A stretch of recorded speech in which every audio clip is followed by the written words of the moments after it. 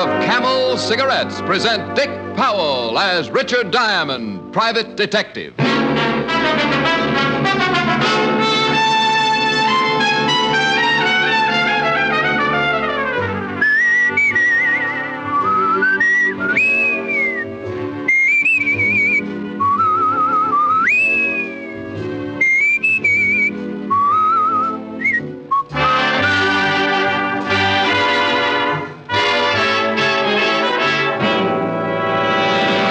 More people smoke Camels than any other cigarette. Yes, Camels are the favorite cigarette of people in all walks of life. Among them are singing stars, actors, announcers, people whose voices are their fortunes, people whose cigarette must be mild. Make the Camel 30-day test and see how mild a cigarette can be. Puff after puff, pack after pack. See why more people smoke Camels than any other cigarette.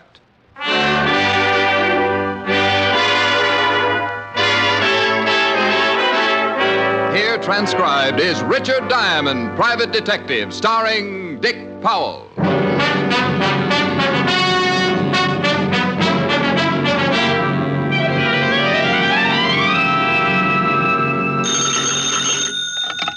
Diamond Detective Agency. We make homicide pay for $100 a day. Oh, that's pretty terrible. Oh, you should catch me on a bad day. Nothing. Am I going to see you tonight? Not if you keep turning out the lights. Who turns out the lights? Oh, well, what difference does it make? It's fun. I'll expect you at 8 and you be here. Honey, of course. How's business? Oh, about as dull as 50 miles of dirt road. We'll have dinner home. Bless your little pointed head. And your empty pocketbook. Uh-oh. What? Mr. Diamond? Yes, sir. Come right in, will you? Pull up an old bank book and have a seat. Thank you. Client? Well, keep a good thought, honey. You may be gorging yourself at 21. Bye. Bye. I'd like to hire you, Mr. Diamond. Well, I'd love every minute of it. I charge $100 a day in expenses. All right. He reached for his wallet. While he was counting his money, I was looking at him. This was the biggest man I'd ever seen. I was getting a nosebleed just trying to see over the second button on his vest. He had a pair of shoulders that looked like the mayor should lay a cornerstone for them, and the muscles under his coat stood out like smuggled shot puts. My name is Collins. I'm B.E. Rawlins, private secretary. Oh, is that the B.E. Rawlins? Yes, he's a very wealthy man. Well, there's an understatement. He wants to retain you to find his brother, Martin. He does, huh? Would you mind coming with me? Mr. Rawlins would like to see you in person. Well, tell me a little more about Rawlins' brother. I'd rather let Mr. Rawlins do that himself. I'd rather hear some of it from you first. I don't want to see Rawlins if I'm going to turn down the job. Very well. Mr. Rawlins' brother, Martin, was released from prison 5 days ago. Mm-hmm. Yesterday, he sent a letter threatening Mr. Rawlins' life. Oh, and your boss wants me to find his brother before he makes good the threat. Is that it? That's it, exactly. Well, why doesn't he call the police? Show them the letter and get the protection he needs. It'll certainly be a lot cheaper than hiring me. Mr. Rawlins doesn't want any more bad publicity. There was enough of it when Martin was sent to prison. And why did Martin get sent to prison? He embezzled $100,000 from the company funds. Did Rawlins try to save him? He was guilty. Mr. Rawlins prosecuted him to the full extent of the law. Was the money ever recovered? No. Goodbye, Mr. Collins. You won't take the job? Oh, now you've guessed. But why? Mr. Rawlins is prepared to pay you handsomely. Well, I don't doubt it at all, but it's too pat. Martin's killing mad because his brother sent him to prison. Rawlins receives a threatening letter, but won't call in the police, yet he wants Martin found. Why? I told you. He doesn't want any more bad publicity. So I take the job and maybe find Martin. Then B.E. Rawlins is a potential killer in the house. What you going to do? Try and keep his mind off of things by letting him shrink heads in the basement? Remember, Mr. Diamond, they are still brothers. So were Cain and Abel. You mean you think Mr. Rawlins intends to kill his brother, and that's why he wants you to find him? Well, that's a little crude, but it's certainly a possibility. That's utterly absurd. Maybe so, but no one would blame him. You better try Hearthstone of the Death Squad. Now you're being ridiculous. Mr. Rawlins is a highly respectable businessman. His reputation is spotless. Well, then this looks like too good a time for him to start getting dirty. Goodbye, Mr. Collins. He got up, started to say something, but changed his mind. He turned and walked to the door, ducking his head as he went out. Someday he was going to forget the duck and take the whole wall along with him. 10 minutes later, I got a phone call. Yeah. Is a man named Collins in your office? But he was. He just left. Did you take the job? Who's this? If you didn't take the job, you're fortunate. If you did, you'd better catch up on your insurance payments. Oh, I think so, huh? I think so. This is a family matter, so leave it that way or you're liable to get yourself killed. Look, would the Sherlock and me show if I deduced your name was Martin Rawlins? Hello? Hello? When I brushed Collins out of my office with a quick no, I wouldn't have taken the job he'd offered me for a share in Manhattan Island. But when somebody starts threatening me, it's like telling a 5-year-old kid to stay away from the cookie jar. The quickest way to get me to do something is to tell me not to and try pushing me around. I looked up the Rawlins address, and in 20 minutes, my cab pulled up in front of a big old English house that looked like the summer training camp for the U.S. Mint. Yes? Why, Mr. Diamond. Tell Mr. Rawlins I want to see him, will you? Come in. I'm happy you've changed your mind. Just tell him I want to see him. He's in the garden. This way, please. We went through the big house and out through the glass doors into the garden. B.E. Rawlins was sitting in a chair, feeding the birds. He was reaching his late 60s with the sour look of a man who didn't want to. As he threw the breadcrumbs out on the gravel walk, a big diamond on his little finger flashed in the afternoon sun. Mr. Rawlins. Huh? Oh, Collins. Who's that with you? The detective you sent for, Mr. Rawlins. Oh, yes. Pull up that chair and sit down, young man. Oh, thank you. Just feeding the little birds. Here, Birdie. Been doing it for some time. Oh, swell. Well, what are you standing around for, Collins? I want to talk to this detective in private. Yes, sir. If you need me, I'll be in the library. I won't need you. Here, you feed the birds for a while. Makes you feel good. Oh, sure. Here, Birdie. Birdie? That's fine. What's your name, young man? Diamond, Richard Diamond. Oh, hey, get a load of that little fella. He's grabbing enough crumbs to stuff a pheasant. He's the greedy one. Always does that. Reminds me of some people I know. Yes. Well, Mr. Diamond, I suppose Collins told you why I wanted to see you? Yeah, and I can't say I wanted the job at first. So Collins tells me. What changed your mind? A phone call. I think it was from your brother, Martin. He told me not to work for you. And you don't like being intimidated? Good. I think we'll get along, young man. Tell me, have you got the letter he sent you? Have it right here. Read it. I'll take over with the birds for a while. All right, thanks, sir. My dear brother, I spent 5 years hating you, but I learned a trade. I used it drawing blueprints for your shroud. Signed, Martin. Well, this'll never get the Pulitzer Prize. Martin always did go in for the dramatic. Well, do you think you can find him? Was this the first you've heard from him since he went to prison? Yes. I will admit the letter has me worried. Aside from the dramatic, Martin has always been a hothead. Since boyhood, he's envied my get up and go. We never got along. It was even too much for my mother. She died very young. Probably overworked from knitting straitjackets. Don't be flippant, young man. Well, will you take the job? $100 a day and all hospital expenses. Fine. See Collins. He'll take care of the fee. Now, tell me one more thing. Can you think of anyone who might know where your brother is? Only one, and I'm not sure if she's even still in New York. She was going with Martin when he was caught. I only met her once, but I will say, if nothing else, my brother showed good taste. Yes, indeed. Well, that's nice. What was her name? Carter. Virginia Carter. Lived someplace in the village, I think, but that was 5 years ago. All right, thank you. Now, what about your secretary, Collins? Can you trust him? Collins is above reproach. He's been with me for 15 years. Knows everything about me. Almost a member of the family.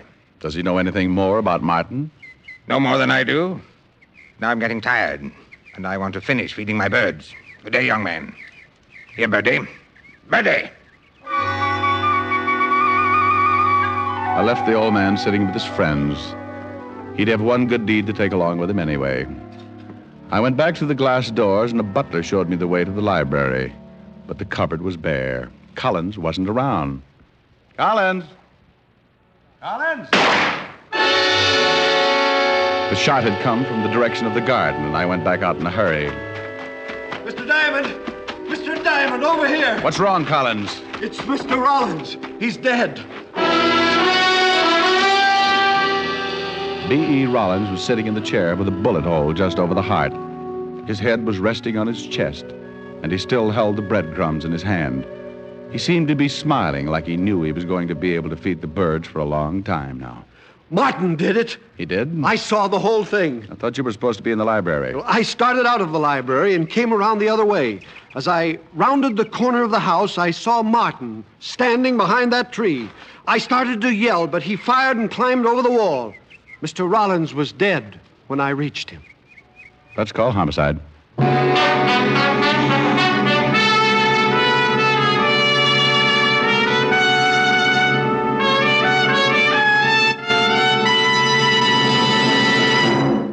Before we continue with Richard Diamond, private detective, here are a few words about smoking enjoyment. Not one single case of throat irritation due to smoking Camels.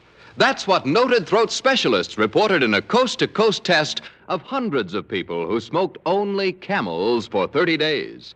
That's how mild Camels are. Make your own 30-day Camel mildness test. Smoke only Camels for 30 days and enjoy the rich, full flavor of Camel's costly tobaccos. And see for yourself how mild Camels are pack after pack. See how well Camels get along with your throat week after week. Yes, that's the sensible test of cigarette mildness. For only by steady smoking can you judge the day-in, day-out mildness of a cigarette. Start your own Camel 30-day test today and see how mild, how flavorful, how thoroughly enjoyable a cigarette can be. You'll find out why people say, once a Camel smoker, always a Camel smoker. How mild, how mild, how mild, how mild, how mild can a cigarette be? Make the Camel 30-day test, and you'll see. Smoke Camels and see. And now back to Richard Diamond, private detective, starring Dick Powell.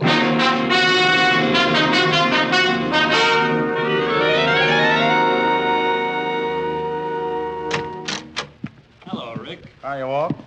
Well, the great private detective. What do you want the police force to do for you now? Get rid of one of their stupid sergeants? Now, I don't like... it is?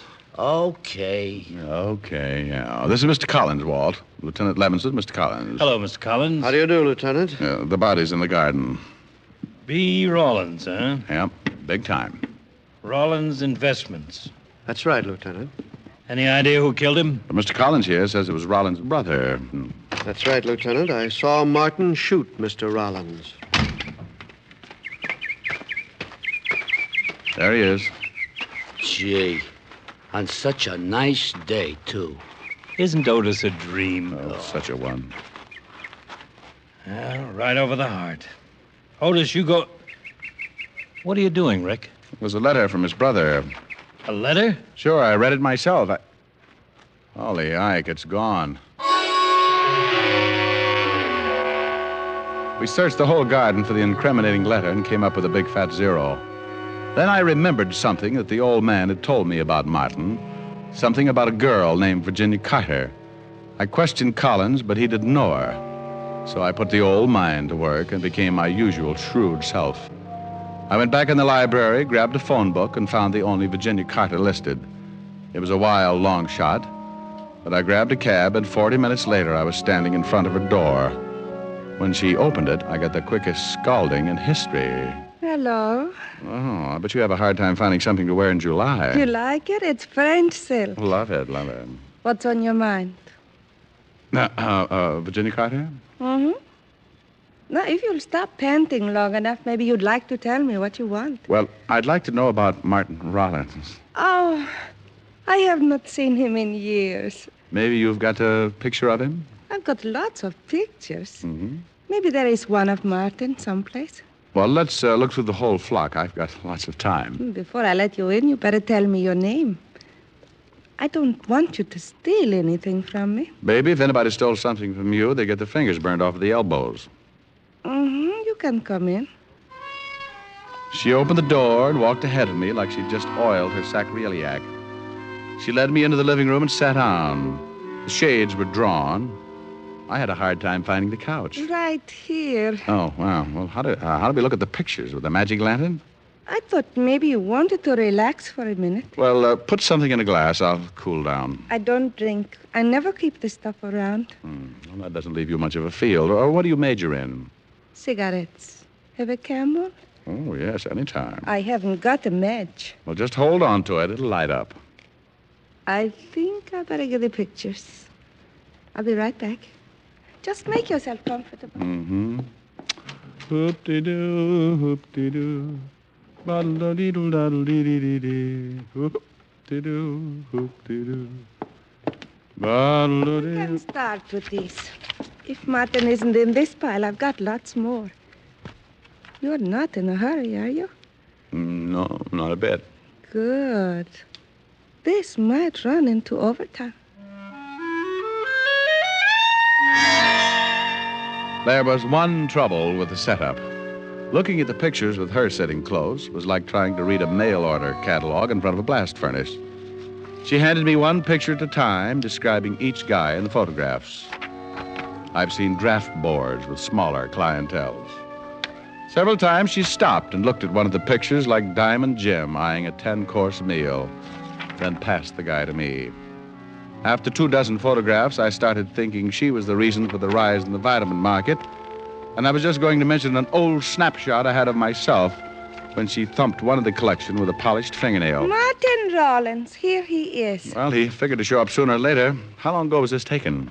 Well, I could not say exactly, but I'd guess about 6 years. Well, you should keep a file. How'd you get along with Martin? All right, I guess. He had money, and he showed me a good time. What else do you know about him? He has a brother with a checking account at Fort Knox. Any unusual habits?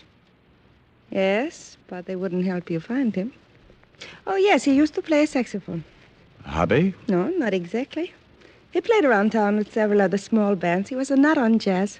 Did he make money at it? I guess so. Well, thanks, baby. I'll stop around again sometime and take a look at your parlor. I'll spin a nice soft web. Mind if I take Martin with me? Not if you bring back a picture of yourself. Maybe I'll just bring my camera. You can take it. Good. That's why I keep the room so dark. I like to develop things. I hated to leave, but my hair was on fire. She'd given me one lead. Martin was a musician of a sort, and sometimes he made money at it. I started to cross the street to catch another cab, and I was halfway there when I heard the car.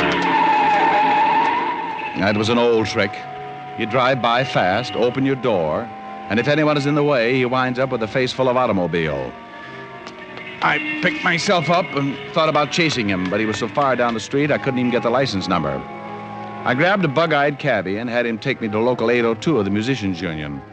I went in, and a little short guy with a twitch looked up at me from behind a big desk. Something I can do for you, Pops? Bad twitch. Yeah, too much bop. Tell me, do you know a Martin Rawlins? Plays the sax? Has he got a card? He makes money. Then if he ain't, he better have. I'll see if he does, will you? I'm an old friend. I'd like to get in touch with him. You look like a cop. And I've got a shiny little badge. Oh, wait a minute. I'll see what I can find. Cop, huh? Now look what you done. You got me twitching more than ever. Between twitches, he found what I was looking for. Martin had just renewed his card. It didn't show a home address, but his mail was being sent to one of the swing joints on 52nd Street. I said thanks and left him in the middle of another twitch. I walked out on the sidewalk, looked at the long gray shadows stretching out from the tall buildings.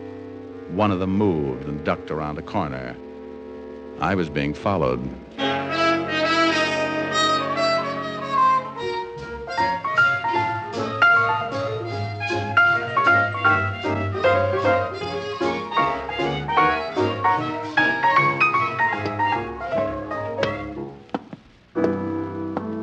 Fingers, gonna bother you for a minute?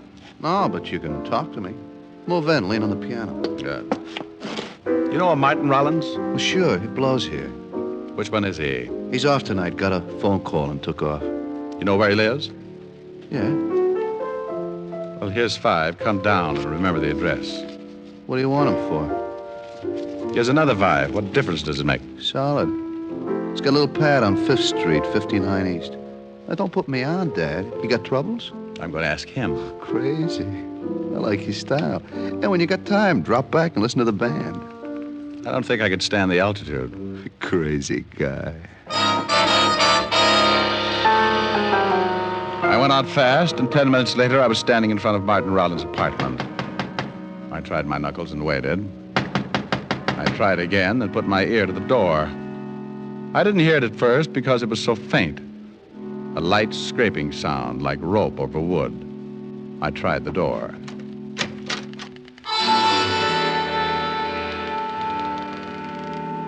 I had been right on both counts.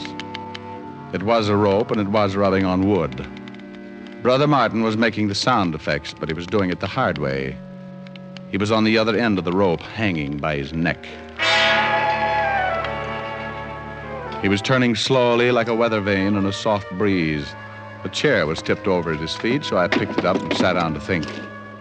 I started to get up when something in my stomach jumped up and kicked my mind into high gear. I looked up at the dead man, and what I saw threw the suicide theory right out of the window. Sitting in the chair, my head was just on a level with his shoe tops. If he had used the chair to stand on, he would have still needed a ladder just to tie the rope to a beam. I've seen a couple of guys who hanged themselves, but never one who jumped 4 feet in the air to do it. I shoved the chair under him just to make sure. He cleared it by a good foot. I started to think of all the people who had been connected with the case, and the phone rang. I knew Martin would have trouble answering, so I helped him out. Hello? Hello, Martin. Well, he's tied up right now. Who is this? Well, hello, honey. Still collecting pictures? Oh. Hello? Hello? Antisocial.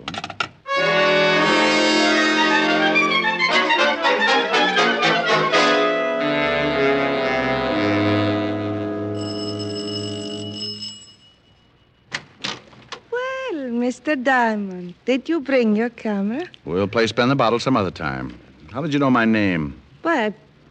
You gave it to me this afternoon. You're a bad liar, baby, and look out, I'm coming in. Now, wait a minute. I'm expecting someone. Well, if it's who I think it is, you better hide all the rope in the house. Now move it out of the way. Oh, You heard from Collins yet? I don't know what you're talking about. Now get out of here. Collins, Rollins' secretary, just killed Martin Rollins. He stretched his neck out so far he started looking like an ad in National Geographic. What? Yes. He strangled him first, then stood on a chair and hung the body to a rafter. How do you know Collins did it? Because he forgot he's a foot taller than most guys.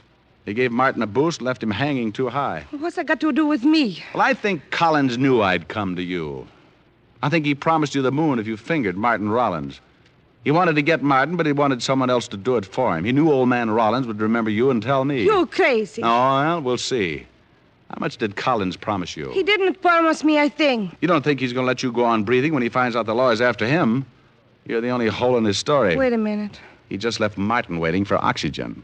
He's probably on his way here right now. He didn't say anything about killing Martin. I want to get out of this mess. Now, that's better. Tell me everything you can. Well, he met me about 3 months ago at a party. We started to see each other. One day he told me he was in some kind of trouble and asked me to help, and I said I would. He told me that he had been in a deal with Martin and that Martin had gone to prison for it. So Martin had come back and wanted his share, is that it? Yes. He promised me 50... It all happened in the time it takes you to change your mind. He must have come in through the kitchen and started shooting. She went down like a diver with a bends and died on her face. He was trying for me when I jumped to one side and knocked over the only light burning in the room. He came close, but the flash of his gun gave me his position, and I threw enough lead to start a pipeline. He stumbled back into the kitchen, but he was dragging it.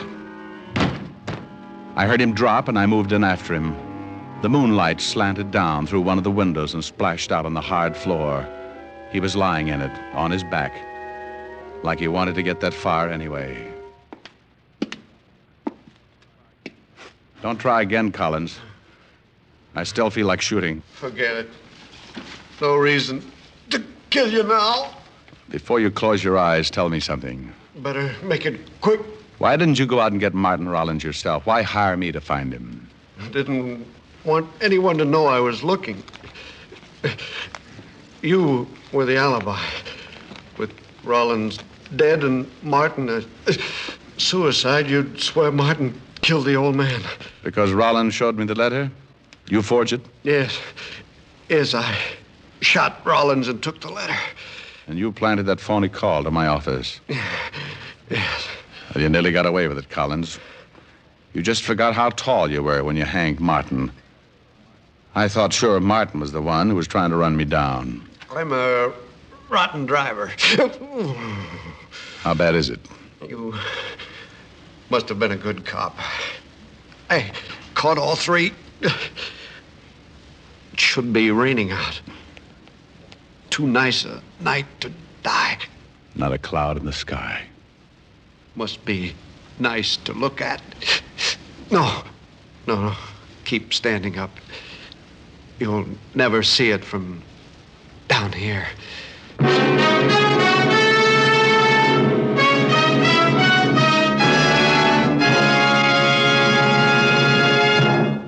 Dick Powell will return in just a minute. What cigarette do you smoke, Doctor? That question was asked of doctors in every branch of medicine, doctors in all parts of the country. What cigarette do you smoke, Doctor? The brand named most was Camel. Yes, according to this recent nationwide survey, more doctors smoke Camels than any other cigarette. Camel's costly tobaccos are properly aged and expertly blended for your smoking enjoyment. Make the sensible cigarette test, not just a puff, not just a sniff. Smoke Camels for 30 days and see how mild, how flavorful, how enjoyable a cigarette can be. How mild, how mild, how mild, how mild, how mild can a cigarette be? Make the Camel 30-day test and you'll see. Smoke Camels and see. Here's Dick Powell with a special message. Thank you. Ladies and gentlemen, as a tribute to the men and women who have served our country, the makers of Camel cigarettes send gift cigarettes each week to hospitalized servicemen and veterans. This week, the Camels go to veterans' hospitals, Fayetteville, North Carolina, and Des Moines, Iowa. U.S. Air Force Hospital, Bolling Air Force Base, Washington, D.C., U.S. Naval Hospital, Memphis, Tennessee. Now, until next week, enjoy Camels. I always do.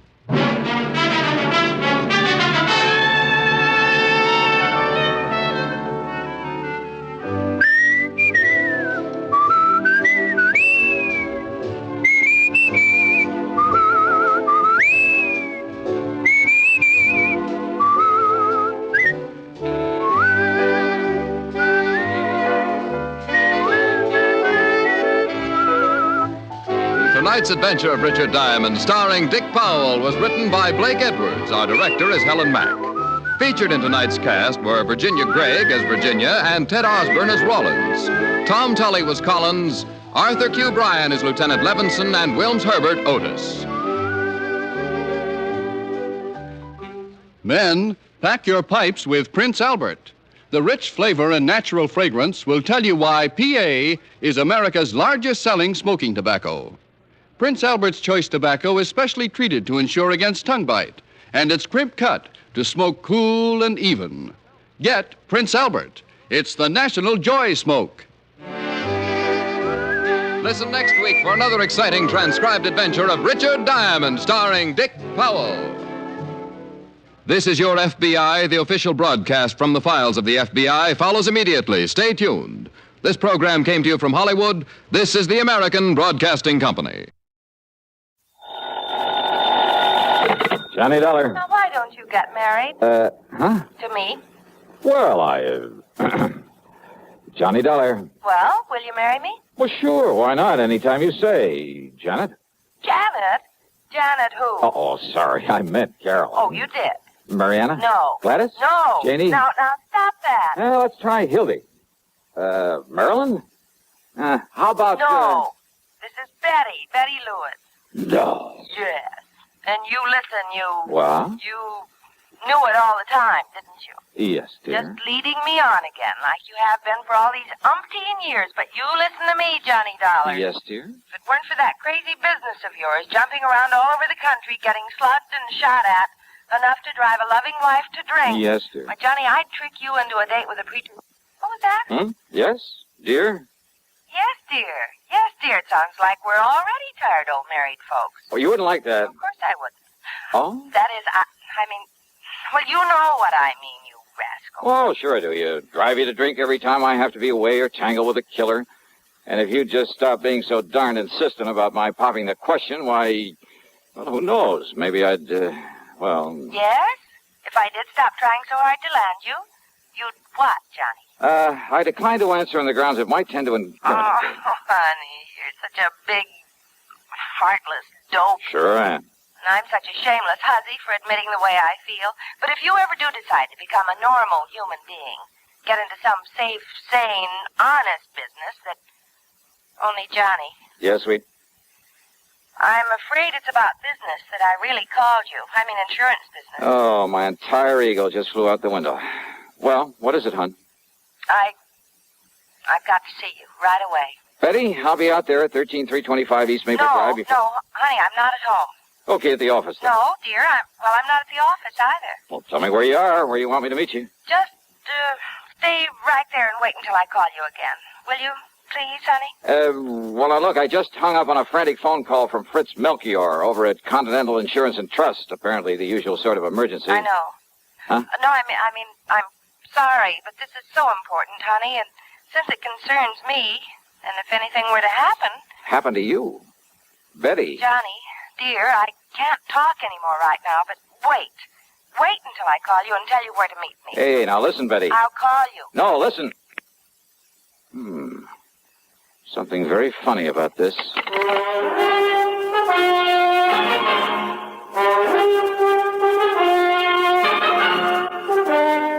CBS Radio brings you Bob Bailey in the exciting adventures of the man with the action-packed expense account, America's fabulous freelance insurance investigator. Yours truly, Johnny Dollar.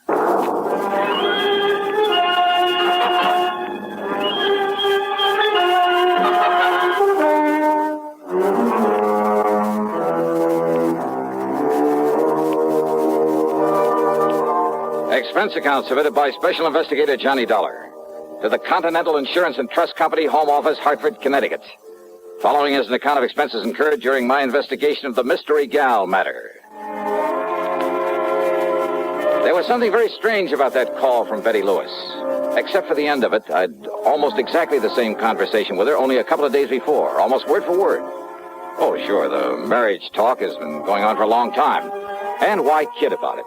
If it weren't for this crazy, sometimes risky job of mine, I'd ask that girl to marry me in a second. And maybe someday. But she knows all that. She knows why it just doesn't make sense right now for either of us to think about it. We've agreed to that. So why bring it up again at a time when she actually had some important matter involving insurance on her mind? Important enough to stall me on whatever it was that Melchior at Continental Insurance and Trust wanted me for. I waited for her to call me back. Yeah, I waited over an hour, and then finally, though she told me she wasn't home or at the office, I called her house. No answer. I called her office, then to see if they knew where she might be. Much to my surprise, the switchboard operator told me she was right there, had been there all day. Betty Lewis? Yeah, hi, hon. Listen, I thought you were going to call me back. Johnny, hi, dear. Well? Fancy hearing from you at this... What was that about calling you back? And I thought you weren't in the office. Oh, whatever made you think a thing like that, Johnny? Are you kidding? Are you? You said you weren't when I talked to you about an hour ago. Oh, gee. I might have known this would happen sooner or later. So many girls on the string, you can't even keep track of. Betty. You talk to one, probably even propose to her, and then you lose track of which one it was. Are you trying to tell me you didn't call me on the phone an hour and a half ago? You trying to tell me... About some insurance matter, some emergency? Johnny, you're kidding. You had to see me right away, that you'd call me back about where to meet you? You're serious, aren't you, hon? I'm dead serious. So let's cut out all this nonsense and... But I didn't call you. You're sure of that? Well, sure I am. The last time I talked to you was day before... What's this all about, dear? Honey, I'm sorry, I gotta hang up. Johnny, is something wrong? Yeah, I'm afraid so. I'll call you later. What, dear? What is it? I wish to heaven I knew.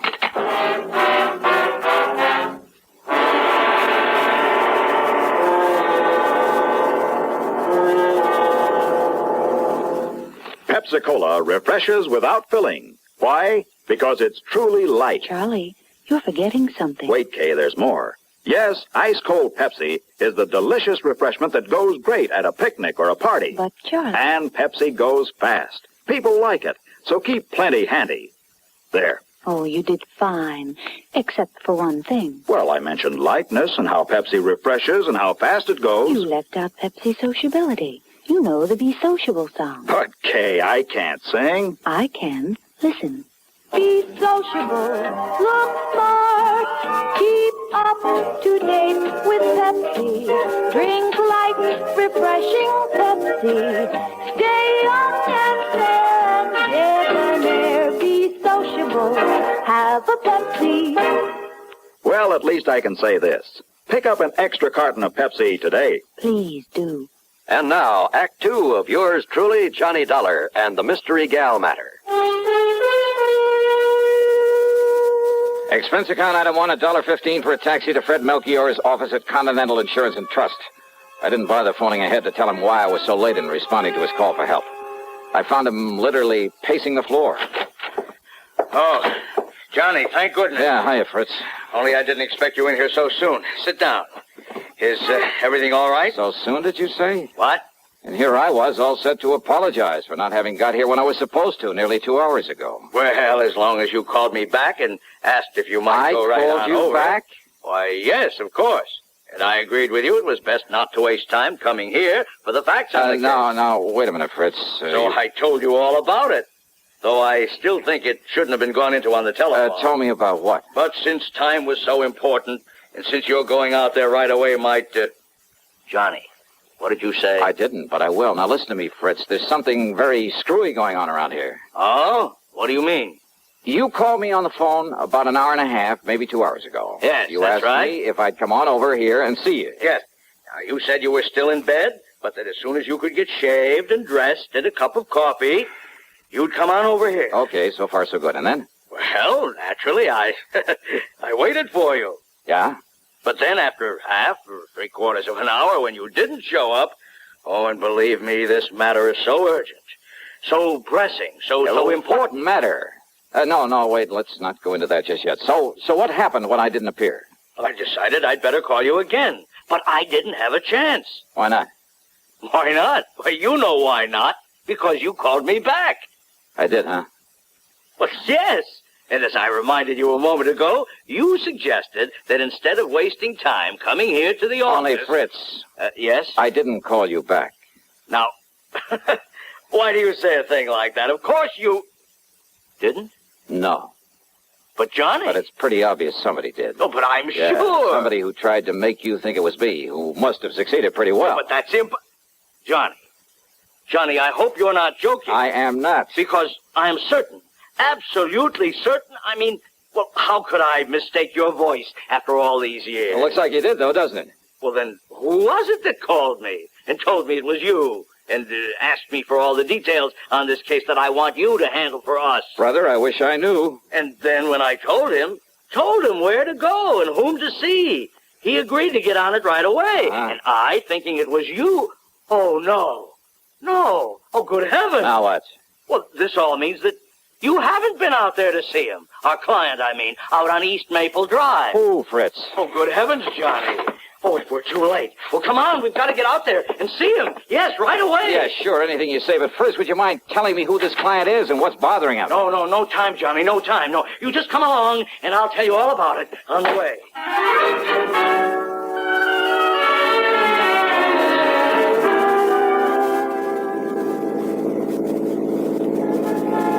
I hope you don't mind my driving so fast, Johnny, but time is of the essence. Time for what, Fritz? Now, why don't you just start from the beginning? Yes, I will. Now, when I called and I talked to you the first time... The only time, Fritz. Oh, all right, yes. It must have been somebody else who knew I'd called you before, who found out from me that... Well, now listen. I'm listening. Anyhow, when I talked to you, I told you I'd had a call from one of our clients. Yeah, only you didn't say who. Now, the call was from Mr. John Marshall Sawyer out there on East Maple Drive. Sawyer, the attorney? Yes, retired. Lives right across the street from... Well, from a very good friend of mine. I don't know about that. I don't care. The point is that Mr. Sawyer, before he retired and came up here to live... Yeah, sure, the DA's office down in New York. That's right. Probably sent more hoodlums up the river than anybody else in the big town's history. Exactly. Including Andy Rinaldi. Andy the actor. That's right. Confidence man and suspected killer. Yeah, I had a hand in that case myself. I know. Andy the actor was a character right out of the old pulp magazine. Yes. And he was so clever at disguise, it's no wonder the police took so long to catch up with him. Yes. Now, hey, you know, Johnny, one time he did such a perfect imitation of some big financier, looks, voice, everything, that one of the big banks handed him nearly $250,000 in cash and... Wait a minute. You thought that I had called you back? Yes, Johnny, yes. And Andy Rinaldi got out of prison only a few days ago. So that's who it was. So Mr. Sawyer thinks he may come here and try to get even with him. Andy disappeared, contrary to all the parole regulations and so on. But being such an actor, such a master of disguise, well, I suppose he figures he can make it just as difficult for the authorities to track him down as he did some years ago. And he's probably right. Oh, a con like that ought to be kept in the clink forever. Oh, of course, he's been reported here and there. Half a dozen innocent people have been picked up, all over. Why, as far west as Los Angeles. Ah, he's too smart to travel far. The longer the trail, usually, the easier it is to pick up. The point is, Mr. Sawyer was awakened last night by somebody prowling around outside his home, apparently just casing it. Well, it could have been a common burglar. He thinks it must have been Andy the actor.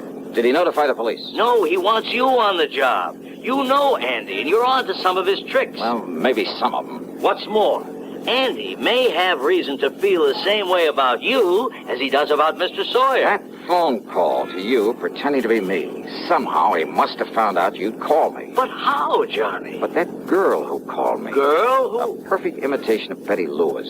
I'm afraid I don't understand. Hey, Fritz, you better step on it. You say a girl called you? Yeah, to stall me off. It had to be. To maybe keep you away just long enough for him to get out here. Come on, faster, Fritz. Anything you say, but listen, Johnny. The point is that if Andy comes around again tonight... The point is that he may have decided not to wait until tonight. What? Come on, let me take the wheel, Fritz. We gotta make time. We made time, all right. But all along the way, I kept reminding myself that if those phony calls had been meant to delay me, they couldn't have hoped to keep me away for long. In other words, Andy the actor was ready to take care of Mr. Sawyer right now. I hoped and prayed we wouldn't be too late. Sawyer was an old man, hardly a match for a killer. All right, now, here we are. And now look, Johnny, the front door of his house is wide open. Now, that isn't right. Come on, Fritz, don't waste time talking about it. Oh, no, we're too late. Fritz, flat against the wall. Stay flat against the wall. No. Look. What? The body. Fallen there in the doorway. Yeah.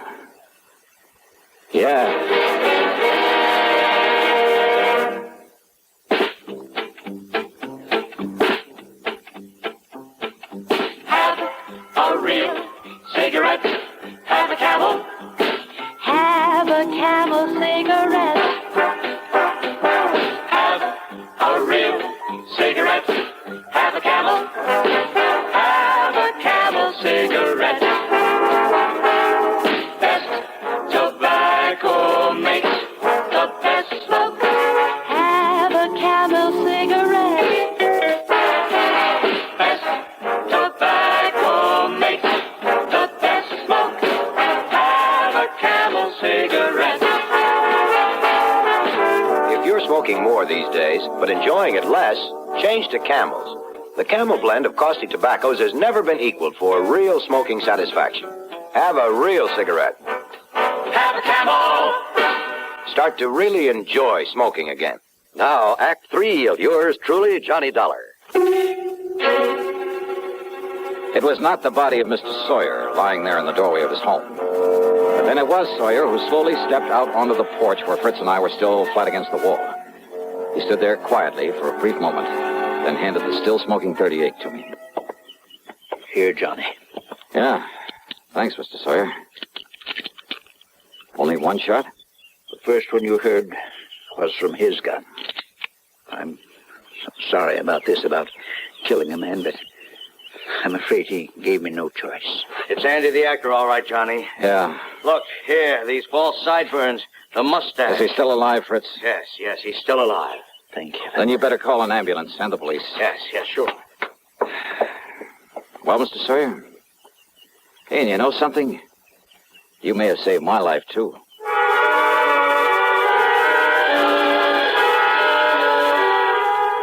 I followed the ambulance into the hospital in the hope Andy, the actor, would come, too. There were some things I wanted to ask him about the girl, the actress, who'd call me on the phone to hold me at my apartment until he could carry out his plan against Mr. Sawyer.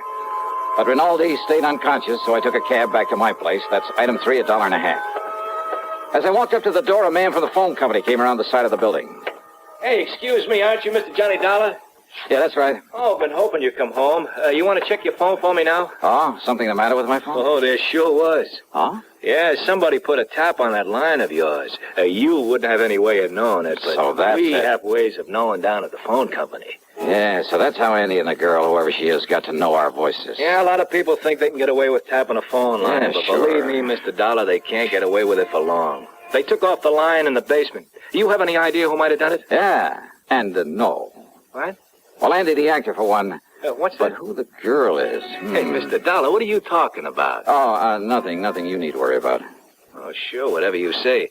But now, if you'll go inside and dial somebody and see if you get them okay. You see, I got a handset still hooked up to it. Yeah, I'll do that. Oh, and the cops have already been notified, so if they come around asking questions... Okay, thanks.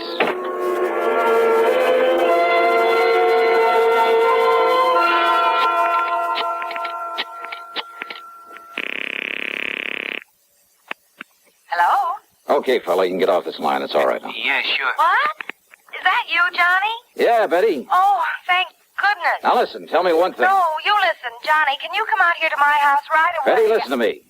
Night before last, we went to the movies. I know, but Johnny... We got there in the middle of the picture. I know. What part of the picture? What? If it was you with me, you know what part of the picture. Well, it was right when Jimmy Stewart walked up to the front of the courtroom to the judge. Okay, you're you, all right. Oh, Johnny, I haven't the least idea what this is all about, but can you come out here and see me right away? I've got a surprise for you, and honest, honey, it's a really important one. Betty. I mean, she's a really important one. She? Yes, dear. Well, you don't mean to say that you... I'm on my way.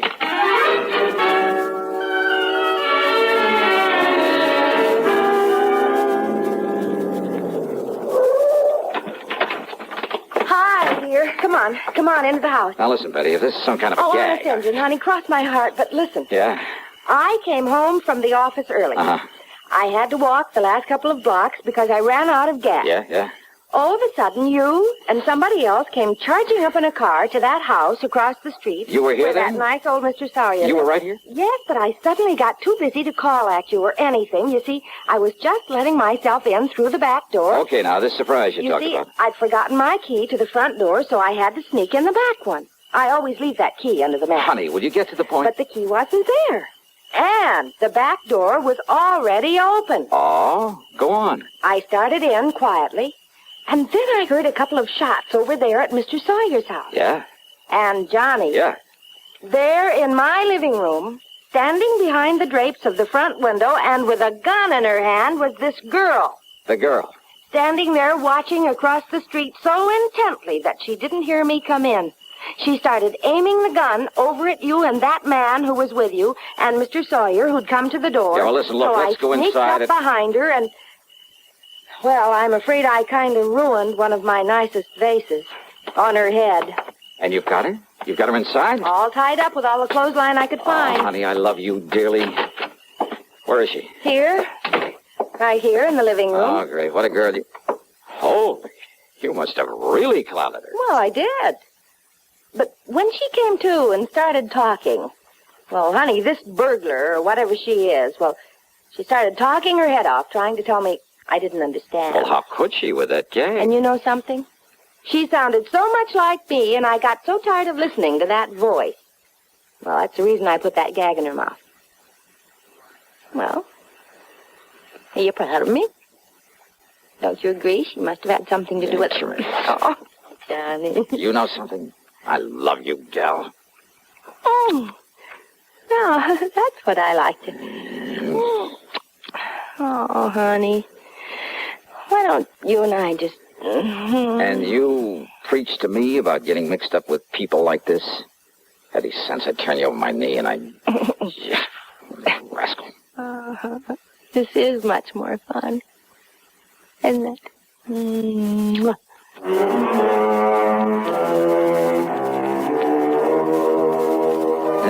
What a gal. And maybe someday... Yeah. Expense account total including... That's funny. Something or someone seems to have somehow diverted my attention for the moment from anything as trivial as an expense account. Trivial? Yours truly, Johnny Dollar.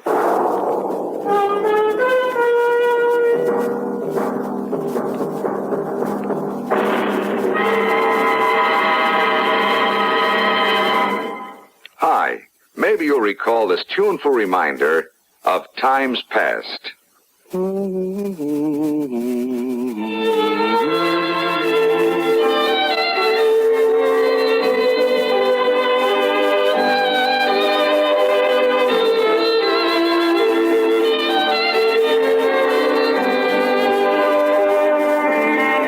is Dennis James with something else worth remembering. It's this.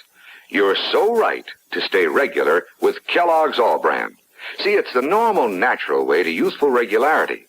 The whole brand content of Kellogg's All Brand supplies your system with all the bulk-forming food that you need every day. There's only one All Brand. It's Kellogg's All Brand. So relieve irregularity from lack of bulk, as millions do, with a bowl full of Kellogg's All Brand each morning. ALL-BRAN. It's Kellogg's All Brand. Now here's our star to tell you about next week's program. Next week, I'll tell you about the biggest deception that was ever pulled. By me. So join us, won't you? Yours truly, Johnny Dollar.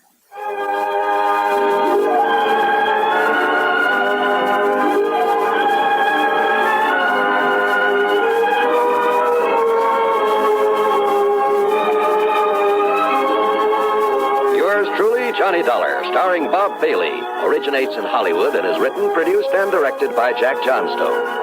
Heard in our cast were Virginia Gregg, Jerry Hausner, Harley Bear, and Peter Leeds. Be sure to join us next week, same time and station, for another exciting story of yours truly, Johnny Dollar.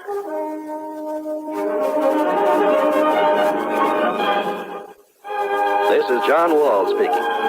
Suspense is next on the CBS Radio Network. You know, Dooley, I've been reading up on hypnosis. Come here and let me try it on you. I'm an officer of the law and don't approve of making a man divulge his secrets. However, I'll stand by in case there's criminology involved. I just want to clear up some of his problems, Officer Suggs. But I haven't got any problems. I'm the soul of contentment. Maybe that's your trouble. You're too contented. Lie down, Dooley. You're going to sleep. I feel so good. He's under my influence. Now, little tyke, get up. Go straight to the beer of your choice. Astounding. He's heading for Utica Club.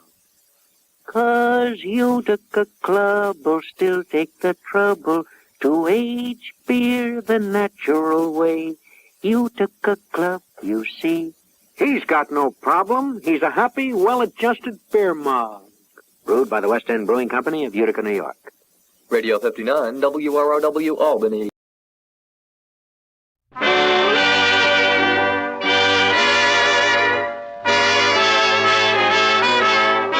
The makers of Camel cigarettes present Dick Powell as Richard Diamond, private detective.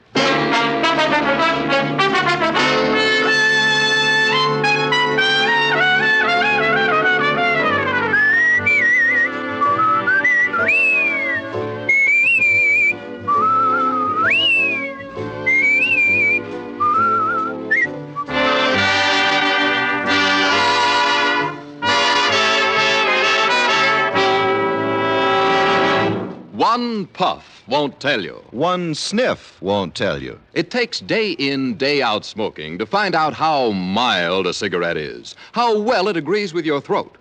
Make the sensible cigarette test, the 30-day Camel mildness test, and see just how mild a cigarette can be. Yes, and you'll find out why more people smoke Camels than any other cigarette.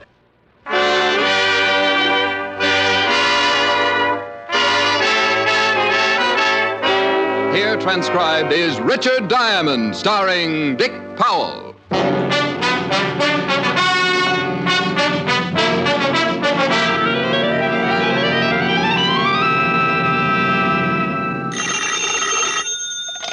Diamond Detective Agency, the Milton Berle of homicide.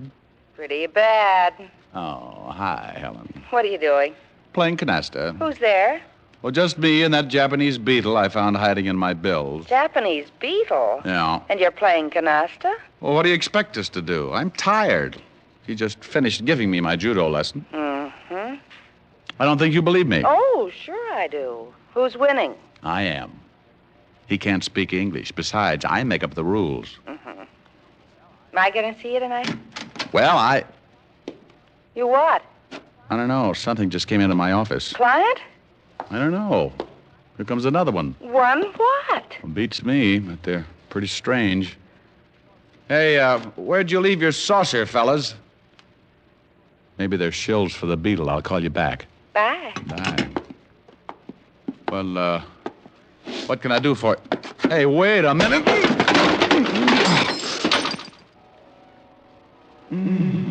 Oh, that was a piece, Salvador. Now pick him up, drag him over to the chair. Sure thing, Yuki. He is certainly very unconscious. He seems to be. See if you can revive him, Salvador. A pleasure. Would you mind holding my nuts, Yuki? I don't want I should break his jaw by accident. Ah, such a nice man. You are so considerate. I would be happy to hold your knucks for you, Salvador. Diamond. Diamond. He is very out. Well, here, Salvador, try this pitcher of water. Wait, I'll remove the gladiolus.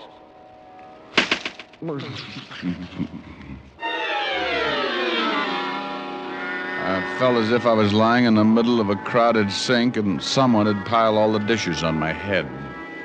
They turned on the faucet and I floated up with a dirty coffee cup and took a look around.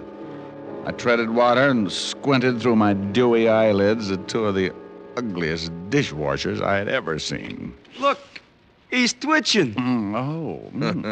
You see, Salvador, it's just a little lazy. How do you feel, Diamond? Let us know when things start making sense. What's going on? What happened? He's confused. Yeah. I think maybe you sapped him too hard. Yuki, I take that as an insult. You know how careful I am. I apologize, Salvador. Thank you. Hey, how'd you monkeys get in here anyway? Well, it sounds like he's collected most of his marbles. Looks like a complete recovery, Yuki. I want to know what this is all about. Obliged to man, Salvador. Sure, but keep him with us. Naturally. Hey, now wait a minute. Oh. That's enough, Salvador. That's enough. Can you hear me, Diamond? It's gonna be obstinate. I don't think he likes it. Belt him across the ears. He'll listen. Can you hear me now, Diamond? He's nodding his head. I guess he don't want to open his mouth and let the blood out. Oh, that's fine. Now, listen, Diamond. In a while, you'll get a call from a Mr. Wharton. He'll offer you a job, but you will not take it. Do you understand? Salvador, please, see if he understands. He says, yeah, he understands. But now he's got a sore arm. Remember, Mr. Wharton, you don't want to work for him. I think he understands, Yuki. Yeah? But he looks tired from the strain. He certainly does. Look at those dark circles under his eyes. Well, put the man to sleep, Salvador. Certainly. Night.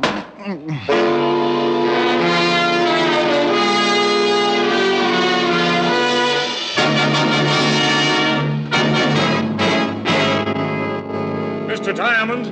Mr. Diamond, can you hear me, Mr. Diamond? This can get monotonous. Go away, will you? Should I call the police, Mr. Diamond? Oh, I was expecting uglier company. Can you sit up? I'll take a crack at it. Oh, I'll bet your name's Wharton. Why, that's right. How did you know? Get out of here. Well, I want to talk to you. Well, I just had one long conversation. It was too one-sided. Now, go on. My health is doubtful, but it's fun to have it around for company.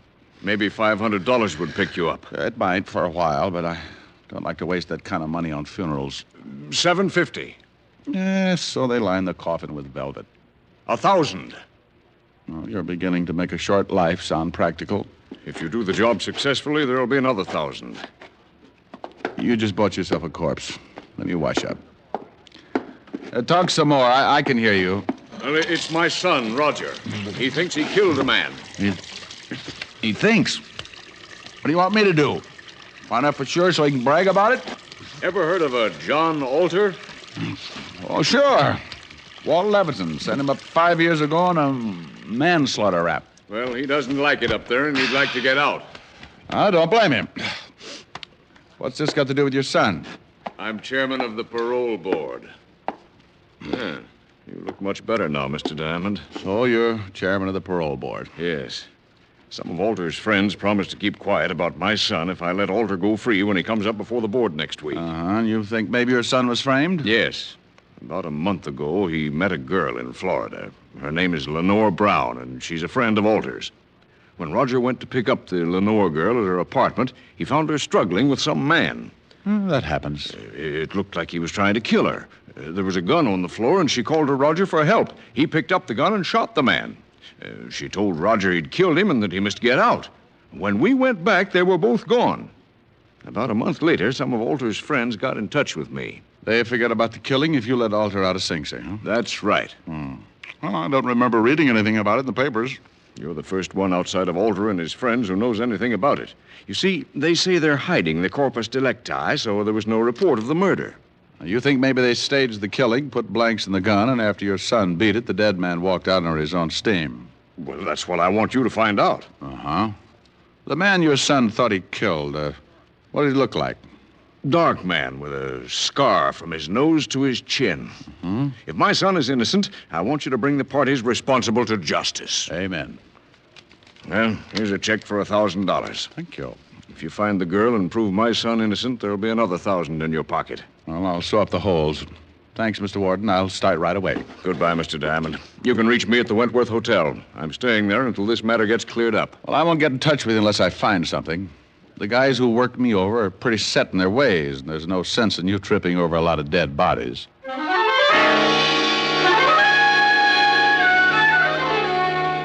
I grabbed a pack of Camels, looked at the $1,000 check, thought about the warning the two bruise artists had given me, and decided it was a toss-up. If I spent the $1,000 like I knew I would, I'd wish it was dead anyway. So I left the building, grabbed a cab for the 5th Precinct. 10 minutes later, I walked into the squad room and spotted Sergeant Otis, looking like an advertisement for a sour stomach. Well, Richard Diamond, Private Sleuth. Well, Sergeant Otis, Private Sloth. Huh? Well, look it up. S-L-O-T-H. I will. Under S. I know. The three-toed variety. And get your uniform pressed, won't you? Looks like you've been hanging it in a taffy machine. Oh. Well, hello, Rick. Hey, you must get tired changing your face every day. Somebody shove you around again? I've been catching up on my patty cake. Tell me, Walter, do you ever know a girl named Lenore Brown? Yeah, sure. John Alter's expense account. They used to hold hands before I sent him up. Know where I can find her? Alter's still got her staked out. When he gets out, he's going to come back and dig up the claim. You better forget about it. She's got the antidote for lonely nights, but some of Alter's boys are protecting it. I know. They gave me a pep talk this afternoon. Then listen to him. It's better watching the game from the bench. Oh, you never can tell. I might make a score. Well, you're outweighed, outclassed, and liable to be outlived. But she used to work at the Black Swan in Florida. We heard Alter was trying to get a parole, and she came to New York to be close to him. Any line on her here in town? No, but if she's seeing Alter, you might spot her on a visitor's day.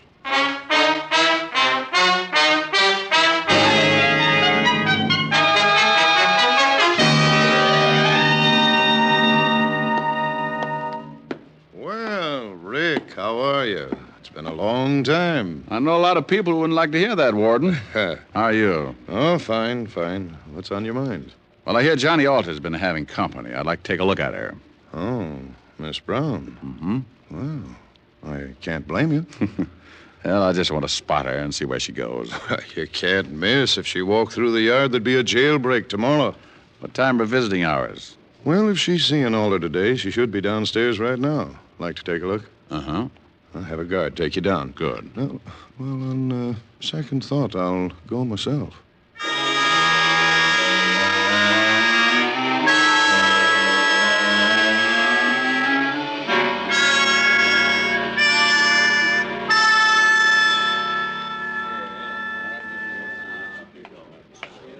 There she is, sitting at the end table, talking to Alder. Well, now I know why Alder needs a lot of money. She's wearing enough mink to carpet Radio City. You should get a load of her on a warm day. Well, the coat doesn't stop me. She'd show up she was wearing a tent. How long has she got with Alder? About another 5 minutes. Warden, maybe I'll let you put me away for a couple of years. With something like that to look forward to on Visitor's Day, I might go for the change. You'd get tired of just talking. I hung around by the big gray buildings until she came out. She walked over to a long white convertible and got in. I decided to let her buy me a new fuse, so I walked over to the car. Going into town? Oh. Back up 3 feet and I'll let you know. 3, okay? Mm-hmm. Your tailor couldn't do all of that. Get in.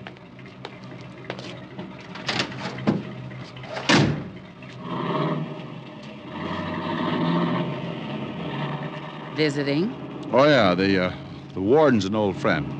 How many years did you know him? Baby. I've been going home every night all my life. Every night?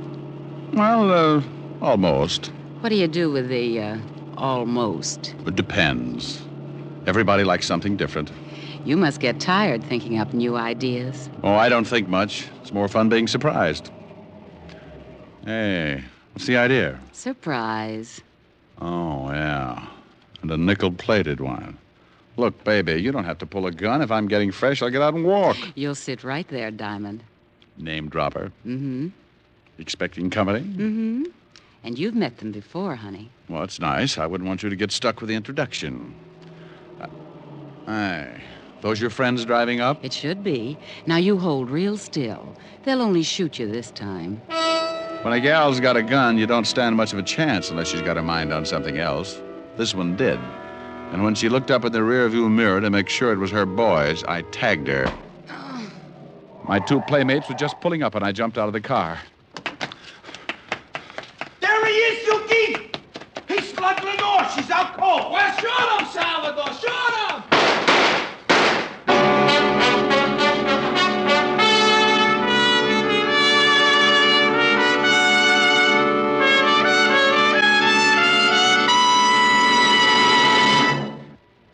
Before we continue with Richard Diamond, Private Detective, here are a few words about smoking enjoyment. More people smoke Camels than any other cigarette. Yes, more people smoke Camels than any other cigarette. One reason is flavor. Camel's costly tobaccos have a rich, full flavor you won't find in any other cigarette. Another reason is mildness, proven mildness. In a coast-to-coast test of hundreds of people who smoked only Camels for 30 days, noted throat specialists reported not one single case of throat irritation due to smoking Camels. Make your own Camel 30-day test. The sensible, thorough test. Not just a sniff of the tobacco. Not just a puff of smoke. Only by day in, day out smoking can you discover how well a cigarette agrees with your throat. Smoke Camels for 30 days and see how mild Camels are, pack after pack, week after week. See why more people smoke Camels than any other cigarette. How mild, how mild, how mild, how mild, how mild can a cigarette be? Make the Camel 30-day test and you'll see. Smoke Camels and see. And now, back to Richard Diamond, Private Detective, starring Dick Powell.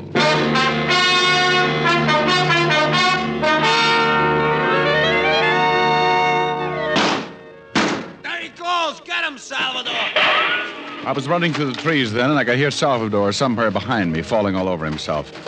I pulled my gun and thought about waiting for him. But I had another idea.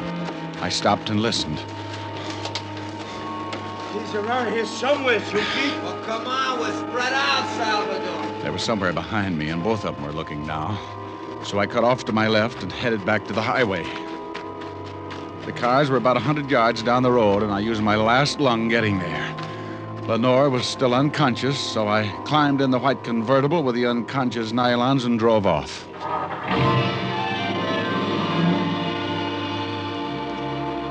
I'd been driving for about 15 minutes when I noticed something lying on the seat beside the still sleeping Lenore. It was her purse, and she didn't wake up when I grabbed it. Doing a rummage job at 80 miles an hour isn't easy, but there wasn't much of interest anyway, just a little black book. I needed a gimmick, so I stuck it in my pocket. I put the purse back on the seat just as she started coming around. Well, now that's it, baby. Sit up and look at the scenery. How did you get here? Where's Yuki and Salvador? Playing Peter Pan. Jaw hurt? Yes, you heal. Well, play rough and you get hurt. Where do I take you? My apartment, I guess.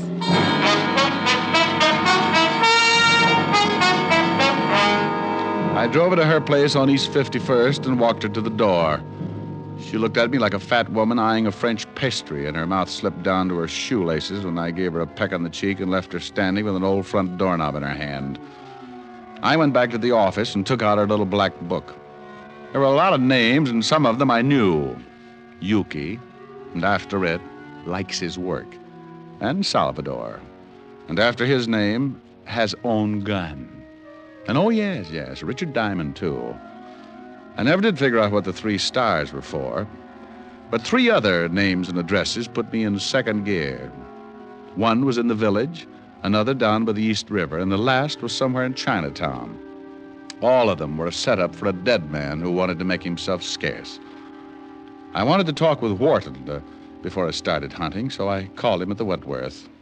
Did you find out anything yet, Diamond? Not yet. Look, Mr. Wharton, you said the man I was looking for was dark with a scar, Yes, from his nose to his chin. Well, thanks. Maybe I'll call you tomorrow. I hope you clear this thing up in a hurry. Well, so do I. I want to get my nerves untangled. I took the easy address first, grabbed a cab, and 30 minutes later I was walking down the steps of a shabby little dive on the east side of Greenwich Village. You want something, Mac? Yeah, a pound of egg noodles. Just sweep them up off the floor. Hey, you know anyone around named Lenore? Sure, Lenore Brown. She comes in here about once a week, listens to the kid at the piano. Now, why would a classy dame like that go out with him? He don't play the piano so good. You ever see a guy with her? Man with a scar from his nose to his chin? No, she always does a single. Oh, well, thanks. You've been swell. I walked out, got back in the cab, and marked off Greenwich Village in the little black book. The second address, down by the East River. The night was black, and the fog had rolled in, staked out a claim all the way to the Hudson. I stopped cold, looked down at 2 gleaming eyes like 2 pieces of polished glass shining in the glare of the dim street lamp. Steady, boy, steady. Steady. Hold it, Lucifer. Yeah, hold it, Lucifer. He won't hurt you, mister, unless I tell him to. Well, think about it for a while, will you? I'm a poor substitute for horse meat. What do you want? Do you know a Lenore Brown? You a cop? Shamus. Beat it, Lucifer. Yeah. Thanks, pal. I couldn't hold my breath much longer. You can come on up on the porch. You're looking for Lenore Brown, huh? Yeah, you know her? I met her. My wife works for her. Is your wife in? Yeah. Esther, come here. Some private dick wants to talk to you. She's Miss Brown's private maid. Yes? Your husband tells me you work for Miss Brown. Yeah, what's she done? She got many friends?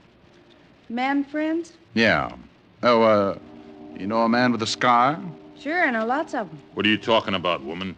I meant someone who Miss Brown knows.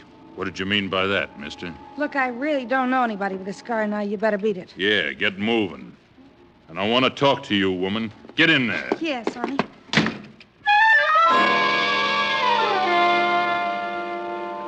I knew she was going to get bruised, but he looked rough enough to cut my windpipe, and I wanted someplace to pour my coffee down in the morning. So I got out of there fast and headed for the last address in the little black book. The place was on one of those narrow, dark streets that looked like the inside of a grave. The sign above the door read Tangi, so I pushed open the door and went in. If I didn't find the man with the scar here, I was out on 2 strikes. It was a little restaurant on the bottom floor of a 2-story building. A quiet waiter slipped up and showed me to a booth. He shoved a menu in my hand and disappeared before I could ask him anything. The place was empty except for an old couple sitting near the door. The waiter said something to them, and they looked quickly over at me, and then they left in a hurry. The room was completely empty now. Even the waiter had disappeared. I looked up at a flight of stairs at the far end of the room. A pair of very healthy ankles came into view, and they were holding up a pair of legs that ran my blood pressure up to 190 again. I eased my gun out and held it under the table. She turned the corner and started down toward my booth like a loose snake in a rabbit pen. Mind if I sit down? Well, it's your party. Shame on you. Don't you know it's not nice to pilfer a lady's handbag? Now Lenore will have to spank. Looks like the last address paid off. If you're buying shrouds, it did. Where's the guy that young Wharton was supposed to have killed? Upstairs. But he's very unsociable. Hates long conversations. I only need a couple of lines. He can't even do that. He likes to keep on breathing. The old man figures Alter framed his son. He's not going to let your boyfriend out of Sing Sing until he finds the man with the scar. Think he can do it better than you did? I found him. Was it worth dying for? I don't know. I can tell you better after I talk to him. Mama's going to have to spank sooner than she expected. Come on in, boys. Well, look who's here. Are Mama's 2 big idiots out collecting blood? Where are your buckets? He's bitter, Yuki. A peasant. You've met Yuki and Salvador before, haven't you? Yeah, on the end of a fist. They want to show you the town. I know the beat. Well, I'll bet you've never seen it from the bottom of the East River. No, but if you'll put on a bathing suit, I might buy the idea. It's too bad we'll never make the beach together. I'd like to show you the sights. Boys, you'd better help Mr. Diamond out of the booth. I think he's stuck. You know how it is. Boys like to keep moving. Sure. And so do I.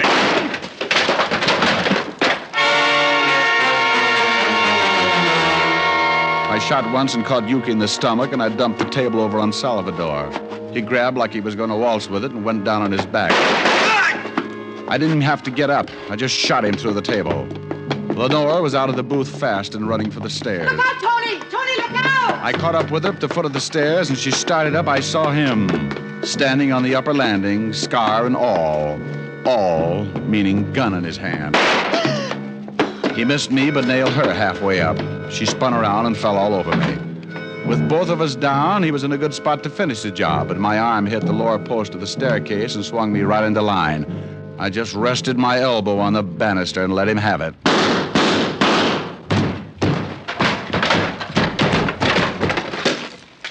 You should have kept your nose up, mister. A bad landing washes you out.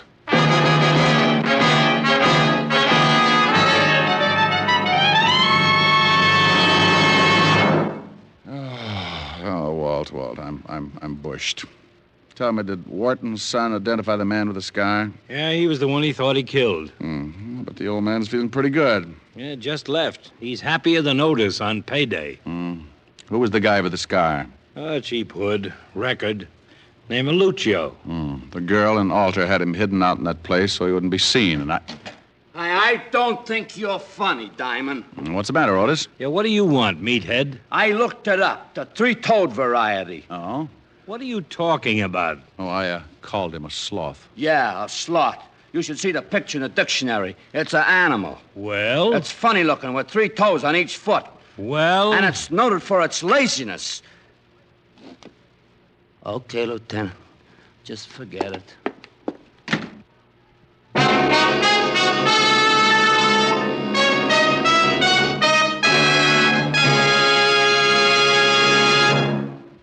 Dick Powell will return in just a minute. What cigarette do you smoke, Doctor? That question was asked of doctors in every branch of medicine, doctors in all parts of the country. What cigarette do you smoke, Doctor? The brand named most was Camel. Yes, according to this recent nationwide survey, more doctors smoke Camels than any other cigarette. Friends, buy your Camels the handy, thrifty way, by the carton. That way you always have Camels when you want them. How mild, how mild, how mild, how mild can a cigarette be? Make the Camel 30-day test and you'll see. Smoke Camels and see. Here's Dick Powell with a special message. Thank you. Ladies and gentlemen, the makers of Camels deem it a privilege to send free cigarettes each week to hospitalized servicemen and veterans. This week's Camels go to Veterans Hospitals Topeka, Kansas, and Oakland, California. U.S. Army Percy Jones General Hospital, Battle Creek, Michigan.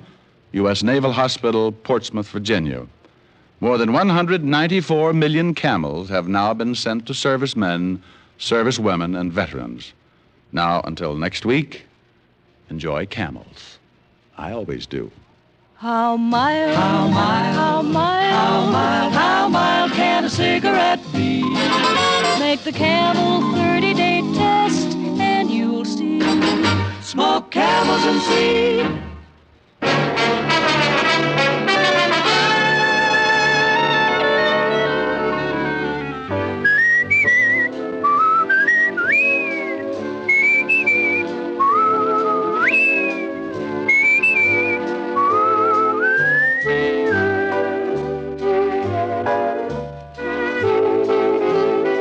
Tonight's adventure of Richard Diamond, starring Dick Powell, was written by Blake Edwards. Our director is Helen Mack.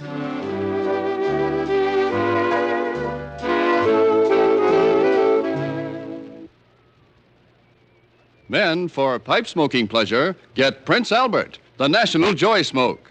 Prince Albert's choice tobacco is rich and flavorsome. It's crimped cut for smooth, even burning, and specially treated to ensure against tongue bite. Yes, PA is America's largest selling smoking tobacco.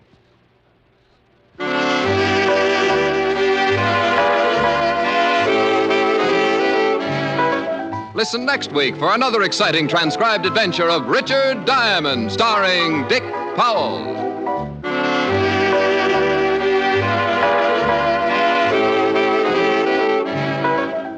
This is Your FBI. The official broadcast from the files of the FBI follows immediately. Stay tuned. This program came to you from Hollywood. This is the American Broadcasting Company.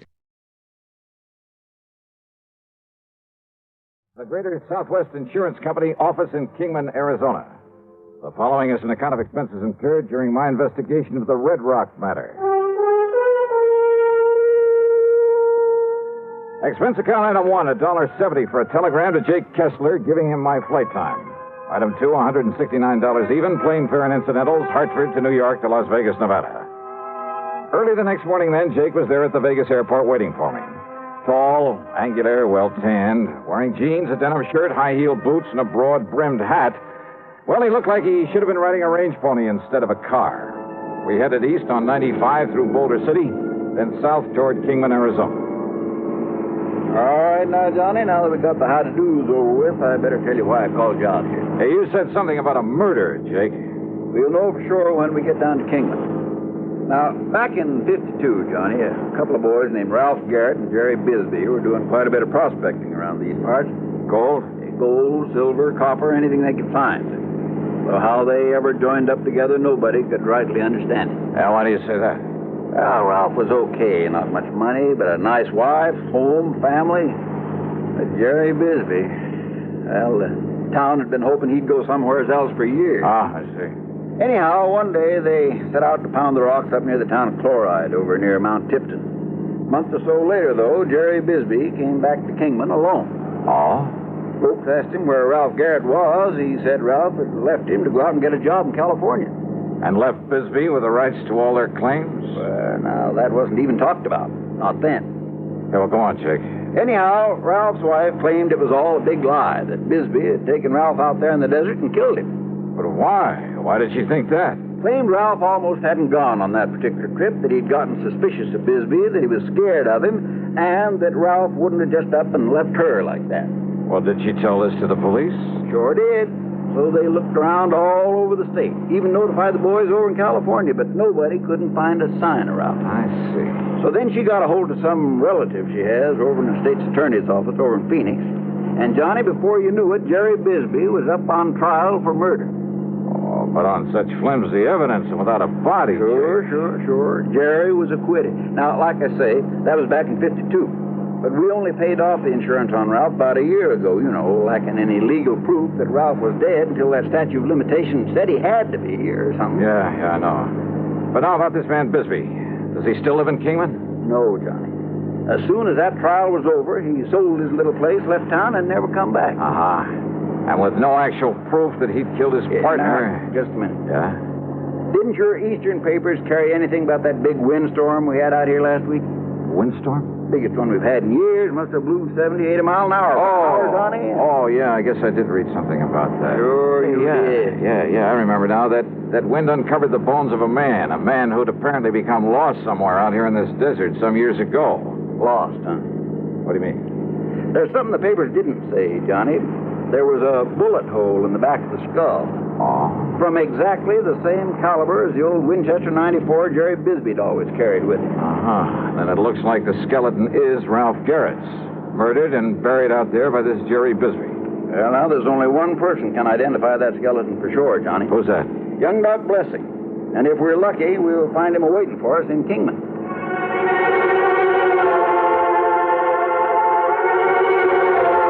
Well, that was all Jake had to say about the matter until we could talk to Dr. Blessing.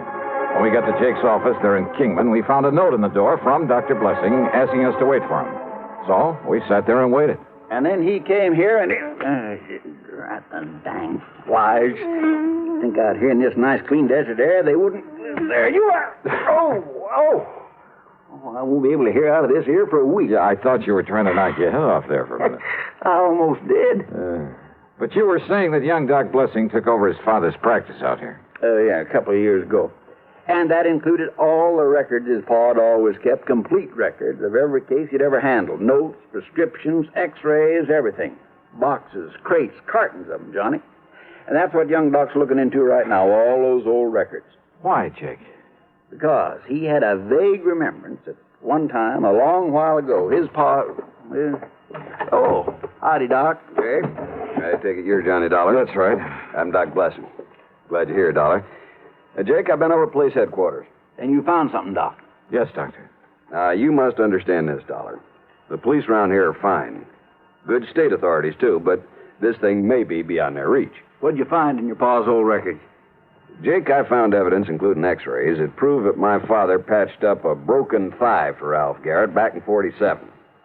X-rays clearly showed the steel femoral plate he used to pin two sections of bone together. Then, Doc...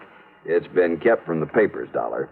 But on the skeleton they found in the desert was that very same fractured thigh bone and the stainless steel plate that my father... I knew it. Well, there's no question about it. That skeleton is Ralph Garrett's. Well... And with that bullet hole from Jerry Bisbee's gun in the skull. Exactly. Or a gun like Bisbee. Yeah, now, don't start kidding yourself, Johnny. Yeah, now, Dollar, Okay, you got a point. It looks as though Bisbee murdered him, all right. Of course he did. Why else would he skip out after the trial? So what you got to do, Johnny, is get out and find it, bring him back to justice. That's all. That's all? Well, yes. Oh, sure.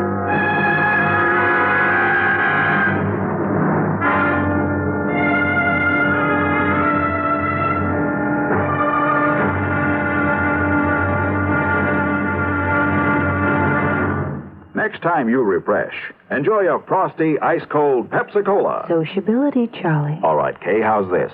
Pepsi is light, refreshes without filling. You like to refresh? Have a Pepsi right now. Well, offer it to everybody, Charlie. I will. Enjoy Pepsi at the fountain. It's delicious at home, too. Have one at lunch or with a snack. Charlie. At the beach or at dinner. Wherever you go, wherever you're thirsty, Pepsi is there. It's here, too, in our Be Sociable song. Be sociable, look smart, keep up to date with Pepsi. Drink light, refreshing Pepsi. Stay young and debonair. Be sociable, have a Pepsi. For the weekend, have plenty of Pepsi around. Pick up an extra carton today. CK, I'm sociable. With Pepsi, everyone is. And now, the second act of yours truly, Johnny Dollar.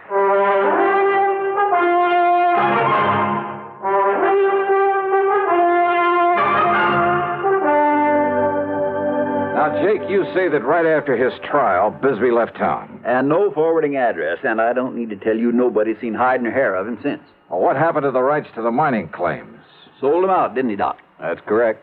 Did he get much money for them? No. And, of course, he had to share and share alike with Ralph's widow. Hey, Doc, you say you just saw the police. Yeah, Dollar, and of course they're certain, too, that Bisbee murdered Ralph Garrett. On the strength of the evidence I was able to provide for him. Any idea how they plan to proceed? Yeah, I assume they've notified the state police and that they'll put out bulletins all over the country. All of which will take time, of course. Yeah, in other words, they have no idea whatsoever where Jerry Bisbee might be by now. Well, after all, Johnny, after all these years. Yeah. Bisbee may have gone anywhere after he left here, and since he alone had knowledge of his guilt at that time. Yeah. So all I have to do is perform a slight miracle and... Hey, wait, you say that he was a prospector while he was living here in Kingman. That's right. Well, what else did he do? Well, he kind of worked some of the mines now and then, enough to keep him in food and clothes and tobacco's all. And liquor, of course. He was a heavy, disagreeable drinker. But that's all. It's the only work he knew. Now, I got some house calls to make. If I can be of any further help. Yeah, well, maybe that gives me an idea. Yeah? No, you go ahead, Doc. I can work on it right here. Very well. Don't hesitate to call me. What's this idea, Johnny? Just let me use this phone. Well, sure, go ahead.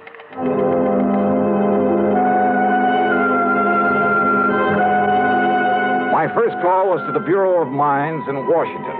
I practically had to have them check me out with the FBI before they'd give me the information I wanted. But finally, in the course of running up a $27 phone bill, that's item 3 on the expense account. Yes, Mr. Dollar, I have located a listing of mining claims in the name of Jerry Bisbee. Then he's still prospecting. The list begins with 1944. All claims up to 1952 were in Arizona. Yeah. Would you like me to read them to you? No, thanks. What I'm interested in is recent claims, and I've got a suspicion they won't be in Arizona. Let me see now. Yes, you're quite right. Yeah? Within the past few years, he's apparently been doing some prospecting in the state of Nevada. Where? Well, in several rather widely separate... Well, of course, the office in Carson City could give you more up-to-date information than we have. Yeah, you're right. I'll call him. Thanks very much. Progress? Yeah, Jake. It looks like maybe we're getting somewhere. I knew you would, Johnny.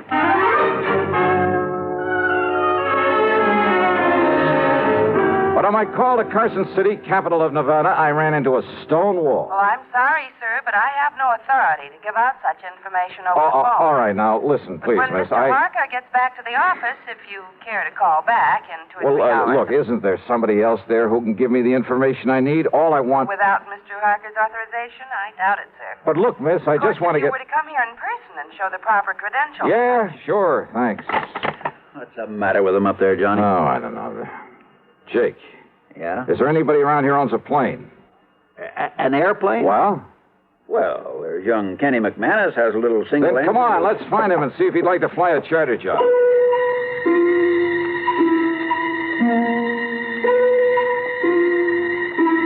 Expense account item 4, $175 to Kenny McManus for the use of his plane and his service as pilot.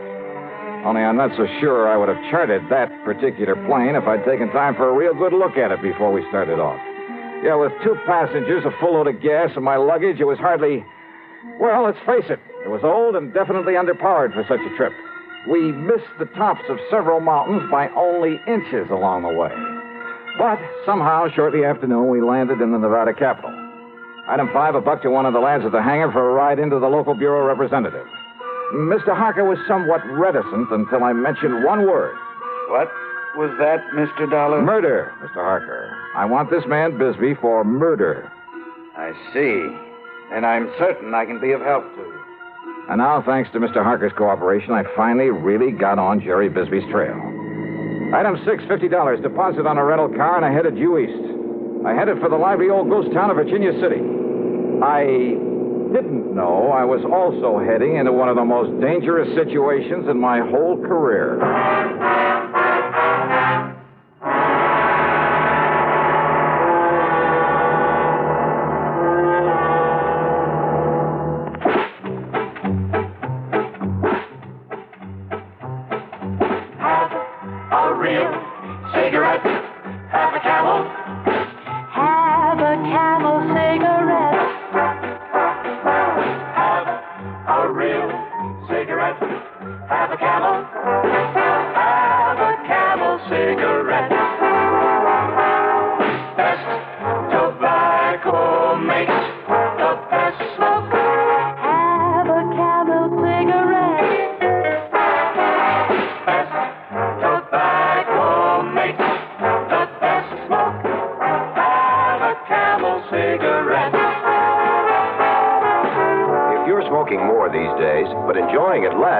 Change to Camels.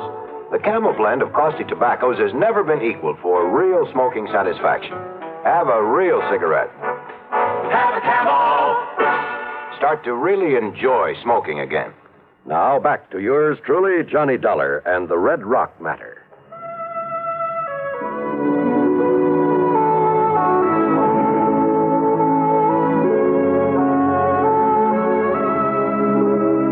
Virginia City is fabulous. A monument to the rip-roaring days of the Comstock Lode, when all too often a man's life depended on how fast he could draw or how well he could defend a hunk of barren ground that he chipped away at in the hope it would give up millions of dollars worth of gold-bearing quartz or the heavy blue mud so rich in silver ore. Still standing are many of the colorful buildings put up in the 1860s. Piper's Opera House. You picked up your key at the Bucket of Blood Saloon. There was the office of the Territorial Enterprise that carried editorials by Mark Twain. The famous Crystal Bar. The gambling halls where debts were paid in dust and nuggets. Famous names, too.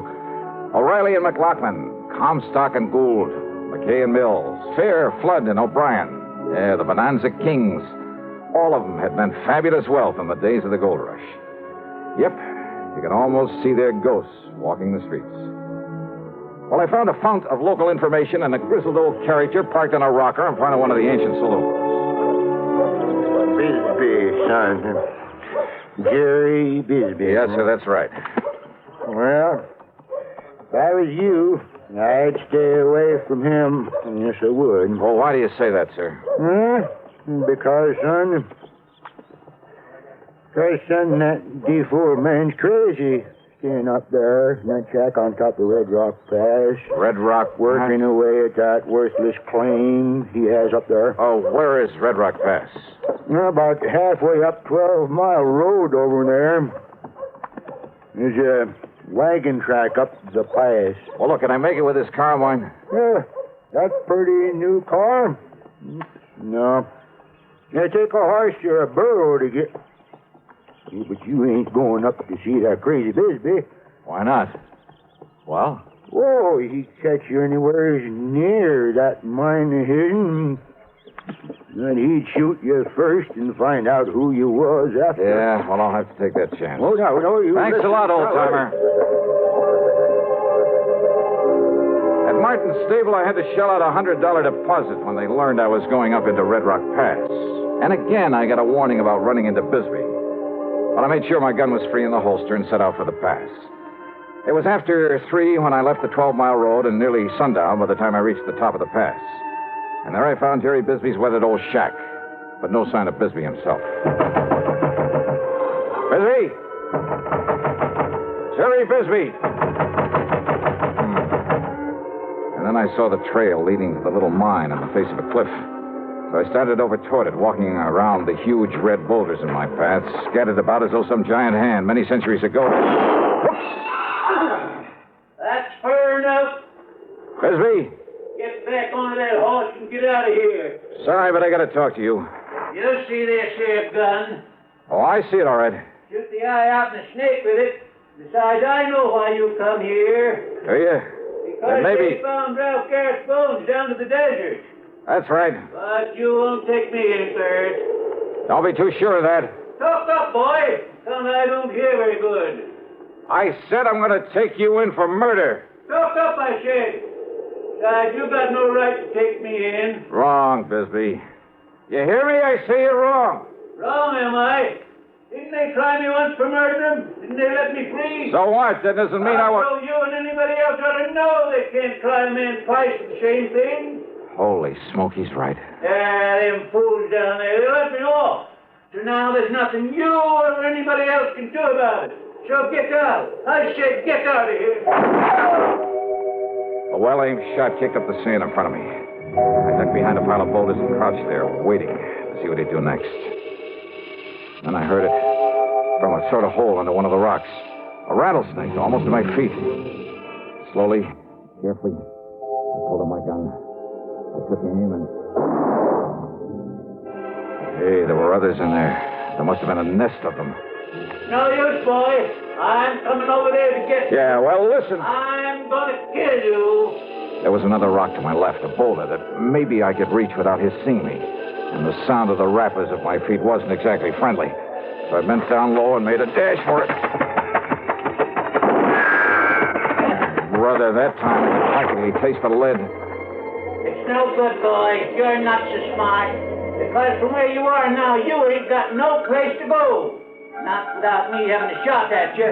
And all it's going to take me is one clear shot. Bisbee, can you hear me? And this rock pile where you was, I can get to without you having a shot at me. So I got you cornered, boy. Yeah, he was right. He knew it and I know it. Through a narrow cleft in the rock in front of me, too narrow even to push the barrel of my pistol, I could see him advancing slowly toward the pile of boulders where I'd left the nest of rattlers. But if he was so deaf, he'd never hear them. Oh, Bisbee. Hey, Bisbee, listen to me. Talk up. You got anything to say? Stay away from that pile of rocks. I'm going to kill you. Hey, look, I said stay away from that pile of rocks. I'm going to kill you dead. Unless you throw out your gun, then come out here with your hands up over your head. Come on out of there. Yeah. Okay. I'll do it. What you say? I said yes. Here, look. Here's my gun. You coming out like I told you? Yes, look. With my hands up. Shows what a fool you are. What? Because I'm going to kill you anyway. The same as I did Ralph Garrett. Bisbee. Hey, Bisbee, wait. Stay away from those rocks. If you got another gun hit on you, it'll do you no good. Bisbee! Things happened fast. He jumped backward into the protection of the rock pile, and he raised and aimed his gun to shoot me down. But a sudden movement among the angry nest of rattlesnakes. No! Rattlesnakes! No! Many of them! No!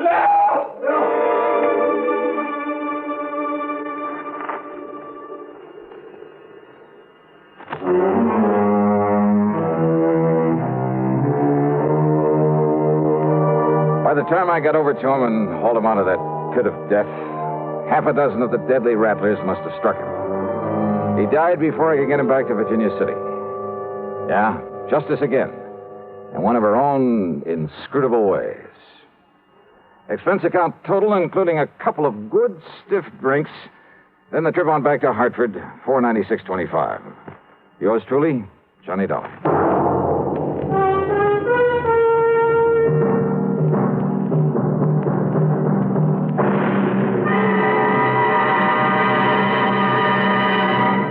Hi, this is Dennis James. Say, remember way back when this melody was popular?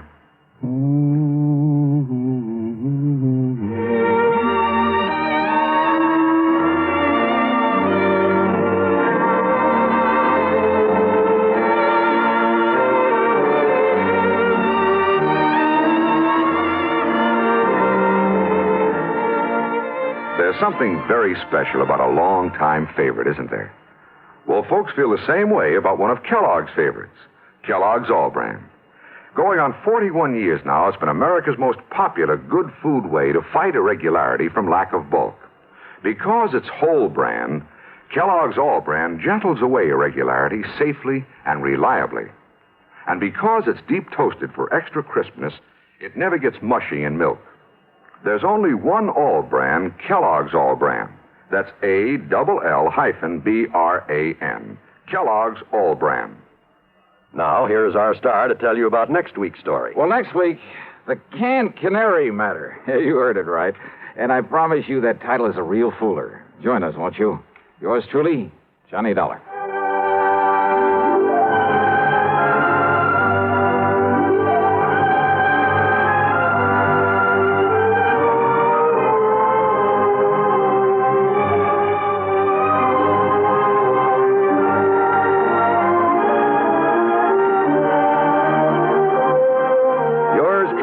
Johnny Dollar, starring Bob Bailey, originates in Hollywood and is written, produced, and directed by Jack Johnstone.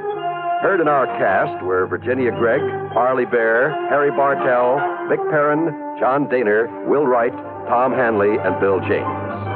Be sure to join us next week, same time and station, for another exciting story of yours truly, Johnny Dollar.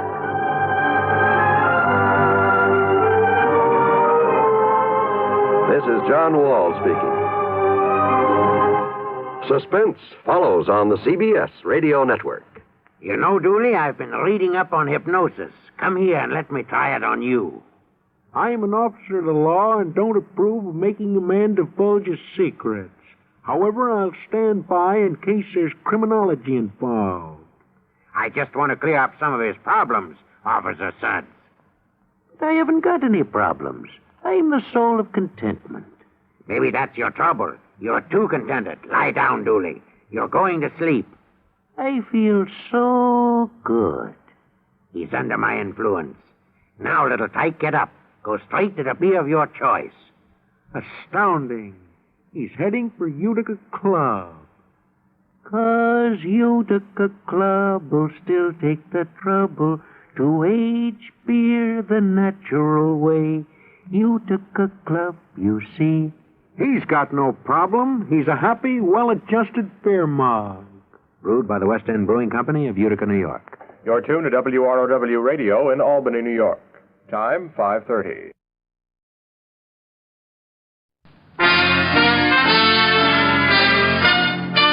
Listen while the makers of Rexall drug products and 10,000 independent Rexall family druggists bring you Dick Powell as Richard Diamond, private detective.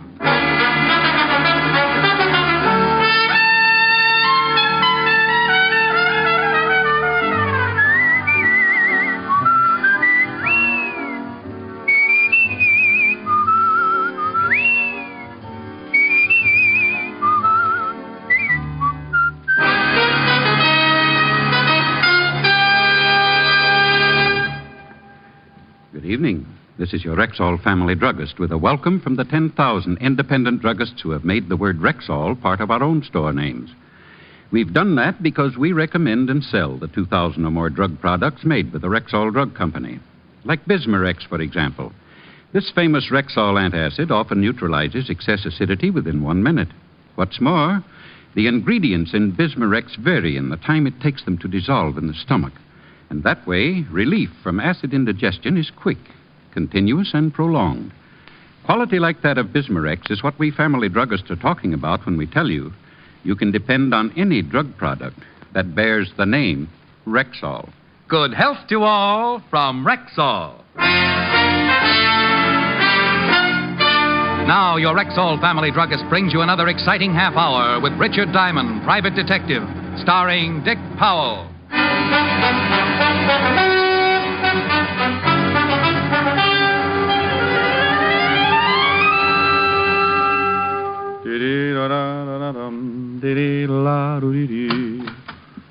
Mr. Diamond? Well, are you Mr. Diamond? Oh, my goodness, yes. Come right in. My name is Wolfe. Well, unofficially, so is mine. Sit down. Thank you. Oh, no, my pleasure. You must get a dividend from the nylon companies.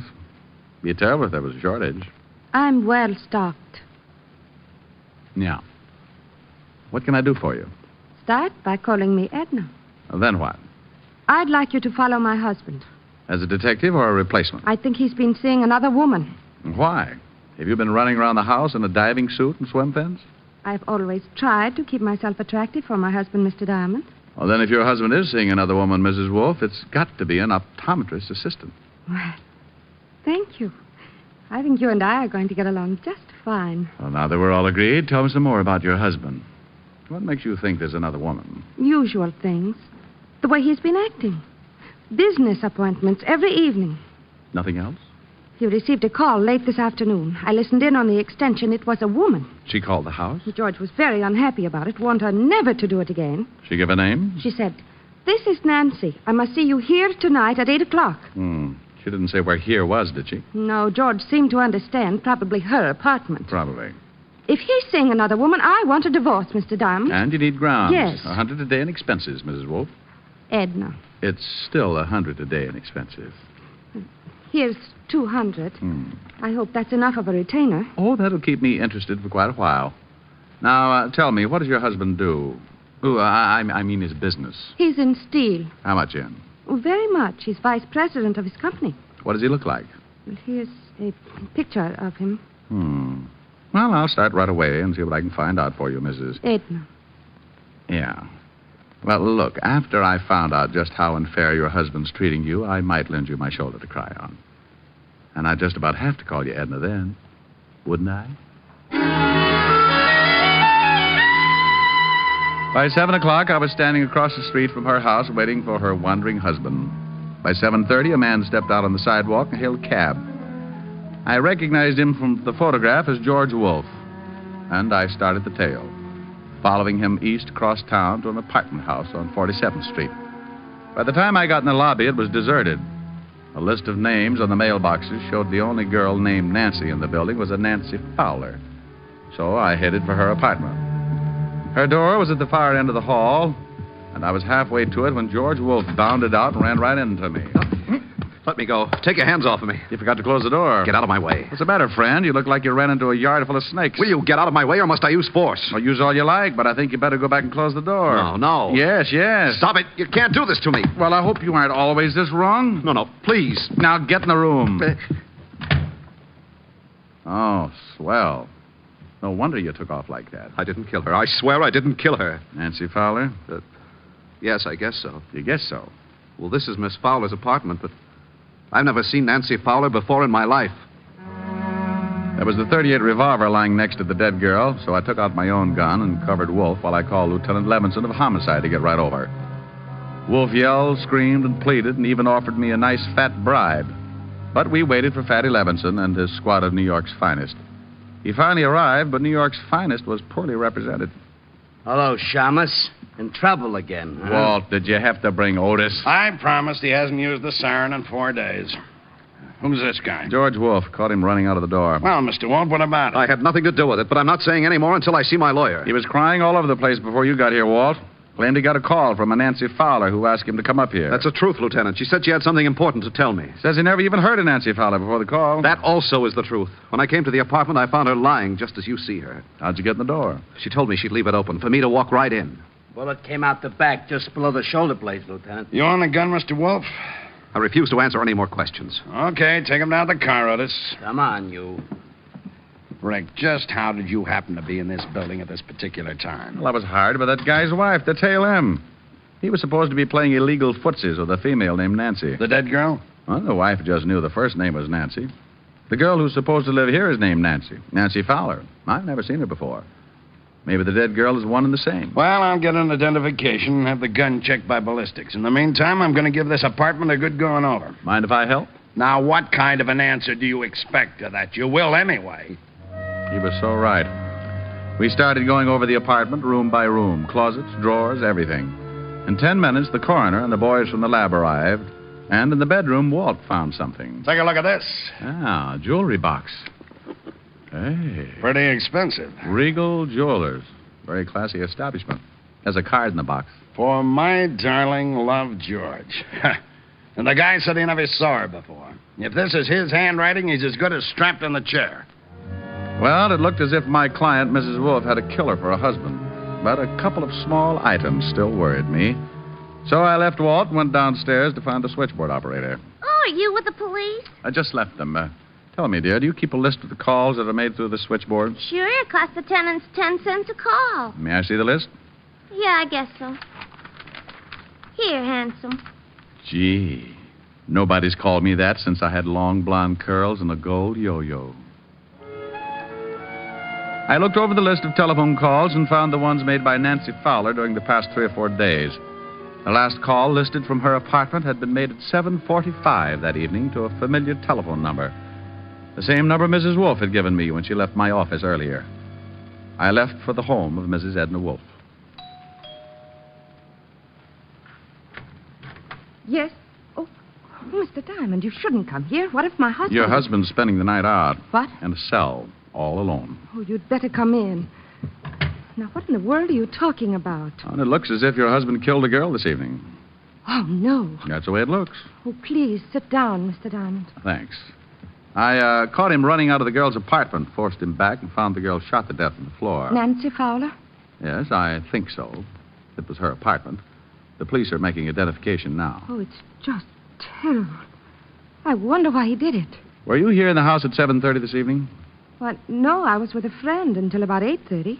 Well, a call was made to your house from Nancy Fowler's apartment. She was charged for it, so the call was completed. Well, she probably talked to George. Your husband swears he didn't know the girl. Claims he got a phone call, and she asked him to come right over. That she had something to tell him. He knew her all right. You remember, I told you I overheard them talking. Your husband own a gun? Well, yes, I believe so. You know what caliber? No. I don't know anything about guns. A bracelet was found in the dead girl's apartment. The card with it was signed Love, George. Oh, it looks pretty bad, doesn't it? If it's his handwriting, it does. Well, I guess he deserves it, but I'll call our lawyer and see what can be done. I'll keep in touch, Mrs. Wolfe. I hope you will. Just because the case is finished. Well, there are still a few things that bother me, so I'll just kind of keep looking around until I'm satisfied. You mean you think maybe my husband didn't kill the girl? There's an awful lot of evidence that he did, but there's still a motive to be found. You've got the grounds you wanted, so from here on in, anything I do for you or your husband will be on my own time. Anything you do for my husband, I'll be glad to pay for. Oh, well, now, that's real nice. Well, I'll take a run down at the precinct and let you know what the lieutenant has found out. Good night, Mrs. Wolfe. Still can't get used to Edna? It'll take a while.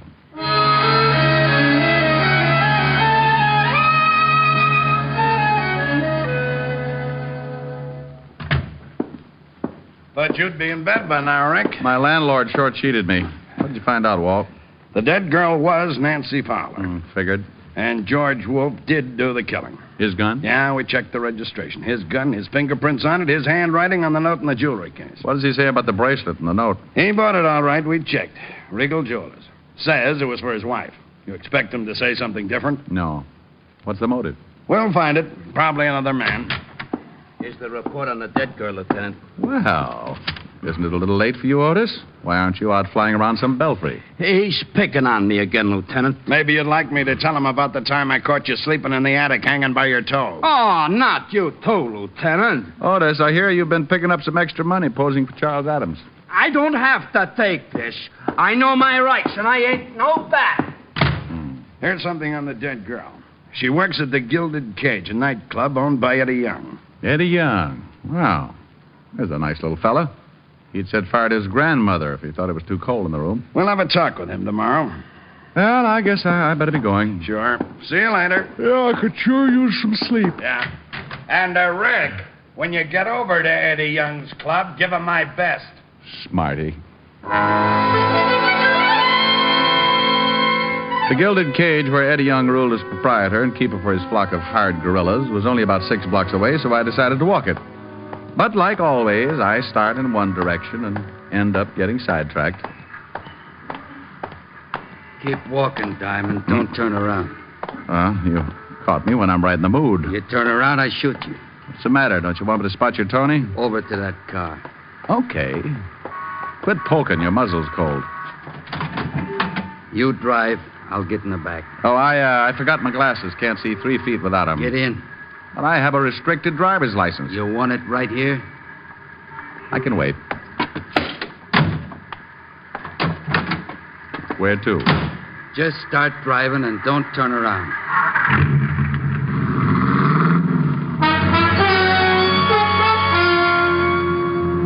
We headed headed east across town with a gun pointed at my neck. I tried to get a look at the guy in the rear vision mirror, but he was sitting too far to one side.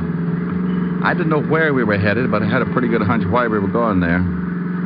Turn right. And take it a little slower. I don't want to have to shoot a cop. Well, if we're headed for the river, I've seen it. From the bottom? Don't you think we'd better stop at a bathhouse or something? I know a spot where you can go in, clothes and all. Okay. But if there's anything I hate, it's getting my money wet. Turn right again. We were headed for a cross street. I could only turn right or left.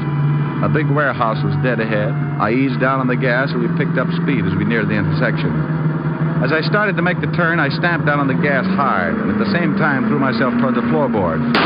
His gun went off so close to my ear, I felt like my head had split wide open. Then we hit the building.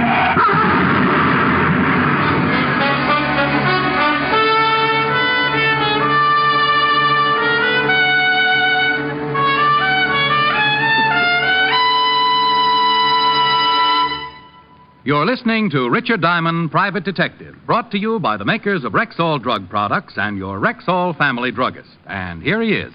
Last week, a customer said to me, I wish I knew some way to be sure I'm getting enough vitamins. Some way that's easy. Yes, and inexpensive, too. Well, ma'am, millions of people have found the easy way to do that. They take Rexall Plenamins. Plenamins? Rexall's popular multivitamin capsules. Just 2 Plenamins a day give you more than your minimum daily requirement of every vitamin for which such requirements have been established. Well, you can't expect much more than that. Yet Plenamins do give you more than that, for they also contain valuable liver concentrate and iron, plus other factors of the vitamin B complex. Say, they sound expensive. On the contrary, Rexall Plenamins cost you only a few pennies per day. Ask for Plenamins at Rexall drugstores everywhere, and remember, you can depend on any drug product that bears the name Rexall.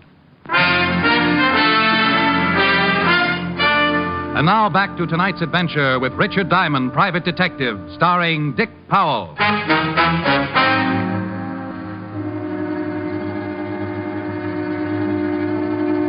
We had hit the building and pushed our way halfway through the brick wall. I was still on the floor, and the motor had been shoved through the firewall and was jammed into the front seat where I'd been sitting a minute before. My friend with the gun was stretched out over the top of the seat, his legs resting on the horn and his shoulders through the windshield. I sat up, rolled him off the horn. He was very dead. Before a crowd could collect, I climbed out and got to a phone, called Walt. Are you sure you're all right, Rick? Yeah, I can hear things better now. And you say the other guy's dead? Very, I recognized him, too. Gus Winkler. Holy cow. You know who he's working for now? No. Eddie Young. Oh, that's it. Well, don't pick Young up, Walt. I know a few things I haven't told you about, and this almost puts a cinch on it. I want to talk to Young, and then I'll be down to see you. But if Young tried to have you killed... Oh, if he did, you can't prove it. Not yet, anyway, so sit tight, and when I get there, I'll show you how to catch a killer.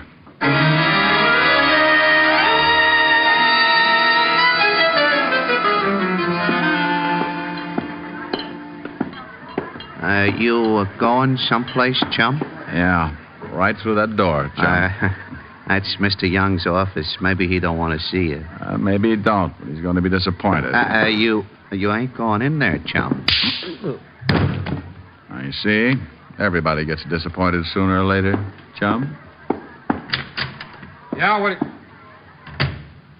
Aren't you in the wrong room? That's what your boy outside thought. I changed his mind. Are you sure you ain't looking for Bellevue, Shamus? You're kind of a mess. One of your boys, Gus Winkler, tried to give me swimming lessons. He can claim his body at the morgue. I don't know what you're talking about. Somebody else who works for you got killed tonight, too. Yeah, who? Nancy Fowler. What? Oh, come on, Eddie. I couldn't stand it if you started crying. Who killed her? The police are holding a man named George Wolfe. Know him? No, I don't know him, but Nancy's talked about him a couple of times. Hey, boss, that guy just... Forget it, Lou. Well, boss, he... Forget it, will you? Go on, beat it. Okay. You know, Shamus Lou's a pretty big boy for you to go pushing around. He's liable to stay mad. So Nancy said she knew this George Wolfe. That's right. Ritual guy, from the way she talked, she was taking him good. Where were you between 7 and 8 this evening? Right here in this office. I got witnesses. Oh, I'll bet you have. Okay, Eddie, I'll see you around. I left the office knowing how close I was to the whole answer and called Walt at the precinct. I told him to meet me up the block from the Gilded Cage, and 10 minutes later, he pulled the squad car up to the curb, and I climbed in. You find out anything? Yeah, but I have to know one thing first. What time was Nancy Fowler killed? Coroner's report puts it at 7:30. Well, that ties it. Now, would you mind telling me what it's all about? I'll do better than that, Walt. I'll show you. But we've got to wait until Eddie Young leaves the cafe and goes home. It was around 12:30, and we settled back to wait. And with an impatient cop sitting next to me, it wasn't easy. Around 1 in the morning, a boy brought Eddie Young's convertible up in front. We watched Eddie climb in. Okay, Walt, tail him. We stayed close, following Eddie Young across town until he pulled up in front of his apartment and turned into the basement garage. Give me 5 minutes, Walt. Then come on up to Young's apartment. Why can't I go now? Because what I'm about to do isn't quite legal, and I couldn't stand seeing you blush.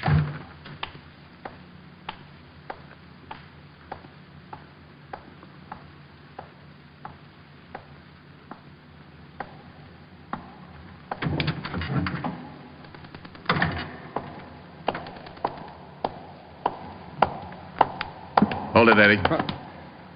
Hey, what's going on? One yell and I'll kill you. Look. Devin. Come on, put away that gun, will you? What do you want? Let's go up to your apartment. But please believe me, Eddie. I'll do something bad if you get out of line. We rode the elevator up to Eddie's 8th floor apartment. I shoved him in the door ahead of me and then made sure there was no one else around to give me any trouble. All right. What do you want? Pick up that phone. Okay, but take it easy with that, will you? Well, who do you want me to call? This number, and hurry. I'll tell you what to say. Okay, I don't get this. Evergreen Street. What's the matter? Don't you like that number, Eddie? I don't even know the number. Well, then dial it quick. Okay. And when you get an answer, just say, "This is Eddie. Get right over here. I got to see you." And I'll look, Shamus. You look, Eddie. I'm going to hold this barrel right between your eyes so you can see it coming if you make a mistake. I won't make a mistake. Hello. This is Eddie. Yeah, get right over here. I got to see you. I can't talk. Goodbye. Okay, now, will you take that gun away? You look a little worried. What have I got to be worried about? I don't know who I was talking to. Oh. That should be the law, Eddie. What is this, Diamond? I'm sorry I can't show you right now. Good night, Eddie. Wait a minute. Come on in, Walt. You said 5 minutes. Holy smoke, what happened to him? I just put him to sleep. He'll stay that way for a while. Now, Rick, you've got to tell me what's going on. I told you I'd show you. Now go on in the kitchen and see if you can find some ketchup. Ketchup? Yeah, then bring it out here and pour it all over Young. Have you lost your mind? Walt, I want him to make him look like he's bleeding. Now go find the ketchup or I'll just have to cut his throat. Walt found the ketchup and under protest poured it over the unconscious Eddie Young. Then I made sure the door was unlocked, and we went out in the hall to wait. Please, Rick, what is this? It's the same way Nancy Fowler killing was framed, only she was really killed. Shh. Quiet. Elevator. Okay. I'll play along with it.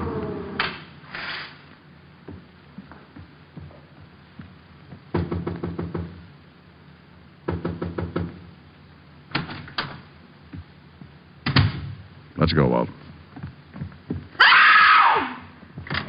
All right, hold it, Miss Wolfe. Oh, Mr. Diamond, he's dead. His hair is all covered with blood. Why did you kill him? Kill him? I didn't kill him. I just got here. Who let you in? He told me the door would be open. I didn't know you knew Eddie Young. Well, yes, I know him. He's an old friend. What? This is Lieutenant Levinson, Mrs. Wolfe. He's the man who arrested your husband for the murder of Nancy Fowler. Lieutenant, I swear I didn't kill Eddie. Looks bad, Mrs. Wolfe. I didn't. Why would I want to kill Eddie? Well, why would your husband want to kill Nancy Fowler? I don't know. What has that got to do with this? You told me you didn't know Nancy Fowler. I didn't. You knew Eddie. Nancy worked for Eddie. Well, I didn't know it. I didn't know Eddie that well. You said a girl called your husband and said her name was Nancy. Yes, that's right. You told me you didn't know her last name, and yet when I came over and told you your husband had just killed a girl, you asked me if it was Nancy Fowler. That's a lie. You said that Nancy phoned your husband that afternoon. She did. I swear And she yet did. Nancy Fowler's hotel switchboard has no record of a call being made to your phone any time in the afternoon. They made a mistake. But at 7:45, a call was made from Nancy's apartment to your phone number. Then she must have called my husband again. According to the coroner's report, Nancy Fowler was dead at 7:30. Oh, Mrs. Wolfe, I can swear your husband didn't go into that building until 8 o'clock. I was following him. I guess it doesn't make any difference with Eddie dead. Did Eddie kill the girl? Yes. I called my husband. I wanted to get a divorce. And his money at the same time. Eddie knew Nancy, so we decided she'd be the one. She let Eddie in. He made her call my husband. Then he shot her. And the gun and the bracelet. You just took them out of your husband's dresser drawer and planted them in Nancy's apartment? Yes. I found the bracelet in the drawer with the gun. I guess my husband was going to surprise me. Eddie! Eddie is moving! Oh, Eddie. Eddie, darling. Hey, what happened? You're hurt. You're bleeding. Bleeding? Stay still until we can call it. Wait a minute, will you? Hey, what is this stuff? This isn't blood. I'm covered with ketchup. Ketchup! Ketchup! Why, you dirty no good! Eddie, we've been framed! Framed? They're all yours, Walt. Why? Good night, Mrs. Oh, I guess now is as good a time as any. Good night, Edna.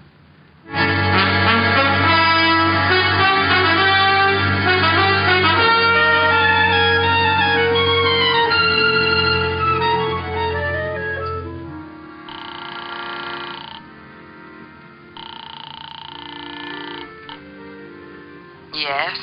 Helen? It's Rick, honey. Oh, isn't that sweet? I was just dreaming. Rick, it's 4 a.m. Where are you? Oh, I'm helping Walt close up the Gilded Cage. Helping Walt close up the what? The Gilded Cage. Nightclub. I hear music. Bud and his accordion will love you. Are you drinking? Honey, I'm with the police force. What was that? Oh, that was Walt. He said, Rick. You stood me up this evening. Well, I'm going to make up for it, honey. Listen. Okay, A. 1, 2.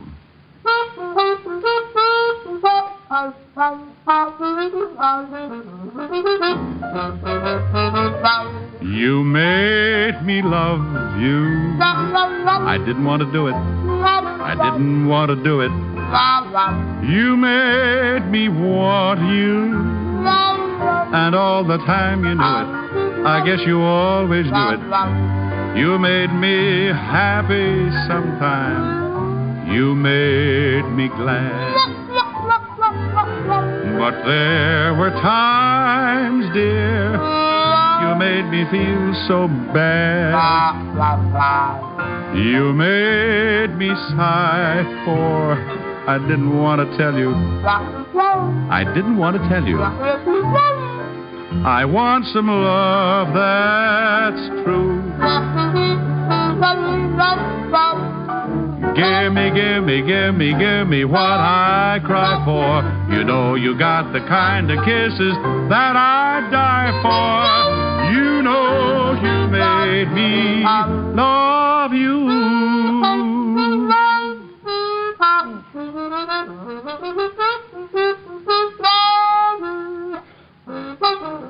Abe? Abe? That's enough, Abe. How was that, honey? Honey? Honey? Oh, well. She like it? Well, of course she did. She'll be dreaming about it for the rest of the night. Come on, Walt. Let's dance.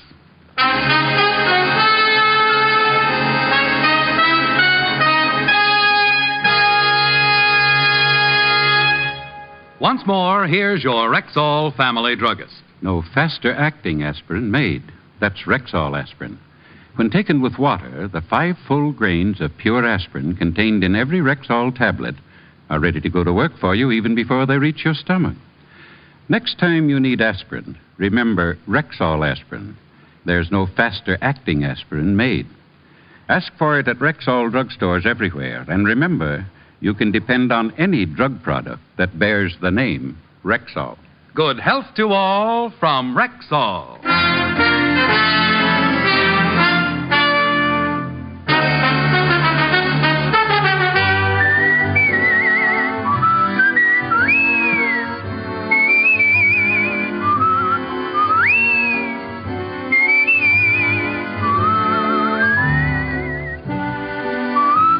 Richard Diamond, Private Detective, stars Dick Powell in the title role and is written by Blake Edwards with music composed and conducted by Frank Worth.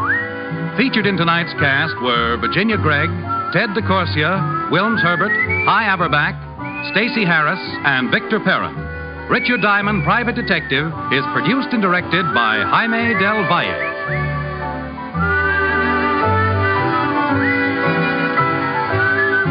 This is Bill Foreman inviting you to be with us next Wednesday at this time when we will again bring you Dick Powell as Richard Diamond, Private Detective.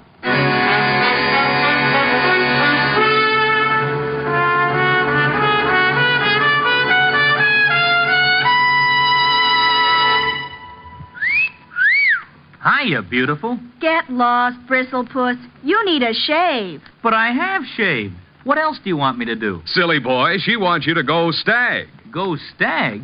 But why? Because Stag is Rexall's exclusive line of men's good grooming aids, like Stag Brushless Shave Cream. No fuss, no massage, just smooth it on and presto, you get a clean, close shave. Your face stays smooth and whiskerless all day long. I'll do it. I'll go Stag. That's it. Join the Stag line now at Rexall drugstores everywhere. Yes, to make girls care. Go Stag.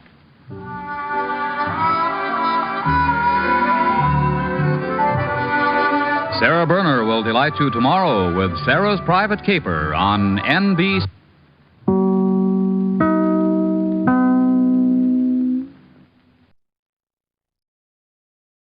From Hollywood, it's time now for Johnny Dollar. Pat McCracken, Johnny, Universal Adjustment Bureau. Well, hi, Pat. What's new? I've got a problem. This is new?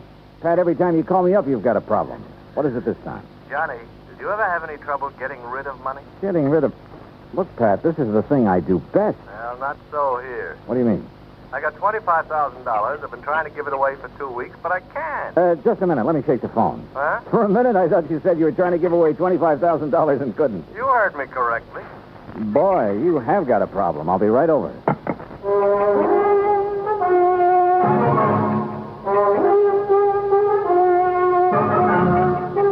Bob Bailey in the exciting adventures of the man with the action-packed expense account. America's fabulous freelance insurance investigator. Yours truly, Johnny Dollar. And now, Act One of yours truly, Johnny Dollar.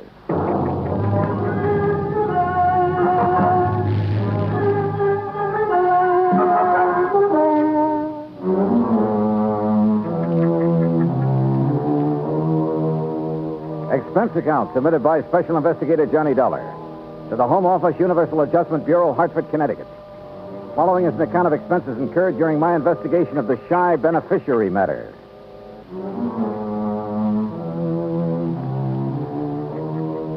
Expense account item one, $1.20 for a cab from my apartment to the offices of Universal Adjustment, where Pat was waiting for me, looking very snide. Oh, this is a real twist, Johnny. Usually beneficiaries are beating down my door to collect. This one is playing it real coy. What's the deal, Pat? Oh, it starts out real simple.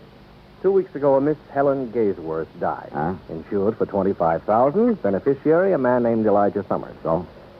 Well, that's where my trouble starts. No Elijah. Can't locate? Can't locate. No trace whatsoever. Well, what have you done so far? Well, the usual, Johnny. We've checked death lists, advertised in the newspapers. All I've come up with is nothing. Where did you advertise? New York. That's where Miss Gaysworth lives. Uh-huh. She have any relatives? None, as far as we can determine.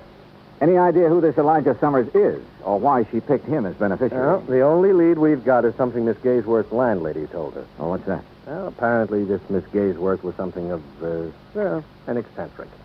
Lived alone in a dingy apartment, felt that the world was pretty much against her. Oh? All except Elijah Summers. Landlady heard her mention him once or twice. It seems he's been nice to her sometime in the past. How? That I don't know. Neither does the landlady. she have any idea where he could be? What he's doing? If he's even alive? No. But if he is, he's entitled to $25,000, so we got to find him. Hey, you know, you don't have much to go on, Pat. Correction, Johnny? You mean you don't have anything to go on? Expense account item 2, $36 even. Transportation and incidentals to New York City. I saw the landlady. Miss Gaysworth had moved in 6 months ago from somewhere a few blocks away. 3 hours later, I'd located the somewhere a few blocks away. There, I learned only that she'd, moved in from somewhere else a few blocks away. Gradually, however, a picture arose before my mind of a sweet little old lady drifting from place to place alone, and, well, I felt sorry for her. I also felt sorry for me because nobody along the line had ever heard of Elijah Summers. Finally, I turned up her first landlady in New York. She remembered Miss Gaysworth mentioning something about having come from San Francisco. She thought. Item 3, $167.20 plane fare and incidentals to San Francisco. Item 4, $9.50 newspaper ads in the San Francisco papers. Frankly, I wasn't very optimistic, but that's where I was wrong, because the very first day I got results.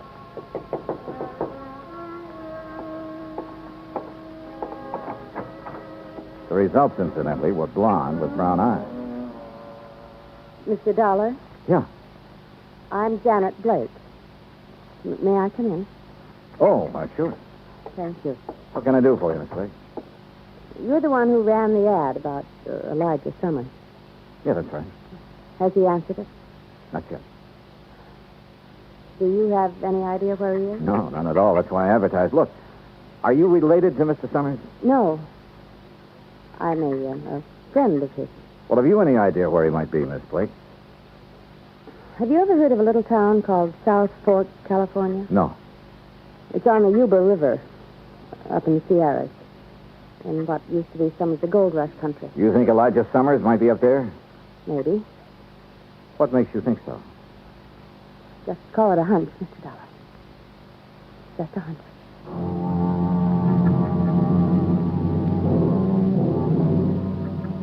Item 5, $27.50, a rented car to take me to the town of South Fork. There was just enough inhabitants to keep it from being called a ghost town, a collection of ramshackle buildings at a fork in the river hemmed in all around by the mountain ranges. I looked up the local law, a big, beefy, slow-talking deputy sheriff named Rawlins. Elijah Summers? Yeah, that's right. I'm looking for him. Well, who's I? My name's Dollar, Johnny Dollar, insurance investigator. Looking for Elijah Summers, huh? That's the general idea, yeah. Well, good luck, Dollar. What do you mean? I'll tell you. You find Elijah, you let me know, huh? Okay. Why? He's wanted for murder.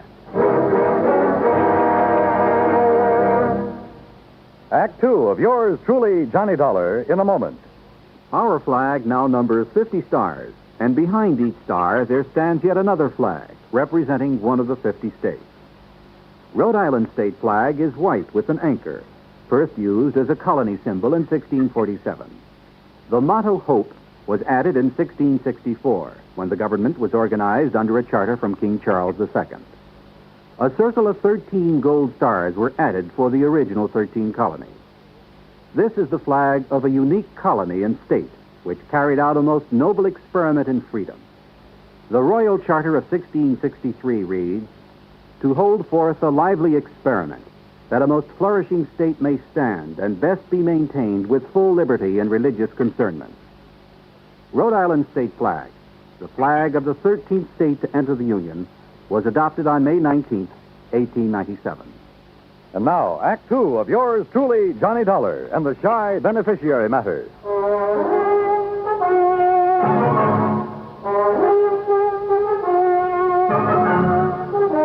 Now I knew why Elijah Summers was so hard to locate.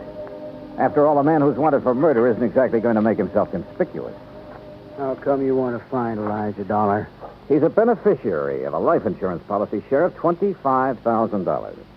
I'm afraid the dough's not going to do him much good. Maybe not. Oh, sure, he's got to be brought in, tried, and convicted, but I figure that's largely a question of time. When did this killing take place, Sheriff? Last year. Here in South Fork? A ranch about 3-4 miles east of here. At Jess Tyler's place. Is Tyler the one who was killed? Yeah. Well, what happened? Well, Sir Elijah always was a funny old duck. Jess Tyler kept him around the place a couple years, sort of a hired hand. I see. Now, from what we could piece together, Elijah and Jess got in an argument about some work Elijah wasn't doing very good. Elijah went plumb crazy, shot Jess, and took off in the hills. I see. Jess's widow took it pretty hard for the better part of a year. I guess it was Ben Watts finally pulled her out of it. They was married just a month ago. Oh? She and Ben are living on the ranch. Straight out of town to the east up on a rise. Okay. Can't miss it. Figure on going out there. Yeah, I thought I might. You any idea where Elijah might have gone? Matter of fact, I got a pretty good idea. Yeah? Over the next range of mountains is a place called Tough Luck Canyon. A couple of hermits in there panning gold. Gold? Well, they get maybe $3-4 worth a day. Enough to live on. Now, I got me a hunch Elijah's holed up somewhere in there. Have you been up there after him? 2-3 times. Well? Well, someone's got to be careful. That Elijah's a mean shot with a 30-30. Jess Tyler found that out. Besides, there's lots of places up in there for a man to hide. Uh-huh. So you've given up on him? Dollar, I don't give up on no man. Elijah stays up there long enough, he's going to get careless. One of these times I go up there, I'll get him. I got into my car and drove out to the Tyler Ranch where his widow Clara and her new husband Ben Watts were living. They were expecting me. Sheriff Rawlins phoned us you were coming, Mr. Dollar. I doubt if there's much we can add to what he's already told you about Elijah and the killing. Well, I'm sure you don't enjoy talking about it, Mrs. Watts, but I don't mind anymore, Mr. Dollar. Time has a way of taking care of most things. Of course, I still can't help feeling sort of bitter about Elijah. But I also can't help feeling sorry for him. Yeah, sure, I understand. I gather that Mr. Tyler always treated Elijah pretty well. Yes, he did. I kept him around here when it really didn't pay to. Uh-huh. Then how could Elijah turn on him that way? Well, Elijah was always pretty unpredictable, I guess. No one really knows what the argument was about. Mr. Watts, how would I get to Tough Luck Canyon? You? You mean you're going after Elijah? I'd like to try. I don't think that's a very good idea, Mr. Dollar. Probably not. But why not? Could be dangerous for you. Maybe. And why do it? My job. I've been thinking about Elijah a lot lately. An old man like that somewhere up in that canyon out in the open, in the cold. It just isn't right. Yeah, well, anyway, how do I get there? As the road takes off a mile or so from here, you'll see it marked. Winds up through the mountains to about 3 hours' hike from Tough Luck Canyon. Okay, thanks. Just one thing, Mr. Dollar. This Elijah, he's a good shot. I know. Yeah, so do I. Put a 30-30 slug in my shoulder once. When was that? Night of the killing. I was living on the next ranch over at the time. I was one of them that took off after him. He winged me from 200 yards. Oh?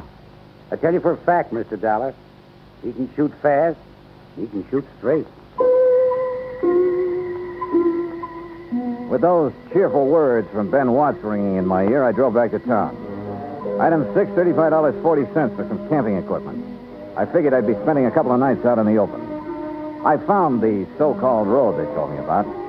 Finally, it just sort of petered out among the trees and rocks up near the timberline. I started hoofing it. 3 hours later, I was over the ridge and working my way down the western slope of Tough Luck Canyon. Suddenly, I stopped. Yeah, somebody was trailing me. I crouched behind some brush and waited.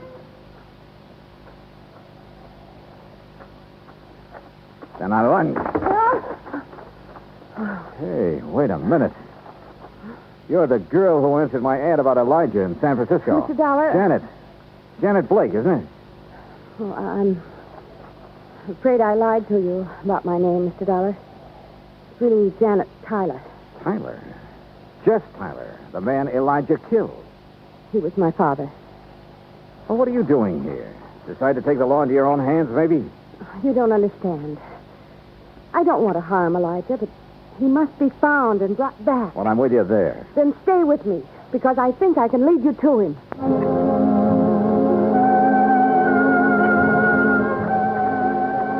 Look, Janet, we're nearly at the upper end of this canyon.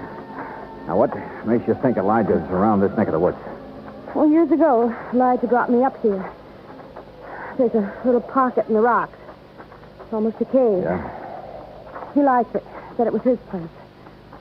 I recognized the landmarks.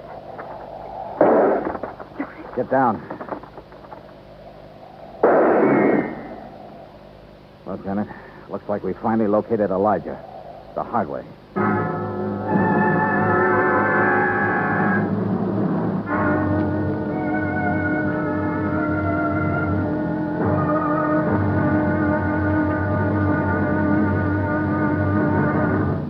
Act 3 of yours truly, Johnny Dollar, in a moment. It is a very well-known fact that symbols are important to men everywhere. Whether they be symbols of country, religion, or honor, they're a cherished part of the culture and tradition of all peoples. As in almost all countries of the world, the people of Spain are very religious. And in the Spanish town of Vendrell, the people were having difficulty with a symbol. A 300-pound angel sitting on top of a 150-foot church steeple. The angel had been there since 1784 and needed repairs to keep it from falling down on the heads of the parishioners. But 150 feet is a long way up, and 300 pounds are a lot of weight to bring down. Now, there was a great deal of head-scratching over the problem until someone casually mentioned the problem to someone else who happened to be stationed at the United States Air Force Base in Zaragoza, Spain. It wasn't long before visions of a helicopter came to mind. Because Americans like to help other people everywhere, the Air Force whirlybird lifted the angel from the church steeple, brought it down for repairs, and later returned it to its perch. So grateful were the people of Vendrell for this act of friendly cooperation that they held a mass celebration of American Day to show their appreciation. Television and newsreels carried the story of kindness. So did the newspapers and magazines throughout Spain. This gesture on the part of the United States Air Force created a new symbol, a symbol of friendship and understanding. It became a symbol of freedom, the right of all men everywhere. And now, Act 3 of yours truly, Johnny Dollar, and the Shy Beneficiary Matter.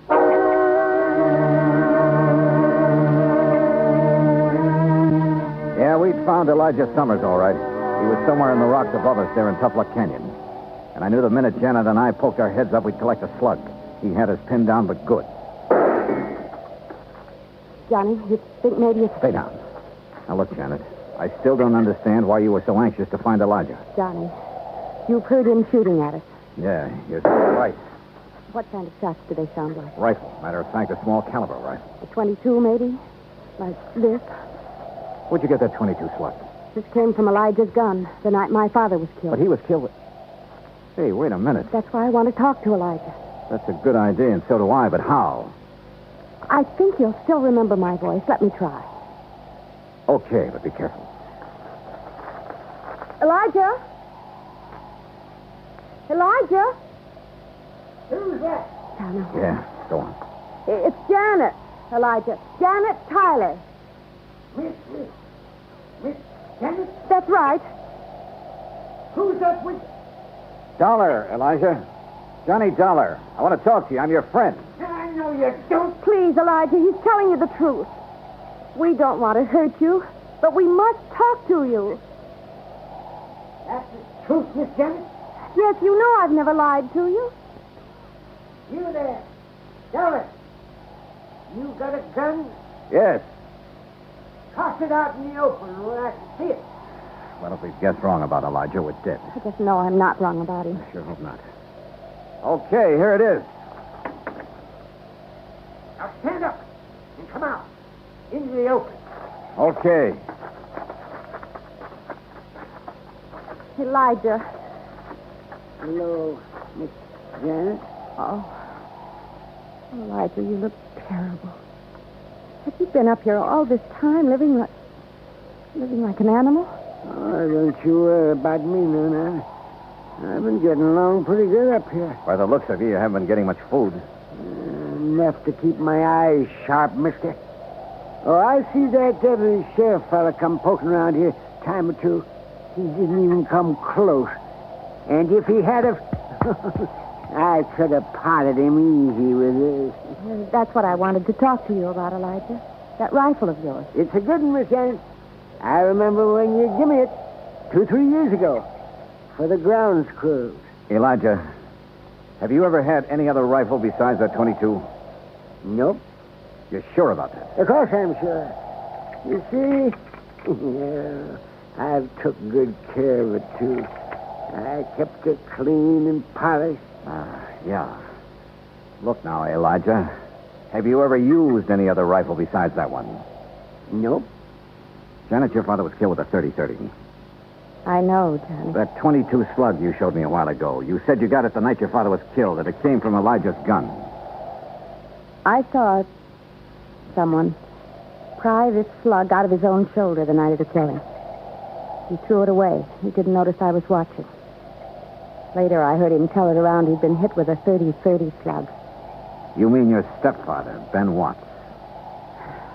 I was confused at first. I didn't understand. Then it came to me.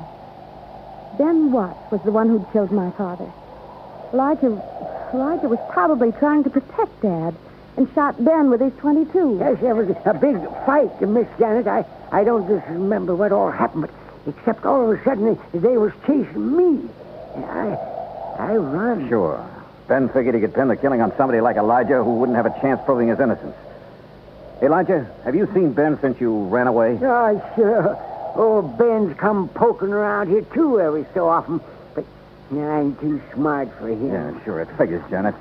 Elijah's a threat to Ben as long as he's alive. So Ben comes hunting up here every now and then. It's horrible. Well, of course, I got to be real careful, because I only got a 22, and he's got a 30-30. But he'll never get old Elijah. Believe you me, he won't get Elijah! Get down and keep quiet. The shot had come from a clump of rocks more than 100 yards away. I scooped up my automatic where I'd thrown it on the ground and started circling slowly, trying to get around behind the clump of rock. I'd almost made it when my foot slipped and sent a rock down the slope. He popped up then, ready to shoot, but lucky for me, his first look was toward the rock instead of me. He saw his mistake, swinging his rifle toward me, but he was too late. Johnny! Yeah, right here, Janet. How's Elijah? Shoulder. He's all right, though. Johnny? Yeah, it's Ben Watts, all right. Is he still alive? Oh, yeah, he'll keep. Long enough.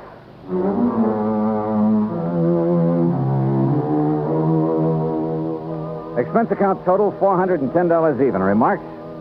Well, I turned Ben Watts over to the local law. And I helped old Elijah fill out his claim for the $25,000 insurance money Miss Gaysworth had left him. It ought to keep him real comfortable for the rest of his life.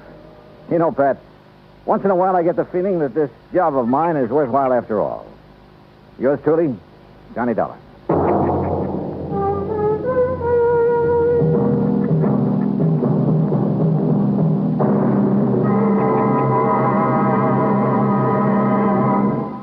Our star will return in just a moment.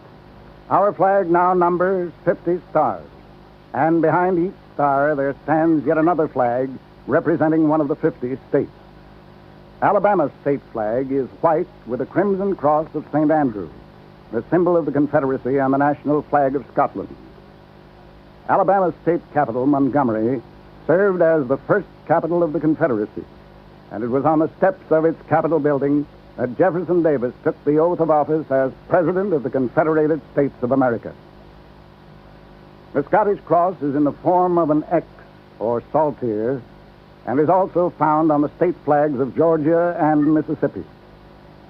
Perhaps it is the independent, rugged spirit of the Scots that recommended its national symbol to the Confederacy as a symbol of its rebellion. Alabama's state flag, the flag of the 22nd state to enter the Union, was adopted on February 16, 1895. Now, here is our star to tell you about next week's story. Next week, the most cockeyed case I ever worked on. Not one of life, but death insurance. Join us, won't you? Yours truly, Johnny Dollar.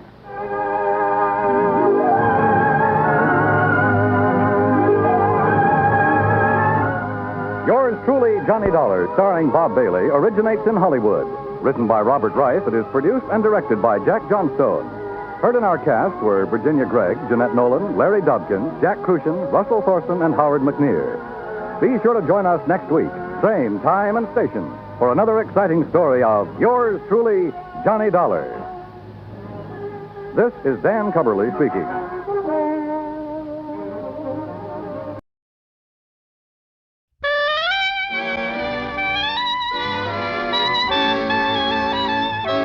The makers of Camel cigarettes present Dick Powell as Richard Diamond, private detective.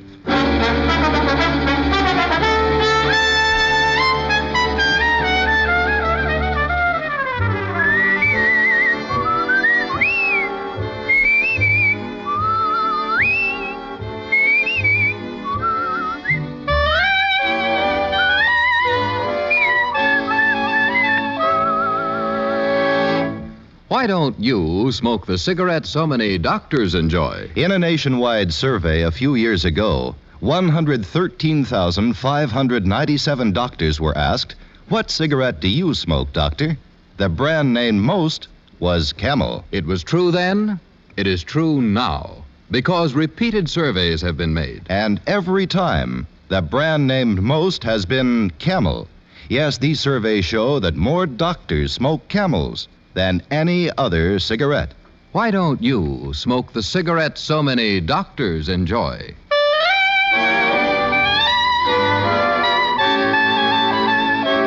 Now we bring you another transcribed adventure with Richard Diamond, Private Detective, starring Dick Powell.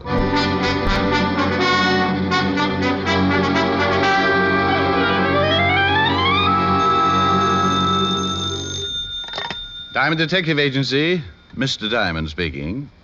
Excuse me, I must have the wrong number. Oh, is that you, Helen? This is me, Helen. Oh, well, I thought maybe you might be a client. How are you, dear? Well, I'm fine, but what's wrong with you? Wrong? Yes, what means at Diamond Detective Agency, Mr. Diamond speaking? You usually come on the phone like Roy Rogers and his horse Trigger. How come no slogans? Well, to tell you the truth, dear, I couldn't think of one this week. Anyway, aren't you the gal who's always after me to get some culture? This is culture? Ain't nothing else but. You just want a jaw if you got something important to talk about, This is Friday, you know. Happens every week. Yes, but this is the Friday when if you haven't got a client by noon, we're going for a drive, remember? By Jove, that's right. Well, by Jove, it is now 11:43 and 15 seconds, approximately. Sounds like someone gave you a new... What does that broken sentence mean? Client walk in? Shh, quiet. Don't talk so loud, dear. This one looks like he might scare easily. Good morning. Good morning. Are you Mr. Diamond? I am Mr. Diamond. Won't you come in? Said the spider to the fly. I'll hang up, Rick. Call me back if you have time. All right, dear. Bye. Bye. Well, come in, Mr. Walker. Thomas Walker. I do hope I didn't interrupt your conversation, Mr. Diamond. Oh, it wasn't important. Just my broker calling to tell me I've been wiped out. But enough of me, Mr. Walker. Let's talk about you. Would it be all right if I sat down? I'm a little nervous this morning. Well, you do seem a little worked up over something. Sure. Sit down, Mr. Walker. Sit down anywhere at all. Thank you. Are you engaged, Mr. Diamond? Well, not yet, but she's working at it. Just between the two of us, I think if I can hold off through the month of June... Oh, no, Mr. Diamond. I meant, are you working for anyone on a caper, I believe you call them? Oh. No. We honest and true private detectives just call them cases. As a matter of fact, you're in luck. I am at liberty to listen to your proposal. That is, if you wish to engage me. Good. It's taken me some time to work up enough courage to come to a private detective. I don't think I could do it again. I don't think you could either. All right, Mr. Walker, just what is it that's troubling you?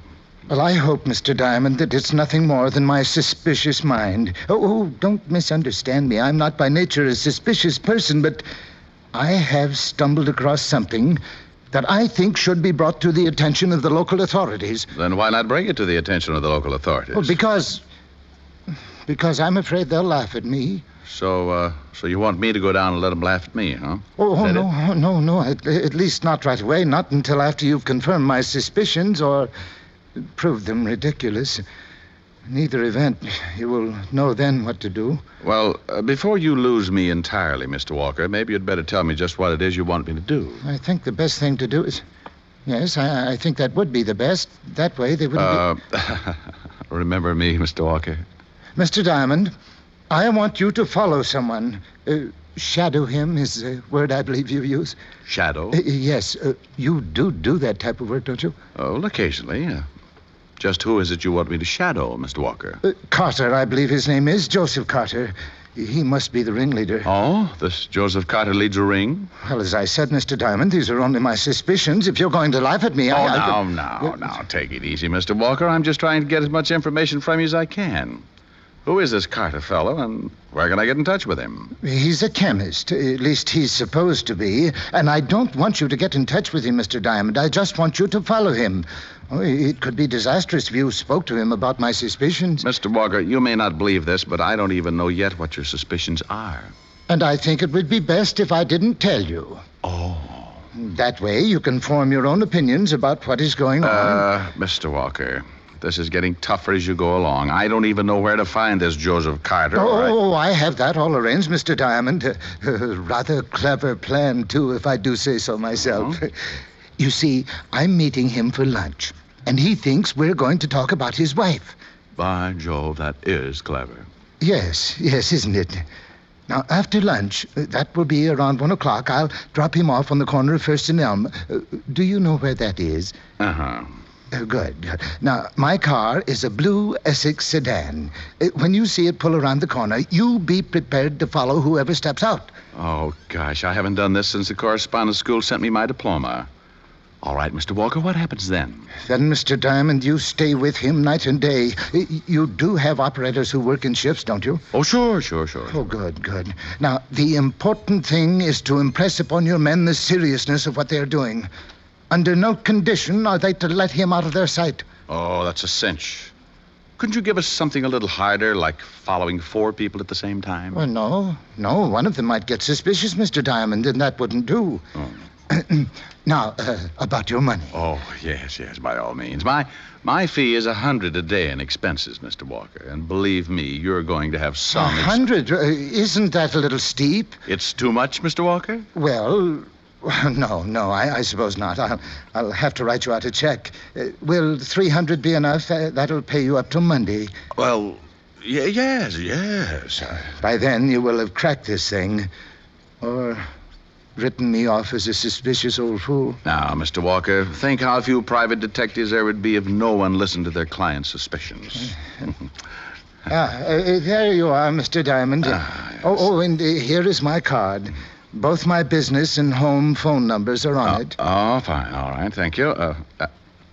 Walker Plumbing Company? You, Mr. Walker, are a plumber? Yes. It is surprising, isn't it? I smiled at him as he went out and then called Helen and broke the sad news. She pouted a little, I cooed a little, then we both hung up feeling very good inside. I had an hour to kill, so I decided to get a little fresh air. I was half a block from my office building when a whole ounce of imported perfume floated out of a doorway. It circled around a while and finally settled over my eyes. What I could see through the haze would have caused any airline pilot to come in for an emergency landing. And even though I don't fly myself, I put the flaps down and kind of slowed up a little. Why, Mr. Diamond, I do believe you're staring. Oh, sorry. Do I know you, please? No, Mr. Diamond, it isn't that good. And of course you know me. Oh, I do, huh? Oh, sure, I remember now. Monte Carlo, wasn't it?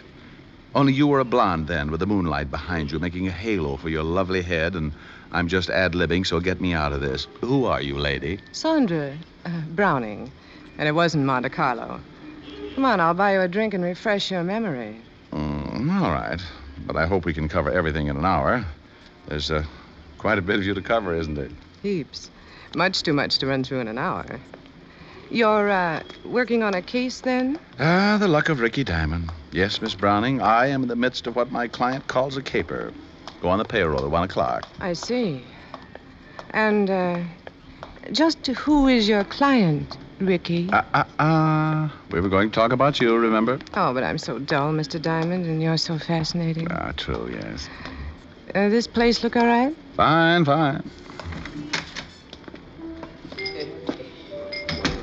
intimate, isn't it, Mr. Diamond? Oh. Say, just how well do we know each other? Can't you tell?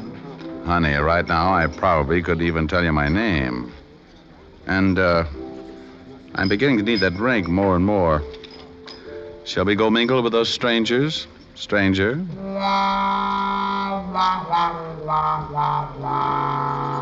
As we walked over to a table, I shook my head a few times to clear it and get out of the danger zone of the perfume.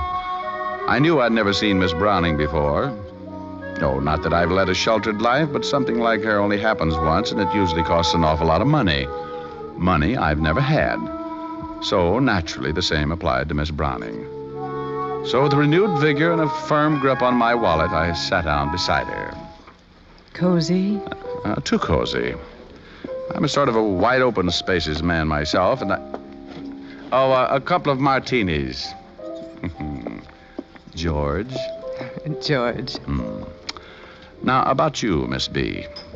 Where was it our paths first crossed? No, Mr. D, I've changed my mind. I'm going to make you guess.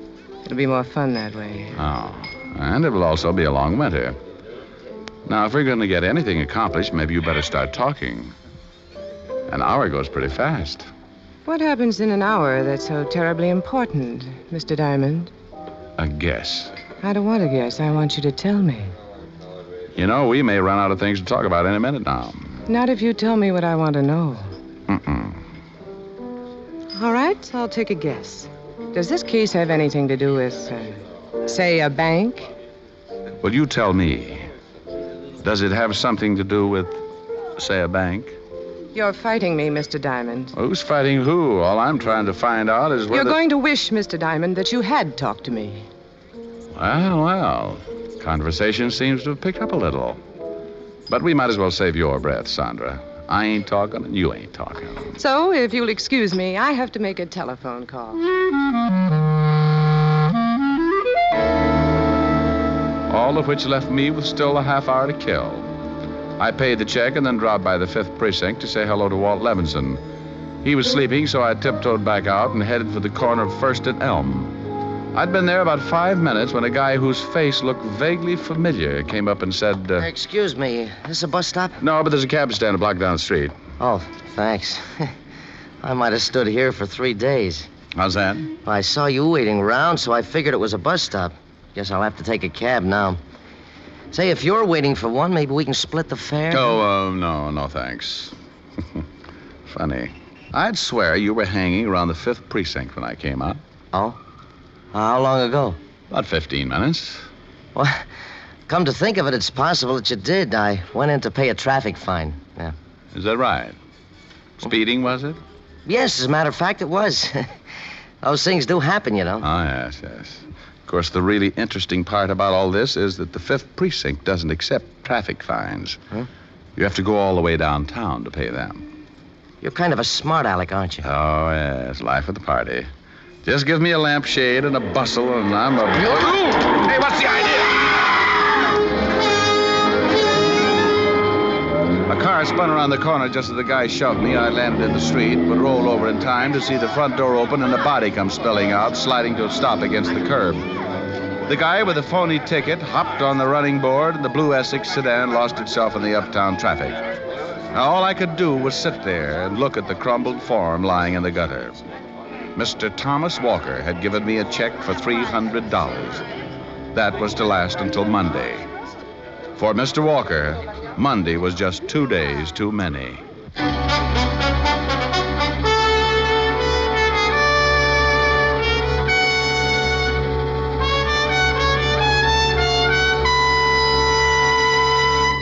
Before we continue with Richard Diamond, here are a few words about smoking enjoyment. After all the cigarette mildness tests, including the famous 30-day Camel test, Camel leads all other brands by billions. Here's how you can make your own 30-day Camel test. A sensible test of cigarette mildness based on steady smoking. Smoke Camels, and Camels only for the next 30 days.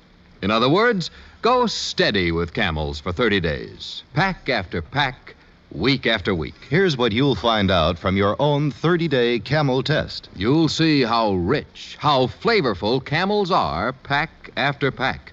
you'll discover how well camels get along with your throat, week after week. That does sound like a sensible way to judge a cigarette, doesn't it?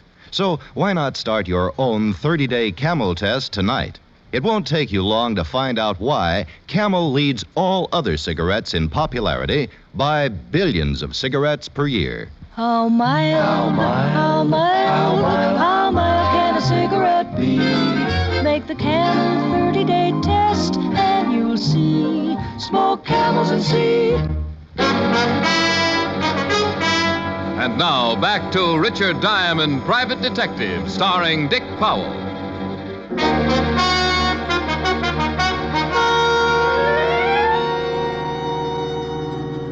They abandoned the car about 4 blocks down the street, Rick. Too bad you didn't get a look at the guy behind the wheel. Everything happened too fast, Walt. Yeah. You feel all right now? Yeah, just swell. I guess the idea of all this is that somebody figured you and Walker knew too much. Yeah. That doesn't make sense either, Rick. You said Walker wouldn't tell you a thing. No, but he gave me $300. Between now and Monday, I'm going to try to earn it. I could use the help. You got any idea who was gunning for him? No, not exactly. But whoever it was kept pretty close tabs. He was followed to my office. He tell you that? Then how do you know? Well, indirectly, a girl named Sandra Browning did. She said something else that's kind of kicking around in the back of my head, too. Sandra Browning. Oh, that's the brunette you told me about? Yeah, she seemed to think Walker said something to me about a bank. But he didn't. No, but that's what makes it so interesting. Oh, drop me off at that drugstore, will you, Walt? I want to look up a phone number. Sandra? A fellow named Joseph Carter. Who's he? Supposed to be a chemist. Walker told me about him. Well, thanks for the lift, Fatty. If anything happens, I'll get in touch with you.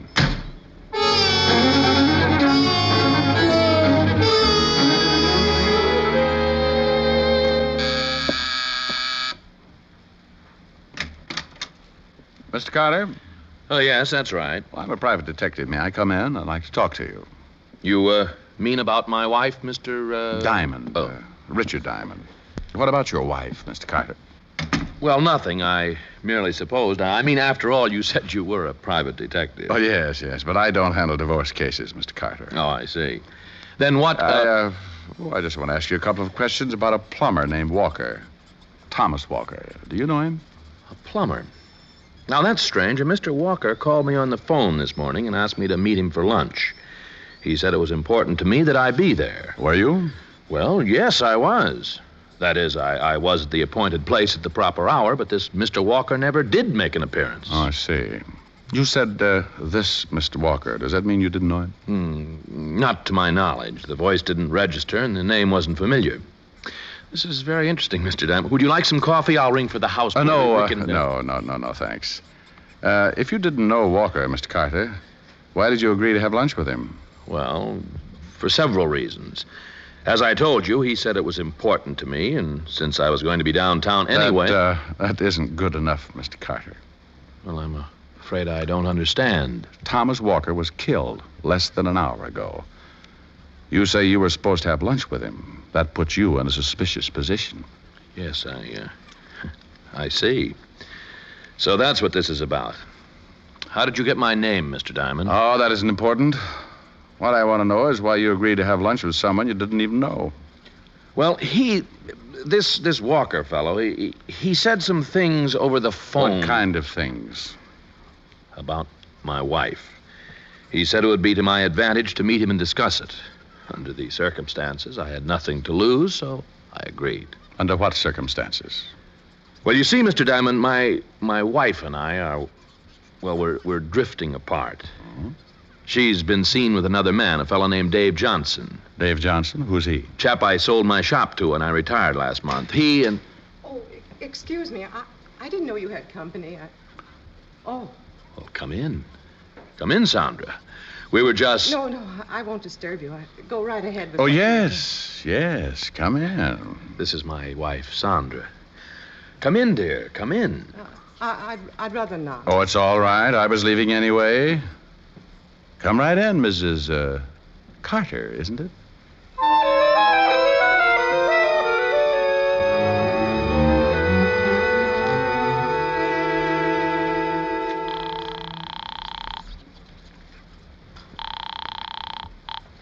Lieutenant Levinson. Anything break, Fatty?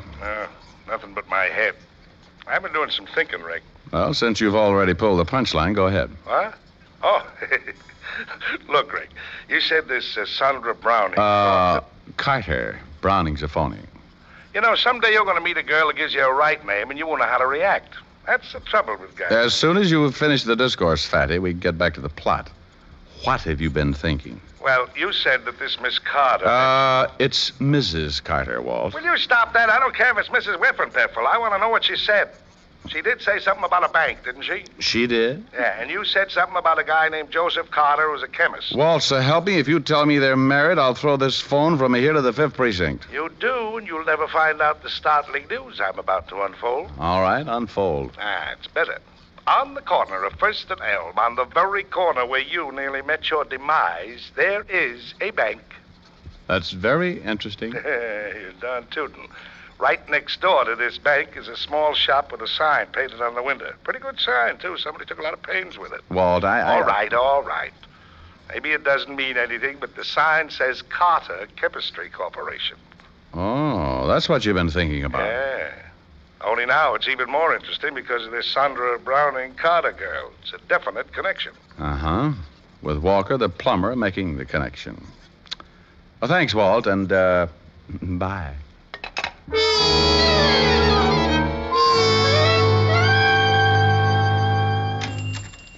Oh, hello. Hello? I'm looking for Mr. Carter. Is he in? Ain't nobody here but me, and I'm getting ready to leave. Closing up a little early, aren't you? It's only 4 o'clock. Oh, I see you're doing a little repair work in the back of the shop there. Yeah, I had a little explosion in here a couple of days ago. Oh, must have ripped up a little plumbing down that close to the floor. Yeah, we're getting it fixed up. Sorry to rush out like this, buddy, but you know how it is. Friday afternoon, weekend coming up, you know. Oh, yes.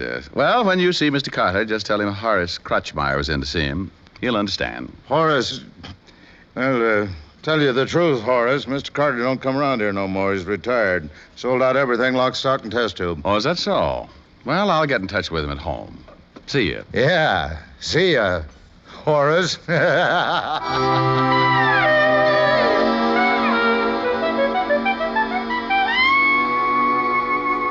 You know, this could turn out kind of silly, Rick. What if they don't show up? Oh, they'll show, Fatty. I checked the floor plan of both buildings. Got it figured they'll break through about here. How many of them do you think there'll be? Just 3. If they knocked off Walker because he got suspicious, they won't cut anybody else in.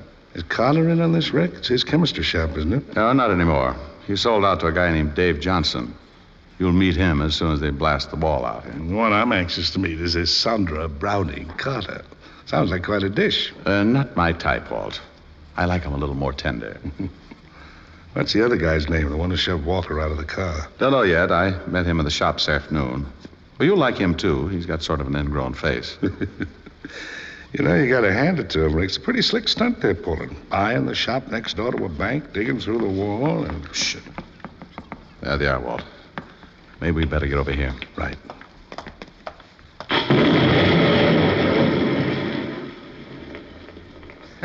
What'd I tell you?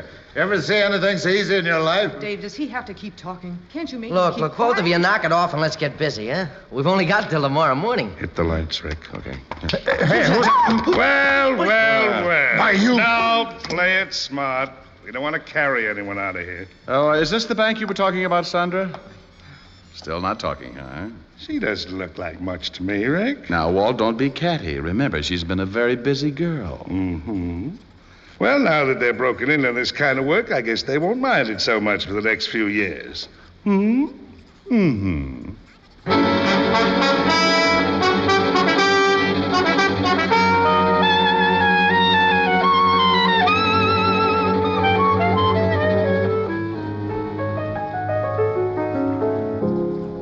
But, Rick? Why did Walker want you to follow Joseph Carter? He didn't have anything to do with this, did he? No, but Walker thought he did. He tumbled to what was going on when he went in to repair the plumbing. Naturally, he figured Carter was behind it. Ain't I getting smarter as the months go by? Uh-huh. And speaking of months going by... Yes, dear? It will soon be June, you know. June? Oh, now there's a month to conjure with. Oh, do you mean it, Rick? Well, sure, June must be about my favorite. Let's see now. Don't I know a song with June in it?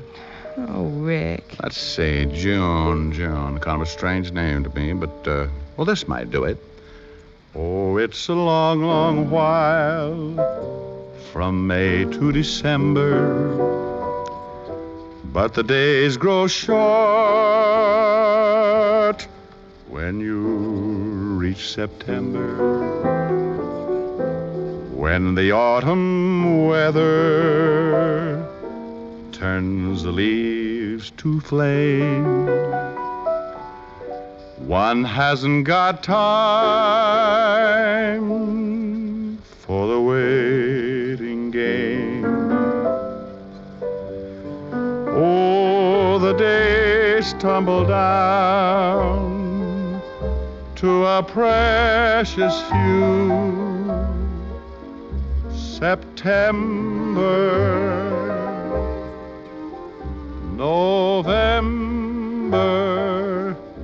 and these few precious days I'll spend with you.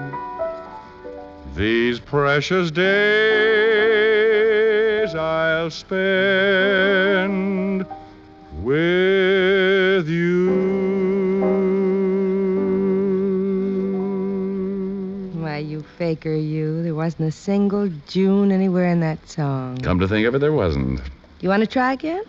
I guess not. Something else you'd rather do? Honey, what an opening that is.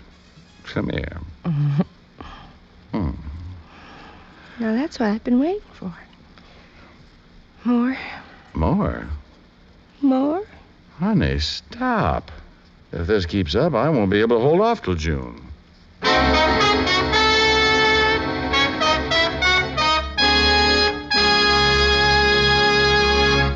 Dick Powell will return in just a moment. What's America's most popular cigarette? Camel is in the lead by billions of cigarettes per year. One reason is Camel's rich, full flavor. A flavor no other cigarette has. And another reason is Camel's pack after pack, week after week mildness. Tonight, start enjoying the one cigarette America enjoys most. It's Camel, of course. Yes, of all the cigarettes on the market today, Camel is in the lead by billions of cigarettes per year. How mild can a cigarette be? Smoke Camels and see. Here's Dick Powell with a special message. Thank you. Ladies and gentlemen, to bring a little extra cheer and comfort to our hospitalized servicemen and veterans, the makers of Camels send them thousands of packs of gift Camels every week. This week, the gift Camels go to Veterans Hospitals, Clarksburg, West Virginia, and Miles City, Montana. U.S. Naval Hospital, Corona, California. U.S. Army Station Hospital, Carlisle Barracks, Pennsylvania. The Military Air Transport Service, which evacuates virtually all overseas wounded personnel. Now, until next week, enjoy Camels. I always do.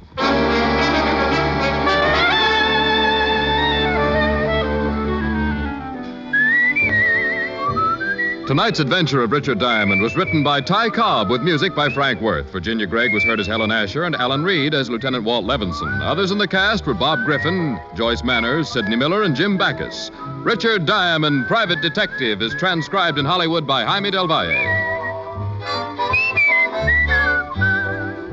Be sure to listen to another great Camel show, Vaughn Monroe and the Camel Caravan, every Saturday night.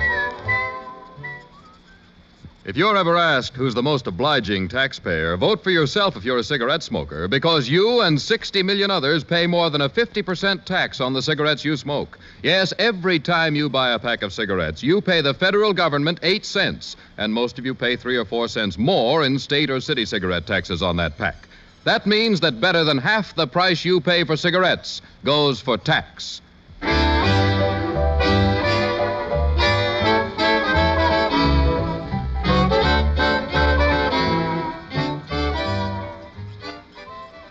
Listen next week for another exciting adventure of Richard Diamond, starring Dick Powell.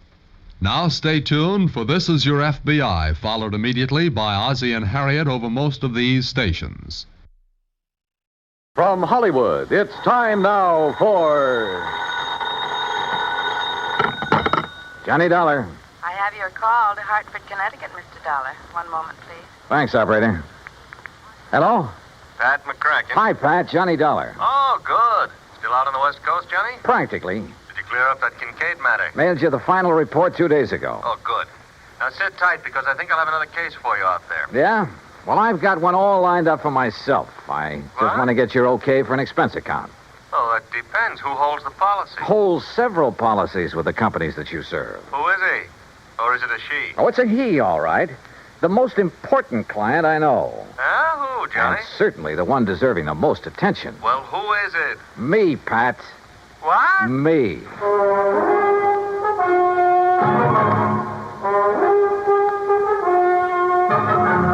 Bob Bailey in the exciting adventures of the man with the action-packed expense account. America's fabulous freelance insurance investigator. Yours truly, Johnny Dollar.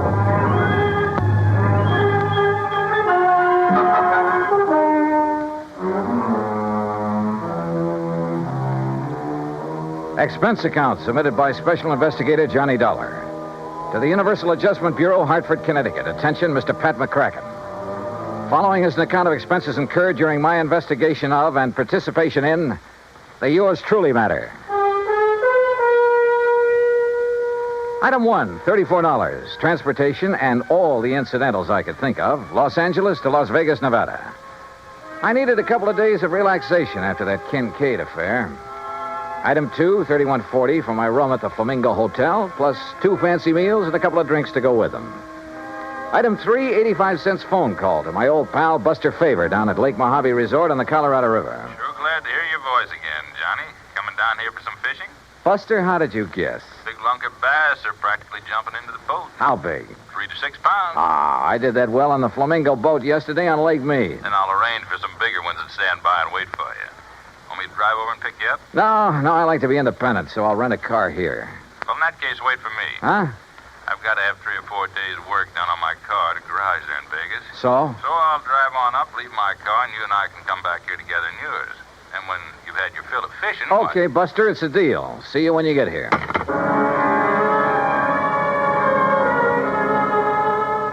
Item 4, $100 deposit on a rental car, a shiny new air-conditioned Cadillac. And remember, Pat, one of your companies holds the insurance on it. Item 5, $21.70 for drinks and a big dinner with Buster when he arrived. It was quite late when we hit Route 95 for the drive down to Lake Mojave Resort across the desert. It was still hot after the day's high temperature of 118. You driving so fast to keep up the breeze, Johnny? You ought to take it a little easier. They patrol these roads pretty good, you know. Are you kidding? I haven't seen a car in nearly 10 miles. Yeah, and you mightn't see one of those law boys until he's right up on top of you. Oh, Buster, you mean they hide on the side road? No, not hide. They patrol some of them. Hey, where do all those side roads go, Buster? Some of them are a little more than wagon trails. Mostly to old mines, Johnny. Some of them 10, 15, 20 miles away up in the hills. Some of them being worked, some of them just... Now, look. Yeah? Over to your right. You see those lights? Look like they're on the side of the mountain? Oh, yeah. That's Haley's tungsten mine up there. Real big operation. A few miles ahead, one of my old friends has a mine. He works it for, Uh-oh. What's the matter? Look in the rear view mirror. I see some other lights. Oh, hey, if you think we're stepping along, that guy behind us is certainly... Uh-oh. Yeah, that flashing red light above the corner of his windshield means a highway patrol car. Also means you better stop. Well, it isn't as though I'd been driving all over the road. It's as though you haven't been keeping a sharp enough eye on the speedometer.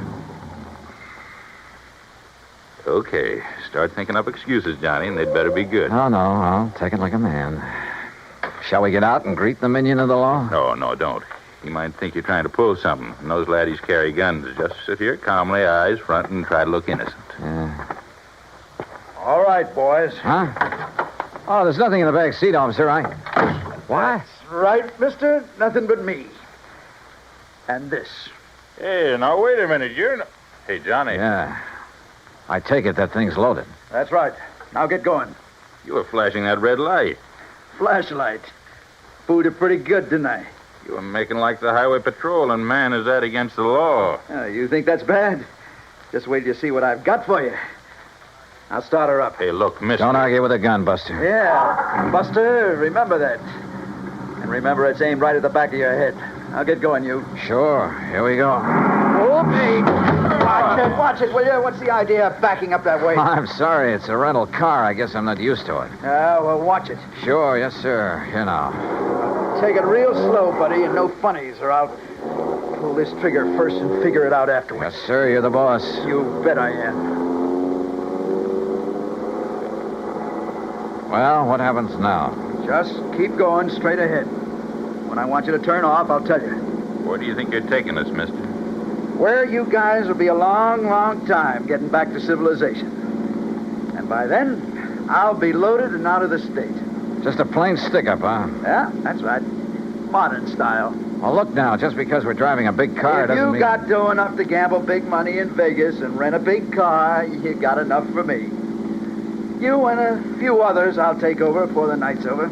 Unless you get tagged first. This car will be plenty easy to identify. You'll find this car back where I stopped you. If you ever get there. Oh, brother, I wish I had a good look at that one of yours. Why do you suppose I pulled up behind you and didn't give you a chance to look? Now, let up on that gas. Getting a little nervous?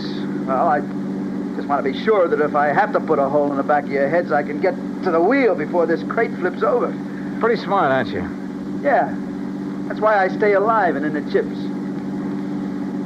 Easy now. You see that little side road? Yeah, what about it? Turn off on it. Why not? Hey, Johnny. Yeah. It's the road to old McKinney's mine. Who's? McKinney. He's the one. Look, if you guys want to talk up. Or I'll quiet you down permanently. Talking about this lousy road is all. Yeah, well, that's why I picked it, buddy. And take it easy. Hit these bumps too fast and this gun's liable to go off. And you wouldn't like that now, would you?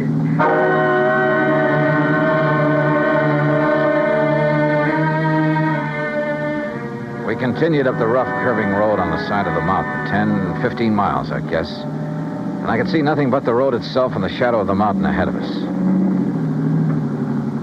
Turn up that air conditioning, buddy. It's a hot night. Yeah, sure.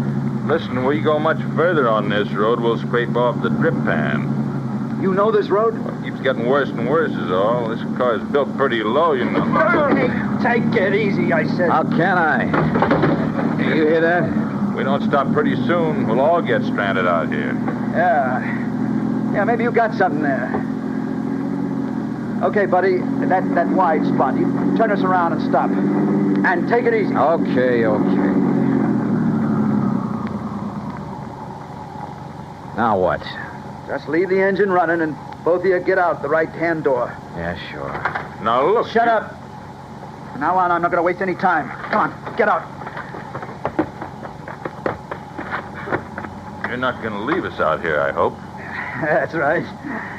I figure the temperature's still around 100, so you're going to have to take it easy. It'll be long after daylight before you get back down the highway. If we make it at all. Oh, you will. If you go real slow. And if I don't have to use this on you. Now turn around, both of you. Hands up in the air. Now, look, mister, with no water out here in this heat, it'll be murder. It'll be murder if you try anything cute. What? Wait. Nearly $100. You don't know this desert heat. Shut up. Now you. Okay. Here, lower that left hand just a little. And be careful. Say, I like that watch. And that ring, yeah. Say, you must have done all right at the gambling tables. Well, easy come, easy go. That's right. But, well. This card fall out of your wallet? Yeah. Johnny Dollar insurance investigator. Oh, boy, that's a laugh. A private dick. Just as big a sucker as anybody else. Yeah, I'm laughing. All right, now, boys. Walk. 10 steps, straight forward. Together. Come on, Buster. No, sir. Now, look, you, if you think that you're going to... Wait a minute, Buster, don't. Oh, no, you don't. Why, you dirty rat. Yeah. And one phony move out of you and you're going to get the same. Only right in the back, you hear me? Now you walk. Walk. Keep going. Walk. Walk!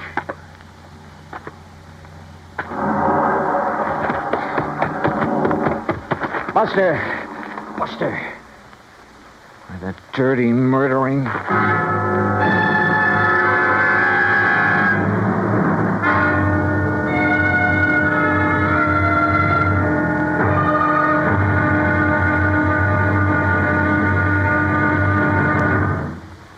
Act two of yours truly, Johnny Dollar, in a moment.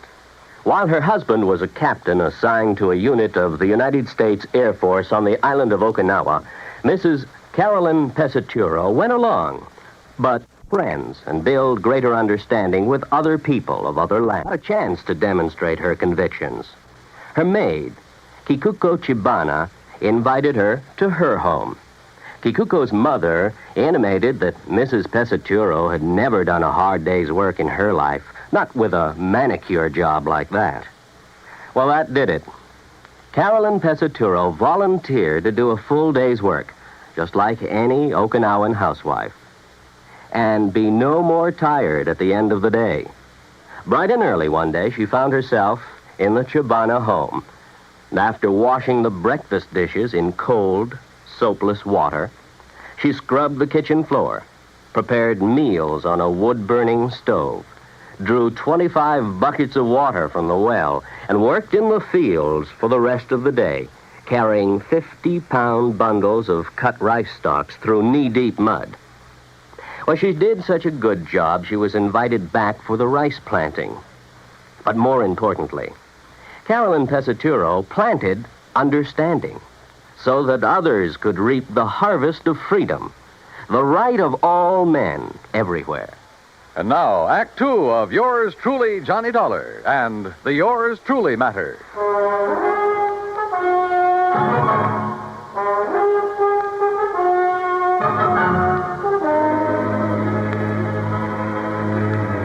He'd overtaken Buster Favor and me on Highway 95 out in the middle of the Mojave Desert.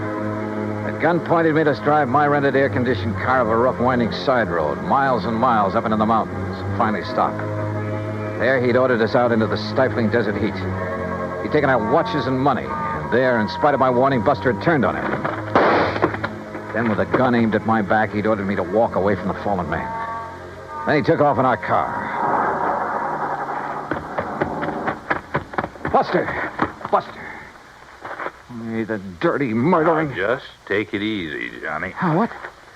Buster, you're okay. Yeah, but I sure had myself worried there for a minute. Pretty lousy shot, wasn't it? Oh, brother, you were crazy to make a dive at him. Only legitimate way I could think of to get down on the ground. What are you talking about? You see these? I can't see a thing, but it sounds like a couple of stones. Yeah, real sharp ones, the kind that cut a tire to ribbons out here. Chunks of lava. Oh, what? I shoved them under the right front wheel. Buster, those tires are probably self-sealing. Sure. So just to make certain, I went to work with this old knife of mine that he didn't seem to want. When he hits a few of those washouts, we went over. Oh, good boy. But on that rough road and with power steering... Don't you worry. He'll have to stop and change a tire before he gets very far. Rubber sealant was already leaking out fast. Meantime, we better get on after him. Come on. Are you forgetting he still has that gun? Johnny, I'll show you tricks for getting a man in the desert at night that you never heard of. And don't forget, he'll be the one standing in the lights from his car. If he's had to stop. He'll be stopped. If you stumble onto any rocks about the size of a baseball, pick them up. Oh? Yeah, maybe I'll show you why I ought to be pitching for the New York Yankees. And while I'm occupying them from one side in the darkness, why... Okay, Buster, let's go. Easy. This heat'll get you faster than you think. Then let's hope it gets him when he stops to change a tire. That's what I'm banking on. If he does. Don't you worry, Johnny. He will. Slowly, carefully, we trudged on down the side of the mountain, conserving our strength. I was glad that Buster knew the ways of the desert. A couple of times we left the winding trail to make shortcuts around big mounds and rocks around old mine workings. And then we saw them. Car lights, Johnny. You see? Yeah, but they're moving down there, winding back and forth. He hasn't had to stop yet. No, I guess it... Hey, wait a minute. Those lights are coming up the trail. Yeah, why would we be coming back here? I don't know. Come on, toward that little hill on the side. When he comes around it, we'll let him have a handful of rocks through the windshield. Yeah, right. Pick up stones, anything you can get your hands on. Right. Hey, look, there's a good spot on that mound. Huh? He won't see us, but we'll see him when he pulls around. We'll be practically on top of him. Here we are. Okay, good. And don't forget, our eyes are used to the darkness. His won't be. We'll just aim for his windshield, Johnny, with all we got. But don't forget, he still has that gun. Once we stop him, we'll have the advantage. With a cracked-up windshield, he won't be able to drive, and as long as it stays nice and dark... You listen. Yeah, I am listening. That's no Cadillac. That sure isn't. You think maybe he's nailed somebody else down on the highway and is bringing him up here? He hasn't had time to get halfway down there yet. Well, then who is? Buster, I'm going to jump down and hail him. But if it is him... I have to take that chance. Johnny, wait! That's deep. Hey, stop! Stop! Hey, you, stop, will you, please? Now, what the howling tarnation are you doing out here? What's the matter? You get lost or something? Hey, listen, mister. Did you pass a big sedan on the way up this road? Now, wait a minute, young fella. Just who are you? Mac. Hey, Mac. Mac McKinney. Huh? Who's that? That's Buster, can't you see? Buster Faber? That's right. Well, hey, you gone crazy or something? Wandering around out here this time of night? Look, never mind that. I asked you about a car. Did you pass him? Pass him? I helped him out. Just below that last hill What do you there. mean? Well, he had a flat tire, so I helped him put on his spare. You what? City dude, having a lot of trouble with the heat, so I give him a hand. Oh, no. And he give me a 10-spot for my trouble. Doggone it, Mac. That guy stole our car and money from us and left us up on the mountain. No kidding. Who's kidding? Well, well, then, maybe I done right at that. What do you mean? Yeah, I've been worrying about it ever since I left him down there. What are you talking about, Mac? Well, I got an instinct. Yeah? The same kind of instinct about everything that I got about finding Mac. a gold mine. Buster, don't you tell the government, but I have took over 40,000 worth of ore out of my mine up there since the turn of the year. Yeah, well, mister. Go on with whatever it is you were getting at. Yeah, come on. Yeah, well, instinct. Now, you take my gate down at the end of the road. Oh, Mac. That wasn't closed when you come up here, was it? No, come to think of it, I wondered about that. But now, Mac... Usually, when I go into Vegas, like tonight, I close it. But you know something? Tonight, I clean forgot. All right, Mac, get to the point, will you please? Well, the point being that I did lock up the gate when I come off the highway just now. Oh? And I clean forgot to tell that fella I locked it after I fixed his tire. Wait a minute, Mac, wait a minute. You mean he can't get back on the highway? He sure can't. And he can't break down that gate? Not without wrecking his car. All right, then. That's what I was worrying about on the way up the hill. All right, now listen. Should I go back on down and let him out or not? Will you listen, Mac, But please? then I remembered that bulge in his coat pocket, like a gun. It was a gun, all right. Yes, sir. And my instinct Mac, told please, me... I don't care what your Told instinct... me I'd better get back to the mine and telephone the county police on account of maybe he'd been prowling around Telephone. my mine. Look, Mac, you've got a phone at the mine? Son, I got everything up there. Electric... How far is it? On this road? Ooh, about 3 miles. All right, then listen. But Listen. walking across that ridge, ooh, not more than a half mile. Good. Can you make it on foot? I ain't been wandering around these hills the past 41 years for nothing. Then, brother, go to it. Huh? Buster and I'll take the Jeep. Well, now, You go up son. to the mine and call the police. Tell them to set up roadblocks, whatever they want to do.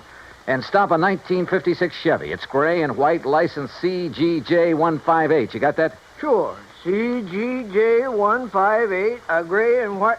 Now, Look, Mac, now, I'll wait. pay you for the use of this Jeep. Anything you like. $50, $100. Oh, yeah? He's not kidding, Mac.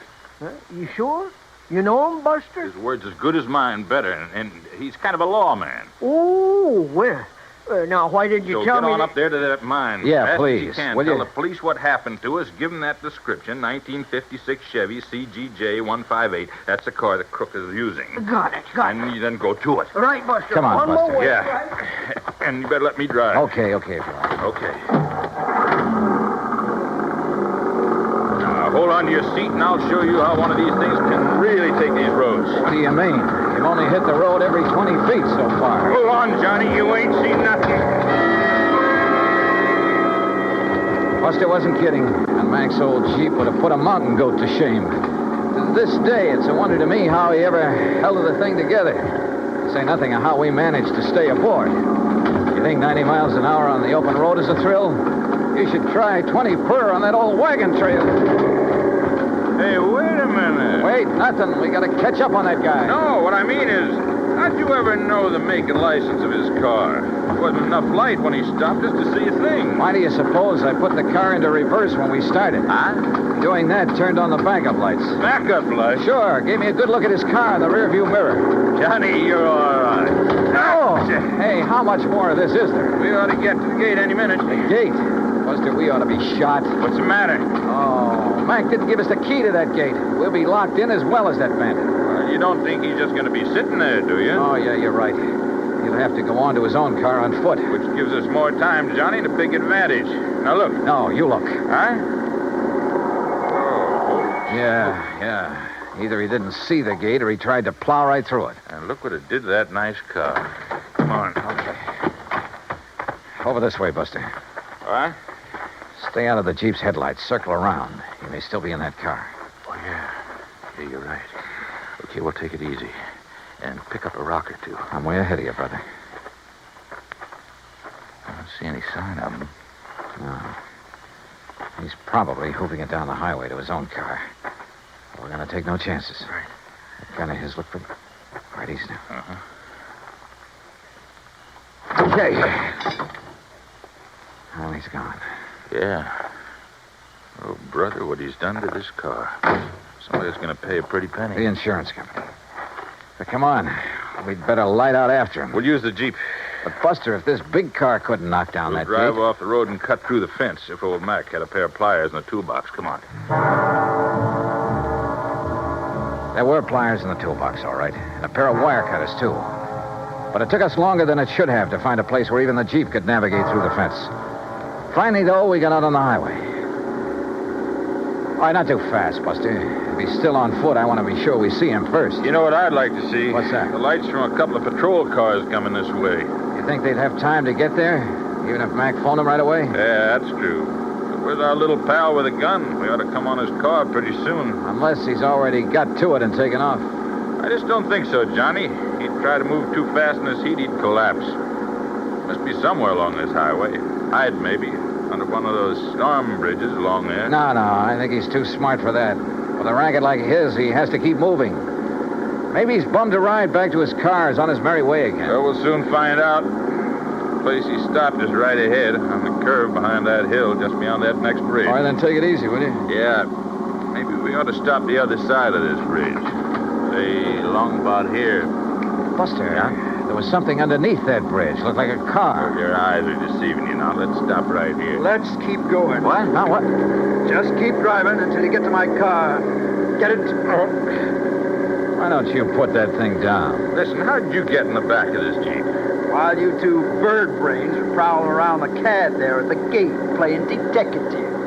Pretty smart, aren't you? That's right. Like I told you, that's how I keep alive. Which is more than I can say for you boys. What's that mean?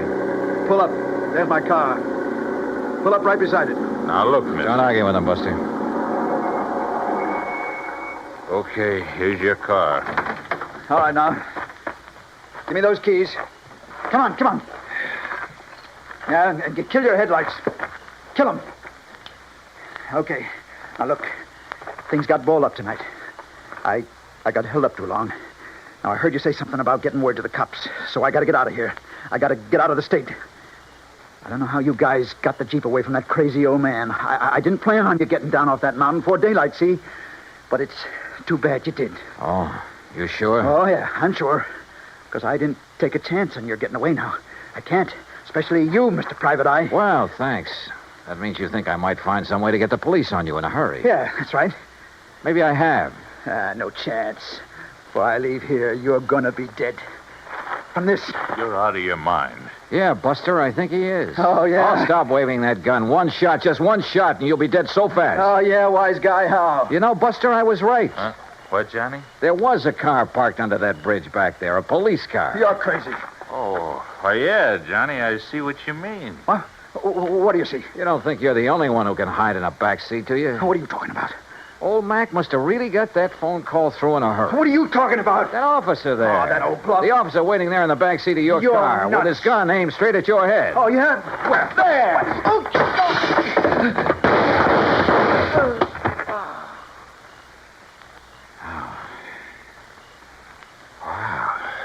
Boy, that took a lot of nerve, Johnny, and throwing that rock in his windshield when he turned was just enough. Hey, where'd you get that rock, anyhow? For some silly reason, I'd been hanging on to that rock ever since we started down the side of the mountain. Silly reason, huh? Not by a long shot, no, sir. Oh, and what do you know? Here comes a patrol car.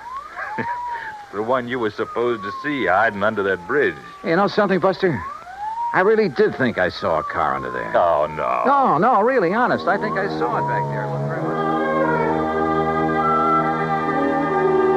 much. Expense account total, hold your head, Pat, including incidentals and my fare back to Hartford, $528. And that includes $50 to old man McKinney for the use of his Jeep and $81.50 for the repairs to Buster's car by way of thanks for his help. The car rental agency will present you with its own damage claim on the CAD. Oh, and of course the windshield on that Chevy will have to be replaced. You see, it was also insured with one of your companies. So, Pat, you can just charge off this case to recovery of that car. Yours truly, Johnny Dollar.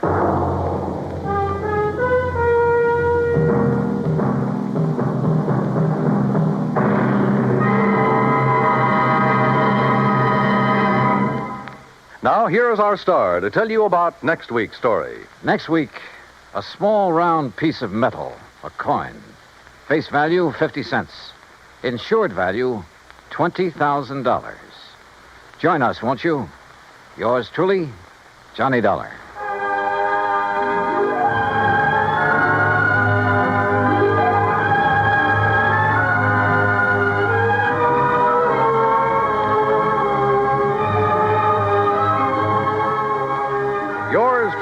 Johnny Dollar, starring Bob Bailey, originates in Hollywood.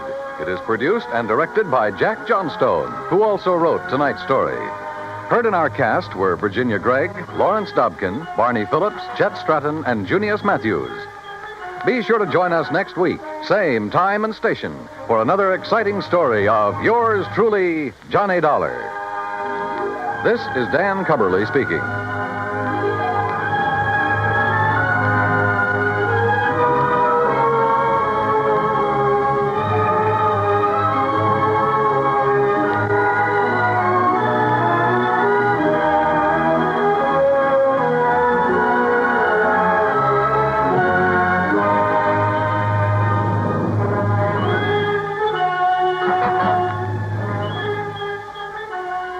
This is the United States Armed Forces Radio and Television Service.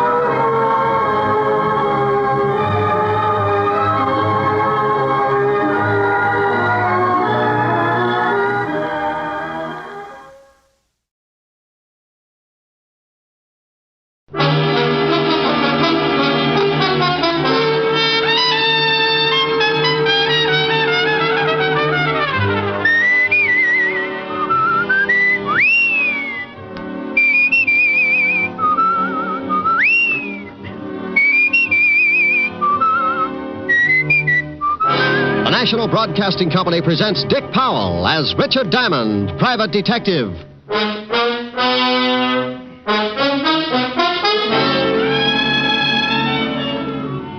All right, Shamus, hand it over. Let's have it. Have what? I ain't got time to play games. This time you gotta believe me. This time I'm unhappy, so hand it over. You're not making it very easy. I'm gonna make it a lot tougher. How much tougher can things get? You'd be surprised. I've waited a long time for this. Well, I guess everything comes to he who waits. You won't have to wait anymore. You know something? I don't mind killing you at all. Here's another exciting half hour with Richard Diamond, private detective, starring Dick Powell.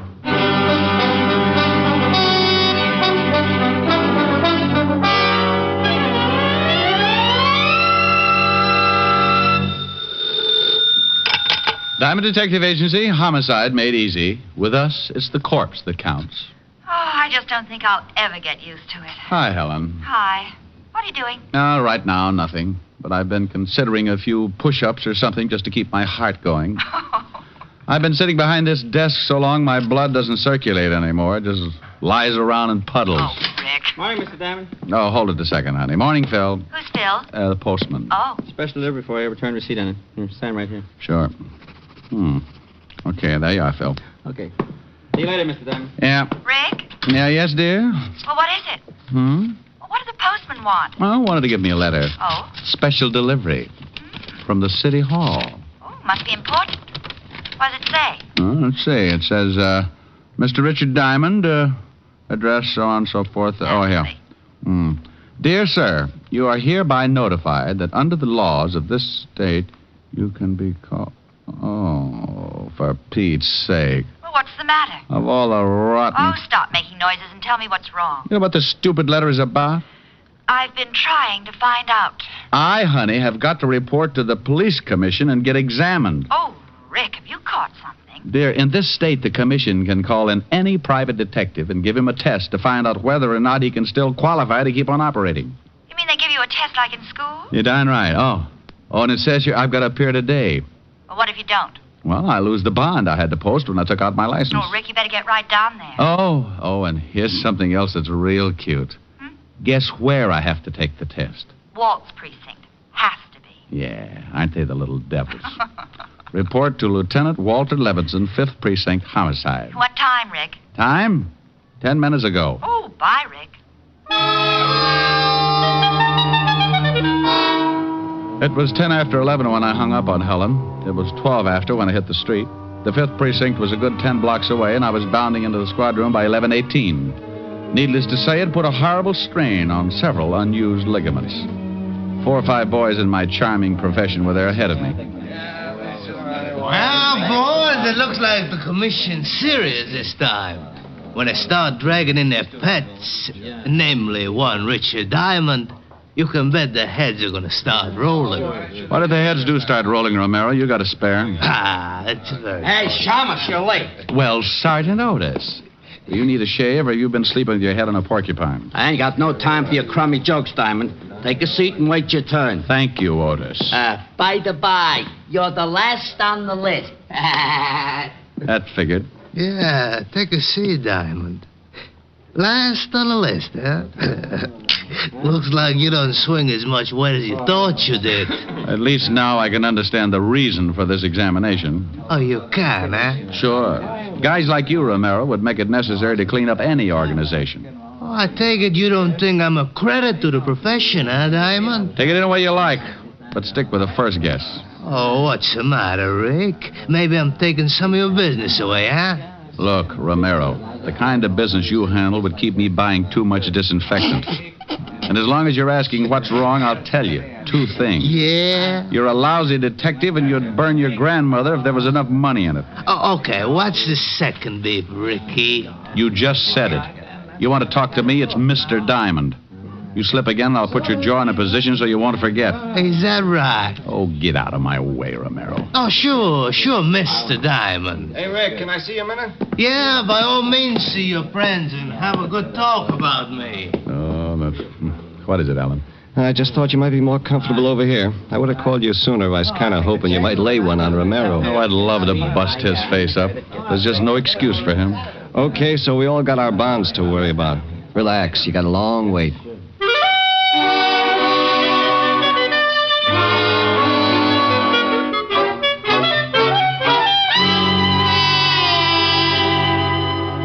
Okay, Diamond, it's your turn now. Not really.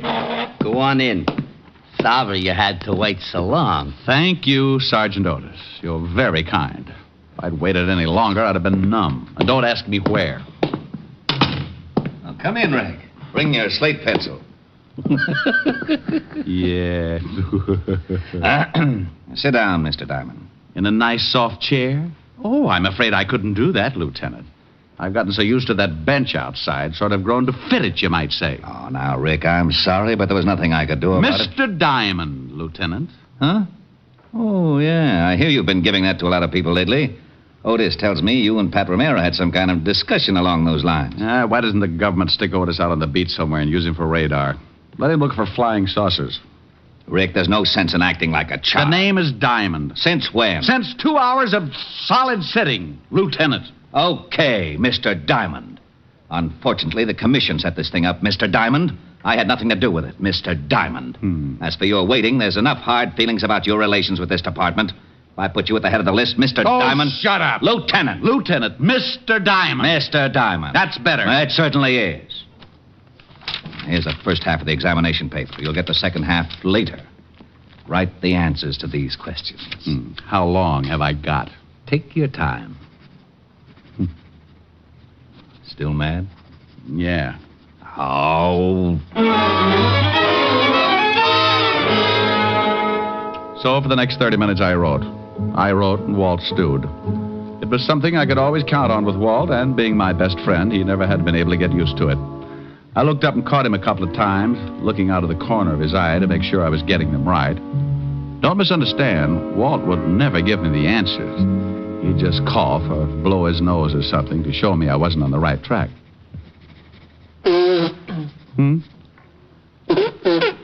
Oh.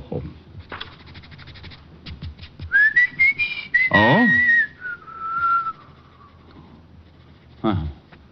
There you are, Lieutenant. Thank you, Mr. Diamond. Am I finished? You most certainly are not. Like the others before you, Mr. Diamond, you will have to solve, to my complete satisfaction, a hypothetical case of homicide. And then come back here and fill in the second half of the examination. Oh, for Pete's sake, Walt. I did that in police school. It's for Pete's sake, Lieutenant. Oh, all right. One moment, Mr. Diamond. I'll get the man who's going to give you the test. Otis. Yeah, Lieutenant? Oh, no. Would you mind coming in here and taking Mr. Diamond down to the basement? He's ready for the test, huh? Yes, Sergeant. He's ready.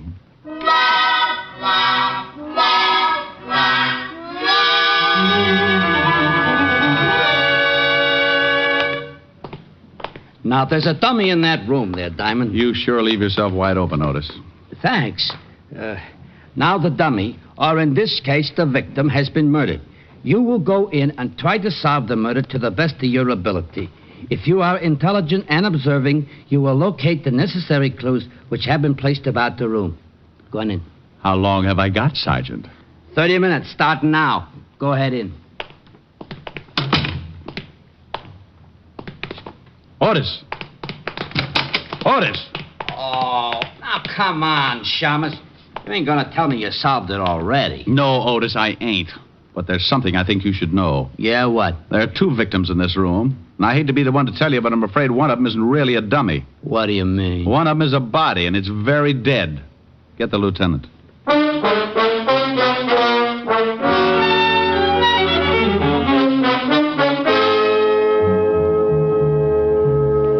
Well, there you are, Walt. Pat Romero, shot through the head. Oh, no. Shut the door, Otis. Yeah. And lock it. Stand in front of it. Don't let anybody in. How did this happen? How did Romero get shot in my department? Oh, what'll the commissioners say? Lieutenant... You shut up. Walt, relax. Will you take it easy now? Oh, sure. Relax. Take it easy. When the commissioner hears about this, I'll have a lot of time to relax on a beat in Flatbush. Look, Walt... And the newspapers. What's going to happen when they get wind of this? Listen, Walt... Private detective shot in lab room of 5th Precinct. Homicide. Relax. Take it easy. Sure. Well, at least shut up long enough to hear what I've got to say. Rick, what am I going to do? Well, now listen to me. If we can solve this thing before anyone gets wind of it, maybe it won't be so bad. You're right. Maybe it won't. We'll keep this room closed up as long as possible. Otis, if you let anyone in here, I'll personally see that you never... Where are you going, Diamond? I'm going to Romero's office. I'll call you from there. Make a check on his body and have all the dope ready for me. Oh, don't you worry about the dope, Rick. I've got more dope in this department than any other in the whole world. I've got the biggest. Otis. Yeah, Lieutenant? Walt chased Otis up the wall, and I headed for Pat Romero's office.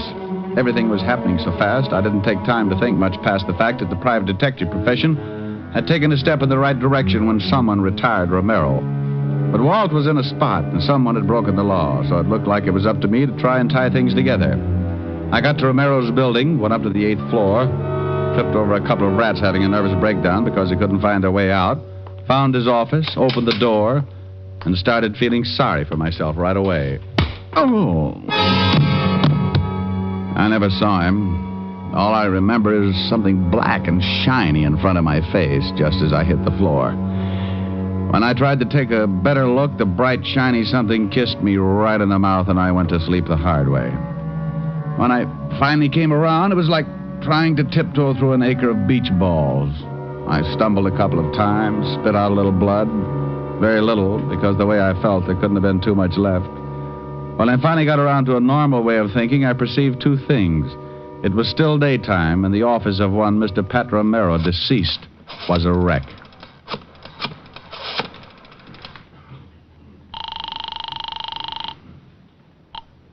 Fifth Precinct homicide. Well? Who is this first? Oh, now, come on. This is Diamond. Well, I thought so, but I'm not going to admit anything for a while, even my name. Anyone find out about... Shh, no. What did you find out? Well, I walked into his office and got my brains scattered. By whom? By whom? I don't know. I wish I did. I have a very sore head. Well, Romero was shot all right, but we can't find the bullet. Well, it's not a very big room. We'll find it, but in the meantime, here's something else. Romero had $10,000 in cash on him. New bills. Go ahead. That's all we've come up with so far. We'll have more to go on when we find that bullet. Well, maybe it's still in him. Went clean through. Messed up his pretty patent leather haircut. What? What do you mean, what? I said the bullet... Oh, never mind, Walt. Bless your little pointed head. You just gave me an idea. About what? About the guy who worked me over a little while ago. Okay. Anything else? Yeah. Hurry up and find that missing bullet. Walt had said something about patent leather when he referred to Romero's greasy hairdo. That was all I needed. It opened a door someplace, and there, sitting with its legs crossed, was the biggest hunch I've ever seen. And it was wearing patent leather shoes. The only guy I could think of who would know a man like Romero and still wear patent leather shoes in the afternoon was a local gambler with a reputation as a fashion plate, monocle, striped trousers, and always the patent leather shoes. In fact, that's where he got his nickname, the Patent Leather Kid. This was a small clue, and I knew it, but one thing was in my favor. Anyone who would tear up Romero's office and kick me in the face had to be a bad little boy, and the Patent Leather Kid was typecasting.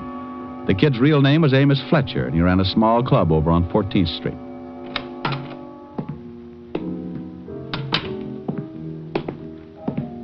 Oh, I'm sorry, my friend, but the... Well... Hello, Fletcher. I was going to say I'm sorry, my friend, but the place isn't open until 6. I got a few questions. Come back at 6. Fletcher, I'm a little unhappy right about now. You answer the questions like a good boy, or I'll kick you all over the place. You mind if I call a few of my boys to watch? If you like. Tell them I got a .38 under my arm that goes off when I get excited.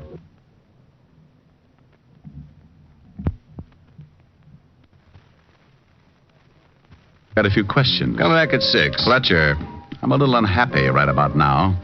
You answer the questions like a good boy, or I'll kick you all over the place. You mind if I call a few of my boys to watch? If you like. Tell them I got a .38 under my arm that goes off when I get excited. Tell them I sort of lose my head when I get kicked in the mouth and don't get the answers I want. I think you better believe me. So you got kicked in the mouth? Yeah, by a pair of patent leather shoes, just like yours. I had nothing to do with it. You know a guy named Romero? Romero? No, I don't know a guy by that name. Where were you an hour ago? Right here. I have a couple of friends to prove it. We were playing cards, canasta. Okay. I'm glad you're satisfied, Mr. Diamond. Who said I was satisfied? No? Not a bit. Well, what about this Romero? He got himself shot. Badly? As bad as you can get shot. Well, Shamus, that's a chance you boys take. Maybe Romero would have lived longer in another racket. Think about it, Shamus. I'll think about it, Fletcher. I'll think about it a long time. Good. Let me know what you decide. You'll hear about it.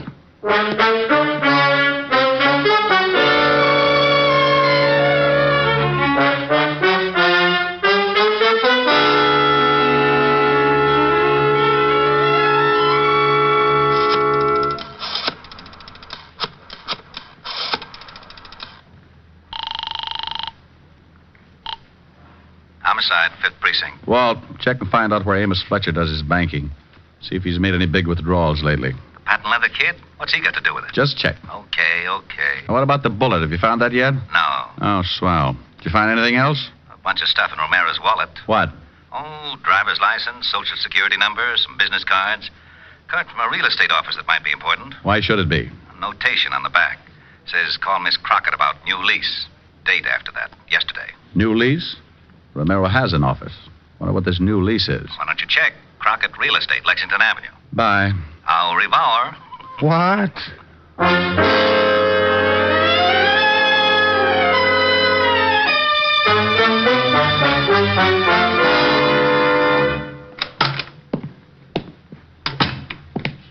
Something I could... Well. Good afternoon. Ain't it though?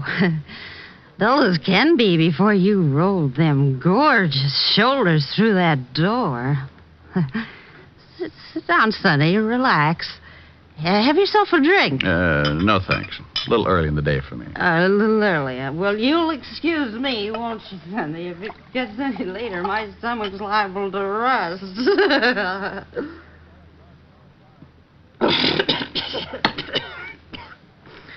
Get it? Yeah, all over me. What's your name, Sonny? Gotta know, if I'm going to sell you some real estate. Play football in school, Sonny? Figures. Oh, look at them shoulders. Look, sweetheart. Huh? What did you say? I said, look, sweetheart. Oh. Why? No sense in raising all these goosebumps for nothing. Sweetheart, huh? Well, what can I do for you, Sonny? You want Madison Avenue at 50 cents a front foot? Hey, that's pretty good.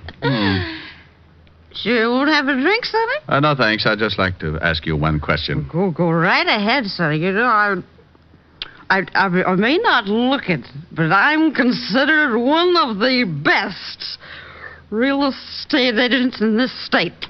Do you know a man named Romero? Sure, I know him. Did you just rent him some offices? Yep. Signed the lease yesterday. A whole new suit of offices over on 46th Street. 46th Street? Where on 46? Oh, right there. Say, are you a cop? What makes you think that? Oh, I don't know. Romero's offices are right across from the police station. The 5th Precinct. Sonny, you bother me. You're too nervous. Now, why don't you just sit down and get comfortable and we'll What talk... building are the offices in? Carson building on the 4th floor. But why don't you just take it easy, Sonny? Thanks, sweetheart. Oh, you devil, you.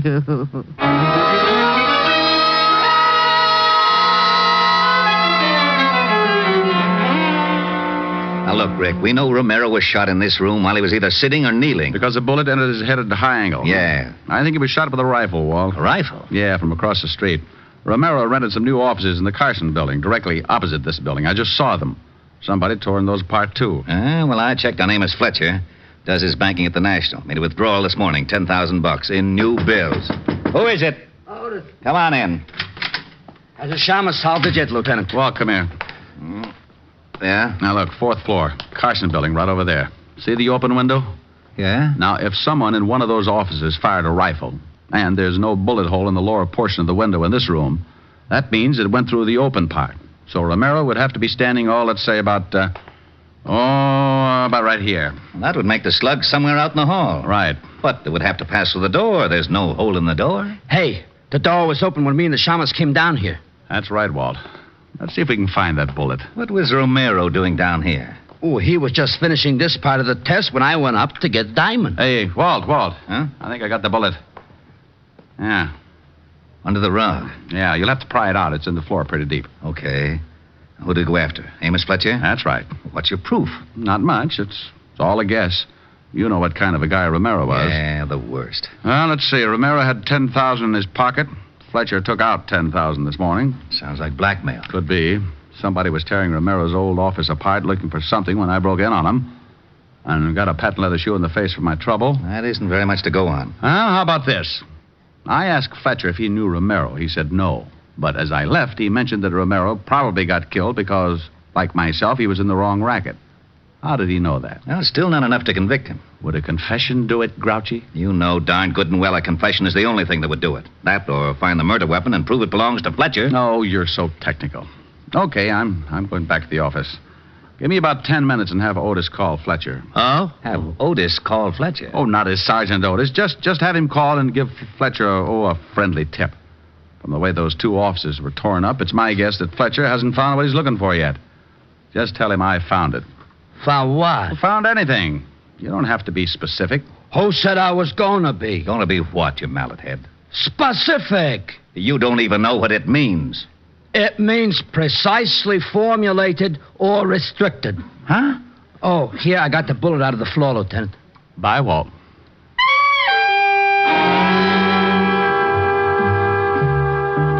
I left the precinct and headed back for Broadway in my office on the corner of 53rd. I knew that Amos Fletcher, the patent leather kid, was the boy we wanted. But whether or not he'd fall for the gag was a matter of luck. Luck is a big part of my business. So I went to my office and sat on behind my desk to wait. In case Amos Fletcher showed up, I wanted to be sure to be able to hold up my end of the conversation. So I took out my .38 and put it across my knees. Diamond Detective Agency. If you've slaughtered a dozen, no difference to me. 1 or 50, it's the same old fee. What kind of a remark is that, Shamus? What kind of remark did it sound like, Sergeant? I ain't got time to answer that. I called Fletcher. Good. What did you tell him? Well, I was pretty good, as a matter of fact. I disguised my voice like this, and I says, Amos Fletcher, and he says, yeah. So I says, just a little tip I thought you might want to know about. Richard Diamond has got that which you has been looking for. He found it in Romero's new offices. How was that, Shamus? Brilliant change of voice. You think it'll work? Put down the phone. You hear me, Shamus? You think it'll work? Hang it up. Hey, Diamond! Oh, that's better. All right, Shamus, let's have it. Have what? I haven't got time to play games. This time, you've got to believe me. This time, I'm unhappy, so hand it over. You're making it pretty tough, Fletcher. I'm going to make it a lot tougher. Oh. Oh, now, isn't that a pretty big gun to be carrying around? It's a little big, sure, but it does everything I want it to. Mm-hmm. A German Schmeischer, isn't it? That's right. Put a stock on it, and you could shoot it like a rifle. I'm going to count 3, and then I'm just going to shoot it. Now, why don't you be smart and give me the stuff? Let it ring. It might be a paying client. It might. Let it ring. You shot Pat Romero from his new offices across the street from the 5th Precinct, didn't you, Fletcher? Is that what you say? Yeah. What was he doing, blackmailing you? You gave him $10,000 sometime today. You know, you're talking yourself right into a long box. Why did you shoot him in a police station? I paid him the $10,000 and he handed me the stuff, and I thought it was a McCoy.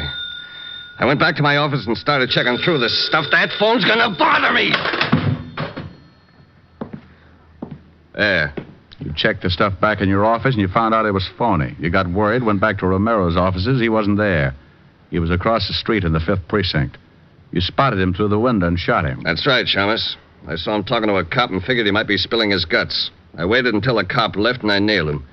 Now give me the stuff. You'll have to believe me, Fletcher. I haven't got it. Don't give me that. I got a tip. Sure you did. That was Sergeant Otis from Homicide. You're crazy. Am I? He said, just a little tip I thought maybe you might want to know about. Richard Diamond has got that which you has been looking for. What did Romero have on you? Some records. You know something, Diamond? I don't mind killing you at all. Drop it, Fletcher. What? I got Walt. Fletcher. How is he, Walt? Pretty bad. I didn't know you had a gun, Rick. Neither did Fletcher. Diamond! Yeah? Phone for a doctor. Hurry! I'll do it, Rick. Hey, who tore this phone out of the wall? Fletcher got tired of hearing it ring.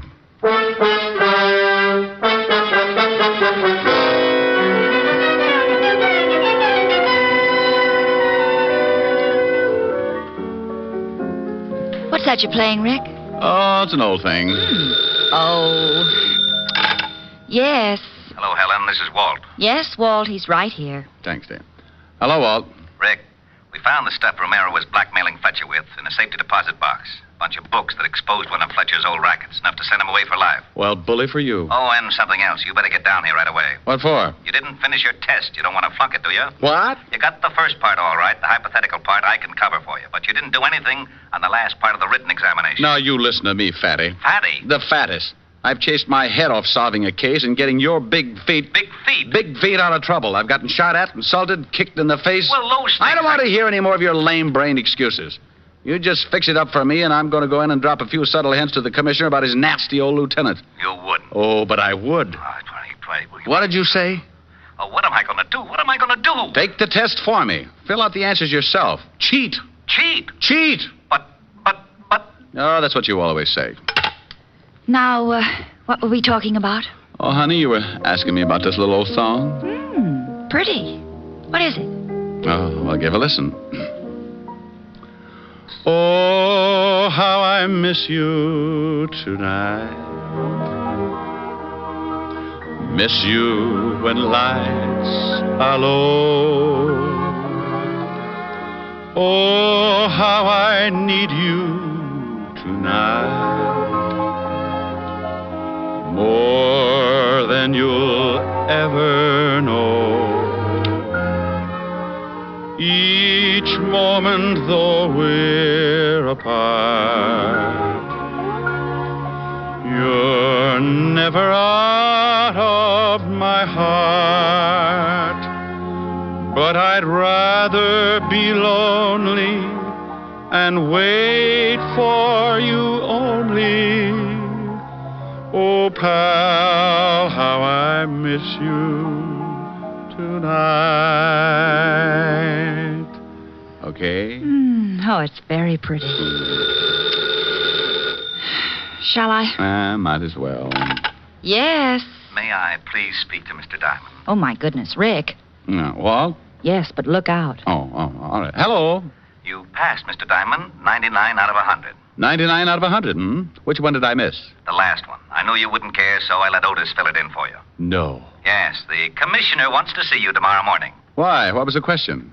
To what department does the cleanup squad belong? Well, what did Otis write for an answer? The Department of Sanitation. Tomorrow at 11, Rick. Au revoir.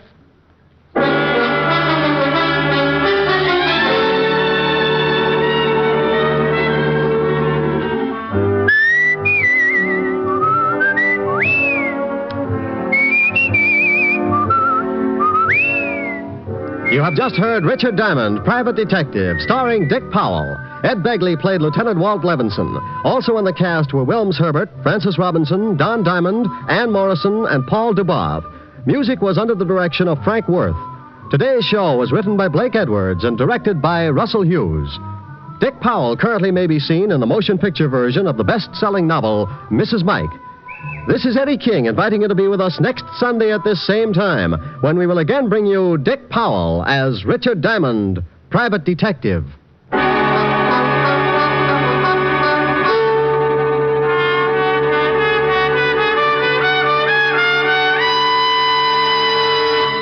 What's on NBC today? One of the finest programs in NBC's Sunday lineup of stellar entertainment is Theater Guild on the Air. Later today, be sure to hear Richard Widmark and Teresa Wright in the romantic comedy There's Always Juliet. That's Richard Widmark and Teresa Wright on Theater Guild on the Air today on this NBC station. Next, hear James Melton and Harvest of Stars on NBC.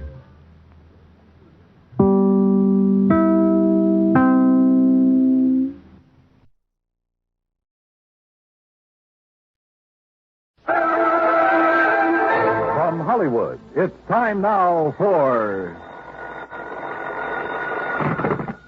Johnny Dollar. George Reed here. Well, good morning, George. Bad morning, Johnny. What's the matter? You remember Jediah Gillis? Eccentric old man loves animals? Sure. Well, for the second time, he's talked us into issuing a special coverage policy on an item he wanted insured. And for the second time, it's disappeared, huh? Right. I hope it's not another singing mouse. I'm afraid it's something worse. An articulate canine. Articulate what? Dog, Johnny. An articulate dog? You mean a talking dog? Yep. Oh, no.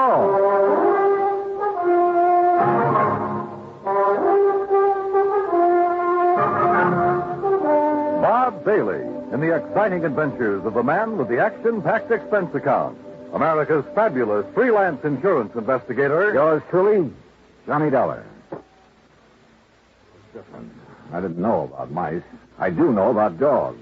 And I've never heard one yet that could say anything but rough. Well, maybe you haven't, but Michael Murphy has. Michael Murphy? Iron Mike Murphy, vice president of Milford Steel. Oh, what's he got to do with this? Well, he's the former owner of the articulating canine. Gillis bought the dog from him? According to this application, he did. When did it happen? About 3 weeks ago. First I heard of it was when Gillis called from New York asking for the coverage. How much insurance does he have on the credit? The maximum we'd allow, $7,500. 75.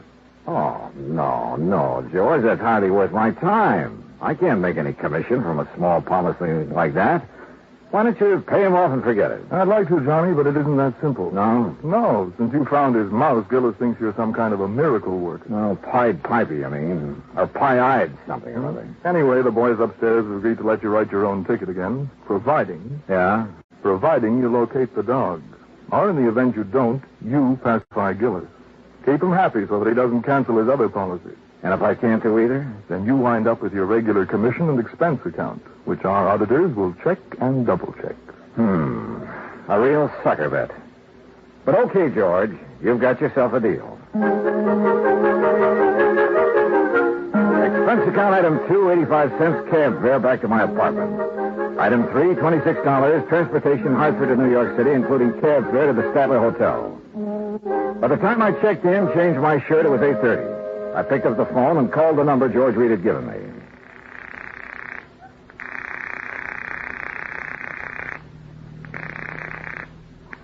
Hello? May I speak to Mr. Gillis, please? Johnny Dollar. Dad told me you were coming. Well, hi. Hi, is that all? I guess this is Marion. Yeah, I know. I had a hunch your father was staying at your place. Do you have my address? Sure have. 514 East 51st Street. Apartment 4C. Oh, yeah. Now you get right over here before everyone leaves. Everyone? Who all's there? Well, just friends. It's a celebration. What kind? I'll tell you when you get here. Now hurry. Right. Expense account item 4, $1.70 taxi from the Statler to the East 51st Street address. The entrance to the building faced toward Beekman Place, and one side of it looked out over the East River. I could hear the noise from apartment 4C before I stepped off the elevator. Marion had a good many friends, which figured because of her blonde hair, gray eyes, and a few other... Well, yeah. I pressed the buzzer and waited. I was about to press it again when a door opened further off down the hall. Hi. Oh, Marion. Here, Johnny. I hope you don't mind sneaking in through the kitchen. But Dad made it very clear that he wants to see you now and alone. Alone? Was that mob in there? He's waiting for you in the den. It's this way. How have you been? Oh, fine, just fine. Sounds like quite a party. It is.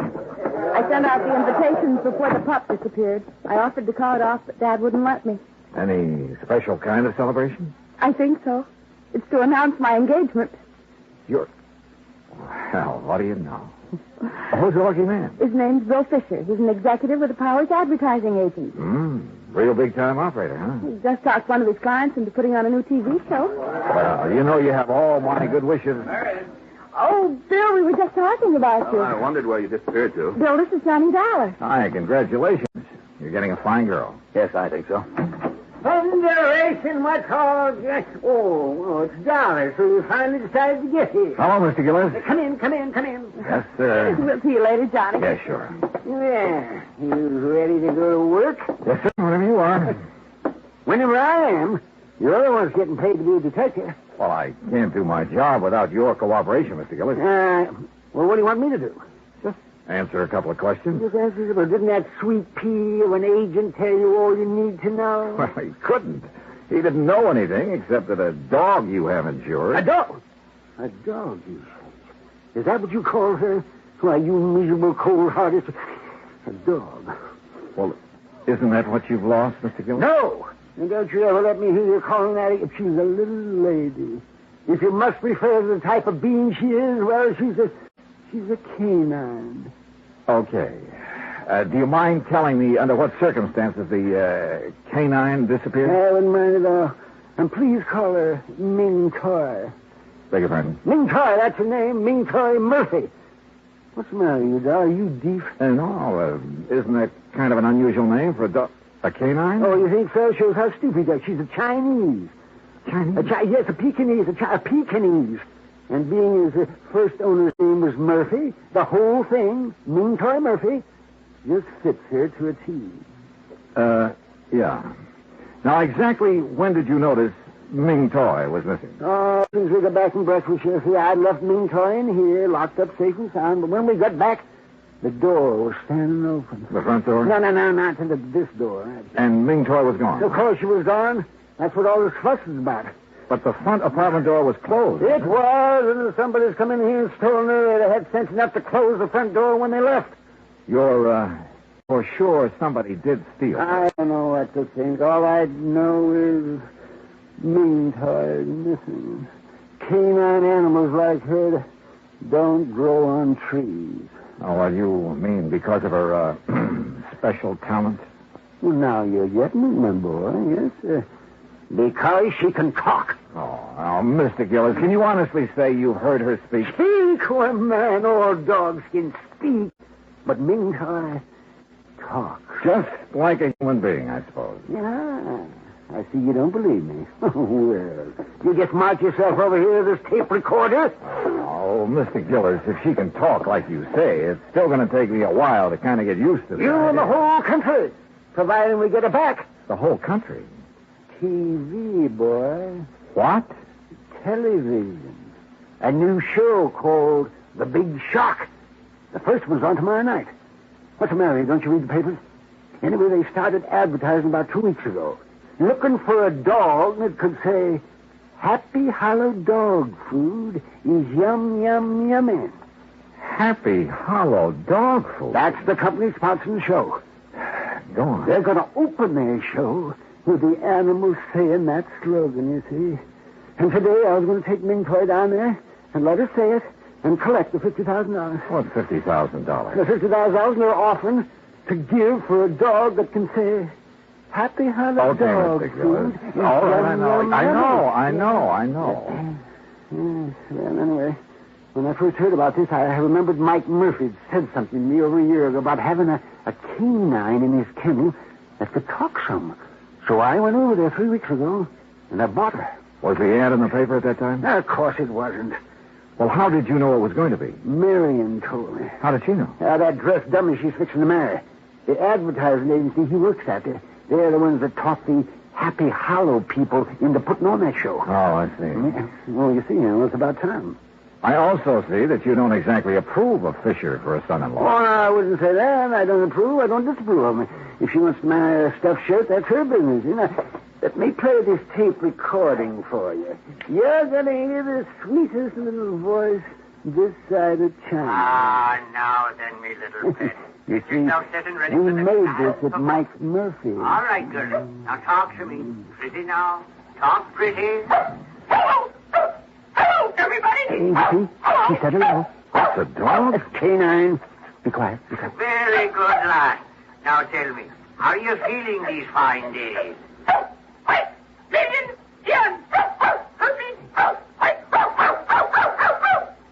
Hey, what happened? She saw a cat. What do you think? Oh. You still doubt she can talk, Nello? I think I'd like to see it with my own eyes. Have you put an ad in the lost and found columns of the papers? Of course. What about the people in this building? Well, I had Morris. He's the super. Put a note. Super? The janitor. They call him supers in the city. So what's the matter? Don't you know anything about it? I had to put a notice in each apartment telling them to be on the lookout for her. But so far, nobody said a word. And naturally, they wouldn't because she's not around here. She's been stolen. Oh, now, look, why would anyone want to steal her? They couldn't put stolen property on TV. Maybe it could have been somebody doing it for spite. Like who? Yes, like Iron Mike Murphy. That's who. He's been saying nasty things to me, claiming I cheated him out of Ming Toy. Well, did you? Of course I did. Mr. Gillis, is there any other possible way she could have gotten out of this room? Well, now, there's several... Oh, no. Huh? No, it hurts me just to think about it. Oh, dear. That window. Window? Yes. Oh, dear. Was that open yesterday morning? Yes, it was open. I forgot to close it. Oh, dear. Well, what's down below there? Nothing but the East River. I continued questioning him, making sure he'd given me all the facts. Then, after promising to take him along when I visited Iron Mike Murphy, I said goodnight and left. Expense account item 5, $1.70 for a cab back to my hotel. The next morning, I called Murphy and wangled an invitation to his Long Island home. At exactly 9 o'clock, I was in front of the Gillis apartment. Hey, mister. Yeah? You looking for Mr. Gillis? No, Mr. Gillis. You seen him? Sure. When they go out for their breakfast. Oh, yeah, I see. Do you pick up the trash and garbage from the apartments every morning? That's my job, senor. Well, what time do you usually hit this floor? The same time as now, about 9 o'clock. Do the Gillises go out for breakfast every morning at this time? Almost every morning. What about day before yesterday? When the little one disappeared, it was the same hour. Tell me, Morris, do you remember seeing anyone on this floor that morning? You know one who did not have a business here? But there was someone? See. Near the Gillis apartment? Where you stand, waiting at the meeting. Well, who was it, you know? Oh, no, I don't know his name. Yeah. He's such a nice gentleman, and he carried what I know was another present for Mr. Gillis. I told him they were out for their breakfast, and he went away. You still haven't told me who it was, Morris. My heavens, senor. Who else would bring Mr. Gillis such a pretty box or such a beautiful gift? Who else but the gentleman she's soon to marry?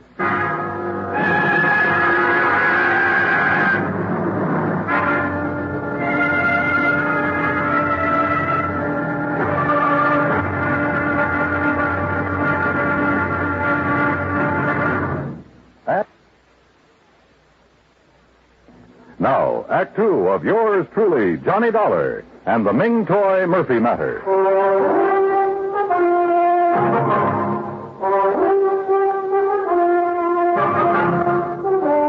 People in love usually keep odd hours, so I wasn't surprised that Morris, the janitor, had seen Marion Gillis's fiancée outside the apartment the morning the dog, canine, had disappeared.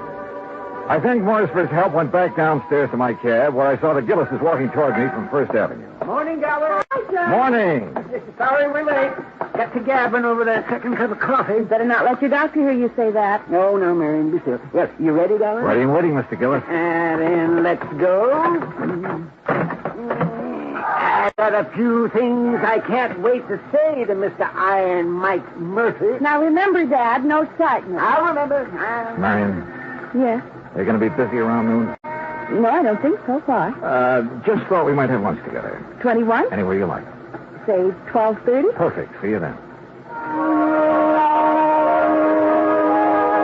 According to Mr. Gillis, Iron Mike Murphy didn't know that Ming Toy was missing, so it was going to be interesting to see his reactions when we told him.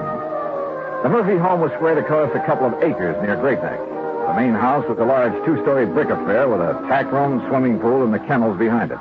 For Iron Mike pursued his hobby of raising Pekingese dogs. We found Murphy at the kennel. Well, Gillis, you lying, thieving devil. You hold your tongue, Mike. What are you doing out here anyway? I came along to help Mr. Dollar. He doesn't know you like I do, so he wouldn't be able to tell when you're lying like I can. I suppose you think that's funny. Dollar, you know what this man did to me? He stole a wonderful little dog right out from under me nose. And you stole her back. Well, what do you mean by that? You know what I mean. The day after you called me on the phone, you saw that ad in the paper. Well, the next day, somebody stole Ming Toy. And I'm sure it was you, you shanty Irishman. Why, you dirty-minded evil old man. I've half a mind to take a horsewhip to you for saying such a thing. Oh, you deny it, Ed? Of course I deny it. And you say it again, I'll deny it with me fist. Oh, is that so? Well, I whipped you when you were in the steel mills, and I can whip you now. Look out, fella. Oh, Mr. Gillis, remember what your daughter said. Defend yourself, Murphy. Mr. Gillis. Bring yourself at me, Gillis. Taxi! Mr. Gillis, please, Mr. Murphy. Here I come. Ooh. Justice triumph. Oh, Hey, driver, over here.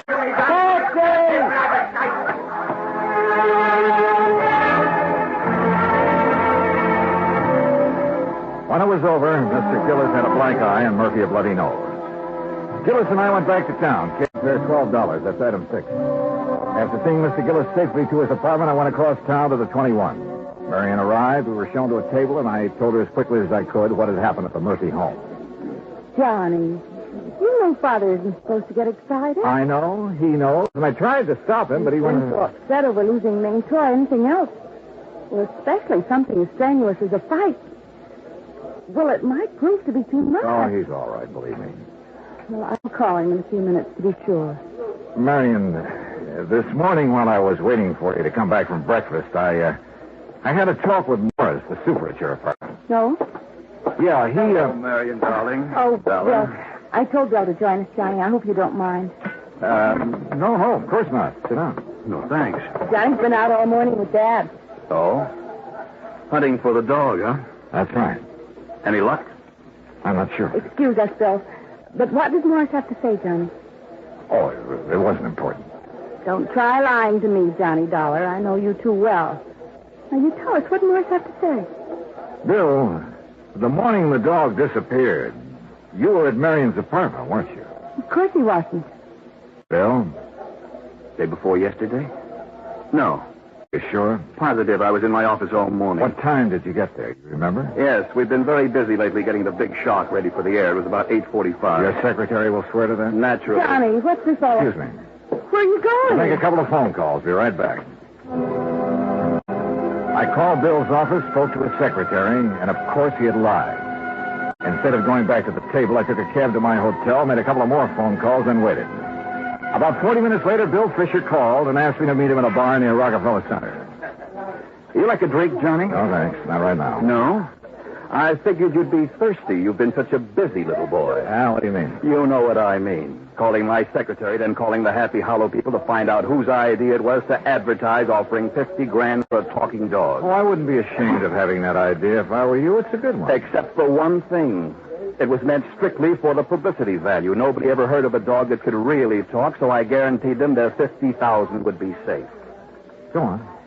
See, it was tough enough getting the Happy Hollow people to put a show on TV in the first place. They really don't have that kind of money. And if they'd had to pay out the $50,000 on top of everything else, well, that would be it. We'd lose their account. I'd lose my job. Uh-huh. So what did you do with Ming Toy? Well, naturally, since she could talk, I had to get rid of her. You understand that, don't you? How did you get into the Gillis apartment? That was easy. I'd been there the night before. When I left, I slipped the latch so the door wouldn't lock. When they went out to breakfast the next morning, I went in. I was going to put her in that box and carry her out, but she put up such a fuss, I just tossed her out the window. Into the river? Yes, Dollar, into the East River. But what can I do about it? After all, Ming Toy was only a dog. It wasn't like she was a person. Well, what can I do about it? I'm not sure. But whatever it is, I hope it's plenty. I left him there and walked down 6th Avenue. When I reached the corner of 51st, I called Marion and asked her to meet me in a little park near her apartment building. Somehow I told her, as simply and directly as I could. Well, it's kind of funny, isn't it, Johnny? I don't know. Isn't it? Sure. If I hadn't met Bill, none of this would ever have happened. Dad would still be feeling chipper. I might have been engaged to somebody else. Maybe even a nice guy like you. And why do things like this have to happen? I don't know, Marion. I just don't know. We were about a block away from her apartment when we heard the ambulance. We watched her turn into 51st Street, then stop. Then we were running. Johnny, it's Dad, I know it. No, you don't know any such thing. Oh. All right, folks, all right. Now keep back. Give the men room to work. Johnny, they're not going into the building. No, they're doing something out there in the middle of the street. Officer, what's happened? That sounds like a little girl's cot down there under the street. Under the street? Yeah, lady, in the drain pipe that goes down to the river. Are you sure it's a little girl and not a dog? You kidding? Dogs can't talk like that. Like what? Well, it sounds like she's trying to say something about a dog food being yum, yum, yummy. Get your fire, Marion. Yes, oh, yes. Excuse me. Hey, come back here. I joined the power and water men who had lifted up a manhole cover and put down a ladder. It didn't take us long under the street, just a couple of minutes. Then we climbed back out again. Johnny! Dollar, where is she? Where's my baby? She's still down there, Mr. Gillis. You left her. Dollar, she's not... No, sir, she's fine. Then why didn't you bring her back? Well, maybe you better look for yourself, Mr. Gillis. All right, I'll do just that. Dad, you can't. You just try stopping me, won't you? Come on, Dollar. Come on. Give me. Johnny. Careful now, Mr. Gillis. Yes. Watch your step here. Don't you worry about me. You just look out for yourself. Yes, sir, I am.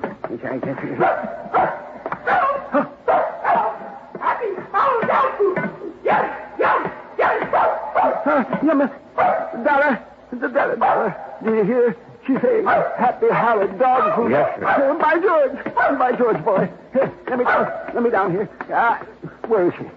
Where's my little sweetheart? This way, Mr. Gillis. Hello, you little rascal, you. Yummy. Careful now, Mr. Gillis. She's under this water pipe. This one right here. Yes, sir. You'll have to stoop down to see her. What's that mooing sound out? She. Well, I'll begin with it. Puppies are. Yes, sir. 6 of them. Yes, well, that little rascal. Puppies. So that's why she disappeared, huh? To have her family. She called me Papa. Papa. Well, you naughty little girl. By golly. Papa. Well, sir, by golly. Well, who'd have thought? I guess Ming Toy did, sir. Yes, he must have. Yes, indeed. Oh, Papa. Look, Johnny. I'm a grandfather.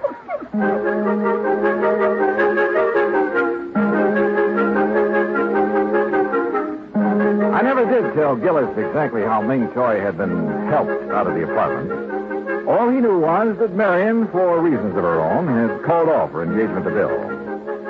Ming Toy spent a week in bed recovering from her ordeal, and naturally, since Gillis refused to let her appear on TV that night, the $50,000 went unclaimed. And, alas, the long-suffering public has yet to hear the dulcet tones of a talking dog named Ming Toy Murphy. Expense account total, including hotel, incidentals, and transportation back to Hartford, $225.70. Yours truly, Johnny Dollar.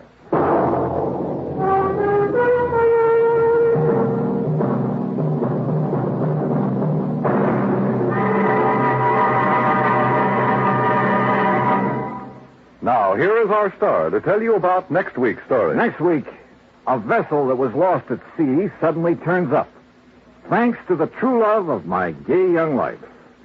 Join us, won't you? Yours truly, Johnny Dollar.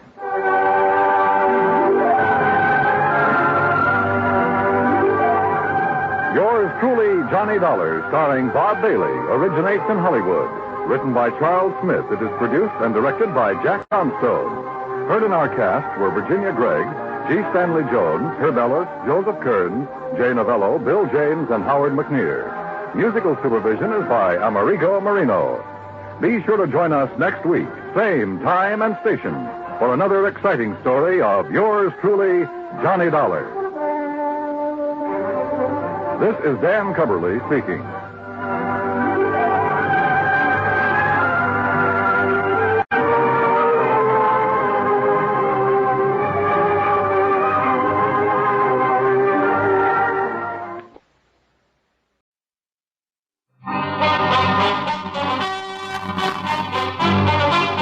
Diamond, Private Detective, starring Dick Powell.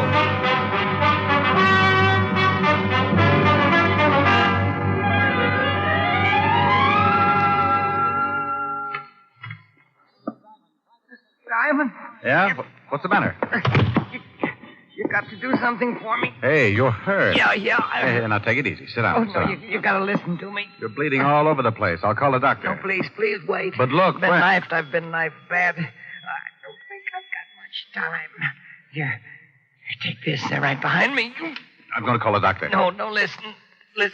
Key, West, get envelope to the... Oh. Hey, you. Oh, no.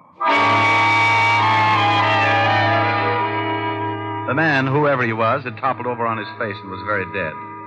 He handed me a plain white envelope, sealed with no address on it. I went over to my desk to put in the called homicide when I heard someone moving around in the hall. I turned and saw the shadow of a man silhouetted against the glass section of my office door. I grabbed a pen and hurriedly scribbled the address of Lieutenant Walter Levinson, 5th Precinct Homicide, on the envelope, stuck a stamp on it, then headed for the hallway. I was about to open the door when the shadow was joined by another one. They opened it for me. Excuse me, gentlemen. Wait a minute. We want to ask you Later, something. later. I got to mail a letter. Hey, stop him! Don't let him mail that thing! They were both big men and could run. I beat them to the mail chute by a split second and dropped the envelope. They made a dive for it, and when they missed, they forgot it and started concentrating on me. Diamond?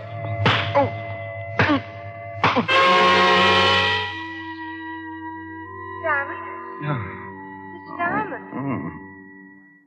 Diamond, please try and sit up. What won't happen to you? Oh, where are your wings, honey? You look as though someone had beaten you up. No, don't be silly. It's the latest thing. Hey, I'm back in my office. I found you lying here. You want me to call a doctor? No, call homicide. Is someone dead? Certainly. That guy right over... What guy? Oh, dandy. Well, honey, there was a guy. In fact, he was lying just about where I'm lying, and he was dead. Look, you can see the blood. I thought that was your blood. Oh. Rather than try and convince you, maybe you'd like to tell me why you came up to see me. Well, my name's Nancy Lang. I want to hire you. To do what? I'm giving a big party tonight, some very wealthy guests. I just want someone around to keep an eye on things. Well, I'd like to help you, but I've got a bit of a problem with a missing body. Oh, that's too bad. I was prepared to pay you $500 for the evening. $500? Well, so a body gets lost.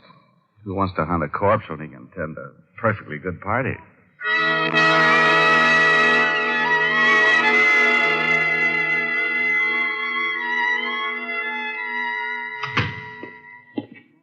Well, good afternoon, Sergeant Otis. Oh, how are you, Diamond? Still breathing. Why don't you try it sometime? Oh, go jump in the lake. Only if you'll lend me one of your shoes to paddle around in. No. Hello, Walt. Hi, Rick. Oh, no. What happened to you? Well, two charming gorillas used me for a fast game of squash. Who were they? Never saw them before. But I got a hunch they killed the guy. Let's have a look at your mug file. I gave Walt the story and told him about the mysterious envelope he would be getting in the mail. But after 2 hours of checking the rogues gallery, we came up with nothing.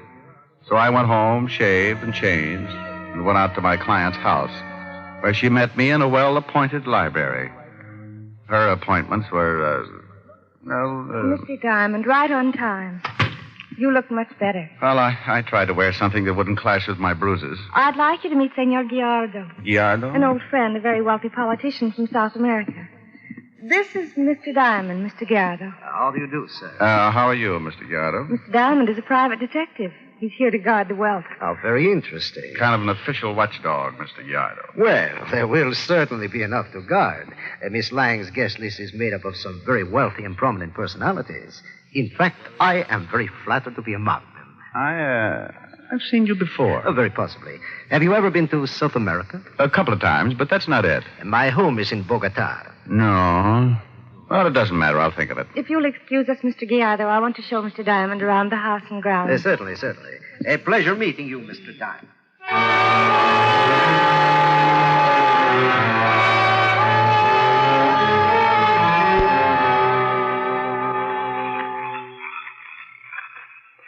The house was my father's. He died several years ago. He used to love this garden. It's beautiful. Smell the jasmine? Yes. What made you become a private detective? Oh, I don't know. I make a pretty good living. My own boss. I was a cop for a long time. I like to work. That's quite a fountain. Trying to give Rockefeller Center competition? It looks beautiful with the lights on. There. Yes, it certainly does. You're not the type to be a private detective. Oh, I'm definitely the type. Sure, like everything else, it gets dull sometimes, but when things start popping, it can get pretty interesting. Like this afternoon? Getting beaten up? The man you said was killed in your office? Well, he wasn't killed there. He just died there. Besides, how many guys can wake up lying on their office floor and have a beautiful girl offer them $500 to come to a party? I see what you mean. Don't you think you'd better get back? Your guests are probably arriving. Yes, I'll switch off the fountain light. Why don't you leave them on? My father used to sit and watch it for hours. I don't like to show it to everyone. Kind of like a part of the garden died. You certainly are a strange man. Never noticed myself. Well, I have. I like you. Where did you meet Mr. Gallardo? In South America. He was a good friend of my father's. Wealthy politician. That's right. Mr. Diamond. It's Rick. Rick. Yeah. Oh. I think we'd better go back to the party.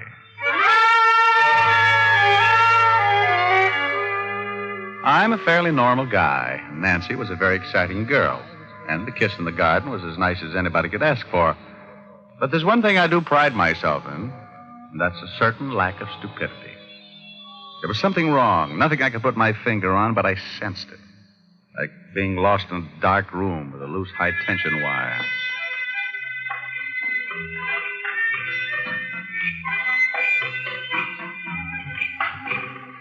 I circulated around, and nothing out of the ordinary happened.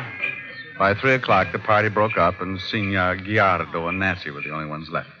A most enjoyable party, Miss Lang. Oh, thank you. It was nice of you to come, Senor Gallardo. Well, I must say good night.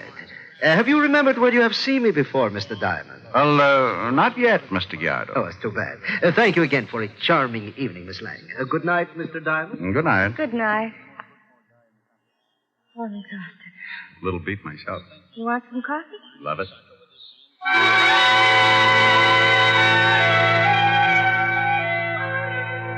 We had some coffee, and Nancy drove me home. I kissed her goodnight and left with a promise to call. As I reached my floor, I could hear my phone ringing. I opened the door and stumbled into the biggest mess I'd seen in a long time. My room was a wreck. Someone had torn it to pieces. Yeah? Diamond? It's 3:45 in the morning. What do you want, Fatty? We fished a body out of the river about an hour ago. Died from a knife wound in the back. Did he fit the description of the guy who died in my office? This one didn't fit any description. Someone was very careful to fix his face so we couldn't identify him. Check his fingerprints? You're playing around with some pretty gory individuals. They amputated his fingers. Oh. Somebody's given my room a good going over. Really took it apart. It's an odds-on bet they were after that envelope. And when you get it tomorrow morning, give me a call. It might tell us everything we want to know. Okay. Walt, you ever heard of a man named Gallardo? South American, supposed to be mixed up in politics? No. Why? Nothing. I met him at the party tonight, and What's the racket? You met this guy at a party and did what? Rick, what's the matter? Rick! Who is this? This is Lieutenant Levinson. Who is this? Mr. Diamond is unconscious. What? And if you ever want to see him alive again, listen carefully. Okay, go ahead. From Mr. Diamond's conversation, I understand you are to receive the envelope. When you do, go directly to the Staten Island ferry. Ride on it, all day if necessary. A man will meet you and pick up the envelope. Be alone. Do not notify the police, or Mr. Diamond will surely die.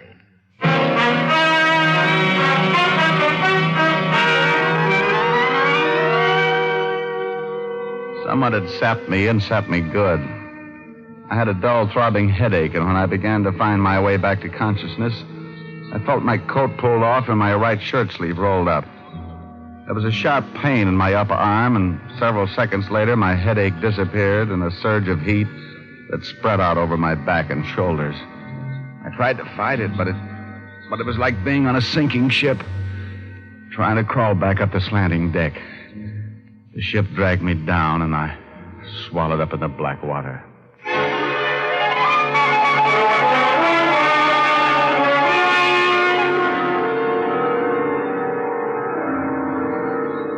The next thing I remembered was a blinding circle of light overhead, like the sun if you were looking at it through a sheet of wrinkled cellophane.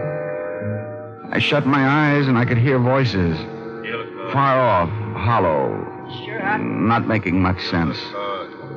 The light hurt my eyes, but I couldn't seem to shut it out. So I tried to relax and wait, give the drug time to wear off.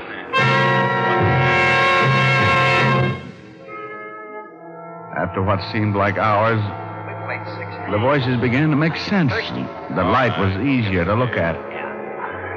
It was just a plain ceiling lamp. Hey, you want a As sandwich? the feeling in my fingers began to return, I realized I was lying on a bed. There's a restaurant on the corner. I won't be more than 10 minutes.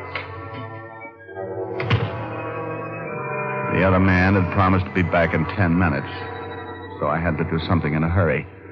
I kept tightening my muscles, trying to get the circulation back. I had to make a try. I wasn't sure of my strength, but I had to try. I rolled off the bed. Hey! Hey, coming out of it, huh? Trying to break your neck? He leaned down to pick me up, and I hit him just below the Adam's apple with the side of my open hand. The man choked and turned blue. He grabbed for his shoulder holster, and I kicked out with both feet. He doubled over and fell on his face. The effort had put him out of commission, but I was exhausted. I grabbed his gun, staggered for the door. But getting out of that room was like wading through an acre of glue. I made the hall somehow and started down the steps. I met the other man coming up. His arms were filled with beer and sandwiches. I shot him right through his dinner.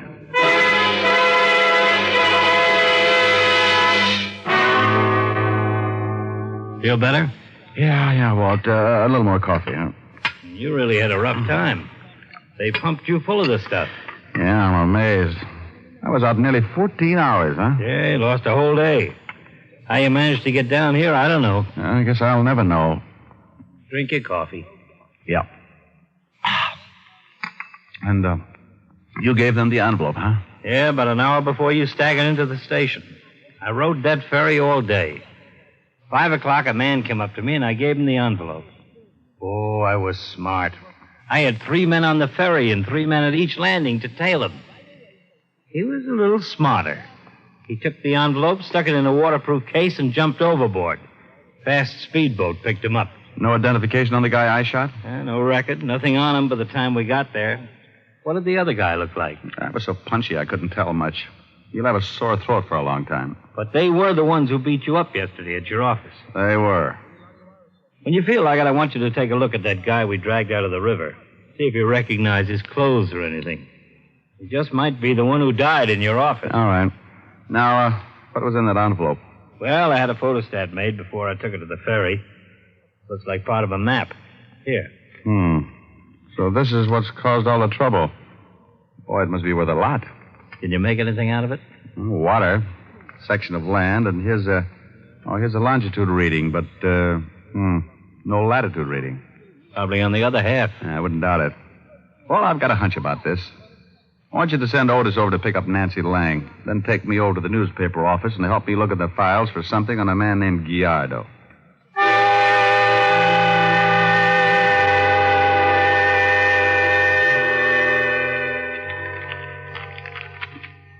You know what you're looking for? Yeah, this guy Gallardo, Senor Gallardo. I know I've read about him or seen his picture.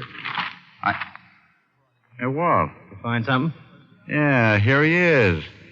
But his real name isn't Gallardo, it's Ortiz. Yeah, look at those headlines. Julio Ortiz assassinated. Rebel leader killed after plot to take over government failed. Yeah, listen to this. Ortiz was expecting a large amount of American dollars to finance his army. Although the rumor is not confirmed, it was reported that Ortiz shipped $1 million in gold bullion to someone in the United States. The plane was supposed to have crashed, and it is interesting to note that the recent plane crash in which 2 American pilots escaped, John Bishop and Bernard Combs, were found floating off Key West. Key West? Holy smoke, that's what the guy in my office tried to tell me. He said Key West before he died. Huh. Walt, don't you see? Ortiz is still alive. Maybe those 2 pilots double-crossed him. He hid the gold. That's what that map is all about. I'll lay 8 to 5 that man you've got down in the morgue is one of those pilots. John Bishop or Bernard Combs. I'll have the FBI send us the files on both those guys. If one of them is John Bishop or Bernard Combs, we won't need fingerprints nor a face. We'll check their dental records, birthmarks. Let's get back and see if Otis has got the lovely Nancy Lang.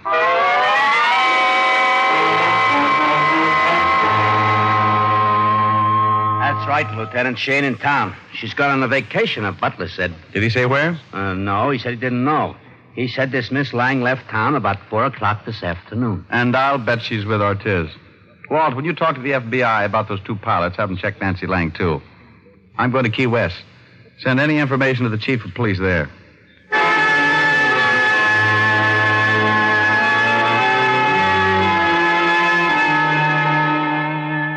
Well, I'm glad to know you, Diamond. We just got a teletype from a lieutenant identifying the body. It was Bernard Combs, one of the pilots. Well, here's the half of the map. Tell me, does that look like any section of coastline around here? Well, now, that's hard to say. I'll have it checked. You ever heard of a man named John Bishop? He's the other pilot. Oh, sure. When them 2 boys was found floating around, they brought them into Key West. Mm-hmm. They was in the hospital here a couple of days. Bishop still lives in Key West. Well, I hope so. He may have died here very recently. And you think this here Ortiz is in Key West, too? I'll bet on it. He wants the other half of that map and may have it by now. He's got to go after that gold. He'll need a boat and some diving equipment. Well, what makes you think the gold's in the water? This map's got a shoreline, too. Well, those 2 pilots couldn't carry $1 million in gold bullion. It either went down with the plane or they dumped it and then bailed out and let the plane crash. Well, I'll get Bishop's address. We'll go over and have a talk with him.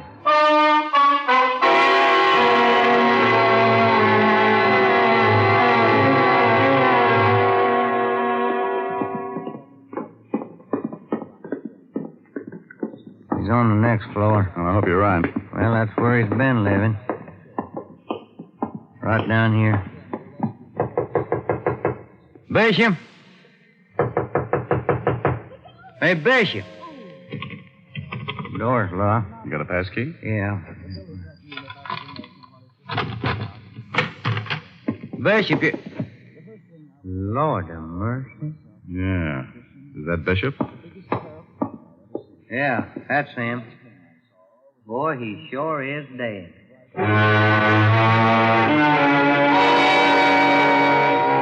Well, that accounted for the 2 pilots. So now all we had to do was find Julio Ortiz. It figured he now had both sections of the map, and his next move would be to hire a boat and diving equipment. There weren't many places in Key West where a man could rent a boat and diving equipment. So the chief rounded up his men, and we all started checking. It didn't take long. No, Captain. Party hiding my ship ain't come back yet. We ain't due to sail for now. What did the party look like? Pretty girl. Can't figure what she wants to go diving for, but I just ran him to keep my mouth shut. Probably Nancy Lang.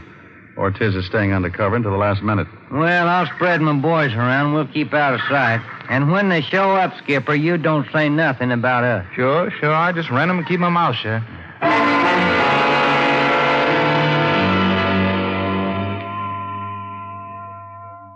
About ready for that boat to sail. Well, they'll wait till the last minute.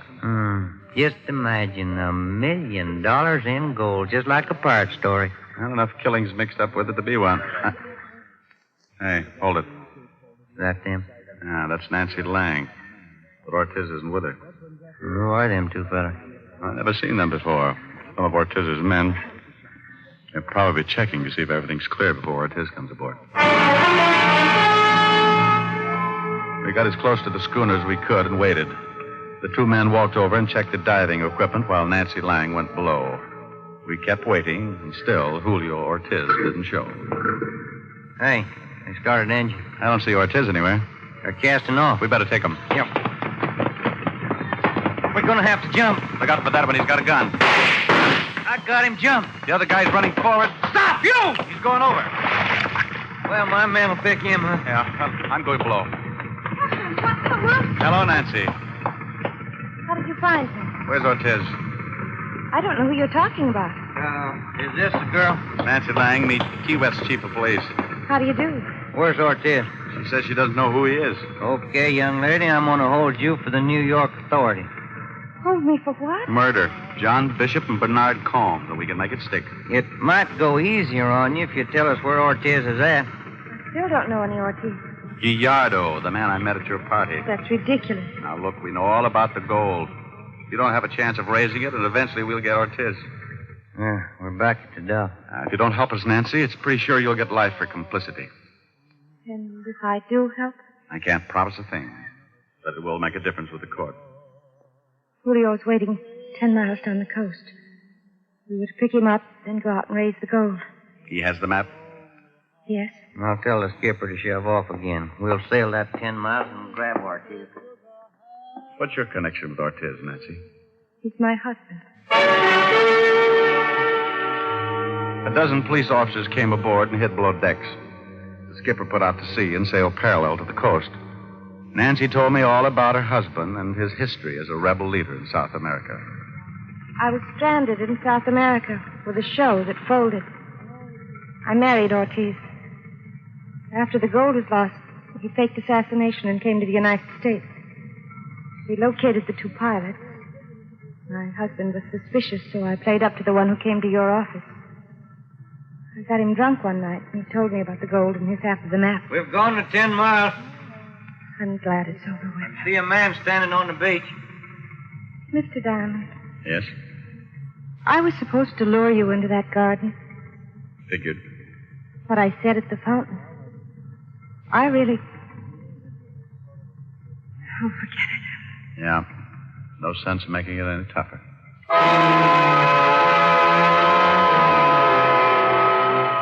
We pulled into a cove and got as close to shore as possible. Then we swung a dinghy over the side. The chief and I climbed in behind Nancy.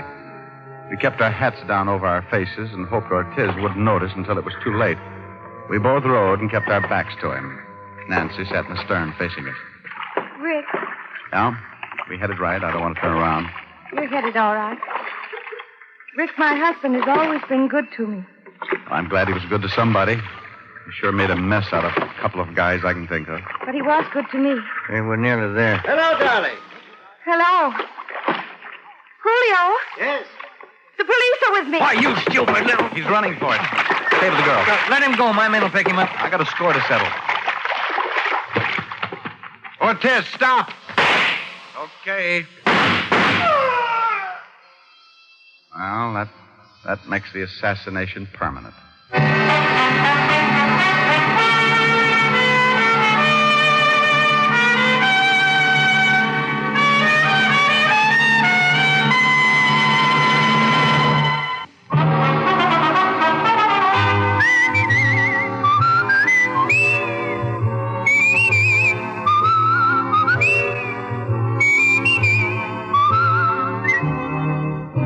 Richard Diamond, Private Detective, stars Dick Powell in the title role and was written by Blake Edwards with music composed and conducted by Frank Worth. This is Bill Foreman speaking. Richard Diamond, Private Detective is transcribed in Hollywood by Jaime Del Valle.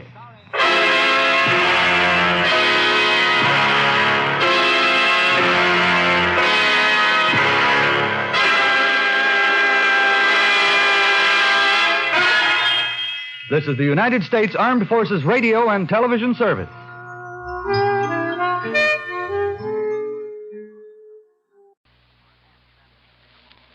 From Hollywood, it's time now for... Johnny Dollar. Fred Larkin, Johnny. New Jersey Fire and Casualty. Hope I didn't get you out of bed. Well, you sure did, Freddie, but how are things at Trenton? In Trenton, fine.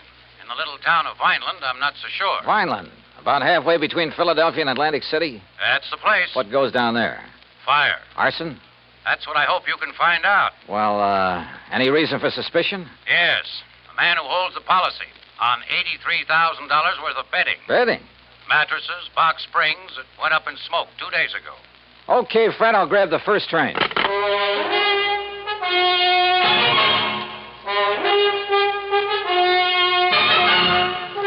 Bob Bailey in the exciting adventures of the man with the action-packed expense account. America's fabulous freelance insurance investigator. Yours truly, Johnny Dollar. And now, Act One of Yours Truly, Johnny Dollar.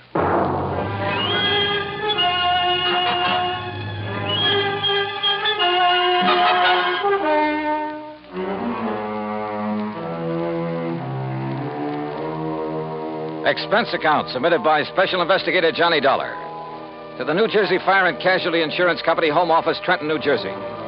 Following is an account of expenses incurred during my investigation of the Smoky Sleeper Matter.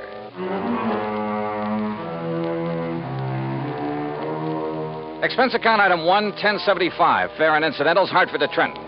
Item 2, 80 cents taxi to Fred Larkin's office on West State Street. He lost no time in getting right to the point. That's right. 83,000 total loss. Well, who's filed the claim, Fred? Name is Ben Murray, sole owner and manager of Ben Murr Furniture Sales in Philadelphia.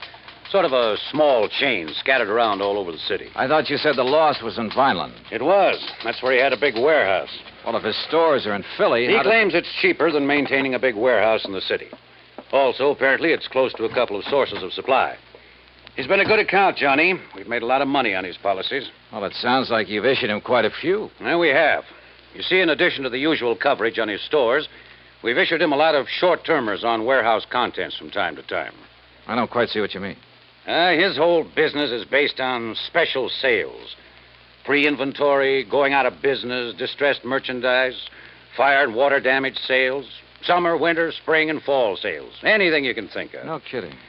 Periodically, he loads up his Vineland warehouse with stuff he's accumulated for the next big sale, and we insure it. This time it was $83,000 worth of box springs and mattresses. Wow, that's a lot of betting for just one sale. Don't worry. He'd have got rid of it. His salesmen are the sharpest bunch you ever saw. Too sharp, if you ask me. Almost like a bunch of con men. You know what switching means in the retail trade? Isn't that when they advertise a well-known item at a very low price? That's it. Then when you try to buy it, they just happen to have sold the last one. That's it. But by that time, they've got you in the store where they can use the high-pressure pitch to sell you some inferior item at an even higher price. And on a no-return basis. Yeah, by the time the customer gets wise, it's too late. Exactly. I suspect they're not above using the label switch, too. You know, have some local manufacturer make up a cheap item, then put a nationally recognized label on it, or a pretty good copy. My, what nice clients you have, Freddie. Well, what can we do, Johnny? As long as we don't catch them red-handed in something that directly affects us. Well, you don't need to write any more policies. The company says different. At least until such a time as they try to pull something on us, or we find proof of such doings. I see. Oh, where'll I find this Ben Murray? Either at his main office in Philadelphia or down in Vineland, looking over what's left in the shell of that warehouse. On what exactly does Murray base the amount of his claim? Face value of the policy, which in turn was based on the cost of the goods to him. Huh? You mean you used the figures he gave you? Hardly. We got the figures from the actual bills sent him by the manufacturer. Well, I wondered. I don't blame you. No, Johnny, that $83,000 is exactly what the mattresses and box springs cost him. It was a special order from one manufacturer, made up especially for one big sale. Can your secretary check on Murray's whereabouts for me? Sure. All right, then let me use your phone. I may be able to save us all a lot of time, labor, and soap.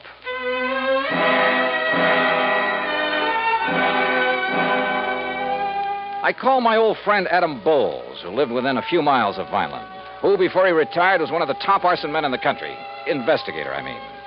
He wasn't home, but I left word for him to drive to Vineland and meet me in the lobby of the East Landis Hotel whenever I got there. Meanwhile, Fred's secretary had learned that Ben Murray was in his Philadelphia office. Expense account item 3560 for a train to Philadelphia and cab to the main office of Ben Murray Furniture Sales. The place was a madhouse. Okay, Dollar, go ahead in. It's that first office on the right. Thanks. And listen. Oh, wait a minute. Sales department, call me back. I'm busy. Listen, Dollar, if you can get a word in edgewise with Ben, ask him where's the contracts for that West Philadelphia deal, will you? Oh, sure. Sales department. Yeah? I'll turn a hose on some of that stuff and call it a flood sale. Something like that. Make the picture in that advertisement look good, see? Put a lot of stuff around. Pictures on the wall, rug on the floor, stuff like that. Yeah, make the suckers think they're getting a 25-piece dining room suite, not just a table, 4 chairs, and 20 crummy dishes. Dollar, sit down. Thanks. Yeah, make it look like they'll be getting everything they see in the ad. Yeah. Now'd you get them sofas in from Sterling? Okay. Put a price ticket of $95 on them. And then mark it down to $49.95, and we'll clean out the whole... Mr. Murray. Huh? He what? Sterling charges $25 for those lousy sofas. Listen, we're giving them $22.50 for them, except for the demonstrator we show on the floor, the good one. Who does he think he is telling me the price he's going to charge me? Oh, the lousy bunch of chiselers trying to hike the price on me. Boy, what a business. From the looks of that outer office, you've got plenty of it. Yeah, volume, Dollar. That's what does it. I work on a narrow margin, see? Oh. Yeah, sometimes I even lose money, just to keep the volume up. I got 9 stores, see? They're all over Philadelphia. Hey, Ben. Yeah, what's the matter now? Pine Street wants to know the sale prices on those 3 grades of Night Cloud mattresses. What'll I tell him? What are the cost prices? All the same, $13 a piece. Cost us $13, huh? Well, price them at $39.95, $49.95, and $69.95. Okay, Ben. Hey, Larry. Narrow profit margin, huh? And now, look, Dollar, your card says you're an insurance investigator. That's right. Well, if it's about that fire I had down in Vineland a couple of days That's ago... exactly what it's about. Well, let me tell you something. Yeah, what is it? Oh, yeah? Well, listen. Hey, pick that other phone off the hook, Dollar. That noise is killing me, will you? Why not? I might learn something. Well, you tell him I don't care if he's the Department of Internal Revenue in person. Hello. We pay Hey, for protection Ben, against guys I like got a him, dame here in and the he'll look store at and whatever found set out of that books bed we want sent him to her look wasn't at. the Hear same that? one she saw on the floor. Well, no. Wait just a minute. She threatens to go see the Better Business Bureau. Well, look, this isn't Ben. Huh? That's what I mean. Just hold on a minute, will you? Hold on. And you tell that bookkeeper we got there, he either keeps the books the way I tell him, or either he... well, look, I'll call you back, see? Did you hold that call for me, Dollar? Yeah, here. Yeah. Hello? Yeah? Yeah? Well, don't take any chances. Give her anything she wants. Give her the one she saw on the floor. Go out and buy her one, a good one. Just make her happy. Keep her from... well, you know what I mean. Yeah. Troubles. Well, now, look, Dollar. You think there was anything wrong with that fire, you prove it, I'll give you this whole business. What do you think I am, a crook? I haven't said that yet.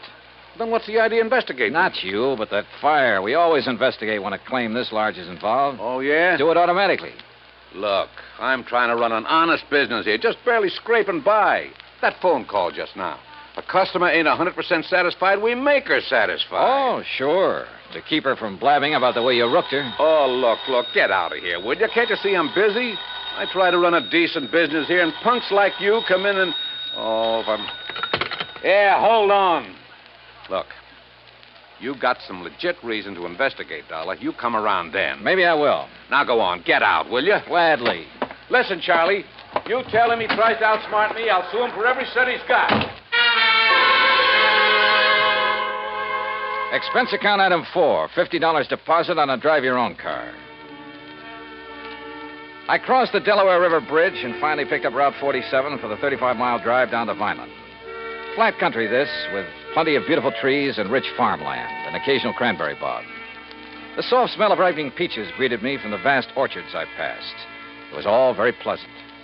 Certainly a complete contrast to the noisy, unhealthy joint I just left. And I could see only too plainly why Fred Larkin suspected arson in the warehouse fire. Sure. If a character like Ben Murray didn't resort to arson, he'd feel he was missing a good bet. Proof of arson, however, is a different matter, and not always easy to come by. That's where I wanted the help of Ed Bowles. But Ed hadn't got to the hotel when I arrived in Vineland, so I drove over to the police headquarters at 610 Wood Street, a block north of Landis Avenue, the main drag. There I found Sergeant Louis Tomaso, who'd been working on the case. Be glad to take you over there, Dollar. Just the other side of Chestnut Avenue. That's over south of town. All right, Sergeant, I'd like to see that warehouse, or what's left of it. Oh, there's plenty left of the warehouse. All metal construction. Come on. That in itself might make it hard to spot arson. Dollar, we went over that. Lieutenant, Mr. Dollar and I are going out to the Benmer warehouse. We went over that place with a fine-tooth comb, both during and after the fire. Came up with nothing, huh? Nothing that would give any cause for suspicion. Sergeant, do you know a man by the name of Adam Bowles? I certainly do. He's been giving me a lot of help with this. You know, just to sort of keep his hand in. And he's found nothing? Not a thing. But of course, he's the kind that never gives up. Yeah. Well, let's get on over and take a look at that place.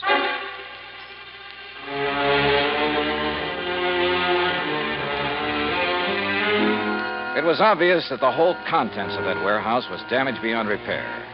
And apparently the big steel building had been packed to the roof. I looked over some of the damaged mattresses very carefully, sometimes with the aid of my pocket knife, and I learned some rather interesting things. Things that showed the best possible reasons for wanting to burn up a lot of merchandise like this. Wow. Well, have you seen enough, Mr. Dollar? Yeah, I guess so. But I still want to talk to Adam Bowles. So let's go on back to Wait town. a minute. Looks like Ed pulling up in that car there. Huh? Oh, so it is. Hey, Ed. What? Johnny! Yeah, well, hi, Ed. Sergeant, don't tell me you'd sent for a half-wit like Dollar. Just a minute now, Stinky. Why, the greenest rookie on the force would get further. Ed, I'll brain you. You two know each other. Are you kidding? Johnny, how are you, baby? Great, just great. You got my message, huh? Yeah, but I hereby inform you that, as usual, you got here too late. Oh, is that so? When I found out you were coming, I decided I'd better get to work, if only to show you up. So I did, and I found out who started the fire. Well, I've got a pretty good suspicion myself. Who did it, Ad? Poor old Jerry Cumber. Who? Jerry? The old town ne'er-do-well? Yep, that poor, foolish old wino. Well, how'd it happen? Oh, he was just wandering around that night, as he often does, with a bottle to keep him company. Found the back door of the warehouse open, thought he'd take a little nap, or rather sleep it off. He certainly had his choice of nice soft beds. Yeah, so he went to sleep with a lighted cigarette in his fingers. And there you have it. And the funny thing, Sergeant. Yeah? Only charge you can really hold the old bum on is being drunk and disorderly. And, of course, trespass. What? Well, you look it up. You'll see I'm right. As for you, Johnny, you can just go on back to your company and tell them to pay the claim. Oh, that's so? Yes, sir. Case is closed. At least for you. That's where you're wrong. Huh? After a couple of things I heard at the Benmer office, plus a couple of things I've seen here, Adam, I think this case is just starting for me.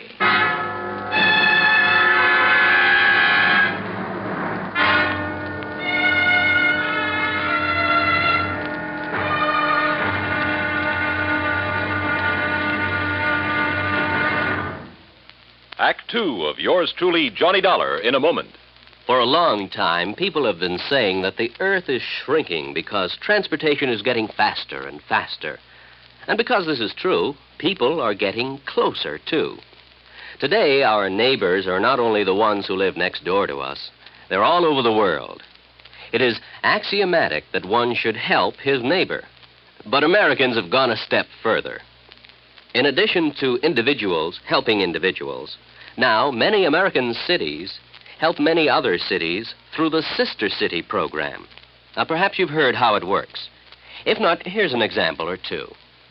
In the fall of 1959, a large area of Nagoya, Japan, was struck by a devastating typhoon.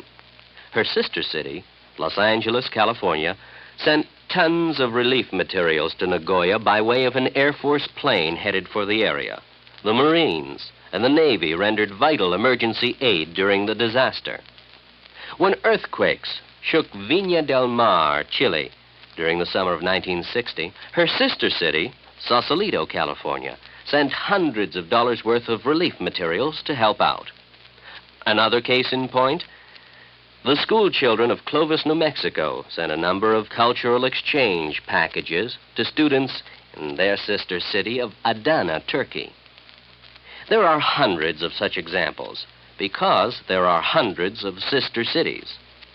By using this means of diplomacy, friendship and understanding have increased throughout the world and paved the way for permanent freedom, the right of all men everywhere. And now, Act Two of yours truly, Johnny Dollar, and the Smoky Sleeper Matter.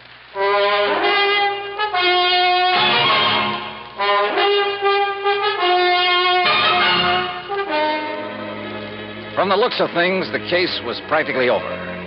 The fire at the warehouse full of box springs and innerspring mattresses had been accidental.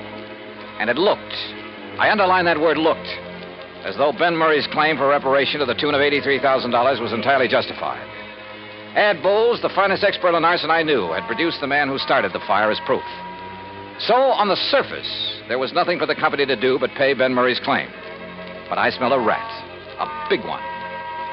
Expense account item 5, 75 cents for a person-to-person call to Fred Larkin in Trenton. Well, Johnny, if you're satisfied with Bowles' conclusion that it wasn't arson, well, that's that. We'll have to pay off the claim. What if I could prove fraud? Fraud? What do you mean?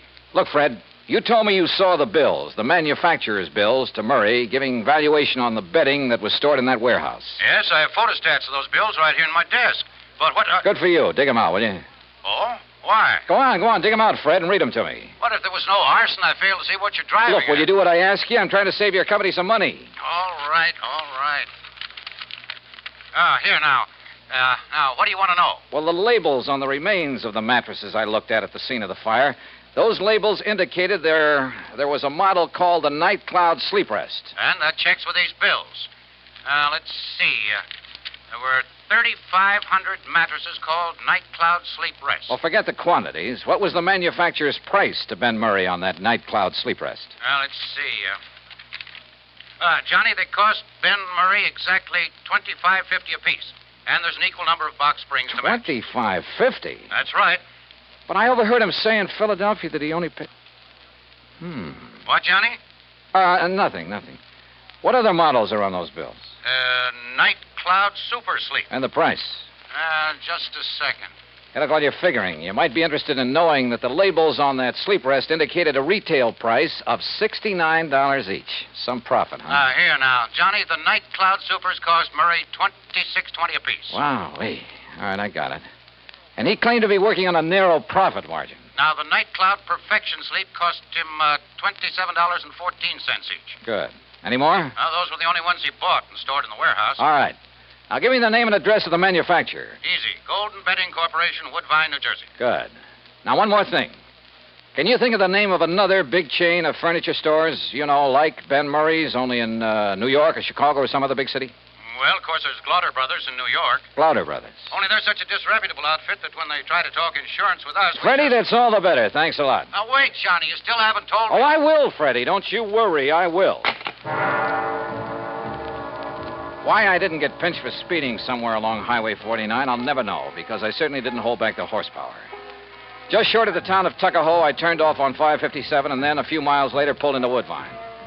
Although it's a small community surrounded by farms, it boasts a big hat factory, a couple of clothing factories, a vast, sprawling state institution, and on the far edge of town, the Golden Bedding Corporation's huge plant.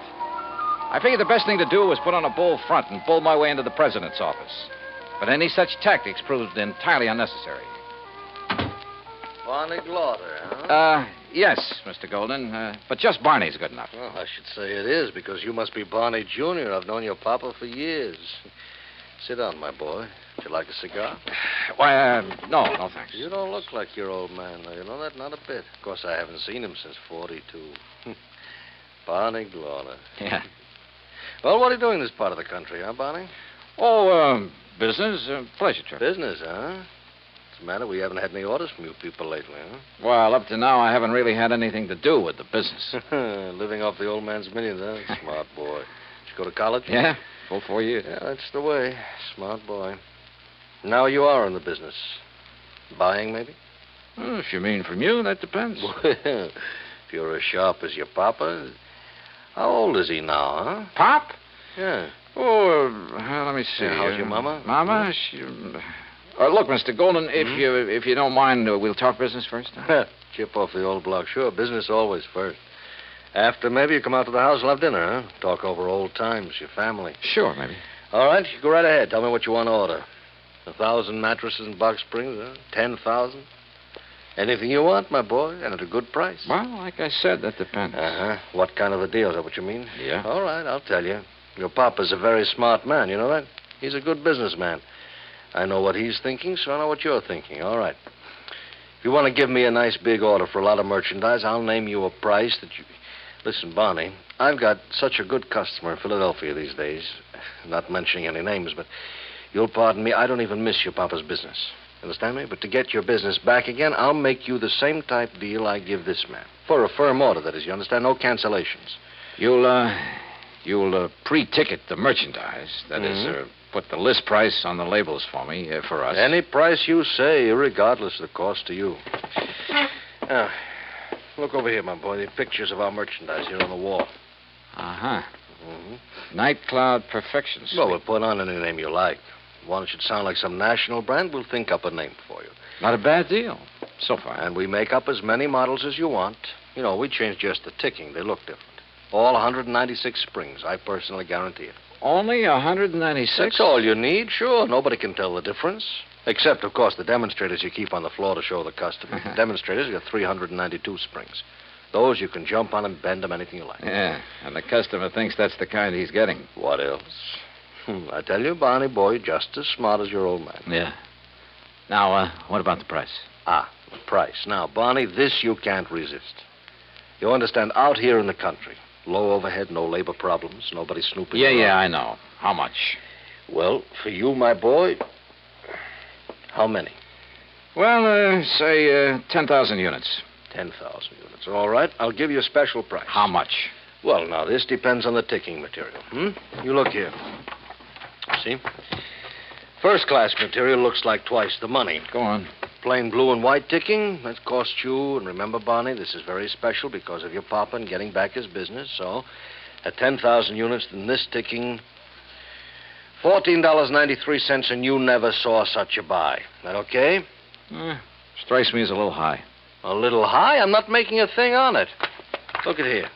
This, the fancy ticking, this is real class. $15.06 a unit. Now, you can't beat that. Now, wait a minute. Of course, Barney, my boy, if you want to order a few more... No. I think maybe I can do better up in New England. In New England? Who? Tell me who. Well... All right. Now, look. I told you, I've got a big customer in Philadelphia. Well, all right, never mind. We'll do it the same way for you we do for him, all right? On the books. How do you mean? Well, I mean $14.93, huh? Only what would you think if the bill I send you says $29.96, Double? Mm-hmm. You'd make it look like I paid twice as much? So? Yeah. For tax purposes, I'd only be showing about half the profit I was actually making. Smart boy, Barney. Or suppose I insured the stuff for the amount your bills showed, and something happened to it. Well, that's right, sure. However you want. Excuse me. Hello. Oh, hello, Ben. I was just thinking of you. I hear you had a lucky fire up there. What? Oh, no, not now. Listen, Ben, I've got a customer. I've got an important customer here, the son of a very dear old... What? Yes, he is. Yes. A blue shirt and a bow tie. Oh, no. Ben, I'll call you back. Mr. Dollar? That's right. Johnny Dollar. In person, Mr. From the Golden. insurance... Oh, no. Too bad Ben Murray's call interrupted our conversation. Oh, what have I said? That was a very interesting lot of facts you gave me, and I strongly suspect it'll not only put Murray out of business, but you too. And a lot of people you've been dealing with. Now, Dollar. Brother, I hate to think of what the Better Business Bureau will do when they get hold of these facts. To say nothing of the Federal Trade Commission. Dollar, listen to me. But I have a notion it'll help to clear up one of the dirtiest chip rackets in years. There's no need to Even the long-suffering public understands this sort of shady operation when it's brought to their attention. It's not at all. As for the decent, legitimate national firms you've been practically now, stealing listen from... to me, Dollar, will you please listen a minute? Yeah, go ahead. Business has been good. I've made a lot of money. Oh, now, wait a minute. Maybe you could use a little bit. You know, we'll call it the commission, huh? Say $10,000. In cash, it wouldn't show. Golden, I wouldn't even spit on that kind of money. Oh, I could maybe persuade you. You couldn't persuade me to have any part of it. Brother, you've had it coming for a long, long time. And believe me, I'm going to see that you get it. Understand? Yes, Dollar, you make it... I understand. I understand you, too. You dirty crook. You faker. You liar. You cheating, dirty, conniving, chiseling liar. You ruined me, you hear? You ruined me. Yes, Fred? I'm afraid that your nice client, Ben Murray, based his insurance claim on a lot of values that didn't exist. On the hiked up prices. Hiked up to cheat you and the income tax boys. And if that isn't outright fraud, I'll eat my shirt. So you can just forget about paying that claim or any part of it. And I hope that you and the company will take whatever legal steps are necessary to put these guys out of business. Expense account total, including incidentals and the trip back to Hartford, $130.49. And cheap at half the price. Yours truly, Johnny Dollar.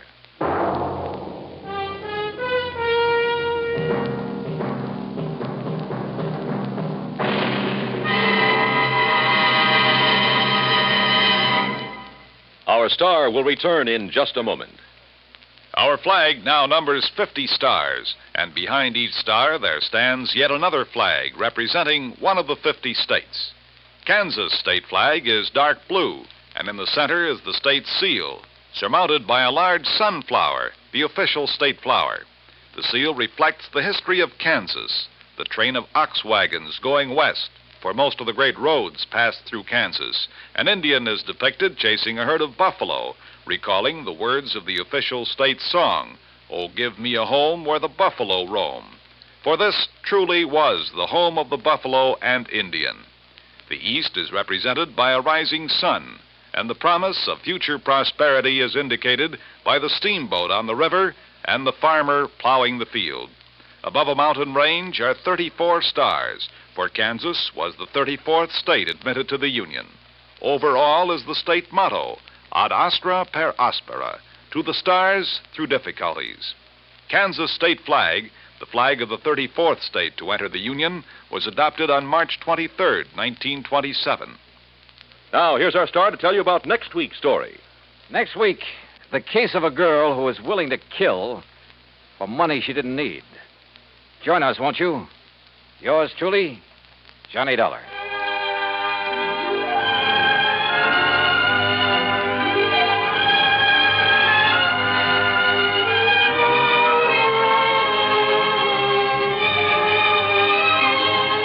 Yours truly, Johnny Dollar, starring Bob Bailey, originates in Hollywood. It is produced and directed by Jack Johnstone, who also wrote tonight's story. Heard in our cast were Russell Thorson, Jack Edwards, Will Wright, Paul DeBob, Lawrence Dobkins, and Vic Perrin. Be sure to join us next week, same time and station, for another exciting story of yours truly, Johnny Dollar.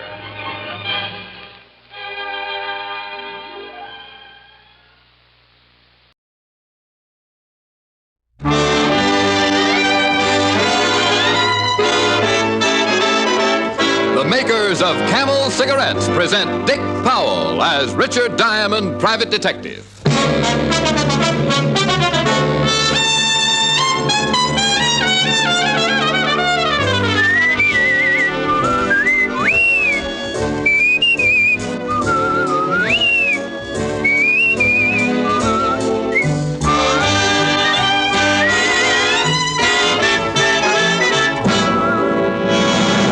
What's America's most popular cigarette? Camel. Buy billions of cigarettes per year. Two of the important reasons why Camel is so popular are flavor and mildness.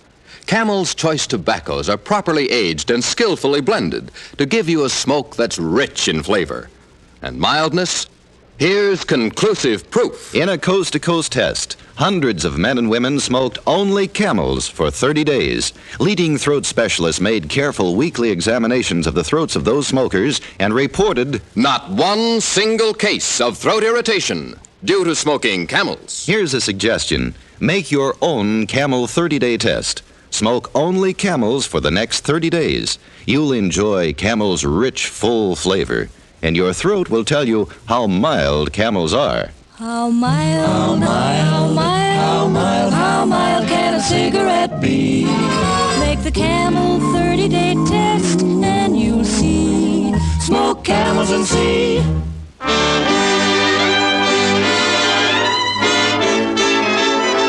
Here transcribed is Richard Diamond, private detective, starring Dick Powell.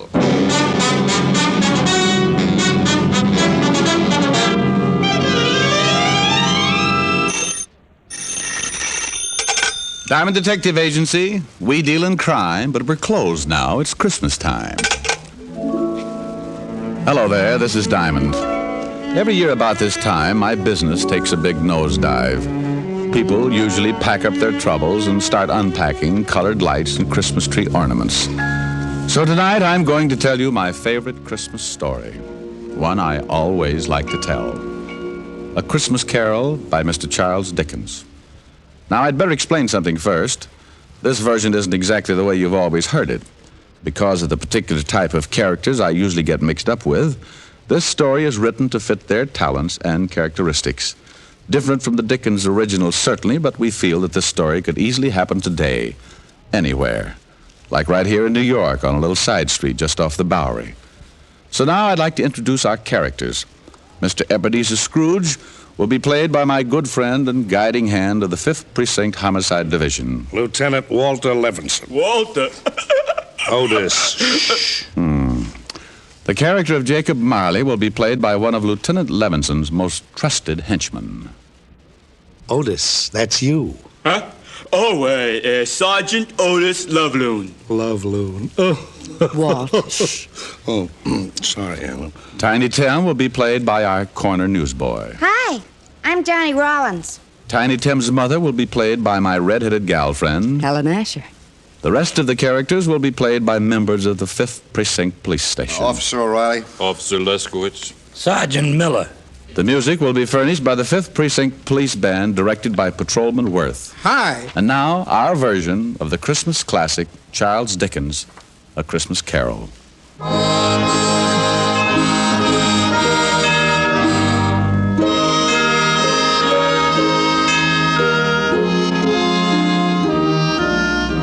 Once upon a time, there was a nasty old guy named Ebenezer Scrooge. He was nasty, all right. He didn't like anything, except maybe all the dough he could get his hands on. Scrooge had a little business that he started with his partner, Jacob Marley. The outfit was known as Scrooge and Marley Loan Company. But one day, poor old Marley just up and keeled over. So the boys along the big street gave him a nice funeral, and old man Scrooge took over the business. Well, Marley had been dead for 7 years, and Scrooge lived alone in his little room over the office, and for a hobby, he hated everybody. He had a young guy working for him named Bob Cratchit. Bob had a wife and 4 kids and made just enough to make ends meet. Scrooge used to ride him all the time. When he got so cold the polar bears complained, Cratchit would turn on the little heater, and Scrooge would say, Cratchit, what do you think you're doing? Turning on the heat, that's what I'm doing. My fingers look like popsicles. I don't care if they come in 6 delicious flavors. Every time you turn on that heater, it costs me money. Business is not good, so get back to your work. And turn off the heat. Oh, now look, Mr. Scrooge, I'm freezing. This pen ain't guaranteed to write under ice. I'm telling you once more, get back to your work. Okay, but I don't know why you worry about business. Why not just put up a sign and turn the joint into a skating rink? Merry Christmas, Mr. Scrooge.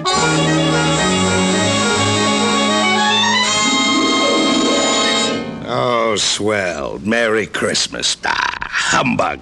Humbug? Yes, humbug. My old man didn't like Christmas, and that's what he used to say. Humbug. Okay, humbug. It's still Christmas, and I don't see where you get off not liking it. This is supposed to be the time everybody gets with it. Everything stops. It ain't much good, and you put your arm around the next guy and you tell him Merry Christmas. I'm going to put my arm around you with a hammer on the end of it if you don't lay off this goodwill stuff. Look, what's with you? What have you got against Christmas? You showed me a way to make $100 every Christmas, and I'll fall in love with it. You want me to be merry? Well, sure. Then go get some of those joyous clients of mine to pay off their loans. Merry Christmas. Humbug! Okay, then, humbug. But it's still cold in here. Have some icicles, but give them back after the holidays. They're my fingers.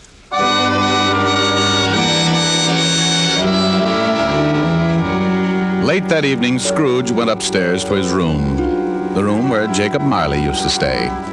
It was dark in the little hall, and when Scrooge reached for the door, he looked up at the big brass knocker and saw... Holy cow. Could have sworn that was old Jake's face in the knocker. They must be working too hard. So, in he went. A little shaky after seeing Jake Marley's face, but he just passed it off his nerves. He closed the door and locked it, then got a fire going and started to relax. But every tile around the fireplace started looking like Jake Marley's face. Oh, now come on, there, old boy. You gotta get hold of yourself. This is ridiculous. I haven't touched a drop in weeks. He got up and walked around the room a few times, then went back and sat down again. He stretched, rested his head on the back of the chair. From somewhere a bell started chiming, and Scrooge sat straight up in his chair. He heard something else, too, something from downstairs. What the? Oh, now what is that? What's going on here? Who's that? Come on, who's out there? And all of a sudden, it came right out through the wall. All right, sit still, Scrooge. Marley. Jake Marley. Oh, no. I gotta stop eating lobster. Ooh, it couldn't be. What's with you? Who are you? Jake Marley. Who else? You're dead. The deadest.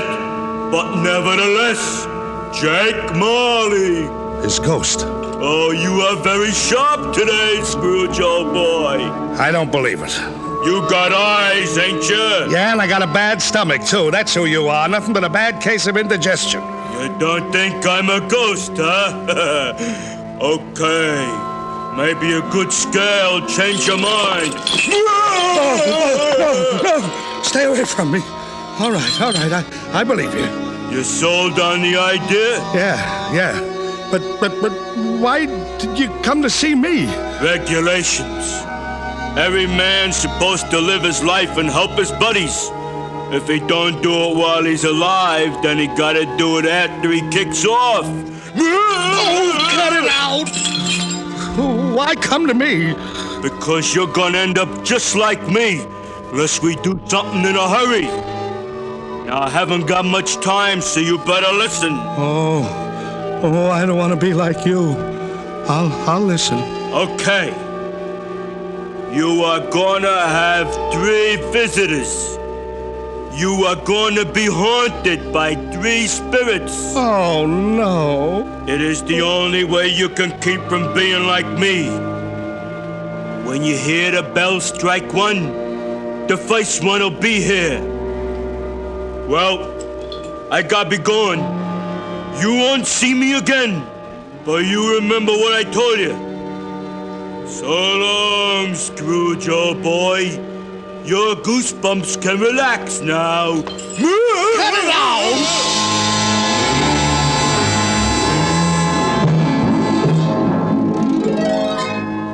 After the ghost took off, Scrooge just refused to believe it. Nuts. It's ridiculous. Humbug. Then he climbed into the sack and was soon snoring up a storm.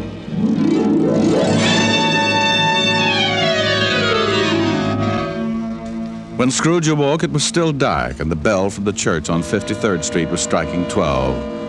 He lay awake listening and thinking to himself. Just a dream. Ghosts. Finally, he dropped off again and slept for about an hour. Then the bell struck 1. 1 o'clock. I don't see no ghost. I knew it was something I ate. All of a sudden, a big light flashed in the room, and the first of the spirits stood before him. Hi, Scrooge. Oh, Jake was right. Are you the first spirit that Jake said had come to haunt me? Yeah, you know it. Well, who are you? Me? I'm the ghost of Christmas past. Yeah? How long past? Your past. Come on. We're gonna take a little ride. Well, where are we going? Just relax. I'm running this tour. Well, let me get my pants. You got 'em. Oh, they're on me.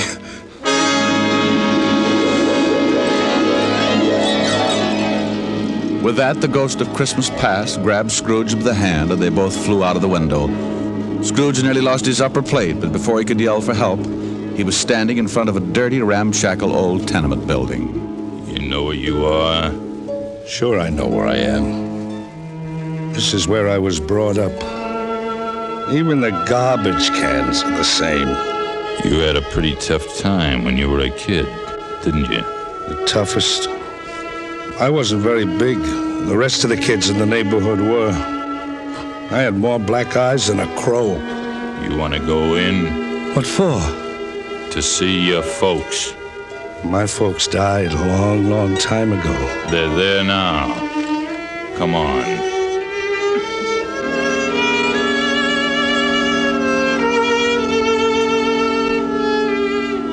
Well, the ghost took old Scrooge into the building and showed him a Christmas, years past, when he was a child with his family. Sure, it was tough living in 2 little rooms like that, but Scrooge remembered how wonderful it really was. What's the matter, Scrooge? Huh?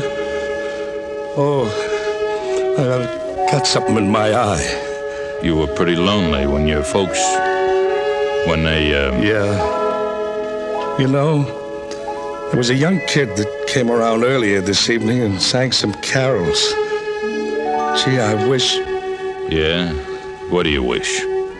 Oh, nothing. Come on. I want to show you another Christmas.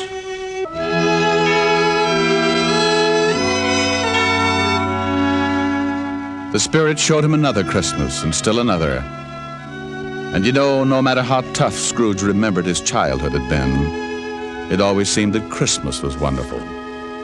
Then before he knew it, Scrooge was back in his little room and the spirit was gone. Scrooge was pretty beat. He climbed into bed and dropped into a heavy sleep.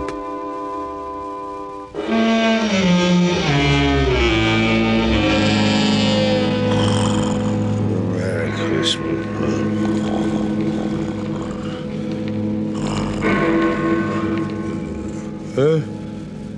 What's that? It's 2 o'clock. Hey, that light in the other room. I got burglars. Hey, Scrooge, come on in. Who's that? What are you doing in the other room? Come on in and take a look. It's pretty nifty. Hey, what is this? What have you done to the room? Looks like Macy's window. Where'd you get all the holly and the mistletoe? And how did you get in here? Do you like it? Oh, for Pete's sake, a Christmas tree. Who are you? The ghost of Christmas present. Now, don't tell me you don't like the way I fix things up. I work pretty hard. Oh, second ghost. Okay, take me wherever you want to go, but believe me, next time I try the train. Let's go. Now what do you see?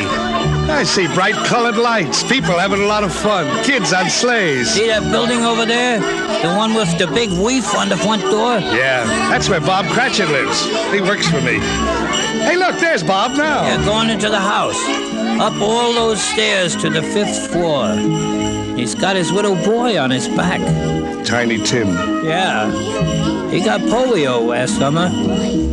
Pretty sick little boy. I know. Bob said he'd need a lot of care if he was ever going to walk again. Come on, let's take a peek. Hi. Hello, honey. You and Tim have a good time? The best. Didn't we, Tim? Yeah, Dad. We watched all the kids in the block on their sleds. Mom, will I ever be able to ride a sled? Of course, Tim.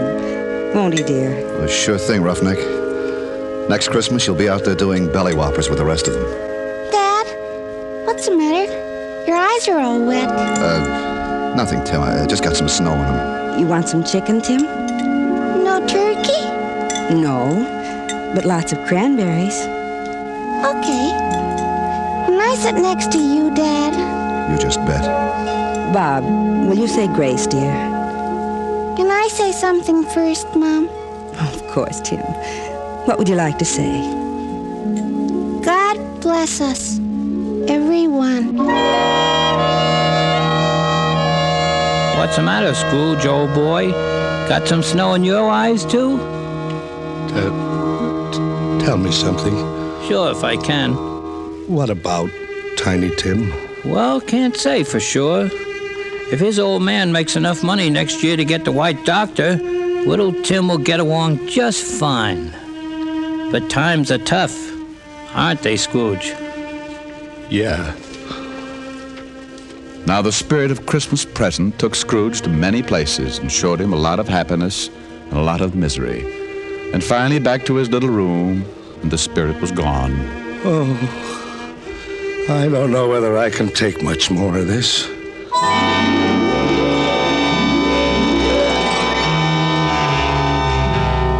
Then a new ghost drifted in. This was the worst yet. He was really done up for haunting. He was all dressed in black with one arm sticking out and pointing right at poor old Scrooge. This was the last one of the spirits. Scrooge's knees sounded like castanets on a reducing machine. Okay, you don't have to tell me.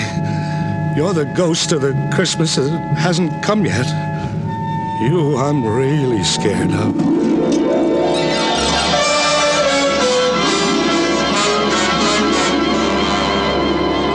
The ghost took off with Scrooge right after him.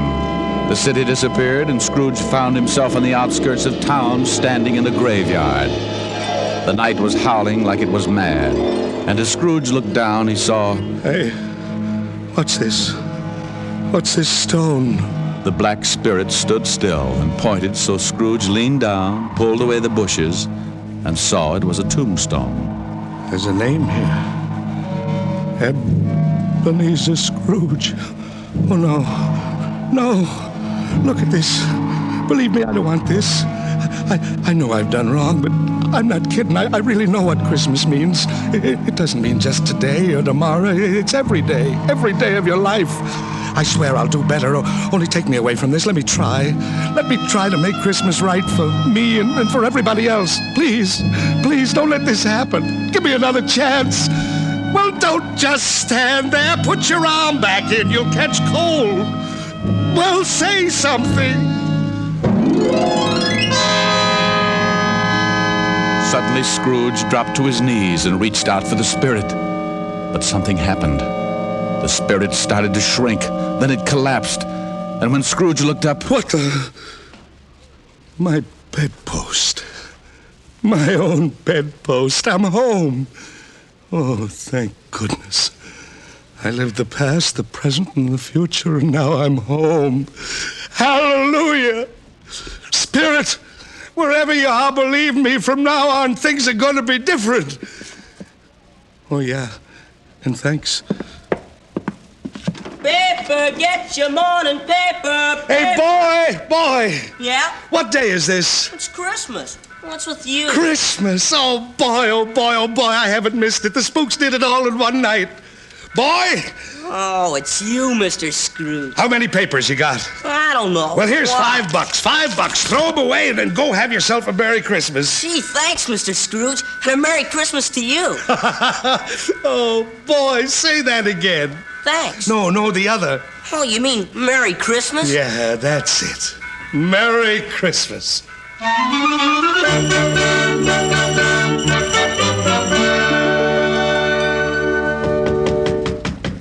Okay, I'm coming. What's the matter with you? Can't you see the store's closed? Look, mister, the store's... Ebenezer Scrooge. Merry Christmas, Barney. You've been drinking? Not a drop. Well, what's the matter? Ain't you going to wish me a Merry Christmas? Oh, sure, Sure. Come on in. The wife's upstairs with her mother, but I got a bottle in the back. Look, Barney, I know your grocery store is closed, but you could still sell me a turkey, couldn't you? What do you want a turkey for? You've been eating at the automat every Christmas for the last 7 years. It's not for me. Oh, then who's the bird for? Bobby Cratchit, you know, the young guy that works for me. Oh, yeah? How much you gonna charge him? Yeah, here's $20, huh? Here's the address. And listen, don't tell Cratchit who sent the thing, okay? Yeah, okay. Merry Christmas, Marty. Yeah. Merry Christmas.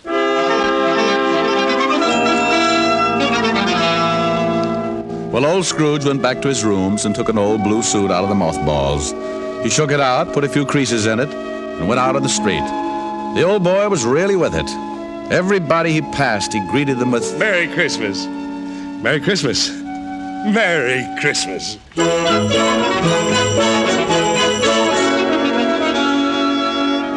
He went to church and gave a large donation, and Father McCarthy nearly forgot his sermon. Yes, for the first time in his life, Scrooge was having a Merry Christmas and arrived early at his office. If he could just catch Cratchit coming in late, and he did.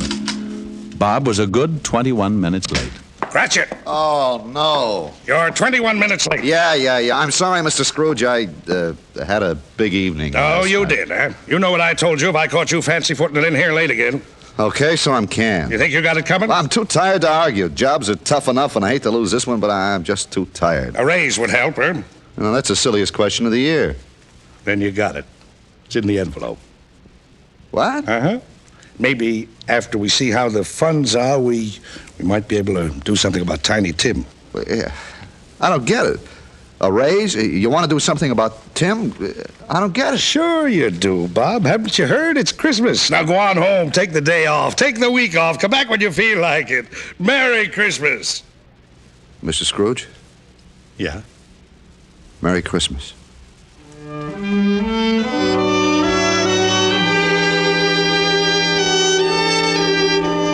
And Scrooge really did it. He was as good as his word, better even. He made it the merriest Christmas ever.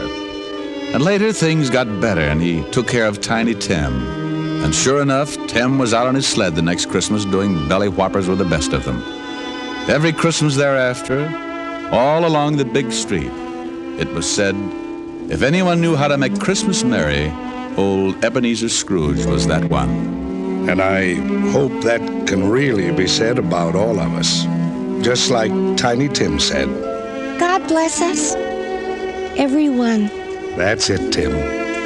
God bless us, everyone.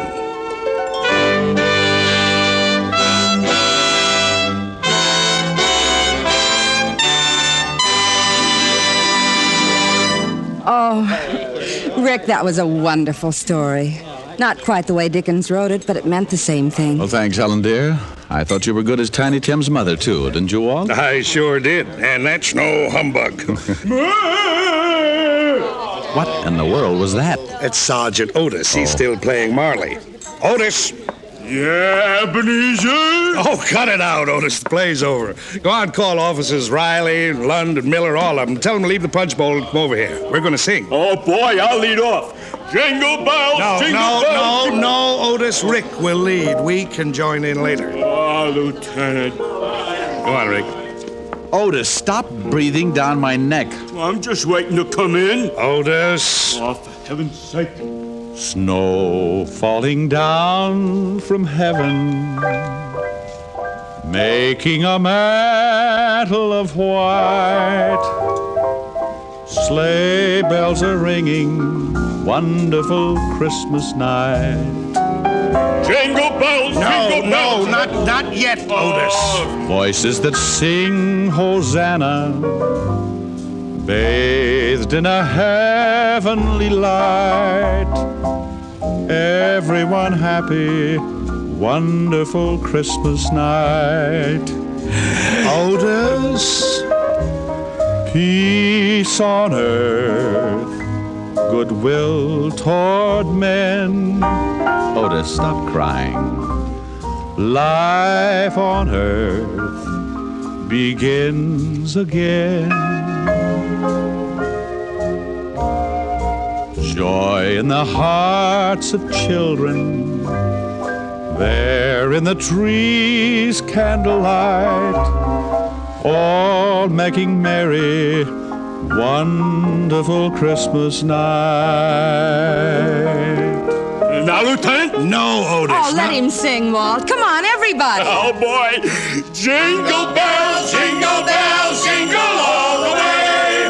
Oh, what fun it is to ride in a one-horse open sleigh. Jingle bells, jingle all the way. Oh, what fun it is to ride in a one-horse open sleigh. Merry Christmas, everybody.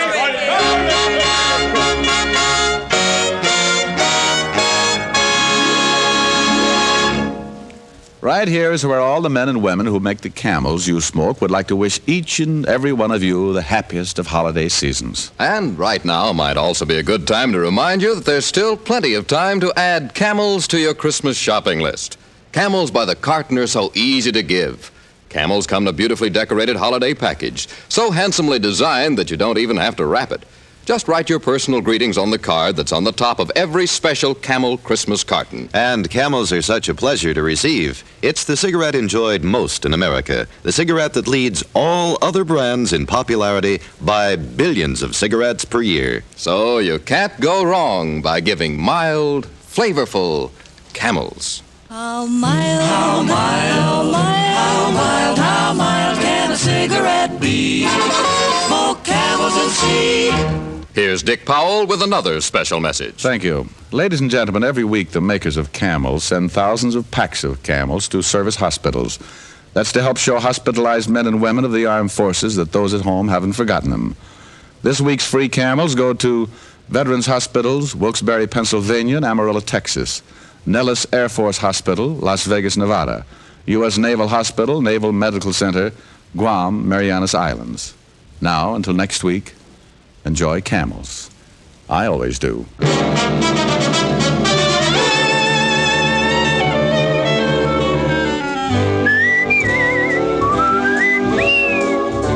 Dick Powell Powell can now be seen starring in the Universal International film You Never Can Tell. Tonight's transcribed adventure of Richard Diamond was written by Blake Edwards with music by Frank Worth. Our director was Nat Wolfe.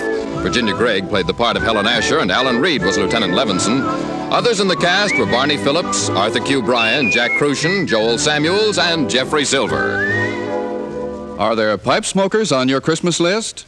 There's still time to make 'em a present of pipeful after pipeful of the National Joy Smoke, Prince Albert. The Prince Albert 1-pound tin comes in a special Christmas box ready to give. There's a space right on it for your personal greeting. Give Prince Albert. The bite is out and the pleasure's in when you smoke Prince Albert. It's specially treated not to bite your tongue. The bite is out and the pleasure's in. Listen next week for another exciting adventure of Richard Diamond, starring Dick Powell. This is Your FBI. The official broadcast from the files of the FBI follows immediately. Stay tuned. This program came to you from Hollywood. This is the American Broadcasting Company. From Hollywood, it's time now for... Johnny Dollar. This is Jim Paris at Worldwide Mutual. Don't tell me, Jim. Let me guess. Huh?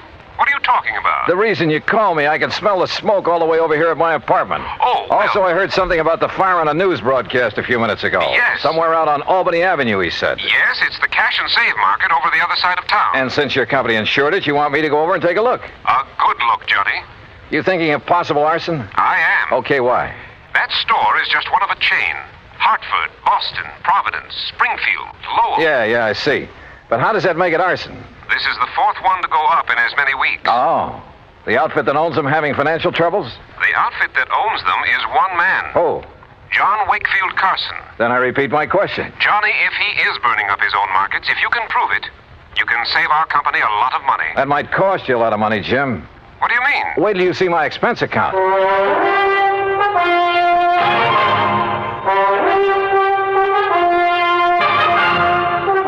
Bob Bailey in the exciting adventures of the man with the action-packed expense account. America's fabulous freelance insurance investigator. Yours truly, Johnny Dollar.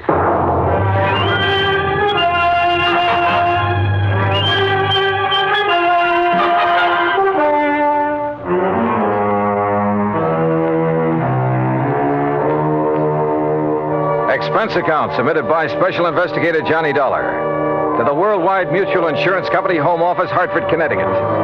Following is an account of expenses incurred during my investigation of the Carson Arson Matter.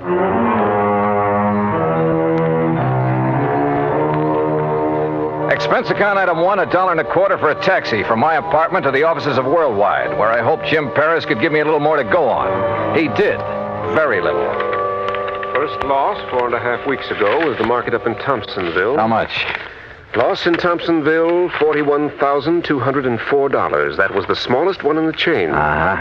The following week, the one over in Fall River burned to the ground. And the claim on that? Some $58,000 odd.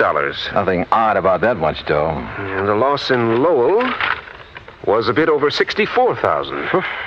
How much the claim will be on this one here in Hartford remains to be seen. How much coverage does he have on it? Around $100,000, I believe. Yes, $106,000. Well, then that's probably what he's going to claim. Look, you can still see the smoke out there. Yes, and the telephone report I just got says it looks like a total loss. Will you go over and take a look at it? John Wakefield Carson. That's right. His office is up in Boston.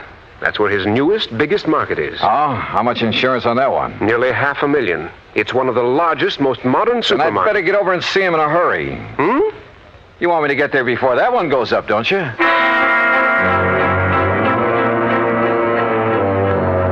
Expense account item 2, $450 for a cab to the scene of the fire, way out on Albany Road. 3 or 4 fire companies were hard at it, but it was easy to see there wasn't a chance of saving much.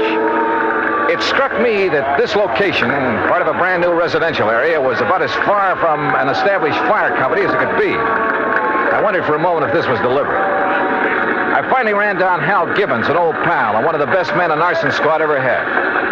Stick your nose up in the air and take a deep one, Johnny. You smell it? Well, it's not kerosene, Hal. I don't think it's gasoline either. Oh, but it's something highly inflammable. The boys of that chemical truck could get it out. Might learn something. Of course, these stores always stock a lot of cleaning fluid, stuff like that. Most of them are not inflammable. Well, how about... Johnny, look out!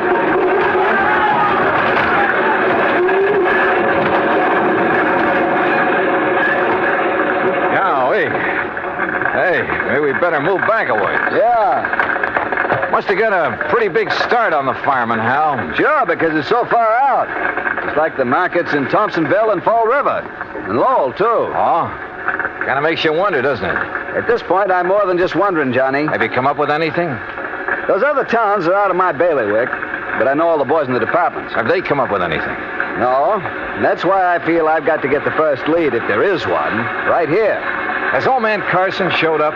No, not during any of the fires. He just sits calmly in his office in Boston, mutters something philosophical about the vagaries of fortune, and lets it go at that. And files a big fat insurance claim. I think I want to see that guy, Carson. I don't think it'll do you any good, but go to it. Know anything about his financial situation? He's loaded. Multimillionaire. And boy, what a queer one. What's that mean? A regular nut. Always quoting Shakespeare, the Bible, poetry, but a good businessman. You sure he hasn't got some big investments, something like that went bad on him recently? I'm sure. There has to be some reason. No, get back, I tell you. You gotta stay back of the line. Want to keep your job? You tell your chief I'm here, and I want to know why this fire got out of hand. Well, who's that? Now, look, miss, I got orders. Don't choke on them. It's all right, Jerry. I'll take care of her. Whatever you say, Mr. Gibbons, but I got orders. Okay. Well, Miss Carson, it looks like you're losing another market. This is the fourth one. The fourth one and a little over a... Say, don't I know you? I'm afraid I haven't had the pleasure. Miss Margaret Carson, this is Johnny Dollar. The insurance investigator. Good. Now maybe we'll get somewhere. Oh, this is... Walter. Walter! Yes, Margaret? My fiancé, Mr. Dollar.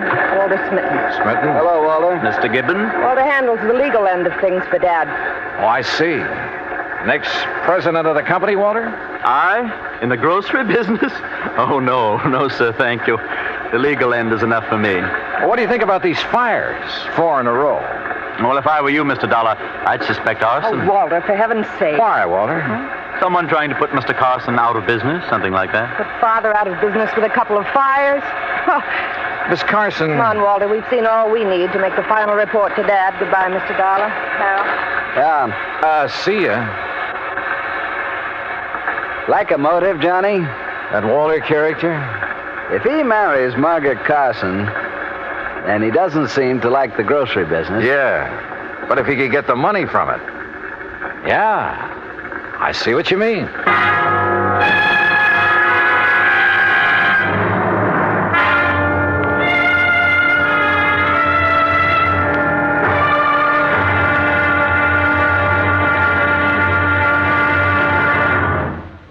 Act 2 of yours truly, Johnny Dollar, in a moment. Our flag now numbers 50 stars, and behind each star there stands yet another flag representing one of the 50 states.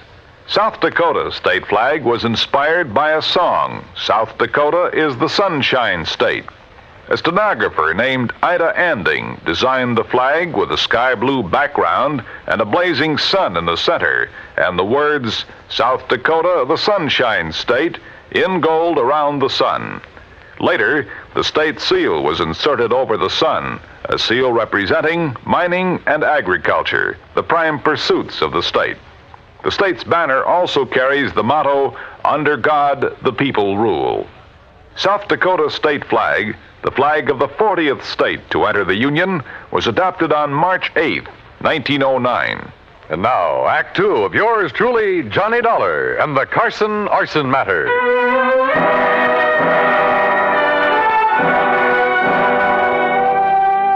Expense account item 3, 20 cents, phone call from a booth near the scene of the fire. I wanted more information from Jim Paris at Worldwide Mutual. Information about the policies covering the 13 cash and save markets, 4 of which had recently gone up in flames. I waited in the phone booth until Jim called me back. Johnny Dollar. Jim here. Oh, good. All right, here's the list of markets, Johnny, in the order of insurance coverage, starting with the smallest amount. Go ahead. Thompsonville, Fall River, Lowell, Hartford. That's the same order in which they burn. Exactly. Okay. Which remaining store has the next biggest coverage? Salem. Okay, I'll start with Salem. What are you thinking of, Johnny? It's just a hunch, Jim, but... Well, I'll call you later.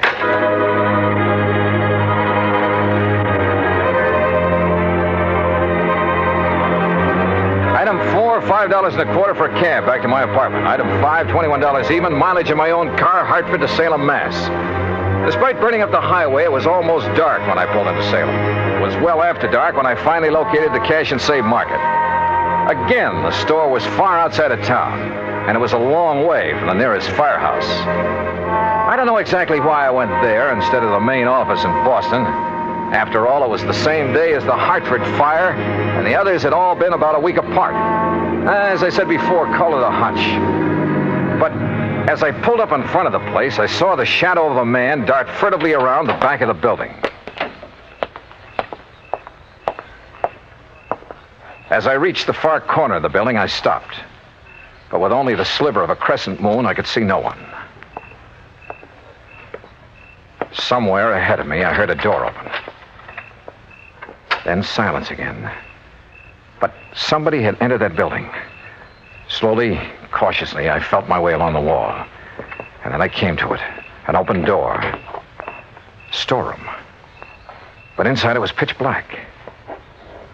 I drew my gun and carefully, quietly felt around for a light switch. After stumbling gently against a big packing case, I found it. I hunched down behind the case and flicked it on. All right, where are you? I heard you. I saw you come in here. Now, look, I got a gun, so don't try anything funny. You hear me? Where are you? Right over your head!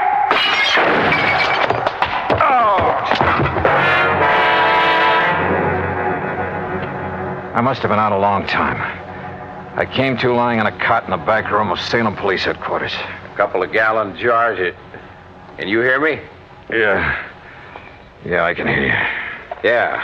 Well, it was a couple of big gallon jars of kosher pickles that he dropped on top of your head. He, officer? Well, like to split your head open. So he brought you in here to headquarters and had the doc look you over. Up. Easy now. Oh, yes. Doc says no permanent harm done. He gave you a shot to make you sleep and rest. Now, how about this cup of hot coffee? Yeah, sure. And about a dozen aspirins. My head feels like... There you are. Thanks. But you said he. Well, according to him, you left yourself wide open when you sneaked in there after him. And then to turn on the lights. Son, you've got a lot to learn. Okay, so I pulled a boo-boo. But do you know who it was that slugged me? Of course, son. He brought you here. Who? Owner of the market. What? Mr. John Wakefield Carson. Item 6, $2 more mileage on my car. This time down to Boston and the main office of Cash and Save Markets. To the private office of John Wakefield Carson. Please be calm of mind. All passion spent, Mr. Dollar. What? That's from Milton. Please sit down. Now look, Mr. Carson, about last night. Vadok plays tricks upon us all. It did so in bringing us together last night. How did you know I was going to investigate that market of yours up in Salem? Well, I didn't know. But look, you young man. Yeah? The fires which destroyed those 4 markets did so in order their value to me. So I found out. And possibly then the next to go would be the store in Salem. For that indeed is next in order of value. It figures. Or perhaps 'twas mere coincidence those accidents occurred in that order. Accidents? Remember, coincidence breeds further coincidence. That's a quotation from Brescoff. Now listen to me, Mr. Carson. For that reason, I decided to inspect the Salem store myself. Inspect it, huh? To make sure there'd be no possibility of spontaneous combustion there. Let's get one thing straight right now, Mr. Carson. Yes? I think those fires were set. And if you'll come down to earth... Possible, I suppose. It was Shakespeare who said, fire answers fire. Through their paly flames, each sees the other's umbered face. Listen to me, will you? Of course. I think you set those fires, or had them set. By Mr. Dollar. I think you were going to burn down the store in Salem until I came along. When I saw you there, I thought that was your intent. Oh, sure. All right, tell me this. What do you plan to do with the insurance money, if you get it? Rebuild? Bigger and better stores where the old ones stood? Why, no. Or did you find out you hadn't made them big and modern enough for those real estate developments where they were located and decided the cheapest way for you to do? No. To build again where tragic dealt the fate. Forget the fancy quotes and answer my question. Shakespeare said, you tread upon my patience, sir. Look. It's most enough to make a deacon swear. Answered by James Russell. Mr. Carson. What disposition of the funds I choose to make is mine alone to settle. And from my heart. Carson? Enough. I've had enough of this. Now be on your way. No, wait a minute. Be gone, Dollar. And irk me now no more. No, you wait. From your heart, you said. Now I have said enough. Henceforth, my lips are sealed. Okay. But you know something? I think you've told me who might have set those fires. And if you'll answer me just one more question.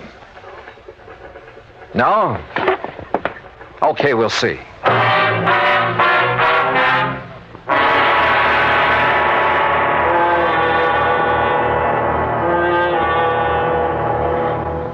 Act 3 of yours truly, Johnny Dollar, in a moment. Sometimes we may wonder why a football team doesn't quit playing and walk off the field when it finds itself 50 points behind with only a few minutes of play to go. What is that indomitable spirit that fills men with hope and keeps them going in spite of terrific odds? Keeps them going just to play the game according to the rules, just to get the job done as well as they know how. This kind of spirit pervaded the feelings of heavy bomber crews of the 9th Air Force on that day of glory, August 1st, 1943, the day of one of the most secretly planned surprise bombing missions of World War II, the day of the low-level attack on the Romanian oil refineries at Ploiești. More than 170 B-24 heavily loaded bombers took off in a swirl of red dust from Benghazi, Libya, to bomb a highly defended priority target. The element of surprise in the low-level attack was to be one of their greatest weapons. But things went wrong from the start. 3 planes exploded during takeoff operations. 11 more aborted due to engine trouble. Of those that reached the target area, less than 1/3 returned to home base. The leaders of the mission encountered navigation difficulties and difficulty in identifying the specific targets. And due to the loss of that elemental hope, surprise, they also encountered devastating enemy firepower from flak and fighters. The mission was partially successful, but a horrifying experience. 5 medals of honor were awarded to the heroes of the Ploiești raid for valorous action above and beyond the call of duty. At any time, the men would have been justified in turning back. But they had a code of conduct that made them want to see the unequal game through to the end. It was a job that had to be done. A charge of the Light Brigade in the air as they flew down the Valley of Death to glory. And now, Act 3 of yours truly, Johnny Dollar and the Carson Arson Matter.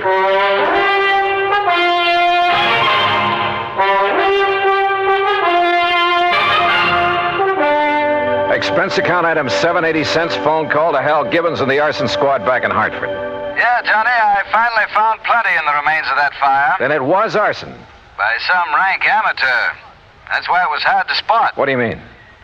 When a pro sets ablaze, we know what to look for. I see. And what about the other 3 fires? I called the boys in those cities immediately. Heard back from them this morning. Same story. All right. Have you checked on Walter, what's his name, the fiancé of Carson's daughter? You mean stepdaughter? Stepdaughter? I have, and that's what stops me. Alibis, huh? Perfect. Walter Smitten couldn't possibly have started those fires. I didn't think so. Huh? Now, that boy may call himself a lawyer, Hal, but he just hasn't the nerve, the gumption. But who else? He stands to benefit if he marries Margaret Carson. And surely you don't think Carson himself... Johnny? Call the Boston police, will you? Have them meet me at Carson's office. What for? Maybe to make an arrest. Do that for me, will you?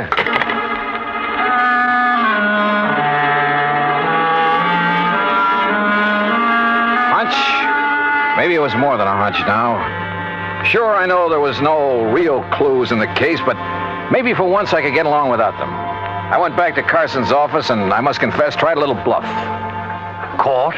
You'd hail me into court? That's right. Unless you open up and tell me what I want to know. Very well. Speak to me as to thy thinkings, as thou dost. And you can forget the quotations. Walter Smitten is your lawyer, isn't he? A timid but an eager lad who saved me many a fall. You like him? Like a son. I would he were my son. Or as the Bible says, a wise son maketh a happy... All right. Oh, yes. You have a stepdaughter, Margaret. Alas, I have. Okay. Now, who is to get the insurance money you may collect? Well, that, sir, is none of your concern. You going to talk now, Mr. Carson, But or it's in court? a family matter. Who gets it? I pledged to my wife before she died that Margaret would have all monies from any profit, any monetary gain of any kind, of any of my ventures. That would include the insurance money. I see. That, Mr. Dollar, was my pledge, and oh, how I have rued it. Why do you say that? She's not of my blood, Mr. Dollar. She has no soul for art or poetry. And since she's come of age, she's made so many demands upon me. Money, that's all she thinks of. And like water, she's so bold, aggressive, headstrong. Were it not for Walter, I'd mistrust her every move. But if he's in love with her... Because she demands he be, and why? So she can use his legal guidance in her fight to take this business away from me. All right, Mr. Carson. I haven't notified the authorities yet, but I found proof that Margaret is the one who started those fires. You what? And you just told me why. Because the money would go to her. Oh, Mr. Dollar, I'm glad. I've suspected, yes, but because of family honor. No, I'm glad you have proof. At long last, it will take this millstone from about my neck. Proof, huh? Margaret. Well, Dollar, you'll never live to tell the authorities. Margaret, that gun. Unless you'd like to make a deal, Johnny. Could be worth a lot of money to you. I'd even promise not to set any more fires. Oh, you were right, Mr. Dollar. Unless I'm mistaken, Margaret, the man who just came in... What man? Who heard your little confession is from the police department. You trying to make me look around so you can grab for this gun? Oh, no. Fact remains, he's standing right in back of you. That's right, Margaret. What? No! Oh, my hand! My hand! Oh, my hand! How sharper than a serpent's tooth is an ungrateful child.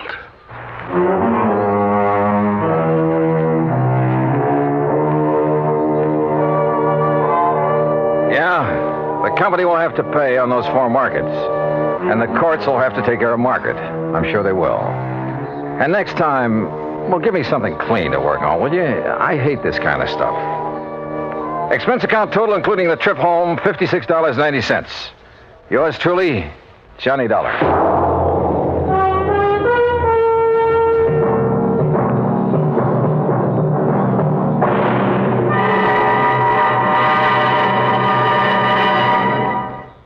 Our star will return in just a moment.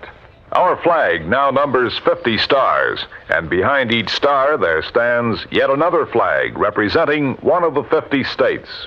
Oklahoma's state flag depicts an Osage warrior's circular buckskin shield from which hang 7 eagle feathers. Across the shield is the Indian's calumet, or pipe of peace, crossed with the white man's peace symbol, the olive branch. On the shield are small crosses, the Indian's graphic sign for stars, indicating lofty ideals or a purpose for high endeavor. The background of the flag is a field of blue, the blue of the Oklahoma sky, signifying loyalty and devotion. The important symbols, however, are the calumet and the olive branch. These override the shield, the symbol of war, and bespeak a predominant love of peace by a united people. Oklahoma's state flag, the flag of the 46th state to enter the Union, was adopted on April 2nd, 1925. Now, here's our star to tell you about next week's story. Next week, the Rolling Stone Matter. Remember that old saying about a rolling stone? Well, it applies here, with a vengeance. Join us, won't you? Yours truly, Johnny Dollar.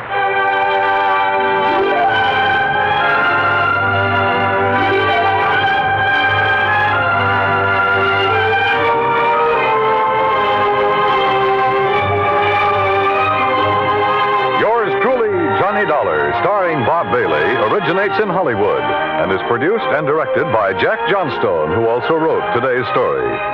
Heard in our cast were Virginia Gregg, Byron Kane, Harry Bartell, Jack Edwards, Joe Kearns, and Forrest Lewis.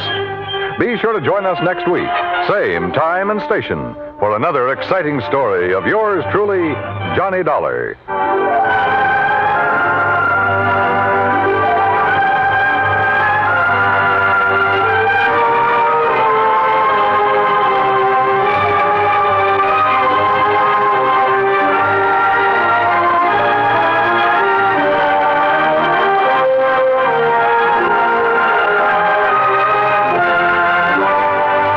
This is the United States Armed Forces Radio and Television Service.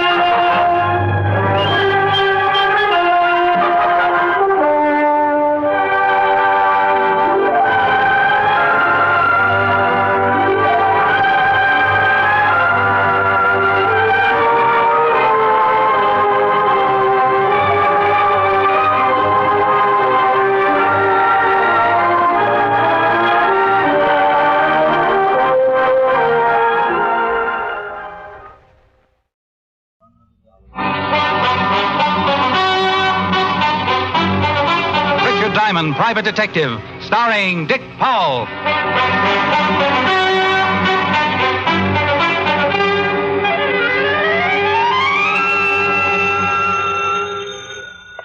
Diamond Detective Agency. Murders are better than ever. Mr. Diamond? I stand condemned. My name is Arnold Bryce. I'm an art collector. Well, unless you're looking for empty beer bottles, I'm afraid you have the wrong man. You're a detective, aren't you? That's right. Well, then you're the man I want. How soon can you come over to my home? Well, that depends on two things, where you live and what you want me for. I live at 9607 Riverside Drive. But I'd rather tell you the nature of your assignment in person, if you don't mind. Well, that suits me, but my fee is $100 a day in expenses. Still want me to come over? Money is no object, Mr. Diamond. Please hurry.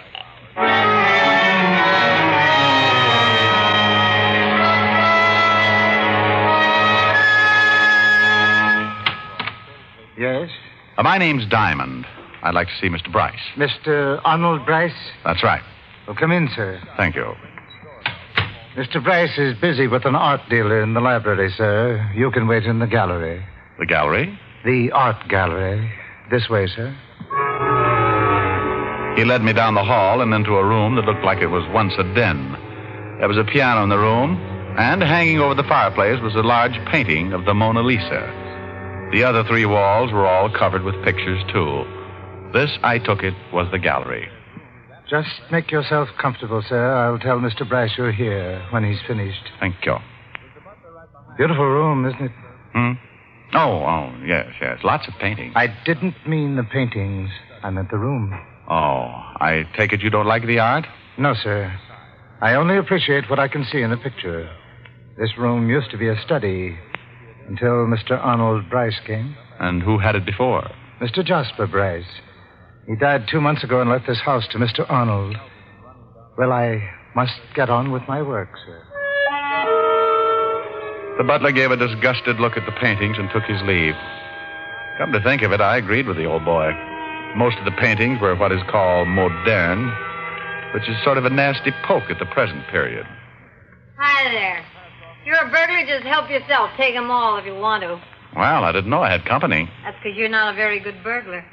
You should be more careful. You, no doubt, are the local police force. No, I won't turn you in. Oh, what's the use? Used to be I could joke. Used to be I liked to joke. Now it's no fun. Who are you, really? What do you want here? Can I fix you a drink? Hey, that's a lot of questions for a little girl. Little girl. She staggered over to a couch and sat down while I took a good look at her. Beautiful is a word thrown around a lot these days, but it could only describe her. She had soft brown hair, big brown eyes, with a sort of a pleading look about them. She was wearing a pair of lounging pajamas, but her figure was nothing to speak of. When you found one like this, you kept the news to yourself. Ugly. What's that? I said ugly. Oh. Meaning those pictures. You like pictures? Oh, you look like the type who would like pictures. Well, I'm flattered. Look at that one. You ever see such a mess? That's Night Chasing Away the Morning in September. Well, you could have fooled me. That's my husband's favorite. You a friend of my husband? No. Neither am I. All he does is buy paintings. He's a nut about paintings. He should have married one. You must be Mrs. Bryce. I must be. Then that's life. Oh, who'd you say you were? I didn't, but the name's Diamond. My name's Della. You know... Mr. Diamond, Mr. Bryce will see you now. Oh, get lost, Timothy. Mr. Diamond and I are just getting acquainted. But Mr. Bryce said... Mr. Bryce. Mr. Bryce. All right, you better go and see him, Mr. Diamond. My husband hates to be kept waiting. Me, I'd rather be alone anyway. I'm going to sit here till I figure out just why in blazes night is chasing morning away in September. I left Della Bryce staring at the picture and followed Timothy to the library. Inside, I met Mr. Arnold Bryce. He was a big man and looked old enough to be Della's father. On the desk lay another modern painting, and he sat admiring it like it was the deed to the Taj Mahal. Look at it, Diamond. Look at it. Yes. A masterpiece. Masterpiece. Well, it's original, all right. Of course. I buy nothing but originals. Can't stand copies, can you? Well, I really haven't thought about it lately. Tell me, is this masterpiece what you wanted to see me about? Oh, no. Just thought you'd enjoy seeing it. Mm-hmm. Well, now that we've had our kick, suppose we get on to business. Fine. Mr. Diamond, I'm number 34 on this city's social register. Do you follow me? No, I'm about 6 millionth. Please, sir, I'm very serious. Sorry. Now then, one in my position must be discreet. Divorce, heavens knows, is scandal enough, but, well, to have a roustabout for a wife, that I cannot tolerate. Heavens, no. I was married a little over 6 months ago, and to be frank, Mr. Diamond, my wife doesn't like me. Go on. That's all. I want to get rid of her. Mr. Bryce, I'm a detective, not an assassin. Of course. I want you to help me find grounds for divorce. Oh. Well, a case like this can take a long while. At $100 a day, that can add up to quite a bill. I hired you because I've heard you're the finest detective in New York. Oh, well, thanks for the flattery, but the fee is still $100 a day, and... I told you over the phone money meant nothing to me. Here. Here's a check I made out to you. It's for $500. That should serve as a retainer. Well, yes, that's, Now then, we can get on with this. I think my wife is in love with another man. No. Yes. And I think that... I keep forgetting these walls are soundproof. We've only lived in this house a few weeks. My Uncle Jasper left it to me. Yes, your butler told me. Timothy? Queer duck, Timothy. Uncle Jasper left me him, too. Oh. Well, let's get back to your wife. Oh, yes. Mr. Diamond, when I married Della, I thought we'd be well suited. She's very beautiful. And, guess where we met? I have no idea. In an art gallery. Naturally, I thought Della would be an art lover like myself. I could just picture us sitting in front of the fire on cold winter evenings, gazing at my originals. Thrilling thought. Yes, but it wasn't to be. Della deceived me. She hates my paintings. Well, it takes all kinds to make a world. Yes, but my world is art, Mr. Diamond, and Della is no part of my world. I see, but that hardly sounds like grounds for divorce, Mr. Bryce. Oh, I realize that, but maybe this is. You see, Della used to date a boy named David Tharp. Now she's been going out a lot lately, and I think she may be seeing him again. Mm-hmm. You think?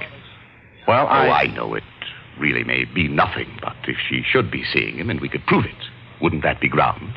Well, possibly. You know. Now, this boy used to work for the Gorman department store, and if he's still in town, I want him watched. All right, I'll check with the store and report to you later. Good. Timothy will show you out, Mr. Diamond. I left Mr. Arnold Bryce admiring the monstrosity he had purchased earlier.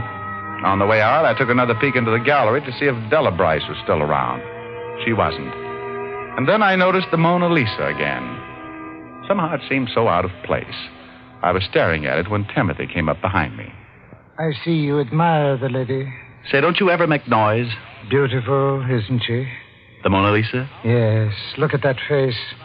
The most lovely face in the world. I thought you didn't like art. Not what Mr. Bryce calls art. Only that picture. Do you know about it? Do I know about it?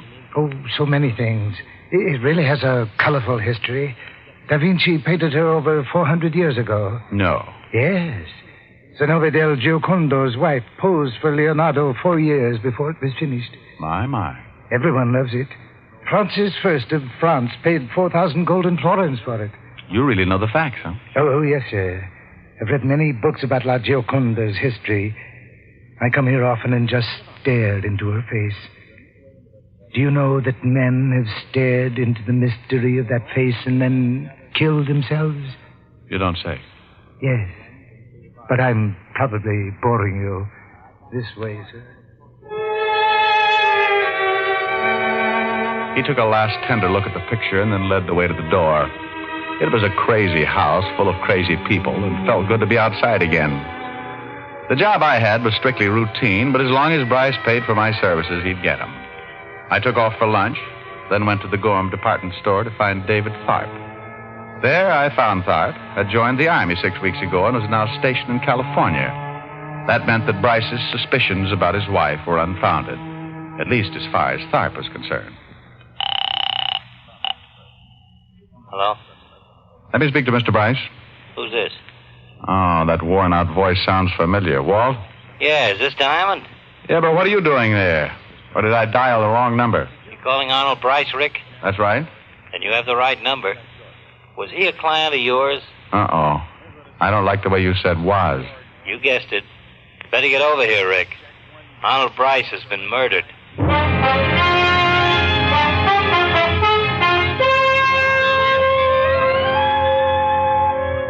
In my pocket was a check for $500 signed by one Arnold Bryce. This same Arnold Bryce was now dead, according to Lieutenant Walt Levinson, who was very reliable in these matters. I took a cab to the Bryce home on Riverside Drive. Timothy, the tall, gaunt butler, again let me in. His expression hadn't changed since I'd seen him earlier. Well, Timothy, a lot of excitement around here, huh? Yes, sir. The police are in the gallery. So is Mr. Arnold's body. Gruesome sight. Rick. Hello, Walt. He's in there. Want to have a look at him? Why not? The boys from the lab are all finished. There he is. Head bashed then, huh? Coroner says he's been dead for about 2 hours. That places the time of the murder around noon. Found the murder weapon? Nope. Figure it must be the missing poker from this fireplace set. Got the boys upstairs now looking for it. Who found the body, Walt? Mrs. Bryce. Otis is in the library now taking her statement. What's your angle in this? Well, Bryce hired me for some stock investigating. He was thinking of divorcing his wife. Well, at last we've got a motive. She finds out he's getting rid of her and knocks him off. Maybe. Who else was in the house? It's the butler, the maid, and Mrs. Bryce. Otis is sure the butler did it. Been reading murder mysteries again. No. How about visitors? Anyone come to see Bryce around noon? No, apparently not. Looks like an inside job, Rick. We've got 3 suspects, and all we can do is grill them till one of them breaks down.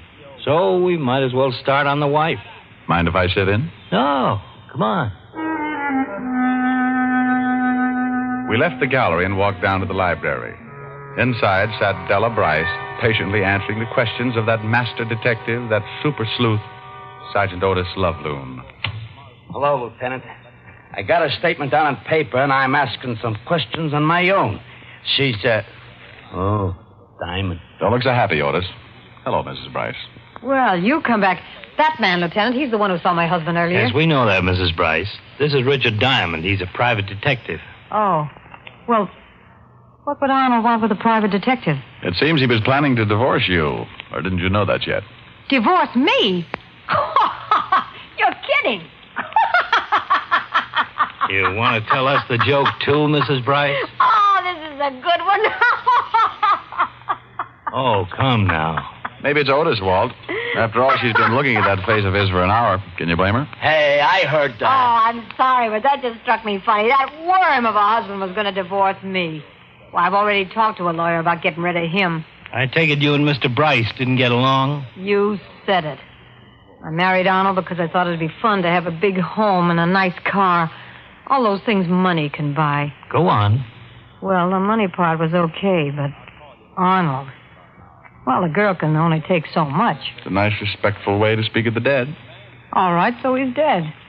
So now I get all that money and don't have to put up with Arnold. I should cry? Maybe a jury will think you picked up a poker in order to get that money. Now, look. Just because I'm not crying and moaning about how much I loved Arnold doesn't mean I killed him. I didn't. We'll decide that. And will you please tell this baboon to stop asking me questions? Another hour in here with him and I'd confess to anything. Good old Otis, the traveling third degree. Now, look, Shamus. Take it easy, Otis. Now, Mrs. Bryce, you say you were upstairs fixing your hair around noon? That's right. What about your lunch? Don't you eat? I'm on a diet. Look, it's all there in my statement. Around 1 o'clock, I came downstairs and found the body. I called the police, and that's all I know. Well, then, if you're innocent, you won't object to answering questions. So, make yourself comfortable. Walt kept asking questions, and Della kept answering them. Half an hour later, Walt was getting tired. Della was getting tired, and I was already tired. Grilling a suspect is the most boring thing in the world, and it was a relief when Walt sent the girl upstairs. Otis, you see that she goes to her room and then bring that maid in here. Right, Lieutenant. Well, Rick, what do you think? I think she's innocent, Walt. Oh, you do? Why? Because she leaves herself wide open. She admits she's glad the guy's dead. So maybe that's all a front to throw suspicion off her. She makes everything point toward her, and she thinks we'll figure she couldn't be that dumb. Maybe, but I don't think so. I think Otis was right. Huh? What are you talking about? Well, you said he thought the butler did it. So do I. Rick, I'm in no mood for jokes. Look, Walt, the guy was bashed in the head, right? The top of the head. Now, Bryce is close to 6 feet tall. So is Timothy. Della's too short. She couldn't hit him on top of the head unless she stood on a ladder. Yeah, thought of that. But you can't convict a guy because he's tall enough to hit Bryce on top of the head. Besides, maybe Bryce stooped over to tie a shoelace. Any number of reasons. Maybe. But I still bet Timothy killed him. Okay, Sherlock. Tell me one more thing. Why? Why did he kill him? He'd only worked for him 2 weeks. No money's missing. Where's the motive? I'm not sure, Walt. But I think it's in a picture. Huh? Oh, now, Rick. Walt, when I was here earlier, I talked to Timothy in the art gallery. We talked about the Mona Lisa. Well, what about it? He knew everything about it. A lot of its history. Now, here's a guy who hates all these paintings around but one. The Mona Lisa. But what's it doing here? What's what doing here? The Mona Lisa. Bryce told me himself he only collected originals. But the Mona Lisa hangs in the Louvre in France. That picture over the fireplace is only a copy, and Bryce hated copies. Go on. That's all. I don't know exactly why or how all this happened. I only know things don't add up. Timothy's admiration for that one painting and what's it doing here. And somewhere in there you think there's a murder motive. Why not? Sure, Della might have killed him for the money. That's a nice, big, fat motive. But, Walt, how many murders have big, fat motives? Darn few. Well, you're right there. A girl kills her sister because she called her fatty. A man shoots his wife for nagging. A woman poisons her neighbor for gossiping. A lot of little things can turn a twisted mind into a murderous mind. Okay. But this picture angle doesn't impress me. Where's the motive, even a small one? I can't... Here's the maid, Lieutenant. In here, miss. Lieutenant, I am so sorry about this thing. I am feeling to cry. Please, you can't think I have anything to do with it. I hardly know, Mr. Rice. Just sit down, miss. We just want you to answer some questions. Now, don't be frightened, dear. We don't think you killed Mr. Bryce, but you might help us find out who did. Oh, well, I'm glad to help. Good. Now, how long have you worked here? Oh, well, let me see. It has been 5 years. 5 years I have been here. I worked for Mr. Bryce's uncle. Then when he died, I stay on. And Timothy, how long has he worked here? Oh, goodness. Timothy has been here all his life. He has told me about it. His father worked for the old Mr. Jasper Bryce and his mother, too. Timothy, he grew up in that house. Then when his father died, he'd take over his job. I see. Now, about the young Mr. Bryce, Arnold. Was he easy to get along with? Well, I don't know him so well, but they have no trouble with him. Timothy does not agree with him at times, but they have no trouble. Timothy doesn't agree with him? What do you mean? Well, Mr. Arnold changed a lot of things.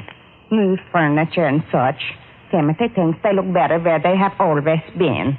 Just this morning they argue. Mr. Bryce wants Timothy to get rid of something, but they do not remember what it is. Oh. Then one more question. The room with all the paintings. Do you remember that room before Mr. Arnold Bryce came here? Oh, yeah. He used to clean there. But there was not all the paintings there then. No painting? Not all there is now. Just the one. The painting of the pretty lady. The Mona Lisa. What did you say? The Mona Lisa.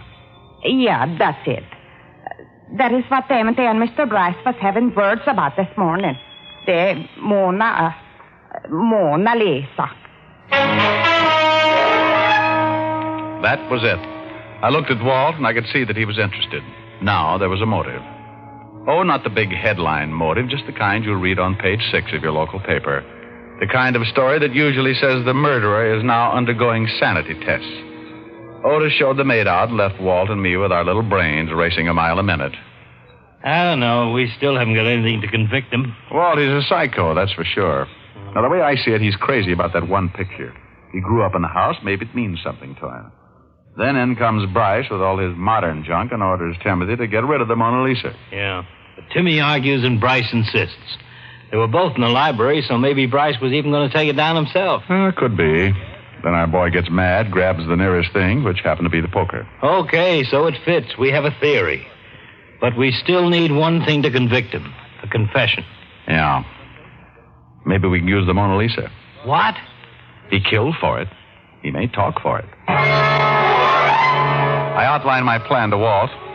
Timothy was a psychopathic, and I knew we'd have to get him in the right kind of mood. Walt agreed with the plan, and we headed for the gallery. They had removed Bryce's body from the room, and only a deep red spot in the carpet was left. Walt went looking for Timothy, and I moved over to the piano.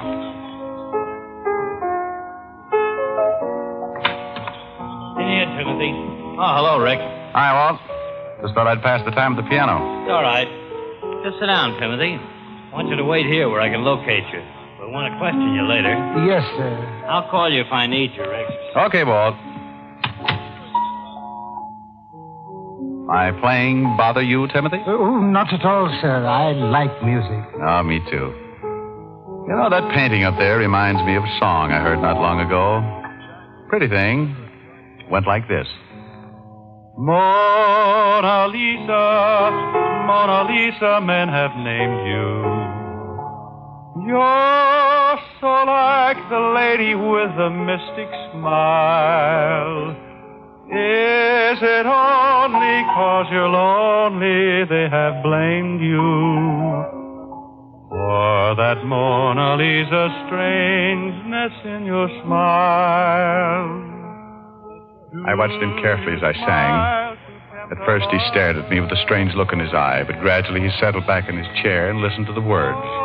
His eyes rested on the beautiful painting over the mantelpiece. This was the mood I'd wanted. Many dreams have been brought to your doorstep.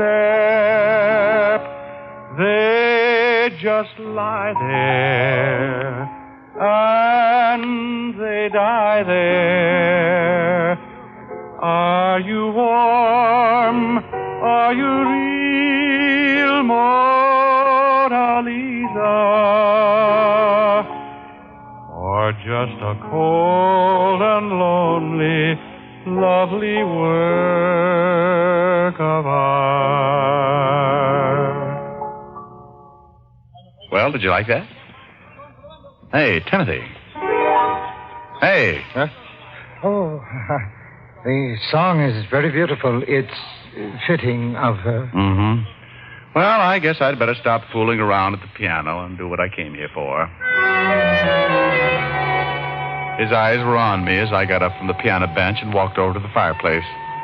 I tried not to look at him as I reached up for the picture, but I heard him jump from his chair. What are you doing? Leave that alone. Well, I'm sorry, friend, but Mrs. Bryce is all upset about her husband's death. She asked me if I wouldn't carry out his last wish and get rid of this.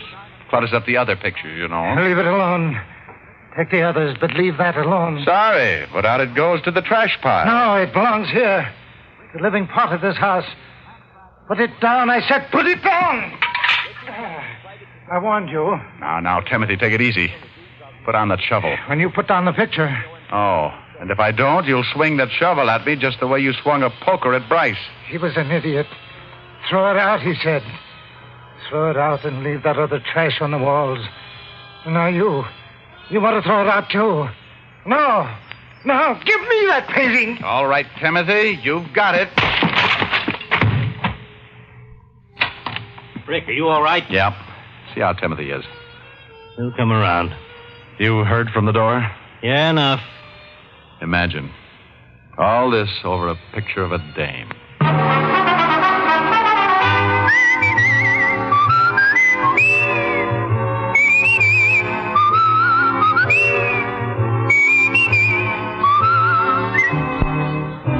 Richard Diamond, Private Detective, stars Dick Powell in the title role and was written by Blake Edwards with music composed and conducted by Frank Worth. This is Bill Foreman speaking. Richard Diamond, Private Detective, is transcribed in Hollywood by Jaime Del Valle. Richard Diamond, Private Detective, has come to you through the worldwide facilities of the United States Armed Forces Radio and Television Service.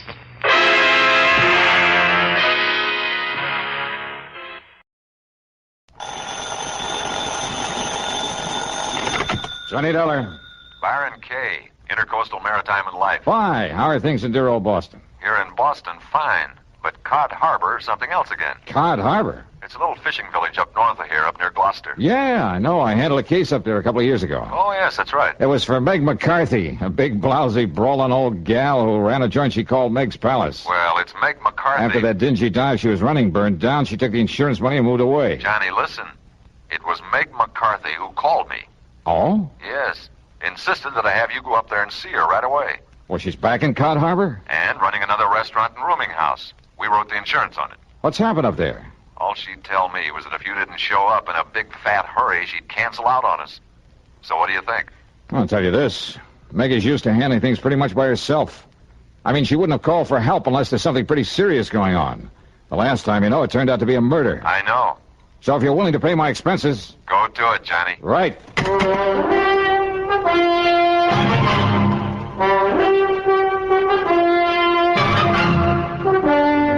CBS Radio brings you Bob Bailey in the exciting adventures of the man with the action-packed expense account, America's fabulous freelance insurance investigator. Yours truly, Johnny Dollar.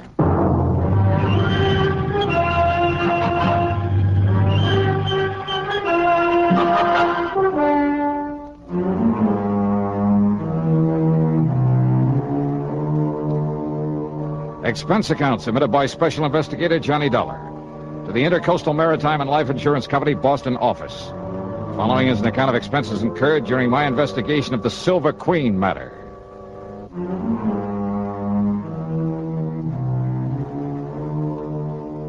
Cod Harbor is on the coast up near the famous old town of Gloucester, Mass. Transportation facilities are practically nil, so I decided to go up there in my own car. Item 1 on the old expense account then is $4.95 for gas, and having got an early start, I arrived there shortly after noon.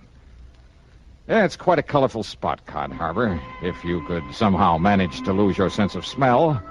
Or maybe if you were an artist bent on painting a picturesque waterfront. The residential section on a low hill a couple of hundred yards back from the beach consisted of a scattering of weather-beaten shacks. On the long wharf at the water's edge was an ice plant, a packing house, and a ship's chandler.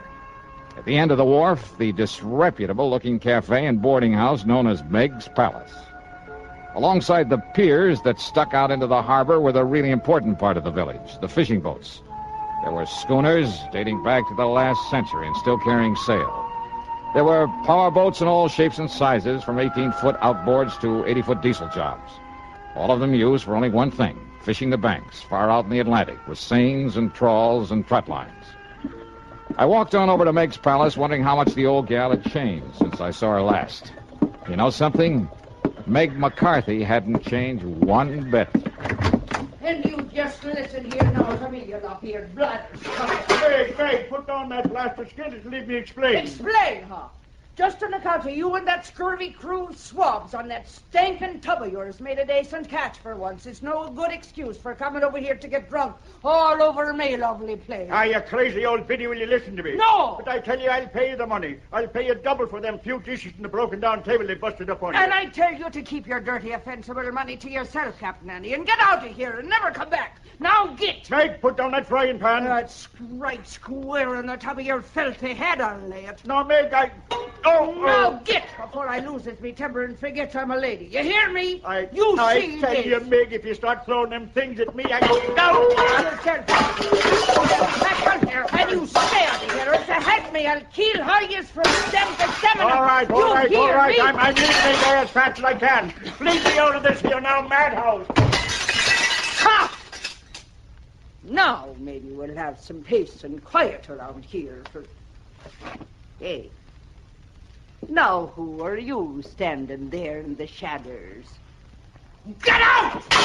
All right, Meg, just knock it off. Oh, knock it off, is it? Well, I'll show you sneaking in here like a... Oh, it's me love, me darling, me sweetheart, me Johnny boy. Yeah, hiya, Meg. Still throwing your weight around, huh? Ah, darling. They're like a brood of crazy, troublesome kids, they are, the men that puts to sea. And I loves every blinking, bloomin', worthless one of them. Oh, you do, huh? Well, of course I do. That's why I makes them toe the mark the way I does. Somebody's got to love 'em and mother 'em and keep 'em in line. Especially Captain Andy. The man who just left? That's the one I mean. Oh, come now.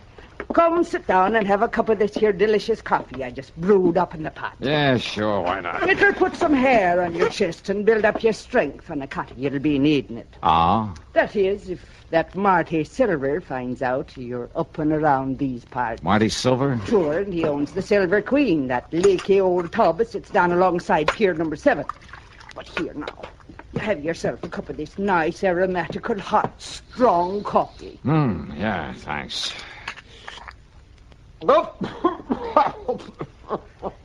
Holy, what are you trying to do, murder me? Hey? Good grief. Well, now, just a minute, me fine young, fair-feathered friend. Is it a snide and despairing remarks you be making about me lovely coffee, You is call it rat poison coffee? I'm most certain. Now, just you look here, you hairy-brained young incompetent. No wonder there's trouble up here in Cod Harbor. Oh, is that so? Well, if you think I'm going to let you sit here and make degrading remarks about me cooking... Okay, Meg, okay. Stop waving that coffee pot and settle down. Just you listen, you swab-headed young whisker Forget it, snapper. will you? Pipe down. Quiet, will you? Now, sit down. Yes, darling. Okay. Oh, Johnny. Johnny, you reminds me so of me dear, dead, departed, overbearing husband when you talks up to me like that. Oh, yeah, I'm sure. And I tell you, if I was a few years younger and maybe a mite prettier looking in the face, oh, I tell you, there wouldn't dare another girl so much as set her eyes on to you. Oh, that's true, Johnny. Okay, Meg. But now what about this Marty Silver? Captain Marty Silver, he calls himself. And he sailed in here a few days ago from up to Gloucester, he says, in that tub he calls the Silver Queen. Says he wants to sell the old wreck. Aye, and that he will, Maggie. And who invited you in here again, Captain Andy? There's already 2 or 3 suckers bidding up to buy the old wreck from him. He's pushing them hard to make a sale, he is. Then Andrew P. Hogginham, you keep them from buying it until Johnny Dollar here gets through his investigating. Investigating? Well, now, where's your manners? Shake hands with him. This here's Mr. Johnny Dollar, me lover boy from way back. Hiya, Captain. Lover boy? Him? That pasty-faced landlubber like him? Just you mind your manners, Andy, and get out here and don't let none of them boys buy the Silver Queen. Not yet. Now, look here, Meg. Go on with you. Or do I got to throw you out again? Well, whatever you say, Meg. But I warn you, woman, if you're being untrue to me in favor of this here Johnny Dollar... Ain't he handsome, Johnny boy? And we don't make it generally known, but Captain Andy is me very own fiancé. No. Yes, sir. And all this time I thought you only had eyes for me. Oh, well, now, Johnny... Okay. Now, just tell me about this Captain Marty Silver. Well, now, listen, darling. If Marty Silver finds out that I sent for you... If he finds out you're here to investigate him... Investigating for what? Come on, Meg, you're beating around the bush. Oh, it's because I hate the word. Because I'm afeard of it. What word? Murder. Oh, well, I can't say that I... What? Yes, Johnny. Murder. And now, Act 2 of yours truly, Johnny Dollar.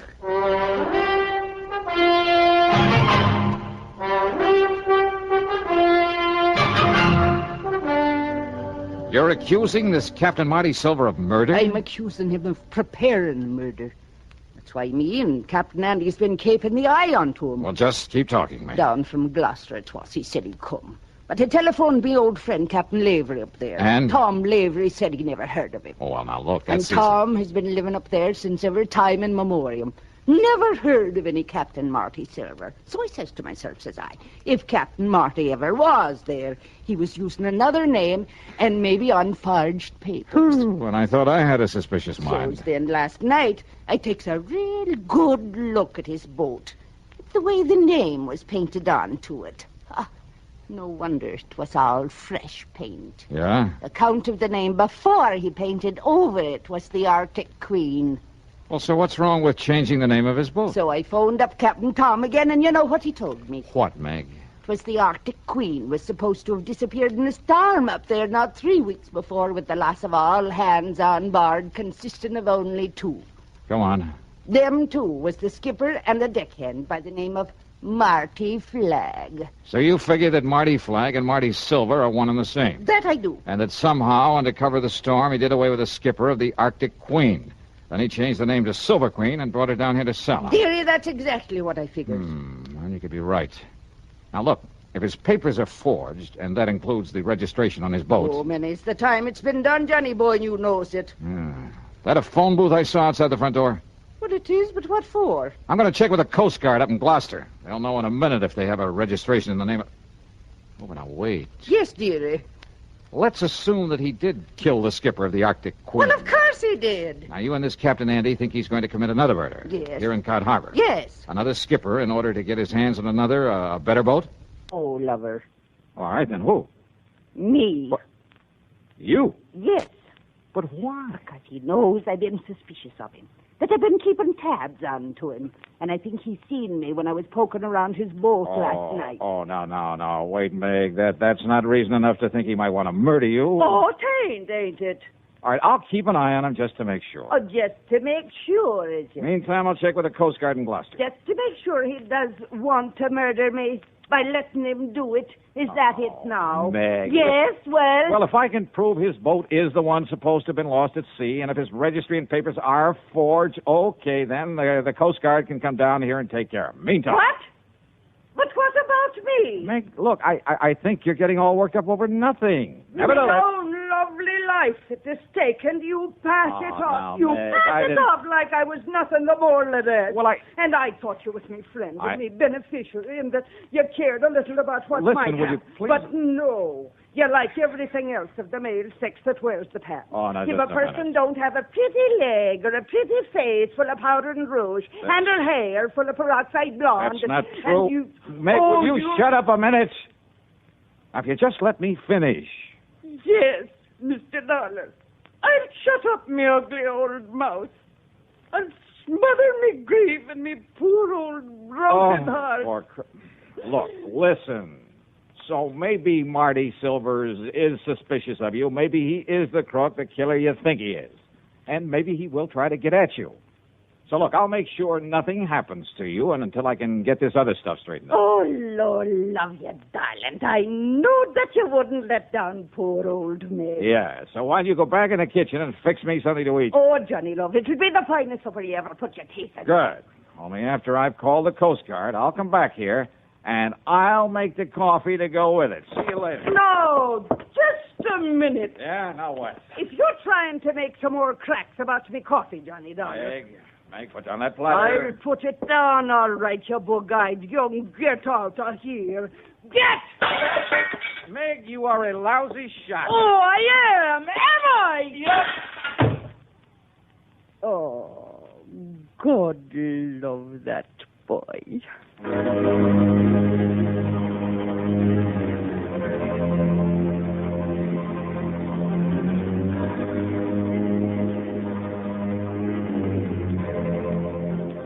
My call to the Coast Guard proved that Meg was right, 100%. They'd never heard of a Captain Marty Silver, had no record of him whatsoever. As for the boat, well, it was pretty obvious now that he must have killed the skipper of it in order to steal it, bring it down here to sell. I promised them that I'd do nothing to alarm Silver to scare him away, but that I would keep tabs on him until they could come down here and arrest him. But I had to break that promise, because of what happened exactly 2 minutes later. Yeah, right after I hung up that phone.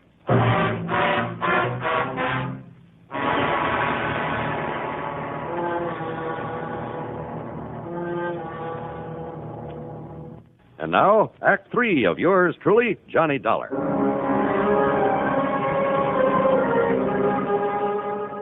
I left the outside phone booth and walked back into Meg's Palace Cafe. It was still cluttered with the pots and pans and crockery that she loved to throw at anyone who happened to disagree with her. In this case, it was Captain Andy and me, her lover boys. I heard a lot of activity off in the kitchen where she'd promised to cook me something to eat, and I hoped she'd hurry because I was hungry. But then I heard a door slam somewhere in the back and footsteps on the boardwalk that I knew led down to the piers. I wondered if she changed her mind about fixing that meal for me. But when I got to the kitchen... Meg, what's happened? What happened here? Oh, Johnny boy. Thank heaven you got here and scared him away. Who? If he hadn't heard you coming in the front, he would have killed me for sure. Marty Silver. Oh, he must have been hiding away here in the kitchen. He must have heard everything me and you were saying about him. All right, here now. Let me help you up in this chair. It's all right, darling. I think I can make it. But when I get a hold of that... There you are. But I thought Captain Andy said that Silvers was down at the dock trying to sell that boat. Hey, wait, listen. Yes. Stay right here, Meg, while I get in the back of that door. What? What is it? Out of my way, Dollar. Meg, I just seen Monty Silver coming up. Meg, who done this to you? Marty Silver, Captain. I'll kill him for this. Oh, Meg, me pet, are you all right? Yes, I'm all right.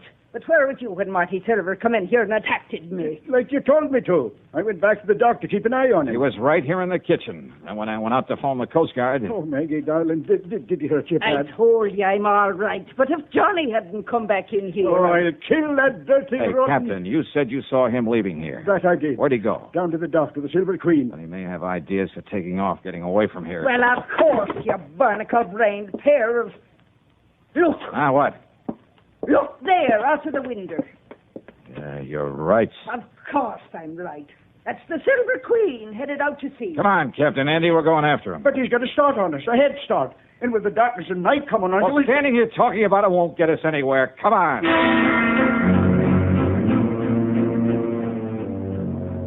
We cast off and made for the open sea, because far out ahead of us we could spot the running lights of the Silver Queen.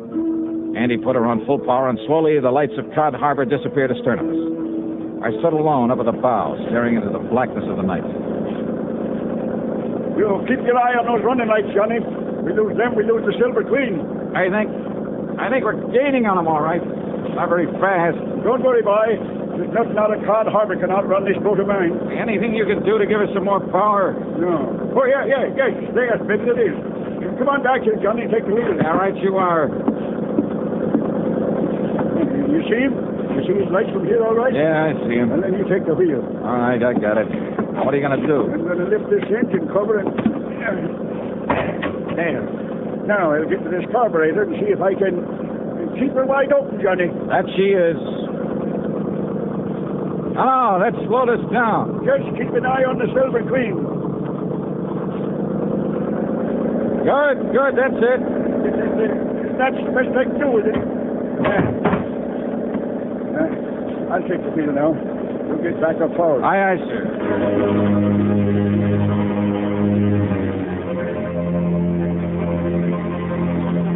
As we slowly but surely pulled up on her, I could see the vague shape of Captain Marty Silver at the wheel. I could see him turn and look back at us now and then. Just a few more minutes and we'd overtake the Queen. But if Silver had a gun, I eased my .38 out of the holster, made sure I had a full load, just in case. And then it suddenly occurred to me that if he could see us and our lights were far brighter than those of the Queen. I went on back to Captain Andy at the wheel. Keep going below now, Johnny boy. Hey, where's the switch to the cabin lights? Okay. If Silver is armed, then when we get up close to him, he'll be able to pick us off like ducks in a shooting gallery. You're right. The switch is right there inside the... No, look. Huh? Silver has turned them off. Turned off all these lights. We lose him. We'll never catch him now. Won't we? Doesn't the spotlight work? Sure it does. Turn it on. I'll put out the other light. Good. Hey, where's the switch for this spotlight? Here. Running lights. Now the cabin lights. The switch, Captain. Now we're just as black as she The is. switch for the... Oh, here it is. Now swing that lighter on, Johnny, so you cover the whole horizon with it. Right. When you get it on him, I'll... Hey, what's that? It's coming about. It's going to run us down. I see. Shove the wheel hard to port. Give it a gas. Yes, I am. But he's got us in a turn. We're losing way. Come on, faster, Captain. As soon as we get back on the straight course, keep the searchlight on him, square in his face. Maybe you can blind him. Maybe, if I'm lucky, on my other hand. Oh, we'll never make it, boy. We'll never make it. Now, hold it steady. But he'll ram us right across the Hold it steady. But, Johnny, don't you see?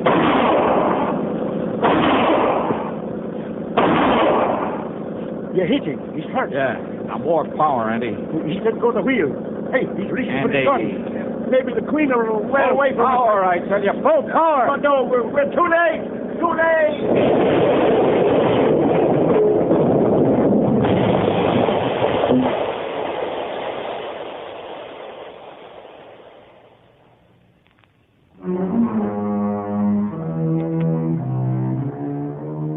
Well, I suppose I ought to make some crack about it being a long swim back to Cod Harbor. But I won't because it wasn't. The Silver Queen sank like a rock, and with the help of the spotlight, we finally managed to find and pick up the body of Marty Silver. Then, with both Andy and me bailing like mad, we slowly limped on back to port. And that's about it. Expense account total, including room and board at Meg's Palace and another tank full of gas, $58.35. Yours truly, Johnny Dollar.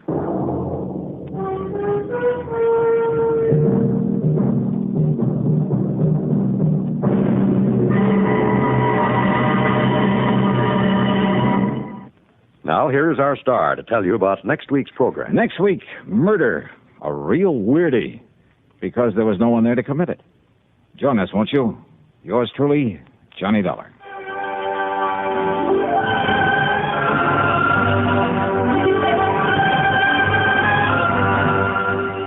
Yours truly, Johnny Dollar, starring Bob Bailey. Originates in Hollywood and is written, produced, and directed by Jack Johnstone. Heard in our cast were Virginia Gregg, Olin Soule, and Ralph Moody. Be sure to join us next week, same time and station, for another exciting story of yours truly, Johnny Dollar.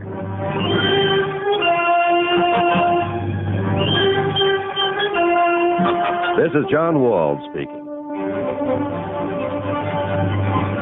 Johnny Dollar has come to you through the worldwide facilities of the United States Armed Forces Radio and Television Service.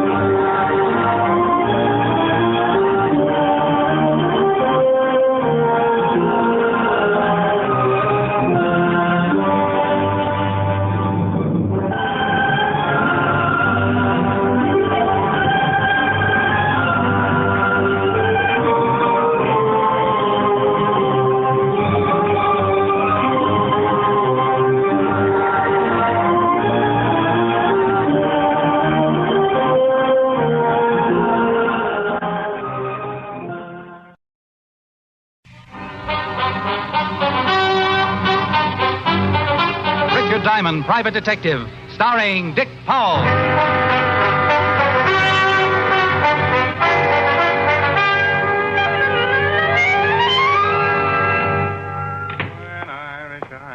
If it ain't Richard Diamond, the smiling gumshoe. Well, if it ain't Sergeant Otis, the laughing hyena. The lieutenant in? Yeah, go on in and spoil his afternoon. You know, Otis, I think you've got the kindest, most wonderful face in the whole wide world. You do? Absolutely. But I do wish you'd do me a favor. Well, sure, anything. Stop wearing it upside down. Hello, Walt. Hello, Rick. Sit down. Oh, thanks. What's doing? Want a sandwich? I'll take some of that coffee. Sure. Something on your mind, Rick? No, just got tired of sitting around the office. No business? Not in a week. Got any sugar? Oh, yeah, I forgot. Here. Yeah, Otis? Lieutenant, I got some guy on the phone who won't give me his name. Says he wants to talk to you. Matter of life and death. Okay, put him on. Right. Homicide, Lieutenant Levinson. I'm going to say this once, so listen carefully. Tonight, somewhere in New York City, I'm going to kill a man, and there's nothing you can do about it. What? Promptly at 8 o'clock, somewhere in this city, I'm going to kill a man. Hello? Hello? Something wrong? Some guy says he's going to kill somebody at 8 o'clock tonight. No, dandy. Crank. Did he say who his victim was going to be? No, just a crank. I should have humored him. Made suggestions. My landlord, for instance. Be a little gruesome if he really did it. Yeah. You'd have a hard time protecting 8 million people from a killer you don't know anything about. Hope it was just a crank. Otis. Yeah, Lieutenant. If that guy calls back, put him through and trace the call. Right. It sure would be miserable if that call was on the level. Oh, relax. I'll have some more coffee. I had some more coffee. Walt worried a little, not a lot, because the big precinct caters to a good number of cranks every day. We talked about old times, and around 6, I matched Walt for dinner. He stuffed himself at the automat until I ran out of change and begged for mercy. Then he dropped me off at my flat on 53rd and went back to the precinct. I showered, shaved, slipped into my blue suit, and headed for the door.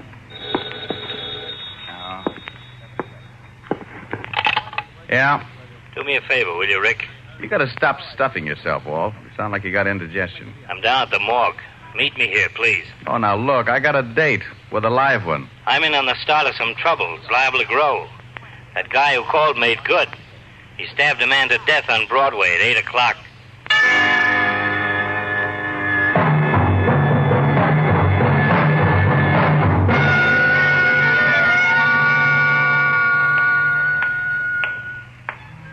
Here he is, Lieutenant.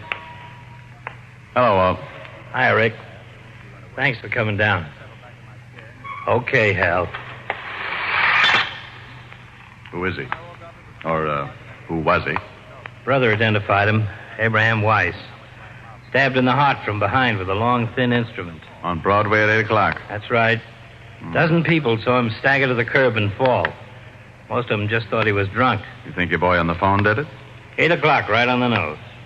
Whoever did it must have walked up behind him, jabbed him just below the left shoulder blade, and kept on walking. What do you want me for, Walt?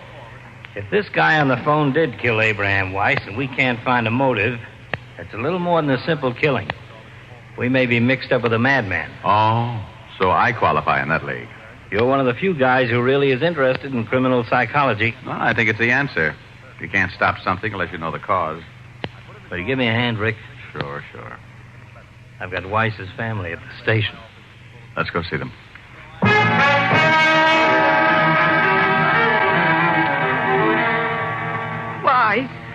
Why, Lieutenant? Why did this happen to Abe? That's what we're going to try and find out, Mrs. Weiss.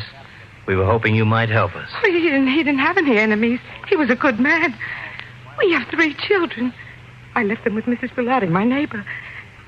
It's going to be hard on them. You're sure your husband didn't know it? No. He didn't have any enemies. He was a good husband and a good father. Everybody liked him. Only last week, Mrs. Dowd up the street from us.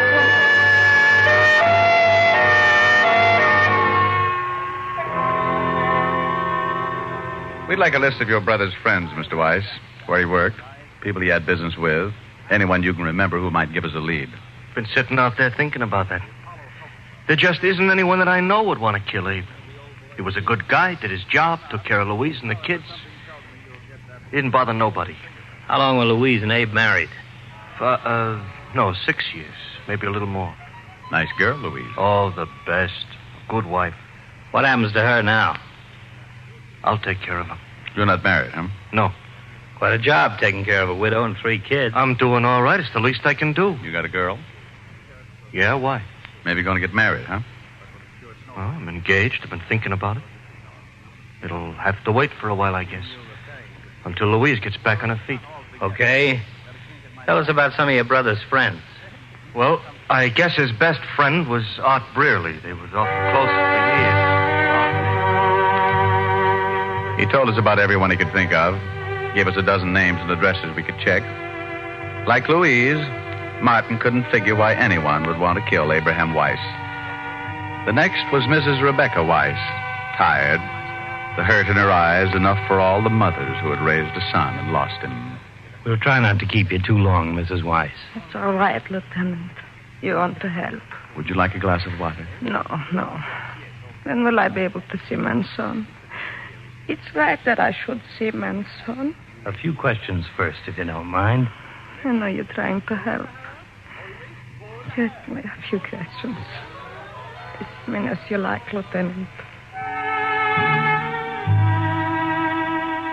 Not long with Mrs. Rebecca Weiss. Nothing that would help to catch her son's killer. So we checked the people who had known Abraham, and there were plenty. His boss gave us a few more names to add to the long list.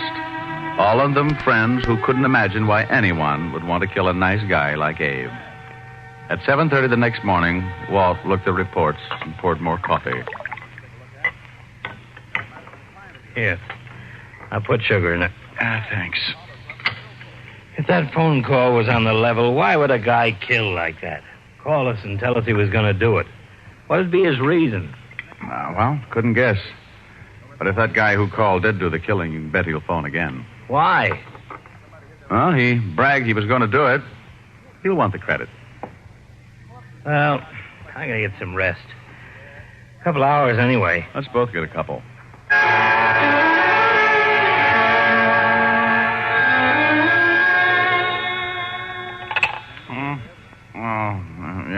Yeah?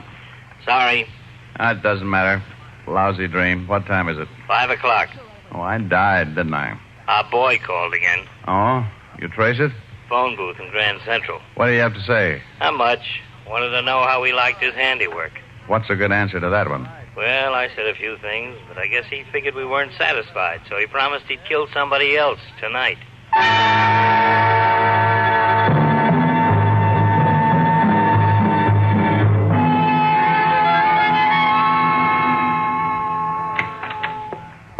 Hello, Rick. Seen the papers? No. Here. Fiend terrorizes city. Unknown killer murders at will. Police baffled. Everybody's on my back. Exactly. What did he say? You want to hear? I made a recording. Let's hear it.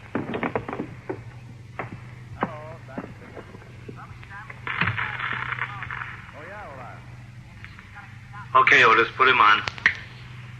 Hello, Lieutenant. Yeah? What do you think now, Lieutenant?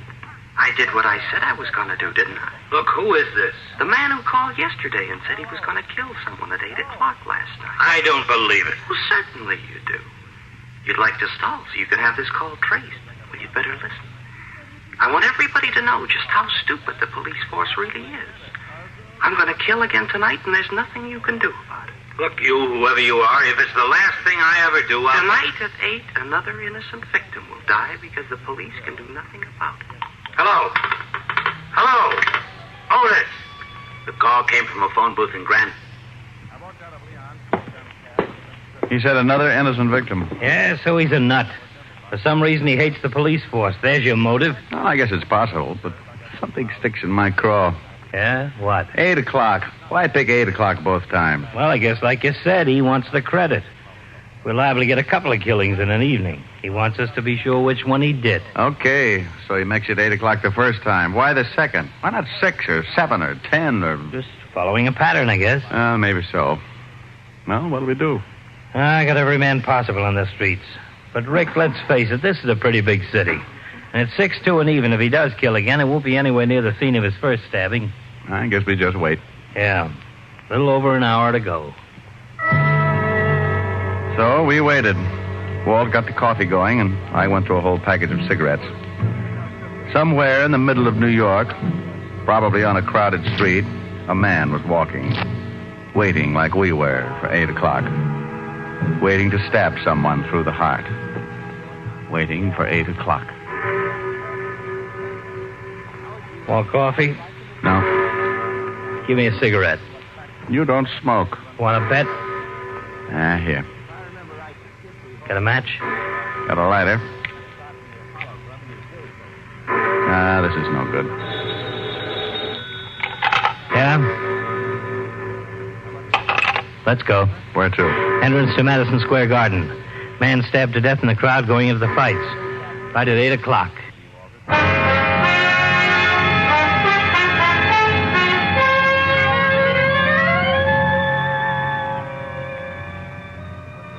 A man murdered going into Madison Square Garden to see the fights. Stabbed through the heart while he stood in the middle of the large crowd. We went through the same routine. Identify the body. Question witnesses who had been close to him. See his friends. Anyone who knew him. Name's Leon Ellis.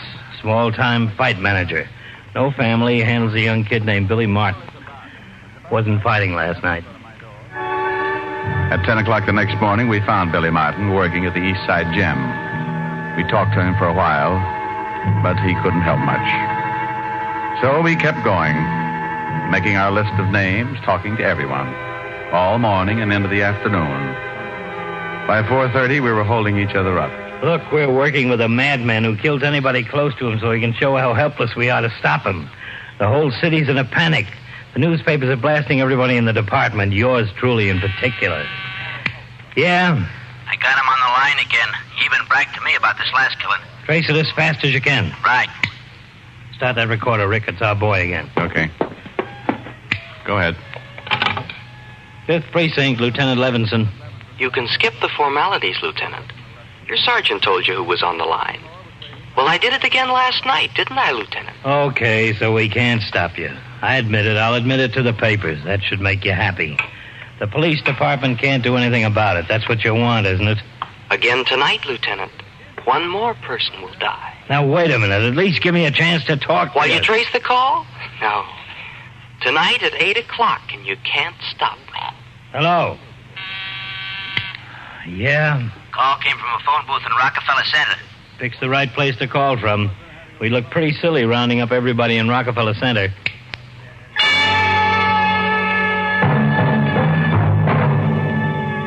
Walt looked sick, and I felt it. What could we do? We knew nothing about our killer or where he'd strike next. Walt called in the reporters and gave them the story. The papers would blast the department, but it was the best way to warn the public to stay off the streets. The department was alerted, radio stations were given bulletins to broadcast, and Walt and I climbed into a prowl car and started cruising. At 8:05, it came in. Attention, all units in the vicinity of Zone 12. A 211 in front of 415 West 64th. 415 Williams 64. Ambulance, dead body. Car 73, come in, please. 7-3, go ahead. 211 at 415 West 64 is a stabbing, Lieutenant. Roger. That's it, Rick.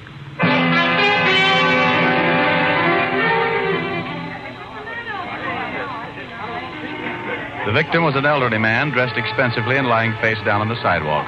Again, no witnesses to the killing. Most of the people who had seen the man fall realized almost immediately what had happened because of the publicity on the last 2 killings. But like one man said... Well, how are you going to see who killed him in a crowd like this? Maybe 100 people on the block when it happens. Boy, you guys better start doing something.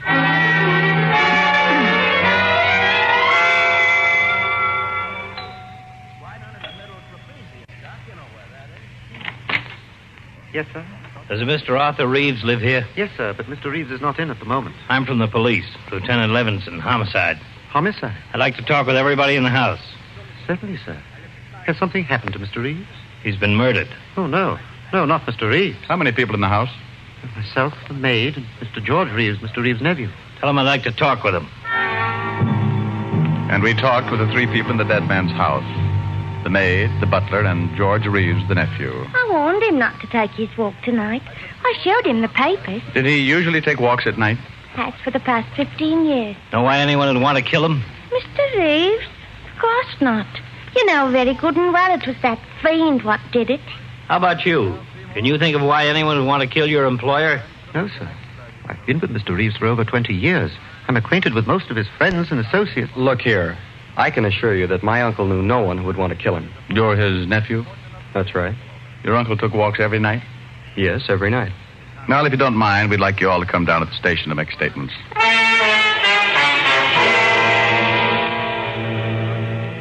Okay, we got the statements, another list of names, and a long one. None of these killings tie together. Nobody on the first list has any connection with anybody on the second list. Let's face it, if that madman calls again, we can't stop him. Oh, take it easy. Well, will you? can we? I want to talk to the maid, the butler, and the nephew again. Why? It's just the same as all the others. I want to talk to them, okay? I'm sorry. Getting jumpy. No, you're tired. So am I. Otis, send in the maid. What are you doing? Fixing the recorder. I may want to listen to it again. So we again talked to the maid, then the butler, then the nephew, and the tape recorder picked up everything they said, and it sounded very much like everything everybody else had said after the first two killings. Walt let them go home and went up to talk to the commissioner. When he came back, he looked pretty discouraged. I'm sure on the griddle. Salvador, turn in my badge. I want you to listen to something. Oh, sure. I've cut out sections of tape, stuck them together. Mr. Reeves took walks every night after dinner, and dinner was always at 7? That's right. Then he always left sometimes close to 8? Yes, 7:30 or 7:45. He was never gone more than half an hour? No. What time did he leave tonight? About 7:45. Weren't you worried when he didn't come back within half an hour? Well, certainly. Both the maid and I were very anxious. Were you all in the house between 7:45 and the time we arrived? Yes, sir. Where was Mr. Reeves' nephew? In his room. He went up right after dinner. How wealthy was your employer? He was very wealthy. Mr. Reeves, who inherits your uncle's fortune? Why, I do. Was Mr. Reeves ever longer than half an hour with his walks? Never more than a few minutes, one way or the other. Who handles your uncle's affairs, Mr. Reeves? Well, Richard B. Gregg. He's been my uncle's attorney for many years. Young Mr. Reeves has always been excitable. Gotten a lot of trouble in the past. Yes, he argued with his uncle many times. No, Mr. Reeves didn't come down and ask why his uncle had been gone so long. Certainly I worried about my uncle, but I thought he might have stopped along the way for something or other. Okay, so you took out pieces of the testimony and stuck them together. So what? Just this. Every one of these killings have taken place at 8 o'clock.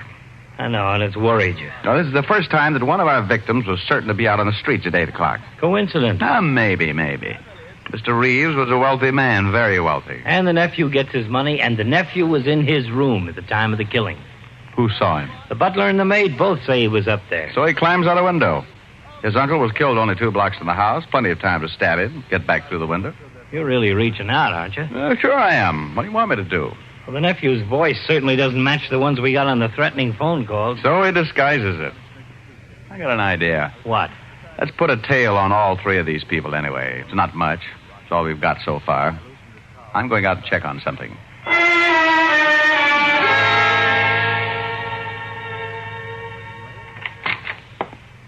What? Here's something that'll make your hair curl. I just saw the attorney for the Reeves estate, and he said the old man was planning on changing his will, leaving all his money to charity, not his nephew. He was supposed to meet with Mr. Reeves this morning. And Reeves gets killed last night. Pretty convenient for the nephew. We can't arrest him on that. No, but it makes a good motive. You think the nephew would kill 2 men and then his uncle, just so it would look like a madman had picked out another innocent victim? You got to admit it'd be pretty clever. There's an understatement. Yeah? He's on the line again, Lieutenant. I'm tracing it. Oh, no. Our boy again. There goes your theory. Hello? You can't do anything, Lieutenant. I've killed 3 men, and you can't stop me. I'm going to kill again tonight at 8. Hello? It was him, all right. Tonight at 8. Rick, we've just got to do... Yeah? Call came from Grand Central again. Okay. Well, what happens to your theory now? Well, he might do it again. Expect you to react just this way. Who's tailing George Reeves? Harrison. When does he report in again? Checks in on the hour. Last time was about 20 minutes ago. 40 minutes to go, huh? No way of contacting him? No. Okay, we wait.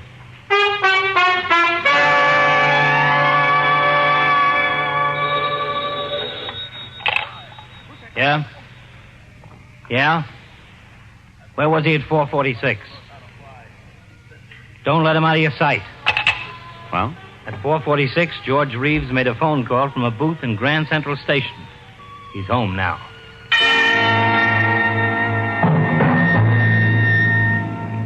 Well, we had something.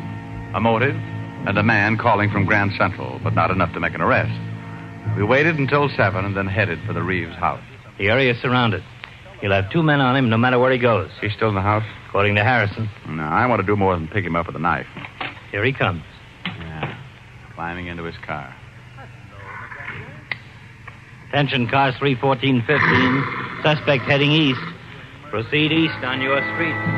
We tailed him, keeping in contact with the other cars as they stayed parallel. When Reeves turned off, we went on ahead, notified the car in our right or left to pick him up. That way Reeves wouldn't suspect a tail. About 7:30, we got a call that Reeves had parked. We headed for the spot in a hurry. Suspect is heading north on Calder. Oh, get ahead of him. Park at the corner of Davis. We'll pick him up there. We stopped at the corner and got out of the car. We waited until we spotted Reeves walking in our direction and then let him pass and followed, staying close. We kept after him until 5 minutes to 8. He swung out on Broadway and was pushing his way through the crowd. Then it happened. Where'd he go? We've lost him. Come on. 3 minutes to 8. Let us through, please. Well, I never... Get out of the way. Who you push? Shut up, You see him turn off? No, he's got to be... Walt, crossing the street. Let's go. Reeves. What? No! Look out for the knife. No, let me go. Drop it. You okay? Yeah. Here's the knife. Young man, what right have you got to hit that nice gentleman? He was helping me across the street. I have a good mind to report... Lady. If this man was helping you across the street, just forget about him. Go bet on a horse or something. This is your lucky night.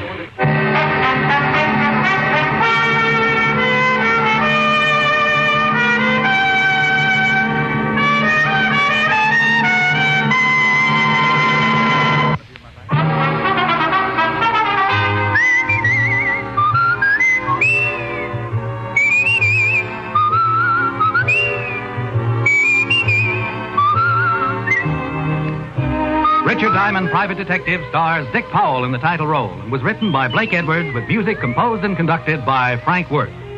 This is Bill Foreman speaking. Richard Diamond, Private Detective is transcribed in Hollywood by Jaime Del Valle.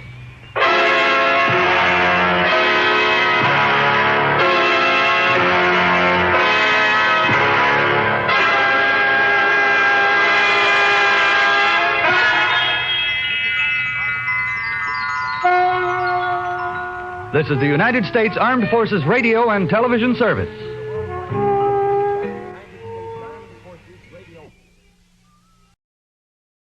From Hollywood, it's time now for... Johnny Dollar. My name is Hardy, Mr. Dollar. Yes? I'm returning the call you made to Mr. Ellis Rasmussen. If you will state your business, I shall be glad to transmit it to him. You tell Mr. Rasmussen I'm an insurance investigator from Hartford, and the matter involves a member of his own family. Oh, young Mr. Rasmussen? Yes. Could you hold on a moment, sir? I could. Mr. Rasmussen will send a car for you at 6 o'clock. Look, I can take a cab. Oh, well.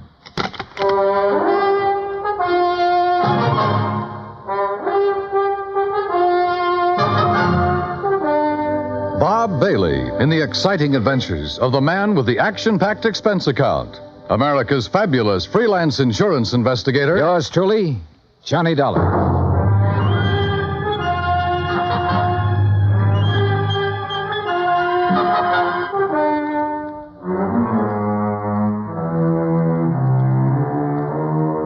Expense account submitted by Special Investigator Johnny Dollar to the Universal Adjustment Bureau, Hartford, Connecticut.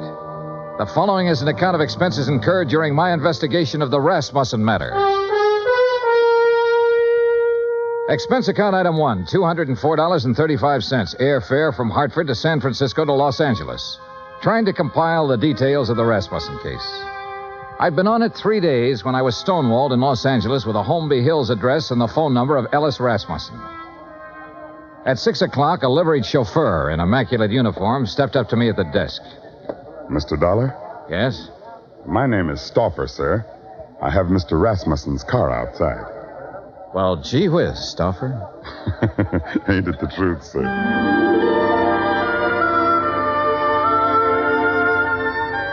A few minutes later, when we turned into the lush green Holmby Hills section, I had a suspicion I was about to deal with a bona fide millionaire.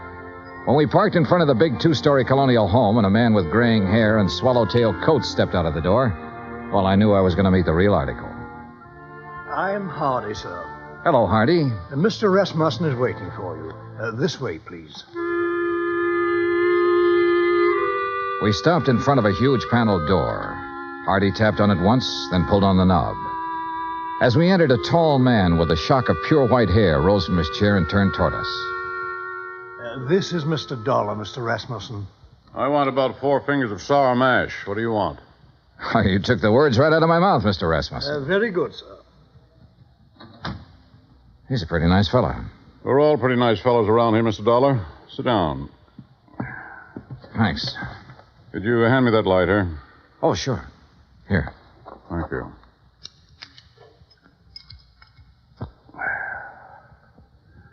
What are you doing in Los Angeles?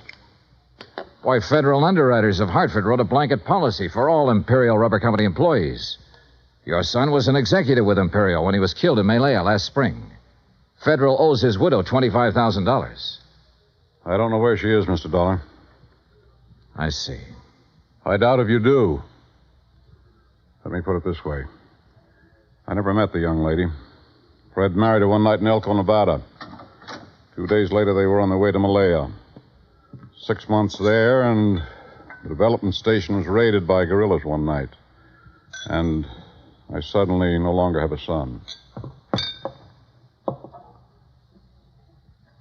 Have you eaten your dinner, Mr. Dollar? Oh, I wouldn't want to trouble you. Hardy, set a place for Mr. Dollar. Very good, sir. Well? Well, I thought she might phone me when she got back to the States. She never did. Never a letter, nothing. I'm old and sick, but I still want to see the girl my son married. It's not an easy thing to lose a son, Mr. Dollar. And I lost a good one. I lost the best son a man ever had. I'm sure you did, sir. To your son. To Fred. During dinner and afterward, over coffee and liqueurs, I listened to the story of Ellis Rasmussen's life.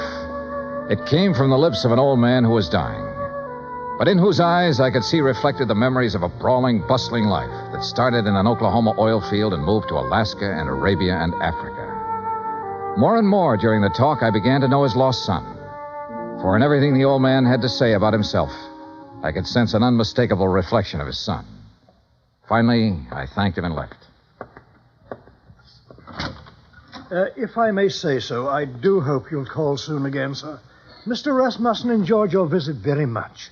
I haven't seen him so much like his old self since we received the terrible news of young Mr. Rasmussen's death. He must have been quite a man, Hardy. Young Fred Rasmussen. He was, sir. All of us miss him dreadfully. None of us ever met Mrs. Rasmussen, and we were most anxious to receive her, especially after young Mr. Fred's death. I imagine so. The car's all ready, Mr. Dollar. Good night, sir. Good night, Hardy.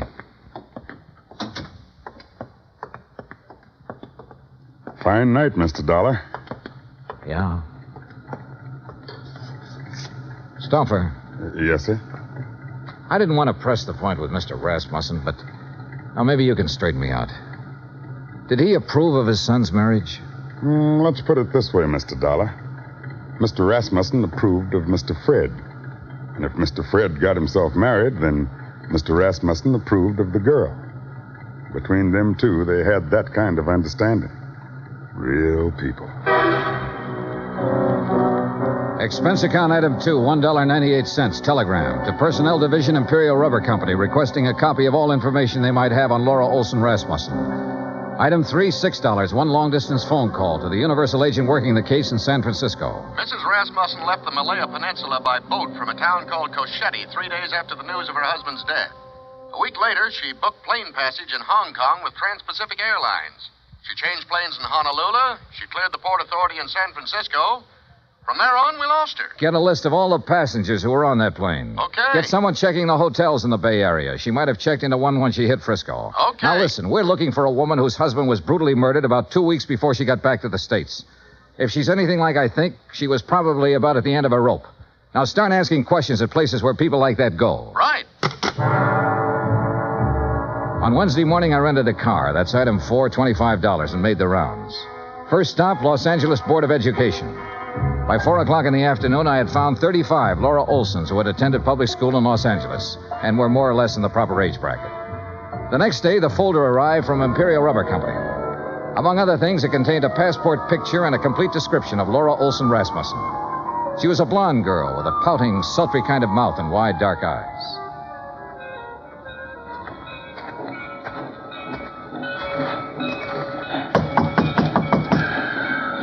You down there.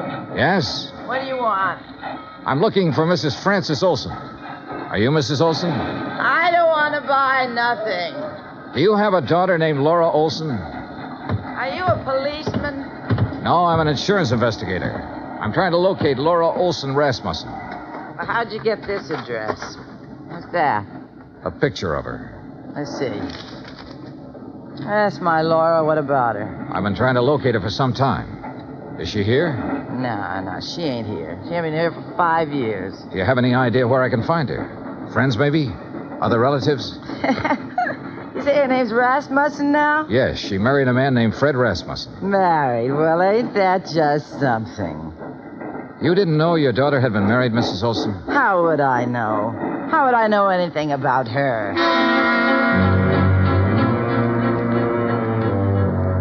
Saturday at noon, a registered letter arrived from the agent in San Francisco containing the list of passengers who had been on the plane with her. 3 of the names were in the Los Angeles area, including a Mr. Oberlin who lived in Pasadena. Well, sure I remember her. Real pretty. We sat together all the way from Honolulu. What's up? We're trying to locate her, Mr. Oberlin. Did she happen to mention her plans when she returned to the States? Plans? You know, what hotel she might be staying at in San Francisco? Or if she was going on to another city? No, not her. You say that very emphatically. Yeah, I guess I do. You didn't have to show me a picture. You know, a guy always prays he'll meet someone like her on a plane, you know what I mean? Yeah, live it up. Yesterday's gone, she said tomorrow ain't here, and the only thing we got is today. Yeah, we had a swell time. You're sure about this? We were pretty chummy, pal, if you want the truth of it. Mr. Oberlin, did she mention anything about being in Malaya before she boarded that plane? Then she didn't tell you that her husband had been killed a week before. Killed? How? He was murdered by guerrillas in Malaya. Oh, no, she didn't mention that. She didn't mention that at all, Mr. Dollar.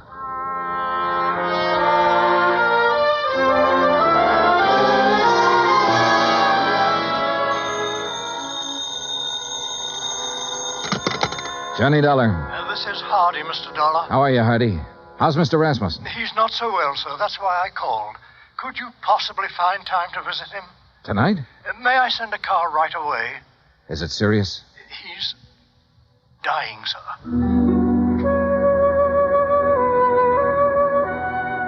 I knew why he wanted to see me. Have you located my daughter-in-law yet? No, I haven't located her, Mr. Rasmussen. But I know something about her.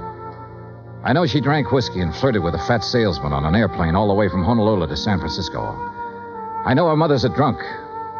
I know she didn't think enough of you or your son to contact you or anybody else when she got back. Mr. Rasmussen, it looks to me like your daughter-in-law is a first-class bum.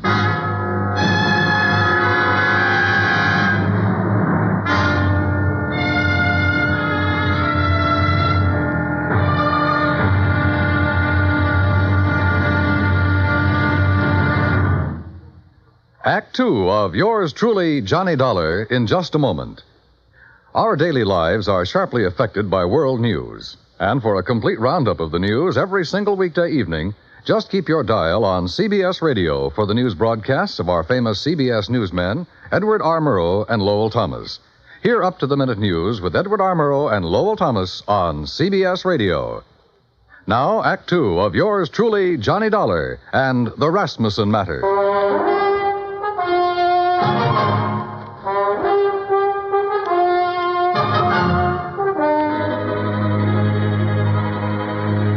There was a black coupe with MD on the license parked in the driveway of the Rasmussen house when we pulled up.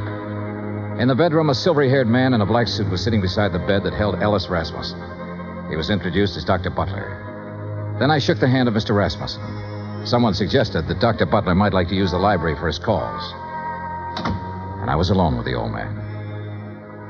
If you want some whiskey, I keep it in the sideboard over there. Not now, thanks. I wish I had some news for you, Mr. Rasmussen. We're finding out things, but we haven't found her yet. What things? Oh, things. Nothing important. Dollar, if I judge you right, you know your business. And if you haven't found my daughter-in-law by now, you've certainly found out what kind of person she is. So tell me. I haven't met her. I don't know. You're being evasive. I don't work for you, Mr. Rasmussen. I'm an insurance investigator trying to locate a woman and pay off a claim. If I don't find her, the case will just have to sit, unless you or someone else concerned makes a report to missing persons. Then the cops can take over, and maybe they should right now. My son was a fine man. I can look back on all the years I had with him and be proud of every year and every day. He married a girl named Laura Olson. I don't know where she came from or who she was, but I know my son wouldn't have married her unless he loved her, unless she loved him in return and was worthy of his love. You know a lot, Mr. Rasmussen. Perhaps I should go to the police. No, don't do that. We'll find her, Mr. Rasmussen. We're getting it narrowed down. Well, I'd better leave now. As you say. Mr. Dollar. Yes, sir. I want to see her. Yes, sir. I'm sorry I talked to you the way I did.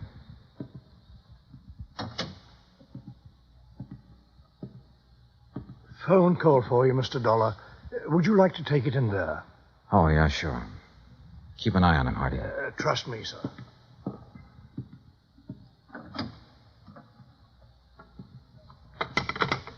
Johnny Dollar. This is Officer Daly, Los Angeles Police. Oh, yeah. You the insurance guy looking for a Laura Olson Rasmussen? Yeah, have you got anything? We got her. Huh? She's here with the rest of the girls in the drunk tank.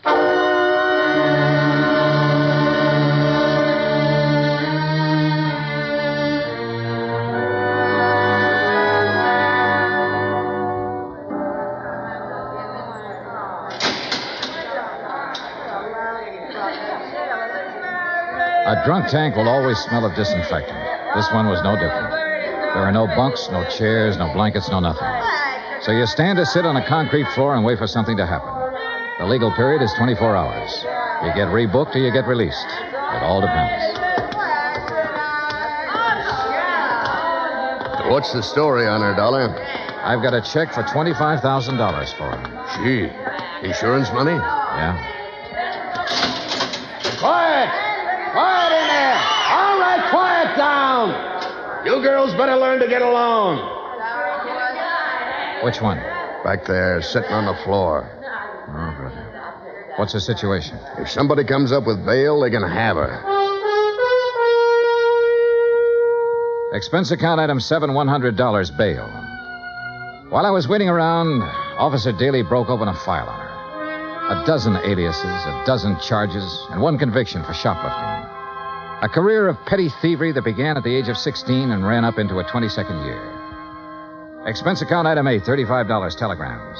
I sent wires to all parties concerned, all parties except Ellis Rasmussen, ordering a stop on their activities since Laura Olson Rasmussen had been found.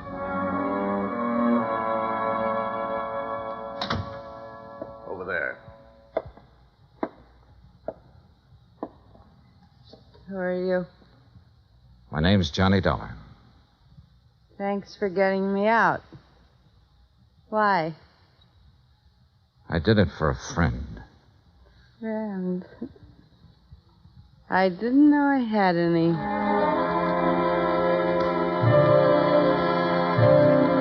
Expense account item 9, 20 cents, 2 cups of coffee. We had it in a diner across from the women's section of the main jail. I looked at Laura Olson Rasmussen while she drank the coffee. Looked at the blonde hair and the wide eyes and the pouting mouth. Looked at the woman who had once been the wife of Fred Rasmussen.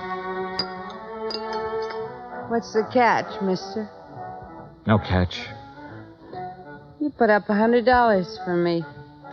I don't know you from a load of coal. No, you don't. Where do you live? I've been staying at the Piedmont Hotel. You know where it is? No. Well, not many people do. Especially people with clean shirts. What have you been doing since you got back from Malaya? I've been getting along. You got something to do with Fred? You know about Malaya? I know about a lot of things. I've been looking for you for a month. So what? Why didn't you contact your father-in-law when you got back? Why should I? What would he care about me? He never met me. What do I mean to him? Right now, since he no longer has a son, you mean everything to him. You're kidding me, mister. I wish I was kidding you. I wish to heaven I was kidding you. Well, what now? Oh. I want you to come over to my hotel with me. Oh, now look. To sign some papers. I have a check for $25,000 for you. What was that? Your husband was insured. You're his beneficiary. All you have to do is fill out an application. I'll give you the check. I don't believe it. It's true. Come on. Expense account item 10, $2, cab fare to my hotel. I took her upstairs with me, stood over her while she filled out the necessary papers. Outside of that, we didn't say a word. Johnny Dollar. This is Stauffer, Mr. Dollar. Hardy asked me to phone you to see if there's any word. Oh, yes. Well, what'll I tell him, Mr. Dollar? Tell him no luck yet, Stauffer. How's the old man? About the same, sir. Counting on you, I think. I'll talk to you later. Yes, sir. Here you are. Okay. Thanks. Here's your check. Anything else? Nope. That's it. Okay. See you around sometime. Sure. Fred told me about a man named Stauffer who worked for his old man for years. Was that him on the phone just now? Yeah. Yeah. I didn't know what I was going to say to the old man, but I did know I was hoping that if Rasmussen had to die, that he'd die before anybody told him the kind of daughter-in-law I'd turned up. I didn't want to be in on that. Expense account item 11, $83, hotel bill. I checked out at 5:30, picked up my airline tickets at the desk, that's item 12, then sat around the lobby for 5 minutes. Item 13, 2 drinks for myself. Mr. Dollar, Yeah? Oh. I read in the paper that Ellis Rasmussen is dying. Is that true? That's true. Mind if I sit down? Suit yourself. What are you drinking? Nothing. I know why you didn't tell them you found me, and I don't blame you. If Fred's dad is anything like Fred was, then I know how you felt. Finding me the way you did. Let's forget it, Mrs. Rasmussen, shall we? I'd like to meet Fred's father. So you want to meet him, huh? The human thing would have been to see him when you came back. But not a line, not a word. That old man in that house knows his son was really a man. And on that basis, he believes, without seeing you, that his son married a real woman. He had love and sympathy and help and devotion and all the things you don't seem to have any use for waiting for you in that house. Oh, never mind. I loved Fred. Loved him from the first minute I saw him. You know what I was doing when I saw him? Was serving cocktails in a place like this. He didn't ask me what kind of a family I came from, whether I was good or bad. He just put one of those big arms around me one night and said, "You're mine." He said that to me. He said it because he loved me. No one ever loved me. No one. But he did. I told him who I was and where I came from, and all he said was, "You're with me now."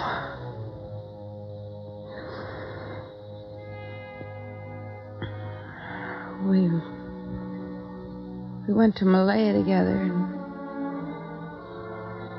I never knew in all of my life what I knew then. How it was to be wanted by someone who was decent, kind. And then he was killed. He told me one afternoon when I was in Cochetti. I took a boat, and then I took a plane back here.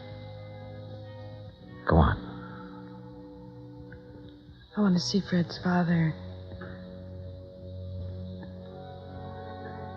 I took a car to the house, and I saw what kind of a house and what kind of people his family were. I didn't go in. Couldn't you see me, cheap, rotten, dirty little me? Couldn't you see me walking in there and saying, I'm me? Couldn't you see that mother of mine moving in? What would that have done to the old man? It would have crushed out his whole memory of Fred. But don't think, Mr. Dollar, I haven't got my memory, too. I didn't drink that away. I was loved by a man. And I loved him back. I've still got that. I'm going out there pretty soon. Would you like to meet him? Do you think I can? I think so. I think so very much. Oh, Mr. Dollar, I've been waiting in the lobby. I thought you might be here. How do you do, miss? Stuffer, I'd like you to meet Mrs. Rasmussen. Well, my. I'm mighty pleased to meet you. The boss will be mighty happy. She dried her eyes in the car. I didn't say much. She didn't say much. But in the half hour it took to get out to Holmby Hills, something happened to her again. The something that must have happened when the big arm went around her shoulders the first time. Good evening. Mrs. Rasmussen, Hardy. How do you do, Mrs. Rasmussen? We're very happy to see you. Thank you, Hardy. Fred spoke of you often. That was kind of Fred. This way, please.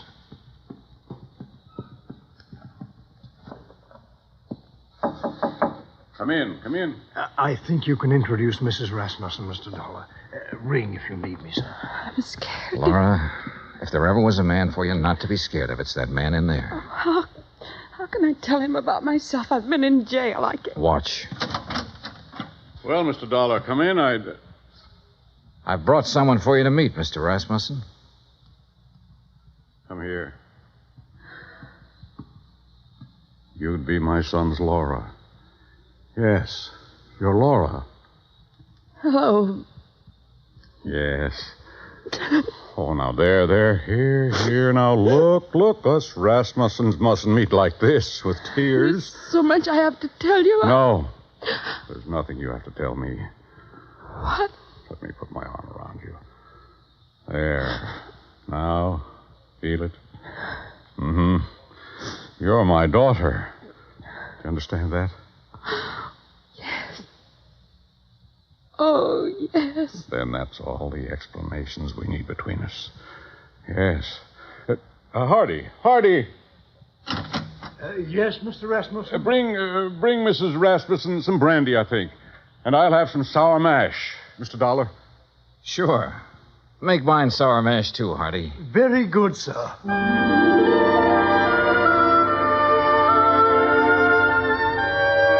Expense account item 14, $40. Miscellaneous. Item 15, $35, stenographic.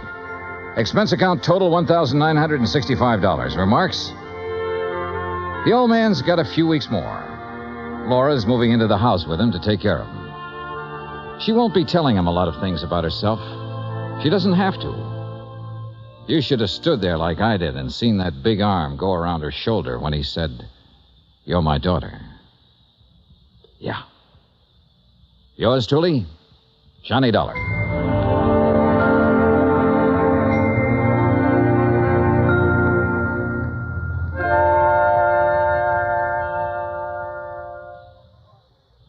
star will return in just a moment. Folks abroad want to know more about us Americans, how we live, how we eat, what we do in our leisure time. You know something? You can help promote international goodwill by corresponding with someone abroad. For the name of a correspondent, write to Letters Abroad, 45 East 65th Street, New York. That's Letters Abroad, 45 East 65th Street, New York. Stay tuned for 5 minutes of CBS News to be followed over most of these same stations by the FBI in Peace and War. Now here's our star to tell you about next week's story. Next week, one cute, tiny little mouse, that's right, mouse, almost scares a big insurance company out of business. Join us, won't you? Yours truly, Johnny Dollar.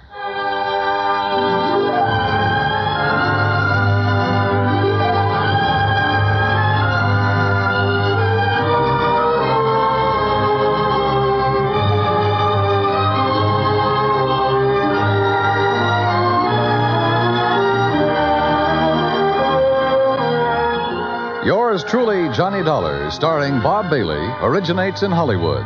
Written by John Dawson, it is produced and directed by Jack Johnstone. Heard in tonight's cast were Virginia Gregg, Gene Tatum, Eric Snowden, Roy Glenn, Will Wright, Frank Nelson, and Jack Crucian. Musical supervision is by Amerigo Marino. Be sure to join us next week, same time and station, for another exciting story of yours truly, Johnny Dollar. Dan Cubberly speaking.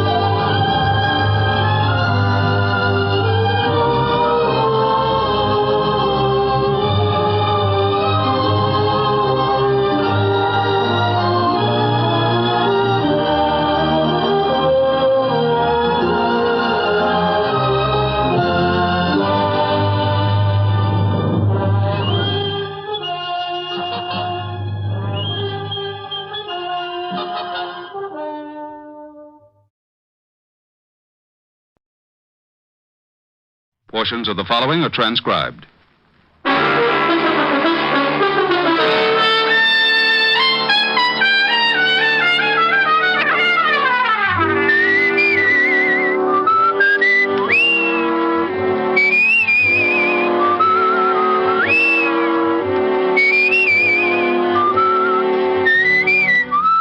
Here's Dick Powell as Richard Diamond, private detective.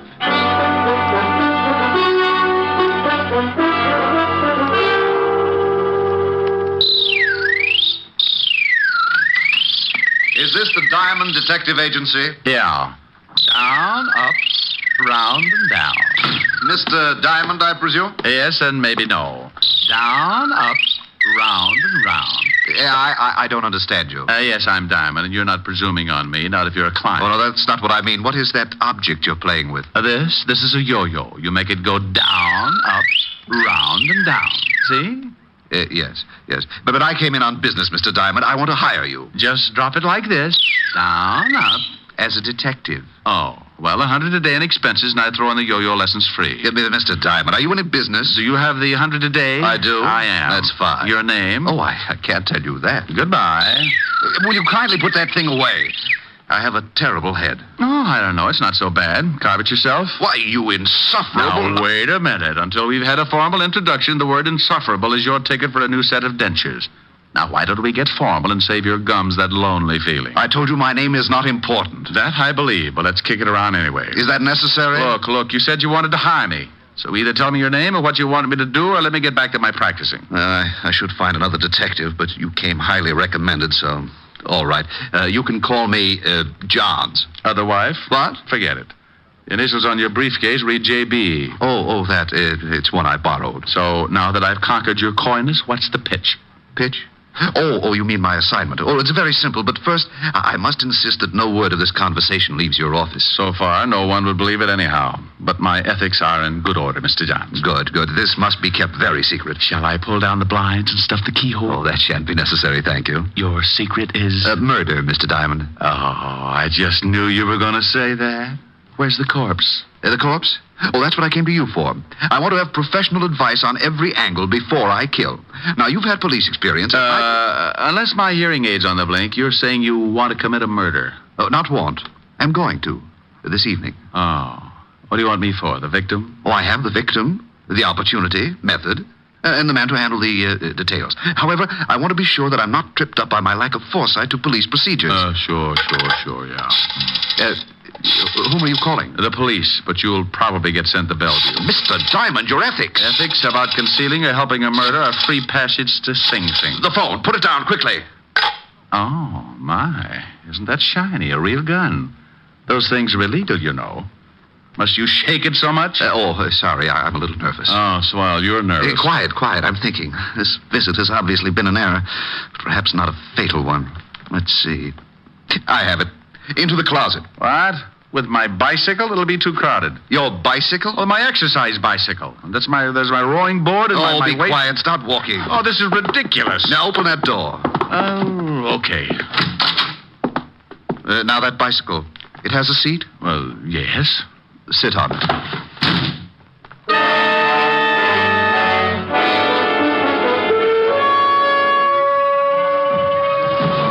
So the Diamond Detective Agency sat in the stuffy closet listening to the sound of the desk being pulled over and jammed against the door.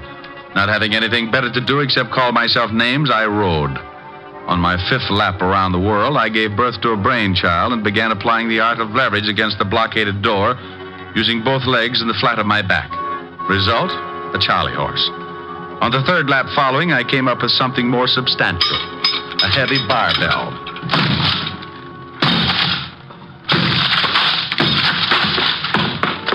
4 smashes and 3 torn ligaments later, the thin door collapsed over the desk, blocking it. I picked my way over the debris, trying to focus my eyes to the light. By instinct, more than sight, I found the phone. But as I reached to pick it up, I suddenly realized I was shaking hands with someone. Back up, Diamond. Oh, this is getting ridiculous. All my clients waving guns at me. I'm no client, Diamond. Mr. Johns wants I should keep you company for a while. Oh, well, you're a small one. This gun makes me a big one, Diamond. Real big. That's why my nickname is Big Man, even though I'm only 4 feet tall. Oh, maybe I could help you. I've got a lot of exercise things. Be funny or shut up. How about a few yo-yo lessons? Say, it's very funny. Shut up. Big Man, what would happen if I took that gun away from you? You want to try? I was giving it a thought. But on second thought, no. Yeah, smart shamus. I can empty this magazine in your stomach before you make 2 steps. Rick, Oh, I didn't know you had a client. Take it easy, Diamond. I got a gun in my pocket. Helen, baby, come in. Meet Big Man McCarthy, an old pal from PS 69. Big Man, this is Miss Asher. Oh, yes, delighted, Mr. McCarthy. Hey, same here, chick. Say, pal, you got good taste. Some built. Oh, such a flatterer. Rick, what happened to your closet? The termites broke my non-aggression pact. What's on your mind, baby? Well, I came to see if you were ready for the benefit tonight. You are, aren't you? Oh, well, am I? Just watch this new yo-yo trick. They call it round the world. Oh, wonderful. Oh, Rick, you know so many things. Where'd you learn that? PS 69, of course. Where else, Mr. McCarthy? Do it again, Rick. I want to see how you do it. Sure, baby. Just watch. You take it in your hand like this and throw it out like this. Rick, you struck that poor little man. No. Well, that poor little man had a big, nasty gun in his pocket, and it was pointed right at my breakfast. Why, that horrible... Why didn't you hit him harder? He might have hurt you. Oh, darling, are you sure you're all right? I'm sure, baby. Will you send for the police? He should be behind... Now, look, Helen, this is my department. You'll go along with your errands. Rick, he's dangerous. Helen, will you go away? I have a few questions I want to ask this little hood, and you'll be of no help, believe me. Well, all right, but you be careful. Oh, and about tonight. It's not at my apartment, but the Parker's penthouse up above in the same building. Now, come early and help Francis and me get things ready. Stop pushing. I'll see you tonight, baby. Oh, Rick, are you sure I can't stay? Go, scat. Now, for you, Mr. Big Man. Come here. Wake up. Wake up. The mule train went that way. Come on, come out of it. That's you, huh? Yeah, me. Now, what's the real name of your boss? Who's he gonna kill? You can stop the questions, Diamond. I'm not gonna talk. You want me to wring it out of you like a wet wash? Who is Mr. Johns? You know, there's a big advantage in being Little Diamond. Yeah, you can hide under smaller rocks. Who's your boss? There's another advantage, too. A man my size can be awfully hard to catch. What? Hey, come back here.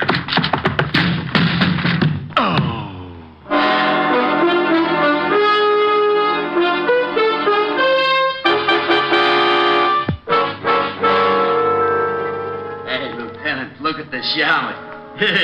He never looked so good. Shut up, Otis. He's really been worked over. Wonder what gang did this to him. Rick, snap out of it. Oh. Rick, what happened? Oh, just came through the door. Oh. What? Coming through the door couldn't wreck you like that? Oh, without opening it? You mean... Oh, no. You got that shiner by running into the door? Shut up, Otis. Okay, Rick, where's the body? Beside you. Now, that's Otis. I mean, where's the corpse? The corpse isn't a corpse yet. Otis, get my bicarbonate. Hey, Yellowton. Go on, Rick. The corpse isn't a corpse. Tell me, what is it, a ghost? Exactly. Otis? Hey, Yellowton.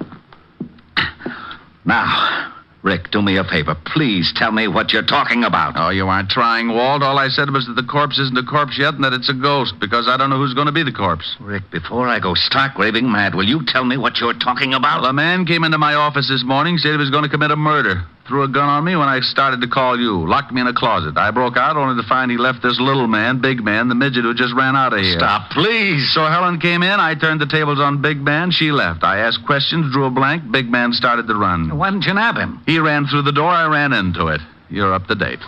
I'm up to date. Get him. I'm up to my ears in confusion. So we've got a man who's going to murder someone. All right, what's his name? He said Johns, but it's a phony.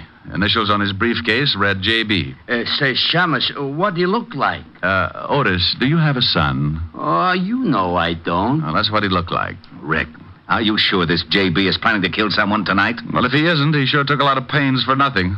Let's get down to headquarters. I want to check the files. Okay, but we don't keep files on ghosts. Oh, by the way, why did you come up here? Helen called. Said you were holding a pigeon for us. Oh, lovely girl. I'll say. Can I have a dance with her at the benefit tonight? No, Otis. I think I better fix you up with Francis. Swell. Otis, you gravelhead. Francis is a butler. Oh, it's all right, Lieutenant. I like them foreign dames.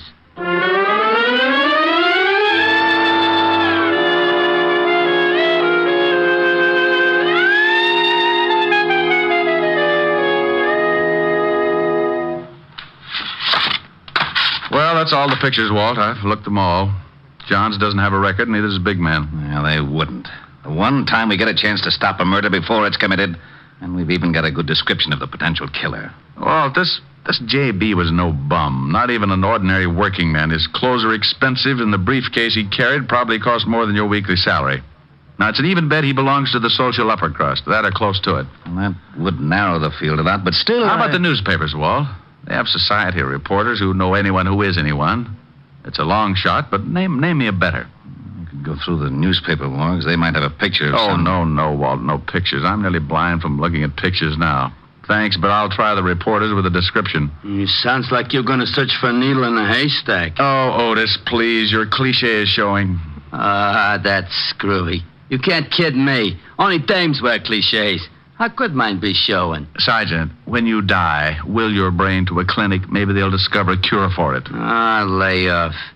Besides, I got a good idea for your investigation. I wouldn't miss hearing this for my next 2 issues of Batman. Yeah, I was thinking you could maybe save a lot of time if you got an artist to draw a picture from your description. They do it in all the movies and catch crooks easy. Otis, how would you like a transfer to Staten? Wait a minute. He may have an idea. I know where there's an artist who could sketch J.B. from a description. It's crazy, but you may as well try it, Rick. Otis, you can drive him there. Lieutenant. Tell him yes, Walt. I can't stand to see him cry. All right, Otis. You can use the siren.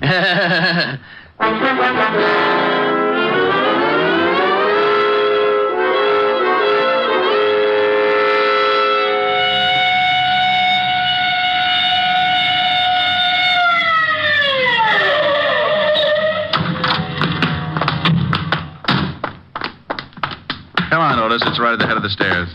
Who is this guy? Name's Vladimir, and be careful. He's temperamental. Oh, that's okay. I've been vaccinated. What? Open up, Vladimir. Wrong address. Go away. My name Patrick O'Brien. It's Diamond, not the landlord. Comrade, come in. Stalin. No, Vladimir, that's Sergeant Otis. Oh, what a startle he gave me.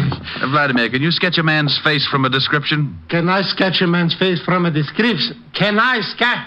Did I not once sketch the whole Russian army? And with one pencil? Okay, Vladimir, but can you do it? Comrade, you doubt it? I am the greatest artist that's impossible. I can draw...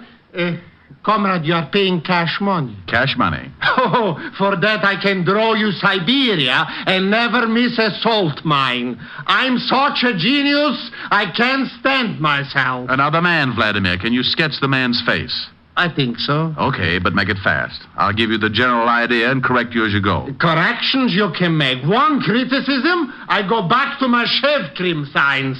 Come with me to my hizzle.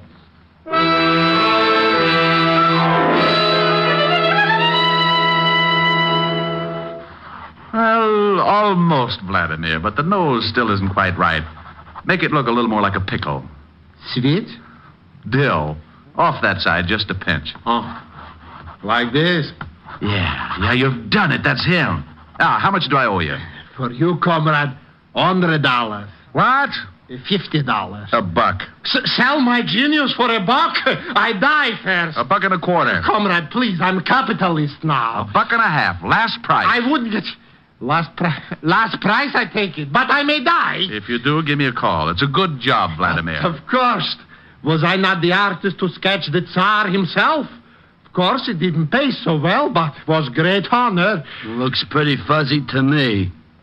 Comrade Diamond, your patronage I appreciate. But if you must bring along this peasant, don't.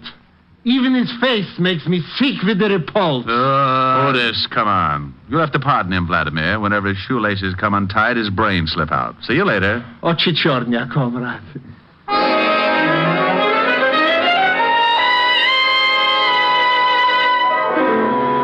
When we left Vladimir, I sent Otis back to Walt and took off for the newspapers. I showed the sketch to one society reporter after another and watched so many heads shake, my eyes began to cross. It was 6:30 when I finished playing Quizmaster, and there was no use kidding myself. I had struck out. I had to tell Walt, so I started for the 5th Precinct. I was at a point where I'd have hucked my Social Security for 30 seconds with a little big man. Then as I walked down the street, I suddenly felt the nerves in my spine jump down into the pit of my stomach, and goose pimples skidded up my back like scared rice. It was a feeling I'd had before. So without turning, I headed for the steps of a basement apartment.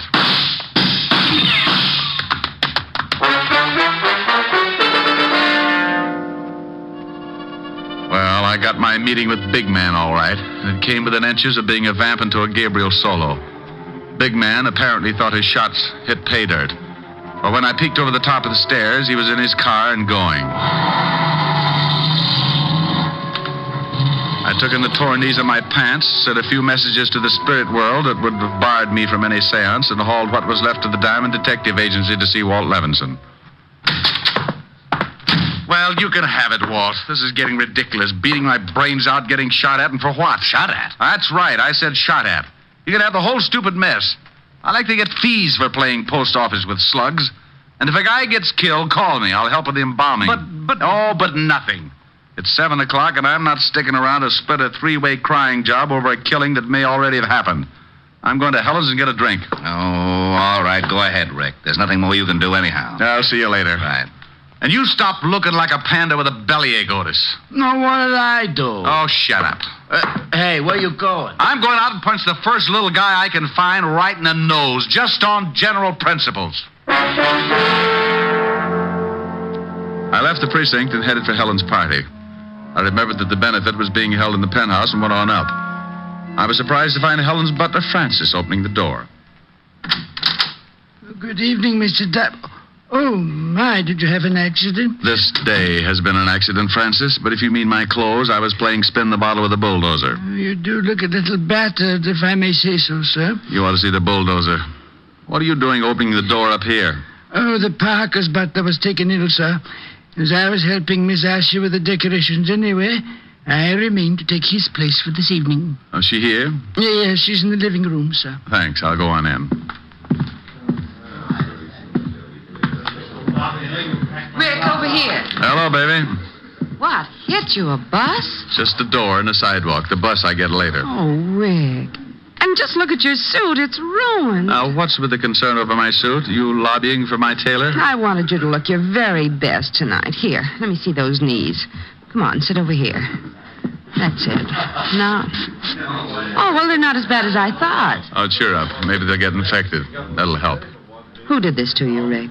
Our sweet little friend of this morning, Big Man, or I should say his boss, J.B. He's the one who sent Big Man after me. J.B.? A specter. Sent to haunt me for my past sins. He hired the little killer you saw me sock with my yo-yo. Your yo? Oh, you haven't lost your yo-yo, have you? Oh, Helen, baby, your Ricky's nearly been killed. Must you worry about my yo-yo? I'm sorry, but it is all right. In my pocket, here. See? Good as new. Oh, that's fine. Now, what about this J.B. person? Why did he send Big Man to kill you, Rick? Because I know he's going to commit a murder tonight. Maybe doing it right now. Wait a minute. You said Big Man. Did you let him go this morning? Yeah, I let him go. And I've worn my feet off up to my eyebrows trying to find out who his boss is and who's on the spot to get knocked off. Oh, poor Ricky. I wish I could help you. It's not me that needs help now. I quit. It's the guy J.B. is after. J.B., are those his real initials? Yeah. No, we've had lots of things to go on. Initials, descriptions, even a sketch of him. Here, I've got it in my pocket for all the good it did. Oh, wait, don't tear it up. Let me look at it. Oh, Rick, silly. This is no murderer. That's a sketch of Johnny Blackwell. It's Helen, you know who this man is? Of course. It's Johnny Blackwell from Newport. He and his wife are up here visiting Adam Worcester. Rick, what is it? You're all turning blue. All day long, when you were in my office, you could...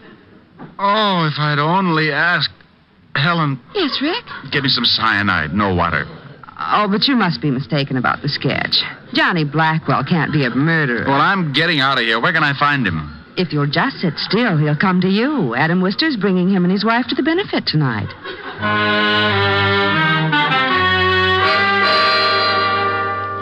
Well, that's the way this screwy world works sometimes. 1 minute you're on your uppers. With a stick of bologna, you're trying to hold off 3 guys with swords. Then Kismet makes a switch and tags your side for a gain and you're living. I called Walt to pass on the good news, and in 8.5 minutes by the clock, he joined me with Sergeant Otis in the kitchen, from where we could peek out at the growing crowd. Let me take a look, Rick. Has Blackwell come in yet? Stay back. I'll let you know. Otis, get out of that icebox. Oh, I'm hungry. You heard me. Oh, there's fried chicken, Lieutenant. Fried chicken? I haven't had... Otis. Oh. Walt, come take a look. There's Blackwell. Where? Over there, just sitting down. The man with the sandy hair. Yeah, I see him. Who are those people with him? Well, the woman must be his wife. Oh, but get a load of the little weasel. That's Big Man, the guy who got away from me this morning. Oh, and the other man? Must be Adam Worcester. Helen said he was bringing the Blackwells. Well, he did, so now we wait for the play. Well, we waited and watched the Blackwell party settle down to enjoy itself. Big Man acted like he hadn't eaten for a week and made hors d'oeuvres vanish in his mouth like marbles down a manhole. After what seemed like weeks, the situation grew, suddenly took shape. On Blackwell's urging, Big Man rose to dance with Mrs. Blackwell. Mrs. Blackwell was a dark-haired honey with curves right out of one of my better dreams. But my mind was on her husband and Worcester. As soon as they had the chance, they got up and headed out of the room.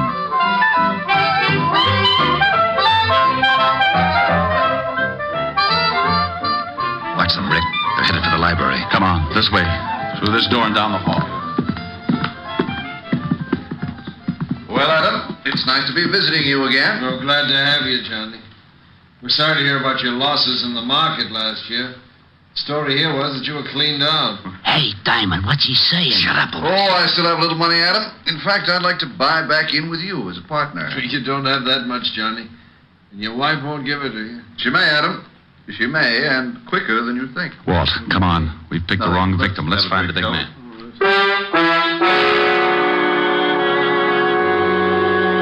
Hey, it's nice on the terrace, Mrs. Blackwell.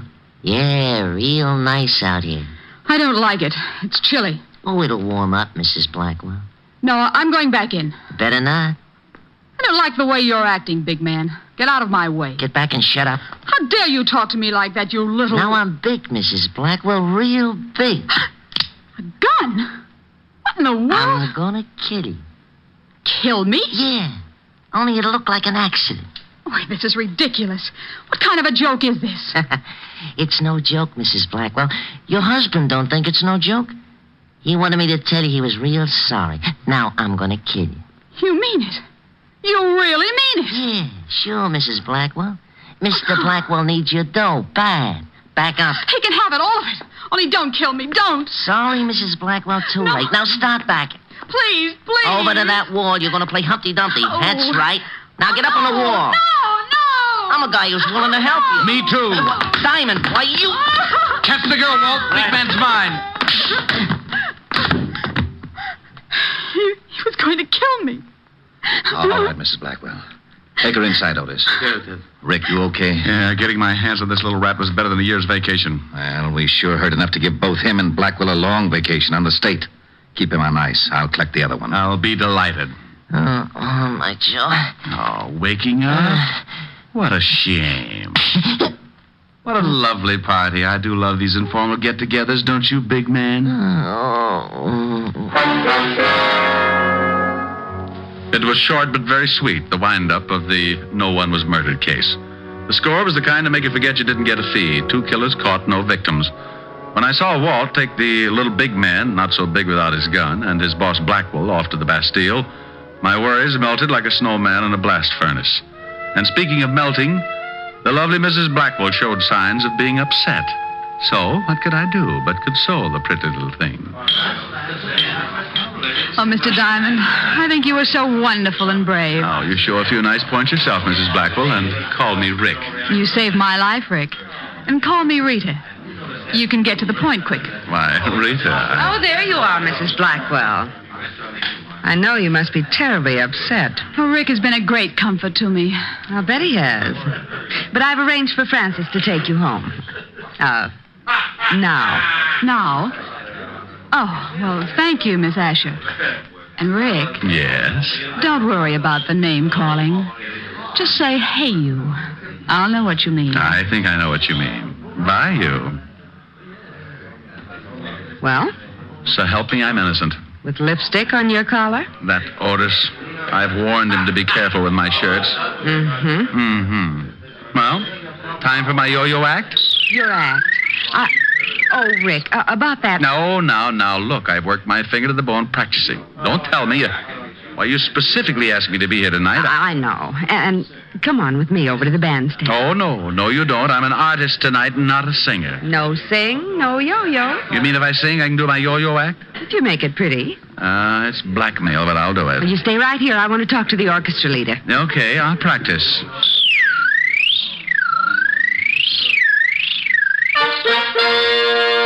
Well. Ladies and gentlemen, I give you Richard Diamond, his piano, and his yo-yo. Sing good, Rick. Like a robin with a sponsor. Are the stars out tonight? I don't know if it's cloudy or bright, 'cause I only have eyes for you, dear. The moon may be high, but I can't see a thing in the sky, 'cause I only have eyes for you. I don't know if we're in a garden or on a crowded avenue. You are here, so am I. Maybe millions of people go by, but they all disappear from view. and I only have eyes for you.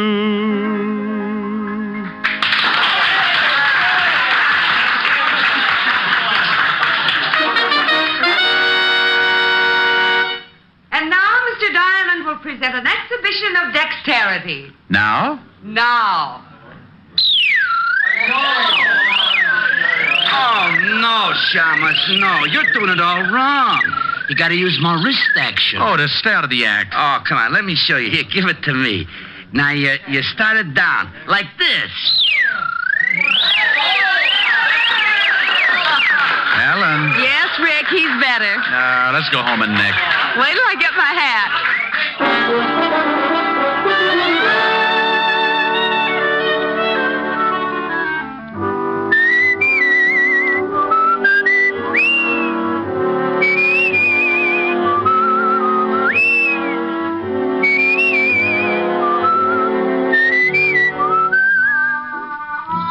You have just heard Richard Diamond, Private Detective, starring Dick Powell. Helen was played by Virginia Gregg, Lieutenant Levinson by Ed Begley. Also in our cast were Wilms Herbert, Hans Conried, Grace Albertson, Sidney Miller, and Hy Everback. Music was under the direction of Frank Worth. Tonight's story was written by Herb Purdom and edited and directed by Blake Edwards. Portions of the program were transcribed. Dick Powell soon will be seen in the screen version of the best-selling novel, Mrs. Mike.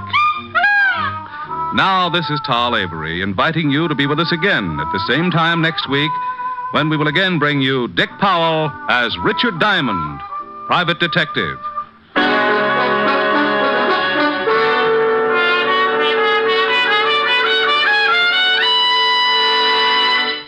Saturday night is packed with entertainment when you stay tuned for NBC's star lineup of shows. There's always a program of interest on NBC. Now stay tuned for Edward G. Robinson and the Hollywood Star Theater on NBC.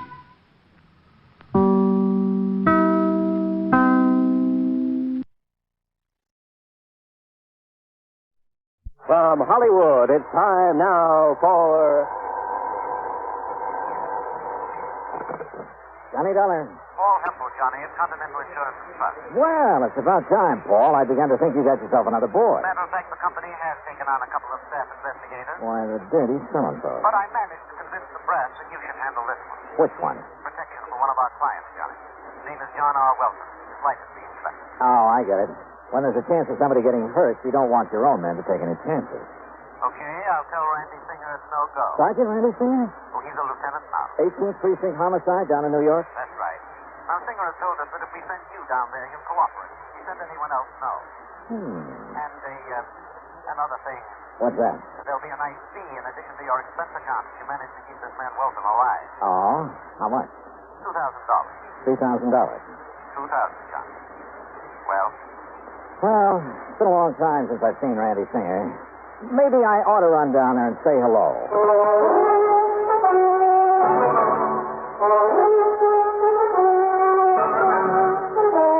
Bob Bailey in the exciting adventures of the man with the action-packed expense account, America's fabulous freelance insurance investigator. Yours truly, Johnny Dollar.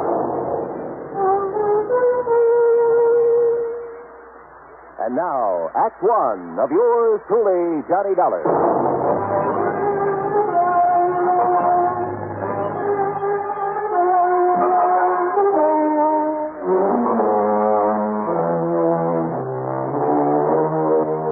Expense account submitted by Special Investigator Johnny Dollar to the Continental Insurance and Trust Company, Home Office, Hartford, Connecticut. Following is an account of expenses incurred during my investigation of the Wayward Killer Matter.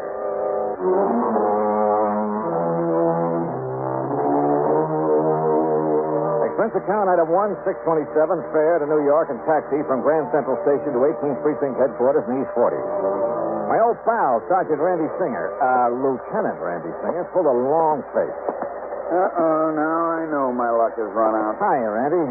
Well, what are you beefing about this time? You might as well sit down, I guess. Okay, sure. Why don't these insurance companies of yours leave us alone? Let us handle things our own way. What do you mean? The minute one of their clients gets into a jam, they send somebody like you down to pester us. Johnny, there isn't a thing you can do about this man Welton. The company said something about his life being in danger. Yeah, that's what he said. Well, is it true? I doubt it. Why should his life be in danger? I don't think it should. Okay. Why does he think his life's in danger? Because he was a witness to a shooting, a murder. Oh? Where? When? You remember reading about the bookie who was killed last week over in an alley off of First Avenue? Know anything about bookies? All right, now, did you read about it or didn't? Yeah, I read about it. Don't tell me a whole week is going by and you haven't found the killer. We haven't found him. Even with a witness to the crime, this John Welton? Oh, Randy, you're slipping. Except for the description Mr. Welton gave us, we haven't a single solitary thing to go on. No fingerprints, no clues of any kind. The weapon? 38 special, make unknown. The same one apparently that was used to slug Mr. Welton. Just what happened, Randy? Well, it was Tuesday night, Steve. Last week, that is. Yeah? Late, about 2 a.m. Welton was taking his dog for a walk before going to bed. And he passed this particular alley, saw these two men struggling. Heard a shot, so did his dog. Pooch let out a yelp, galloped around in circles, tied up his legs in a leash, and down he went. The dog or Welton? Welton, and don't be funny. Okay, go on. Then the killer came running out of the alley and stumbled over Welton. Welton got a good look at him in the street light. The dog pulled the hunk out of the killer's pants. The killer smashed Welton on the head and took off. The dog kept yowling until a patrolman came around, found him there, and found the bookie in the alley, dead. And? All I want to know is what you think you can do about it. No clues, huh? Except Welton's description. You give him a look at the mug book? Yeah, he came up with nothing. You find a gun? No, ballistics said it was a 38 that did the job. Tried looking in the storm drains around there. Not yet. Look, why does Welton feel he's in danger? Because some fool reporter wrote it up in Sunday's paper that Welton not only saw the killer, you see, he'd been trying to keep that quiet, but that he could positively identify him. And when Welton tied that up with the fact that the victim was a bookie... Yeah, I see. That means the possibility of a connection with a syndicate. Or if he didn't play ball with the syndicate, they decided to knock him off. Well, now, Johnny, we don't like to admit that there might be a syndicate in operation anymore. Sure. The town's absolutely clean. Well, now, I sure. could say... All your handsome wares in uniform have to do is march in the St. Patrick's Day parade, be on hand to welcome important foreign dignitaries. Or snitch apples off the fruit stands over on 10th Avenue. Johnny... The fact remains that I think Welton's right. Bookmaking is a racket. Rackets mean racketeers. And as a mobster who killed that bookie was smart enough to leave you no clues, he's smart enough to shut the mouth of anybody who might be able to identify him permanently. Have you got a guard on Welton? Well, he's asked for one, and I've arranged for... Where does he live? Over on East 53rd.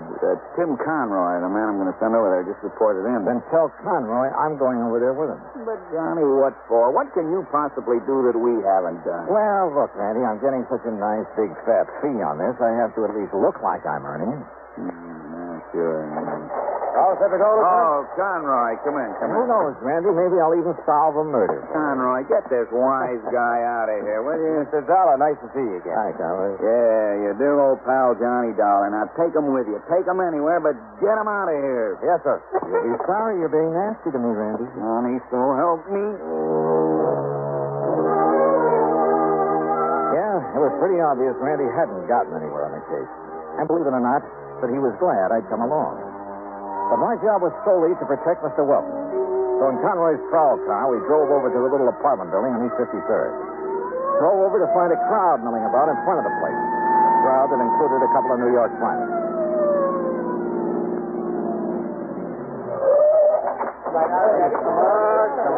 Please, wait away. Come on, Johnny. Something's happened to you. Yeah, and I started to think what it might be.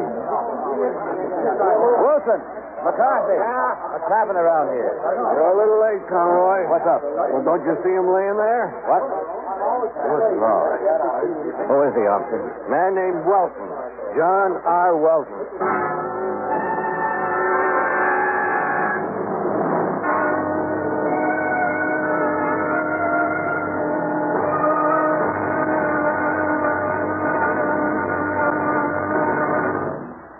Act 2 of yours truly, Johnny Dollar, in a moment. Here is a message from the National Heart Institute of the Public Health Service. It looks like an electronic control board panel banked with meters and switches. It is knee-high and 6 feet in length. surmounted by what appears to be a cylindrical coil. Its price is comparable to the cost of a new 3-bedroom home. But in human lives saved and repaired, its value is limitless. This is the heart-lung machine. Its development has opened new latitudes in heart surgery. In closed heart surgery, with a finger or an instrument inside the beating heart, the surgeon must go by feel alone. This closed method has been in use for many years, and for some conditions it is still the method of choice. However, a great many heart conditions cannot be corrected by closed heart surgery. Only with the development of the heart-lung machine has correction of many of these conditions become possible. Today, the surgeon can open up the heart, empty it entirely of blood, and under direct vision make unhurried repairs of valves or other defects inside the heart. Exactly what does the heart-lung machine do? Its purpose is to function temporarily as a heart pump and to oxygenate the blood and rid it of gaseous waste. In surgery, after the heart has been exposed, plastic tubes from the heart-lung machine are inserted into the two great veins that normally carry blood to the heart from the upper and lower parts of the body.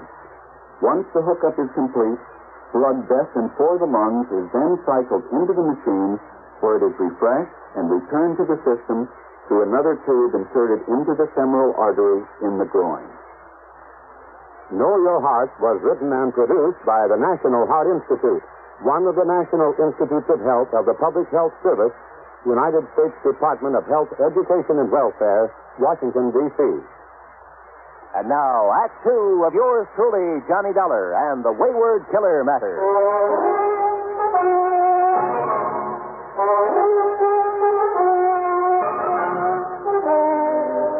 It looks as though I got there too late. The man for whom I was supposed to act as bodyguard lay sprawled awkwardly on the sidewalk in front of his apartment. Yeah, that's Mr. Wilson, all right. Johnny, looks like you and your insurance company just lost a client. Hey, get this crowd back. He's still breathing. Come on, get him back. All right. Get him there now. Get back, all of you. Get back in the car. Has anybody sent for a doctor? We got one on the way, Mr. Dollar. How did it happen, McCarthy? Do you know? Well, some kids were playing out here on the sidewalk. A couple of mothers with them. They heard a lot of noise up in Mr. Welton's apartment. Up there on the second floor. What kind of... You see up there where the windows broke out of the frame? Yeah, I see. What kind of noise? Like a big fight, they said. And Mr. Welton yelling for help. He was yelling bloody murder, they said. They hear anybody else? Anything else? No, sir. Not even the dog. You sure? Then all of a sudden he comes smashing out through the window and lands here on the sidewalk. Have your men been inside there? Yes, sir. Wilson went in. Come on, get back. Stay back of that line, will you? He said Mr. Welton's place is an unholy mess, like a big fight. Any sign of the assailant? No, sir, but the door of his apartment was flung open. So was a back door leading to a court in the alley. Yes, sir. That's what Wilson told me. That's a fire door that can be opened only from the inside. So it looks like whoever did this to Welton made his getaway through the alley. No doubt about it. Well, all I have to say is I hope this man lives. We'll soon find out, sir. Here comes Doc Strader.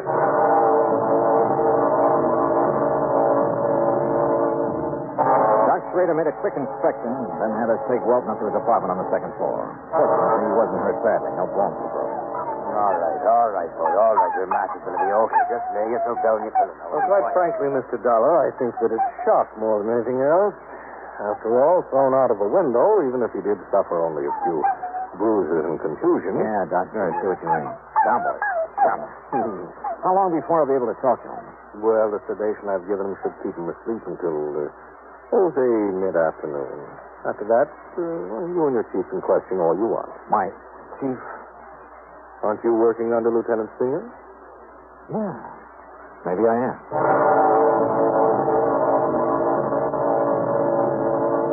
Randy Singer himself came over and took charge. While John Welton slept, he and his men closed off the alley and went over it with a fine-tooth comb. Meanwhile, since Welton had all the police protection he could possibly need, and then some, I went out and grabbed a bite of lunch. That's item 2, 175. Then I took a cab, item 3, $1 even, to the alley off First Avenue where Welton had witnessed the murder the week before. Just why, I don't know. But I'm sure glad I did. Yeah. Because of a crew working on the streetlights who came up with some rather interesting information. I'll tell you what I mean later. In any event, it led to item 4, a dime for a phone call. You know, a fellow in my business has to have some rather strange contacts. My call was to one of them, to a man Lieutenant Randy Singer would have known by name, at least, would probably have liked to get his hands on. Or, more to the point, would like to have had some concrete evidence against for a number of things. My contact's name was Smoky Joe Sullivan, ex-counterfeiter, ex-bootlegger, burglary suspect, numbers racket. A man who's been picked up on more petty charges than you can possibly think of. Yeah, in a city with an underworld the size of New York, a man like Smoky's good to know, on occasion.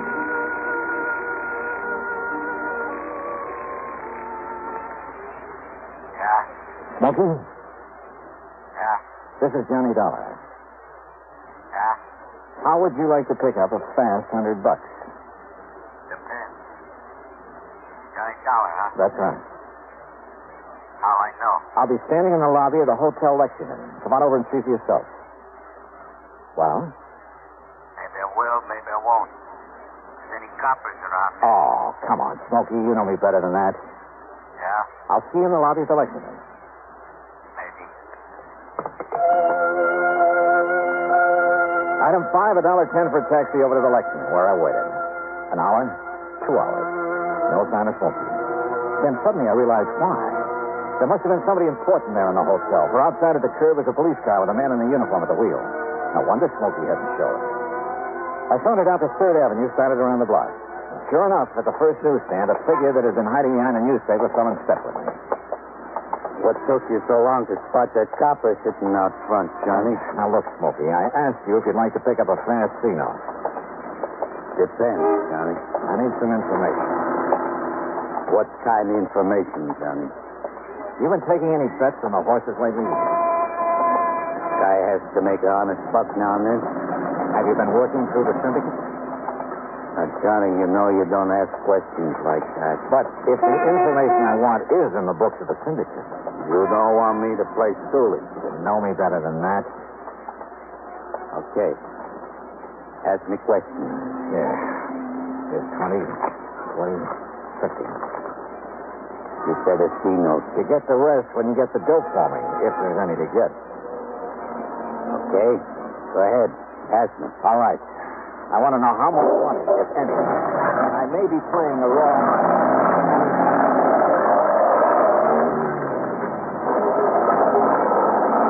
Okay, Johnny.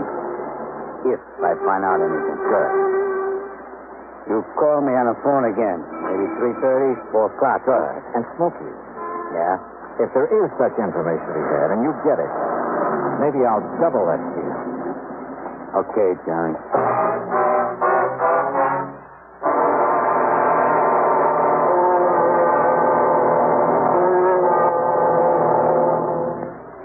Act 3 of yours truly, Johnny Dollar, in a moment. Times have changed, and so has the man. Thaddeus Lowe, in the year 1861, organized what has been considered the first airborne reconnaissance unit of the United States Army. His craft? A balloon, which was in constant use during the Battle of Richmond, making observations every 15 minutes.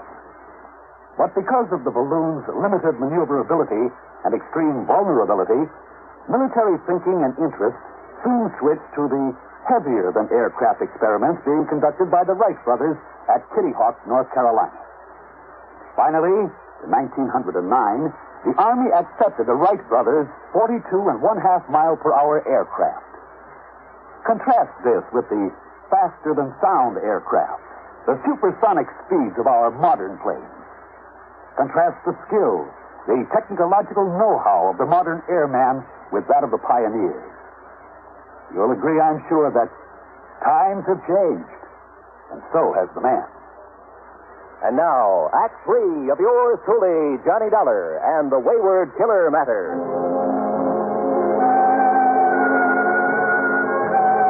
Expense account item 6.95 for a cab back to John R. Welton's apartment on East 53rd.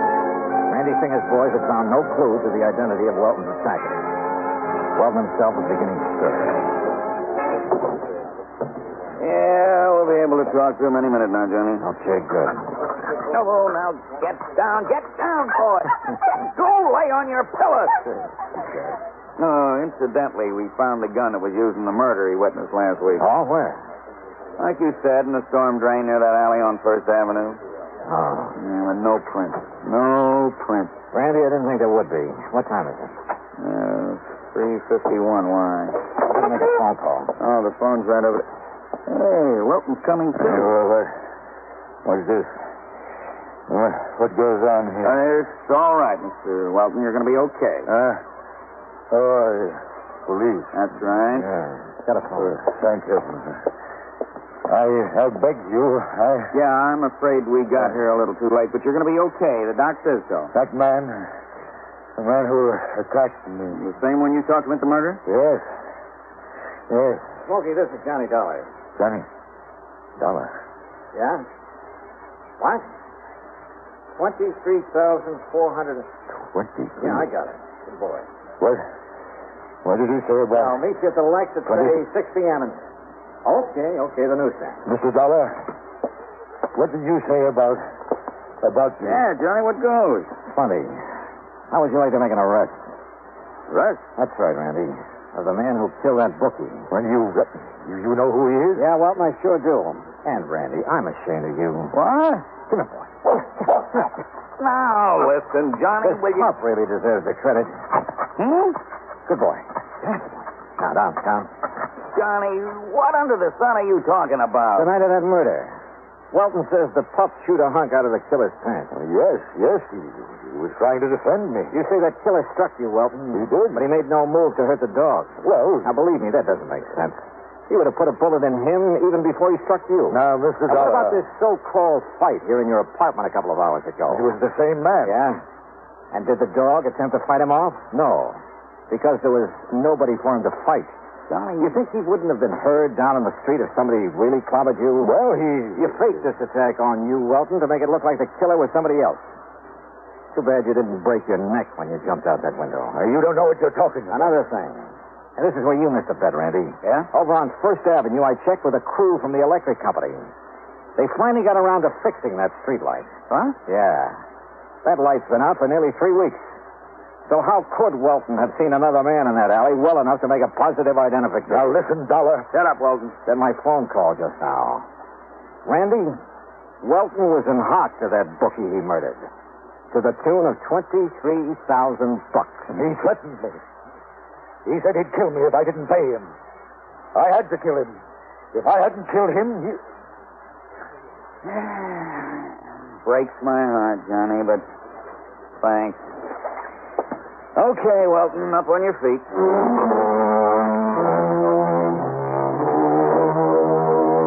Item 7, $65 even for a night on the town. Randy needed some relaxation. Item 8, $200 to Smoky Joe Sullivan. Expense account total, including the trip back to Hartford, $315.17. And don't forget that $2,000 you promised me. After all, Welton's still alive. For a while, at least. Yours truly, Johnny Dollar.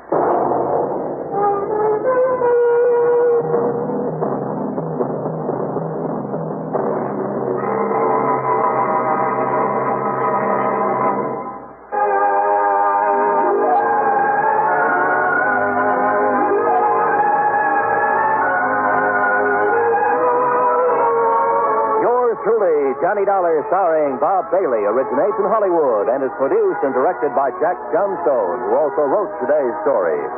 Heard in our cast were Edgar Barrier, Herb Vigran, James McCallion, Paul Dubov, Lawrence Dobkin, John Daner, Bill James, and Vic Perrin. Be sure to join us next week, same time and station, for another exciting story of yours truly, Johnny Dollar.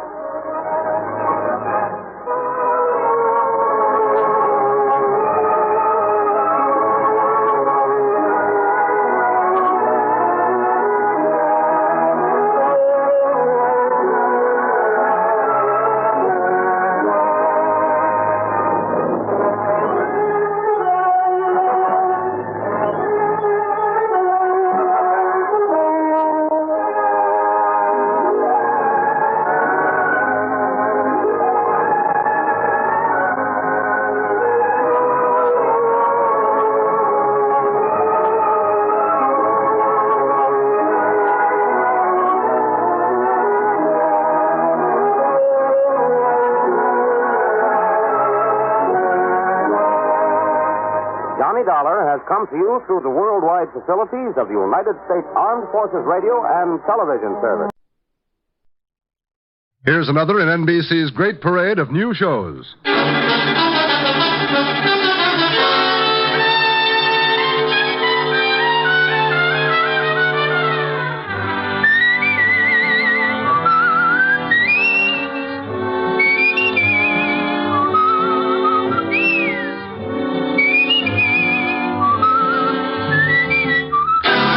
Now, Dick Powell as Richard Diamond, private detective.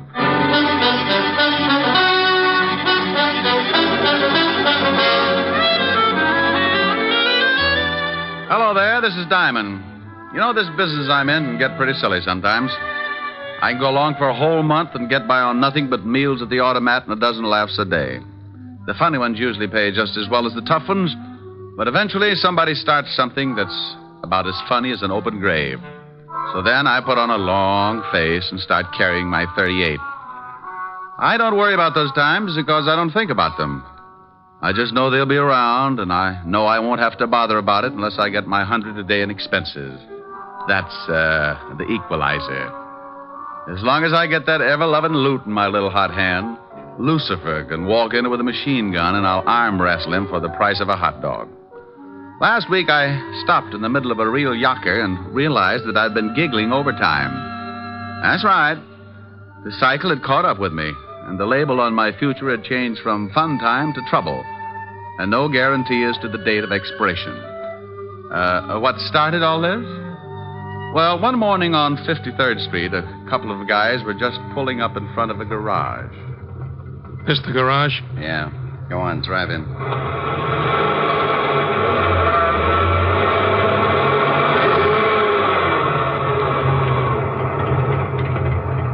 Here comes a guy. Yeah, this is big luck for us. The guy coming is the guy I want. I don't want he should see me yet, so you keep talking to him, and I'll get out this side. Tell him to look at the motor or something. Something I can do for you, mister? Yeah. Take a look at the motor. It's been missing. Sounds all right. It don't drive like it sounds, so take a look at it. Okay, sure.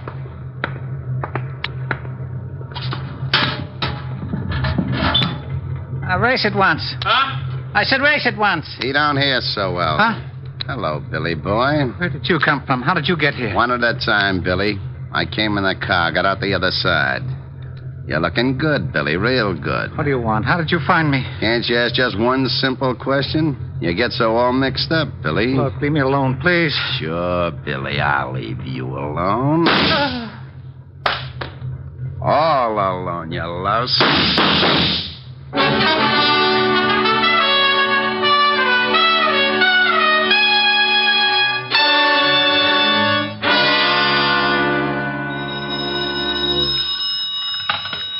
Diamond Detective Agency, our 30-day test revealed that not one single case of throat irritation was due to strangling. Oh, Rick, you're awful. Oh, how can you say that? I'm lovely, I'm engaged, now you steal wool. Oh, you idiot. Ah, you peaked. Hello, honey.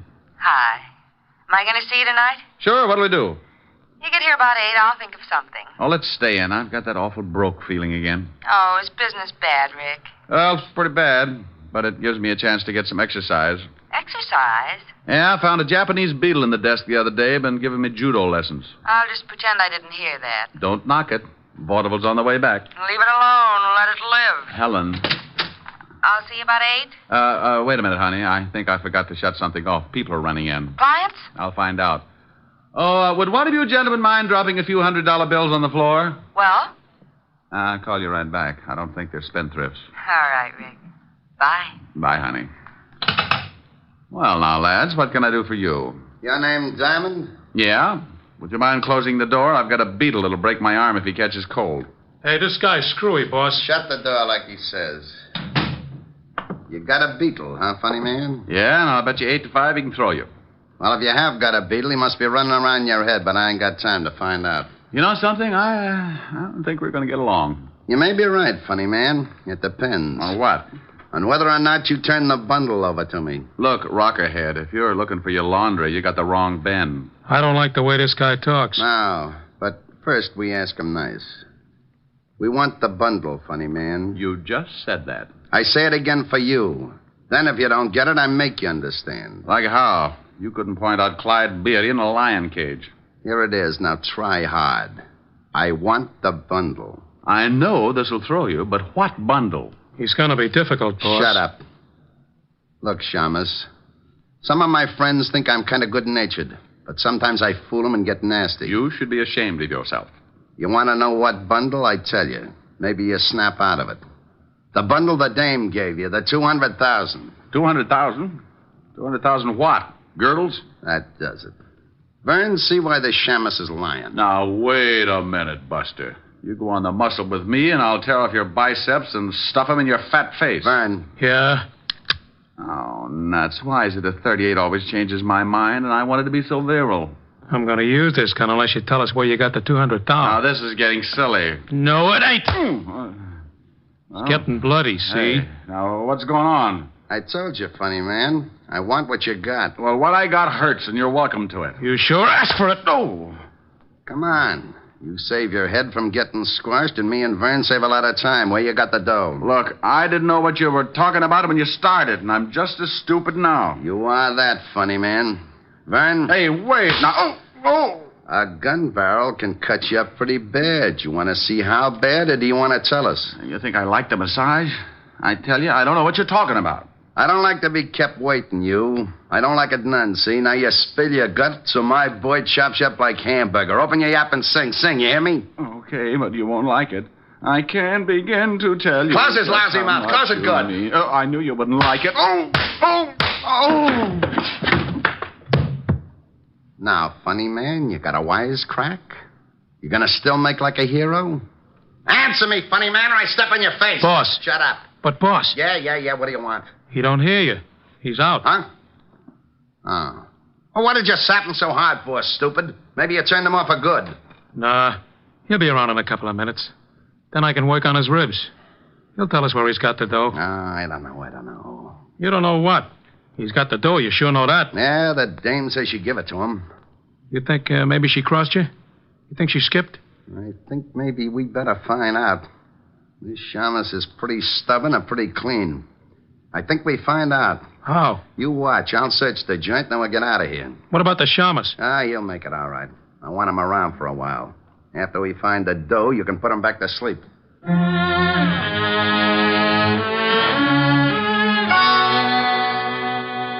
Mr. Diamond. Mr. Diamond. Mr. Diamond, wake up. Oh, it's all right, honey. I'm not coming in. Mr. Diamond, wake up. Oh, what a nice sweater. How do you feel? Well, a quick comparison might be a garter snake and a log jam. You don't look very comfortable. Why don't you sit up? Afraid my eyes might fall out. Oh. Better?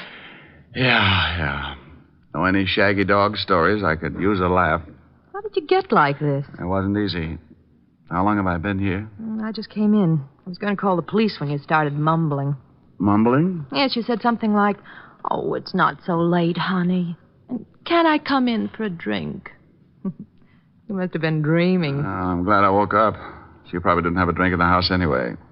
Pardon me, honey, but I gotta run some water over my bumps. You don't look so bad, considering. Oh, considering what? Do people get run over by trucks every day?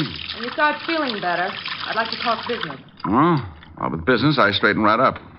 What's on your mind? Oh, that sweater. I want you to guard something for me.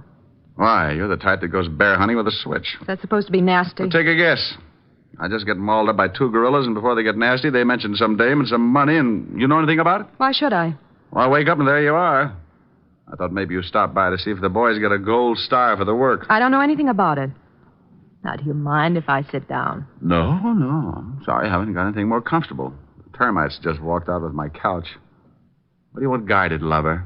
I can't tell you what it is, but it's in a locker at the 42nd Street subway. I want you to pick it up and keep it with you until I call for it. I get $100 a day in expenses, and I don't know what I'm doing. The fee looks like a skyrocket. Here's $500. When I pick up the item, you get $500 more. Ooh. And I'll be back in 2 days. Well, I was going to start looking for the guys who gave me this headache, but $1,000 makes me impatient. You, got the key to the locker? Yeah, right here. By the way, do you work nights, Mr. Diamond? Well, not in the office. Don't you think I ought to know your name? You get the item, and I'll introduce myself in 2 days. And I do keep a drink in the house, Mr. Diamond. She got up then and walked out of the room like Eve with half an apple. I put some iodine on my face and headed for the 42nd Street subway. All the way down, I kept thinking about those 2 mugs who had worked me over, and for the life of me, I couldn't guess why. I didn't know it then, but if I could have guessed, it probably would be for the life of me. I reached the subway and went down. I found the locker, opened it, reached in, and pulled out a small black leather bag with a lock on it. Out of curiosity, I tested the weight and finally decided I must be guarding a sack full of spider webs. I tucked it under my arm and turned to go. But sometimes things don't always work out the way you plan them. Okay, Shamus. Let's have the bag. Oh, when am I ever going to make Eagle Scout? I should have smelled something. Hello, Vern. I'm in a hurry. If you wisecrack, you get dead. Give me the bag. Where's your friend? Out collecting heads? I guess I gotta kill you. We guess again. Here's the bag. Okay. I should make a hole in you just because you ain't honest. You had the dough all the time. You mean in that bag? Oh, now don't tell me it ain't in it. Well, if it is, Buster, it's all in one bill. Feel the weight. Hey, it is too light. Why, you lousy, no-good gumshoe. This time I don't play around. Frank wants that dough, and you're going to show me where it is. Oh, I wish you'd get yourself a 22. Those big guns make dents in my back. I'm going to count 3, and you're going to tell me where the dough is, or I'll kill you all over the place. You could make it 100, could you? It's so much fun when you pass 50. Be funny. You're only killing one guy. 1. This never happened when I went on next to closing. 2. Oh, now, wait a minute. Look. You look. It's your last chance. Drop it, Byrne. You're boxed up. Hey, who's that? The Marines. Why, you dirty... Rick, are you all right? Oh, Walt, I know you're bashful about these things, but you're going to be kissed. Oh, now stop that. Otis, have your boys keep the crowd back. All right. Keep back. Come on. What about the gunner? You shot him good, Lieutenant. Well, I'm glad you noticed, you mallet head. Now, what about him? He's dead. How did you find that out? 20 questions? Oh, yeah? Well, I guess we saved your life this time. Well, I hope I can do the same for you sometime, Sergeant, but science will hate me. Oh. Now, don't you start blubbering again, Otis. I couldn't stand it. Go get the wagon like a good boy. Okay, Lieutenant. Now, what's this all about, Rick? Believe me, Walt, I don't know. How did you get here? We got a call from a dame about 10 minutes ago. Said you were coming down here and some guy was going to kill you. Well. Now, don't you well me. I want to know what this is all about. Well, let's get on to headquarters and I'll tell you just what I know. Well, are you coming? You mean you're going to cooperate? Well, certainly. Oh, Otis. What's the matter, Walt? I feel a little faint. Would you mind helping me up the stairs? I think I've been working too hard. Walt and I left the subway and headed for the 5th Precinct Police Station. On the way over, I told him about the girl and about the 2 hoods who had worked me over in my office. When we reached the station, he shoved the rogues gallery at me, and I started going through the miles of photographs. Well, the guy we shot in the subway was one Vern Geronda, small-time torpedo, but we can't find out anything else. Can't you find the other one in any of those pictures? Well, I've looked through them all. All I know is his name is Frank. Maybe he hasn't got a record. Here, try this stack. Dates back to the year 1. Well, you can bet on one thing, Walt. The girl who called you was the girl who was in my office. She was the only one who knew I was going down to the locker in the subway. But how did she know this Vern Geronda was going after you? Well, she must have known he was going to tail me and that he was after something. Something that could have been in that black bag. It was a plant because she knew it was empty. I think she'd planned that when this Vern caught me with an empty bag, he'd get rough enough to shoot, and if you were there, you'd have to stop him. You mean she wanted him dead? Well, that's my guess. Dead or in jail, but out of the way. That 200,000's probably behind it. Walt? Did you find something? Yeah. This is the other guy who came into the office. Yeah? Let's see. Hey, what do you think you're doing? What's the matter with you? This is the man. You're crazy. Now, you listen to me. If you're trying to start one of those routines Oh, again... now, wait a minute. You asked me to pick out the hood that was in my office, and this is the boy. A little younger, maybe, but you know darn well I wouldn't make a mistake on identification. This is screwy. This is ridiculous. Where's my bicarbonate? Oh, what is wrong with you? Rick, that's Frank Purcell, and he's been dead for 2 years. What? Oh, wasn't he the guy who went over a 50-foot cliff with his whole gang? That's right. The car burned. The only guy they didn't find in the wreck was Billy Crump. He disappeared completely. Well, this one got out of it, too, and stayed around long enough to pay me a visit this morning. And his first name was Frank. Oh, that's impossible. The boys chased them right after the holdup and shot out one of their tires. Watched the car go over and saw it turn. Didn't they knock over the payroll at the Martin shipyard? Sure, got away with 200... $200,000. Lieutenant. Huh? Oh, yeah. What is it? I'm that killing down at the garage. That guy was just identified as being wanted for armed robbery. Killing? Yeah, pretty bad. Somebody shot up a guy that worked in the place. Well, who was it? Her name was Crump. What? Yeah, Billy Crump. Stuck up some shipyard about 2 years back. Oh, shut up. Oh, I was only telling you. Okay. What else on him? He has a wife, lives at 64th Street, apartment 205. That's all. Well, don't just stand there, you applehead. Go get the car. Oh, yeah, Lieutenant. Come on, Rick. I'm waiting. All right. I apologize. Oh, you really don't have to, Walt. I was as confused as you were. Was? But you're not now? No, I don't think so, Walt. But let's get over to see Mrs. Crump. She can do a lot of straightening out.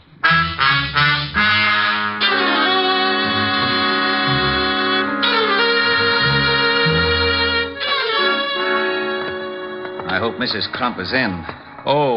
I forgot to tell you, Lieutenant. She calls herself Stewart, Mrs. Edna Stewart. What? Yeah. Her husband used her alias instead of Crump. Oh, well, that's all right, Sergeant. Maybe when you start pounding a beat again, you'll think of those little things. 205, wasn't it, Walt? How about it, Sergeant? It was 205, wasn't it? Oh, yeah, Lieutenant. 205. That was it. I remember. I might make a few mistakes. Shut up. Walt, hold it down. I'm sorry. Otis. Yeah, Lieutenant? Shut up. Here it is, Walt. I'll give it a knock. Go ahead.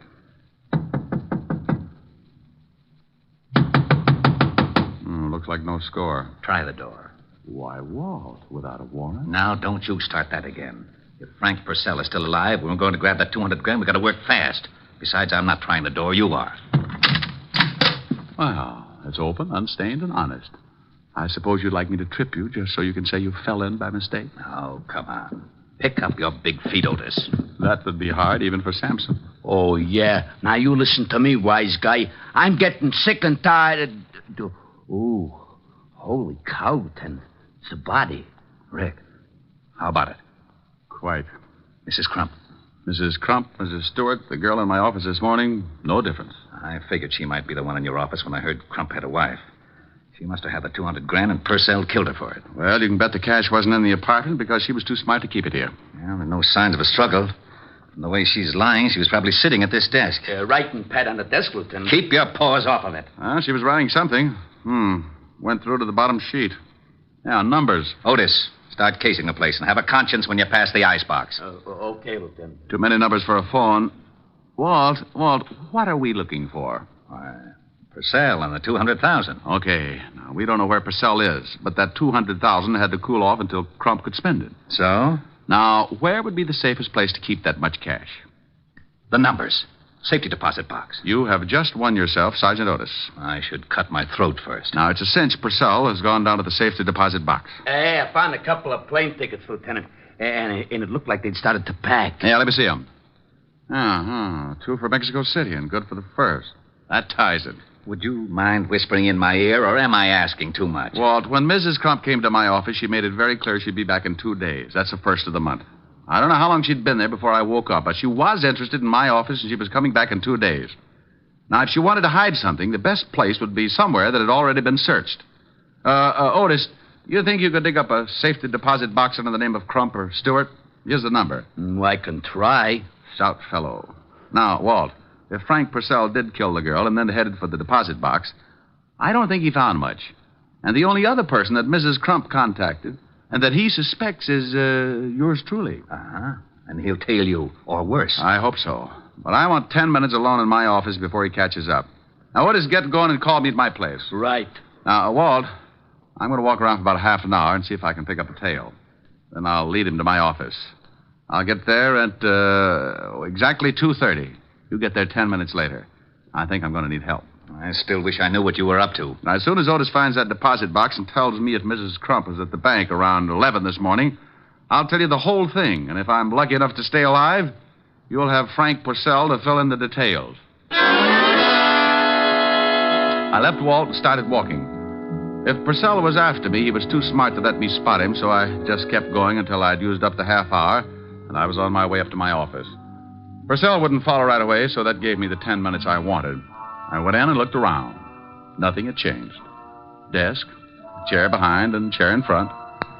Small closet with sink, hat rack, and bookcase. I went to work on the bookcase first. Nothing. So I took the desk apart. I kept going, closet, onto the rugs, still nothing. I took a breather and tried to reason it out. If I had suspected something in the beginning, where would be the last place I'd look? Something I never used. I didn't have a vacuum cleaner, so that was out. Then I remembered something. Something the girl had said that morning. Do you work nights, Mr. Diamond? I looked up at the big light bowl hanging from the ceiling. A little lost weekend, but it was worth a try.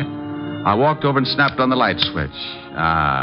Score for Diamond. With the light on, the bowl became transparent, and lying at the bottom, I could see the outline of a large bundle. I forgot to smile because the footsteps coming up at the hall sounded like company. I turned off the light, went over to my desk, and sat down with a very comfortable 38 between my legs. Well, good afternoon, rocker boy. Did you forget your bucket of blood? I forgot something? Sure, funny man. I forgot to leave you dead. Don't look so unhappy. You tried. I've been getting a big run around all day.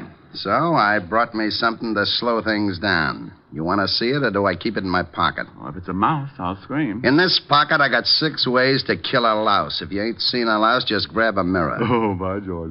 That was a good one. What's the matter? Was the deposit box empty? Oh, you know about that, do you?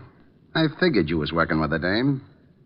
Well, you got a silent partner now. You're right. Last time I saw her, she was speechless. I'm going to do the same for you, funny man, but I make a deal. You say no or even maybe, and I'll kill you where you sit. You say okay, and I'll let you keep going till you choke on one of your jokes. You tell me if I'm right, and I'll give you a quick answer.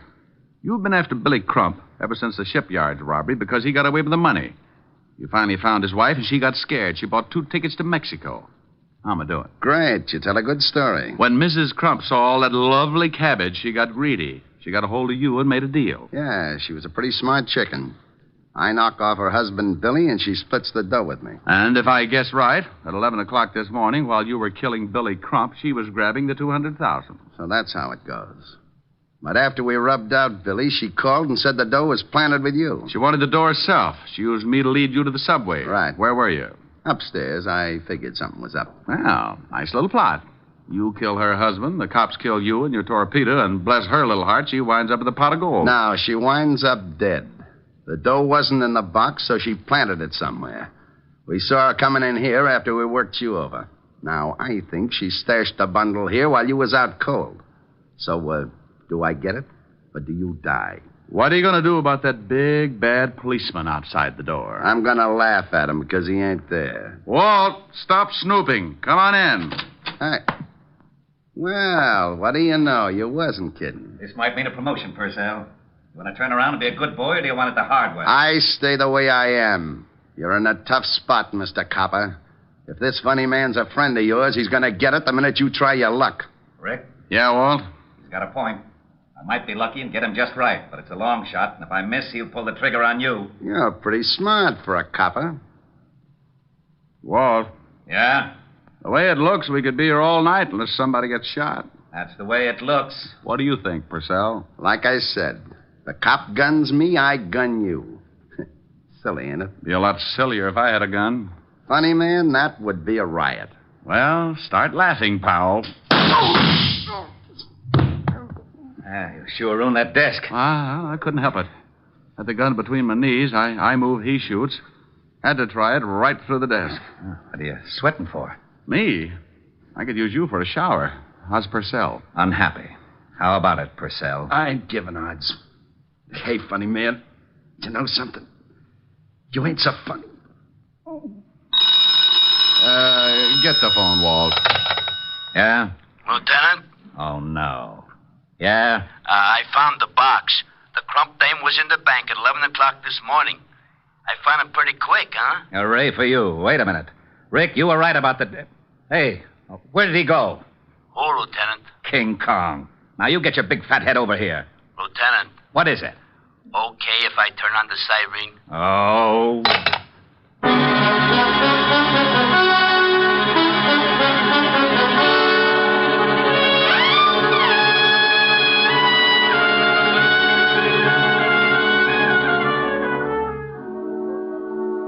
Here's the iodine and bandages, Miss Helen. Oh, thank you, Francis.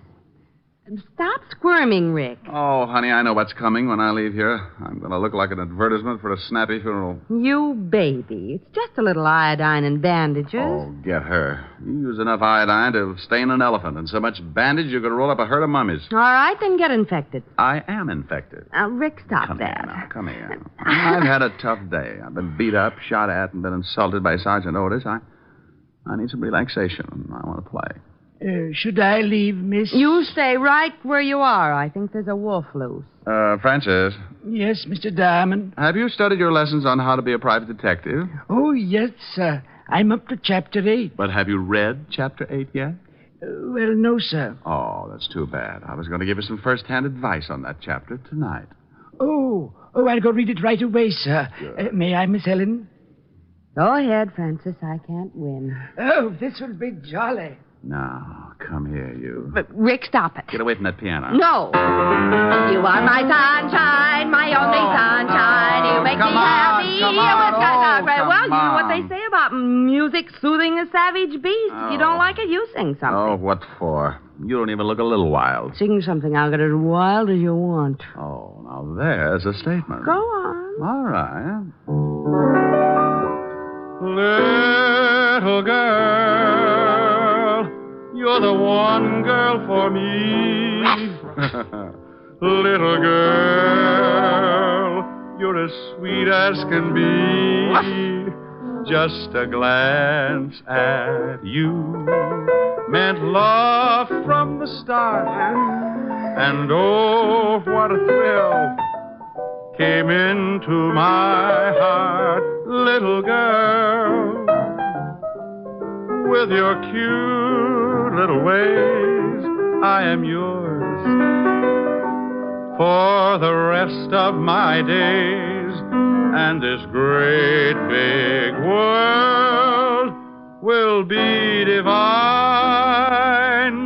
Little girl, when you're mine, all mine. Okay, honey, now get wild. All right. Come here. A little wilder. Yeah. There you go. Mr. Diamond, I'd like to ask your opinion. It says in Chapter 8 that homicide... Oh. Well, look at that. And I'm not blushing. Oh, I must be getting used to it.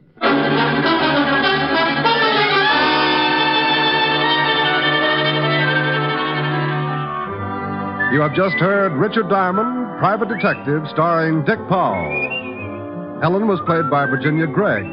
Lieutenant Levinson by Ed Begley. Also in our cast were Wilms Herbert, Gene Bates, Robert Carroll, and Ted DeCorsia. Music was under the direction of Frank Worth. Richard Diamond is written by Blake Edwards and directed by Richard Sandville. Now here is Dick Powell. Ladies and gentlemen, if you've been enjoying our show, and I sure hope you have, be sure to listen on Monday evenings beginning October 3rd instead of Saturdays. Did you get that? Beginning October 3rd, we will be heard on Mondays instead of Saturdays. And check your local paper for the exact time. Dick Powell soon will be seen in the screen version of the best-selling novel, Mrs. Mike.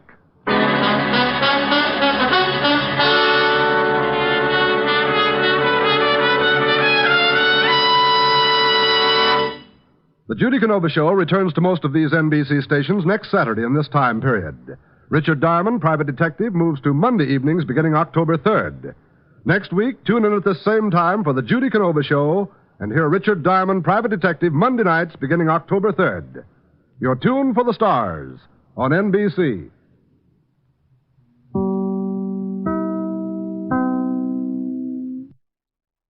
Hollywood, it's time now for... Johnny Dollar. Johnny, this is Fritz Melchior at Star Mutual. Fritz, I can't think of anybody I'd rather hear from. What? Every insurance case you've called me on has put a lot of dough in my pocket. Well, now, And Johnny... it just happens that right now I can use a few extra bucks. Quite a few. So what's the deal? Well, as a matter of fact, I hadn't thought in terms of any fee on this one. Oh. But of course, we'll pay whatever expenses you may incur. Oh? You trust me with my expense account, Fritz? Are you kidding? Of course not. Okay, then. Now that we understand each other, what's the problem? Or rather, who's the problem? John Wakefield Edwards. Ever hear of him? No, I can't say that I have. Retired businessman. Leather goods, I think it was. He lives just outside of Albany, New York. So what's happened to him? Well, nothing that I know of. But he has a lot of insurance with it, including a straight life policy worth $155,000. How old is he, Fritz? In his late 60s. Married? His wife died, 3 or 4 years ago. Then who's the beneficiary? His adopted daughter, Marilyn. And how old is she? In her late 20s. She's a very attractive girl, I understand. Then who cares about a fee? Fritz, I'll take the assignment. Easy, Johnny. You probably won't even see her. Oh, why not? But she lives and works over in Troy. Well, what's happened to the old man? Well, he called me a few minutes ago and asked, or rather demanded, that I send you over to see him immediately. Yeah, why? He wouldn't say. What he did say, though, just before he hung up, is that under no circumstances are you to let her know that you're coming. Meaning Marilyn? I would assume so. I wonder. So do I, Johnny. So if I were you, I'd hop on over there. Tonight? Well, first thing in the morning? Okay, Fritz, we'll do.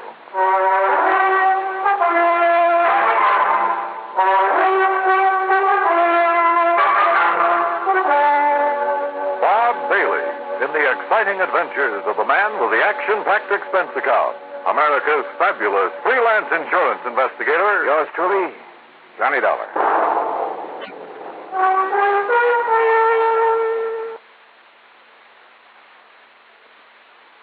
And now, Act One of yours truly, Johnny Dollar.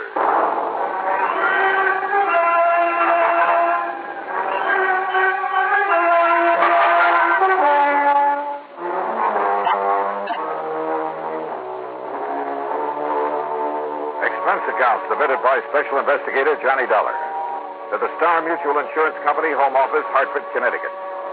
Following is an account of expenses incurred during my investigation of the hair-raising matter.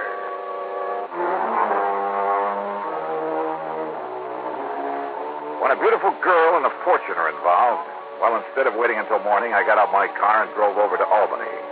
Item 1, 1720 for mileage. I arrived shortly after midnight, checked in at the Sheraton Tenike, and although I was pretty tired, I ran up item 2, a dime for a phone call. Yes, this is John Wakefield Edwards. Johnny Dollar, Mr. Edwards.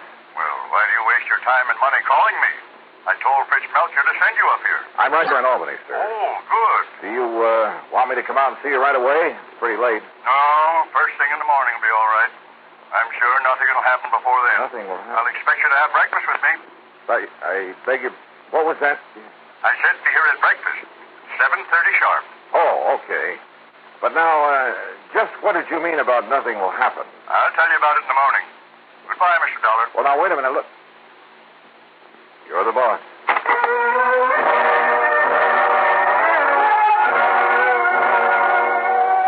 Why, oh, why didn't I call him back? Demand to know what it was that he was expecting to happen.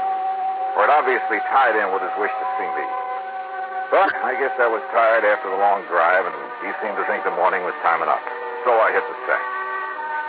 Early in the morning, some coffee sent up to my room, and then the hotel bill came to $9 even. That's item 3. And by 25 minutes after 7, I swung onto the long, winding drive that led up to the front of the Edwards mansion. It was in a wealthy residential section, a couple of miles north of the city proper, and sat in the middle of what must have been a full acre of beautiful trees and gardens. As I approached the house, I noticed a car parked out front, a sleek, new little sports job. The door was open, and the good-looking chick got out of it and was just about to climb in. As I pulled her up to a stop, she stood there looking at me questioningly.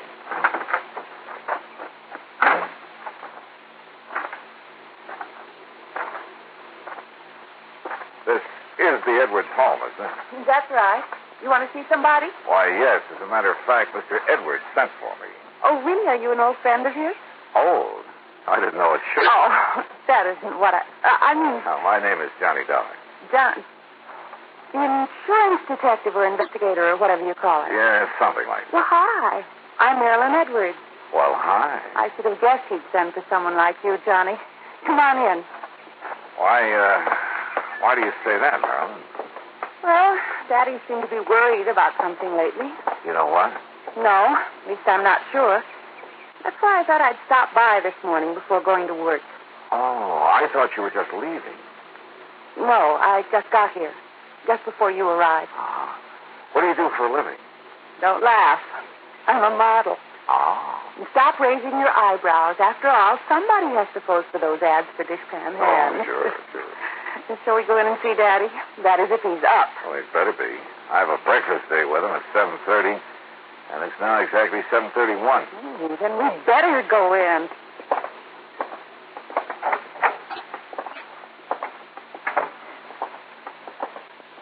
Hi, Daddy.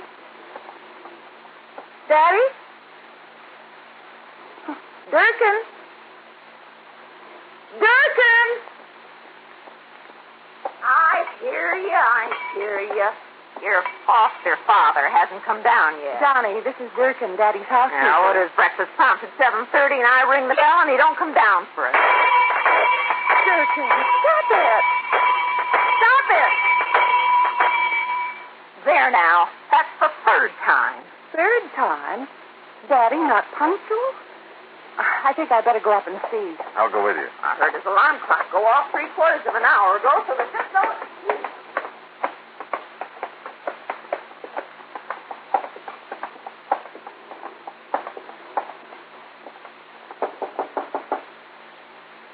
Daddy? Wait a minute, What is it, Johnny? I thought I caught a whiff of cordite. Cordite? But no, I guess not. Daddy? Johnny? Johnny! Oh, no! I'm afraid so, Marilyn. He's dead.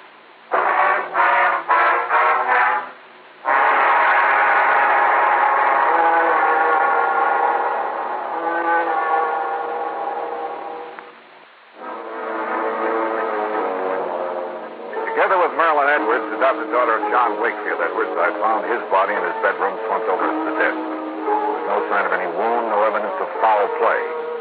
Without touching the body, I phoned the Albany Police Homicide Division, and within minutes, Sergeant Christie arrived with Dr. Walter Minkin in tow. The doctor's examination was brief but very thorough, including several on-the-spot tests for poisons of any kind. How old did you say he was, miss?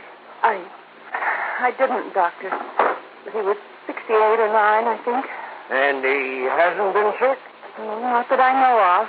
Miss Durkin, the housekeeper, would know better than He I. hasn't had a day of sickness since he caught that cold last spring. Yeah. Well, his pump gave out, that's all. Can't expect that in a man his age. Yeah, I know. But you're doing okay. You didn't find anything, did you, Chris? No, not a thing, Doc. Why they bothered to call us in instead of his own doctor? Of course, if you folks want, I can order an autopsy. Oh, no. That would be terrible. And down it goes to natural causes. Time of death, approximately 7:15. Doctor. And I expect you can carry on from here, can't you, miss? I'll take care of things. Yeah, and if he can't, I will. Beginning with closing these windows. There. Anybody wants to freeze me? Well, come on, Sergeant. Back to the morgue. Oh, the morgue. Oh, Johnny. Easy, down. Better? Well, you two want some breakfast? Ain't gonna do him any good now. Durkin, how can you... But I suppose we may as well, Johnny. And do whatever we have to do here.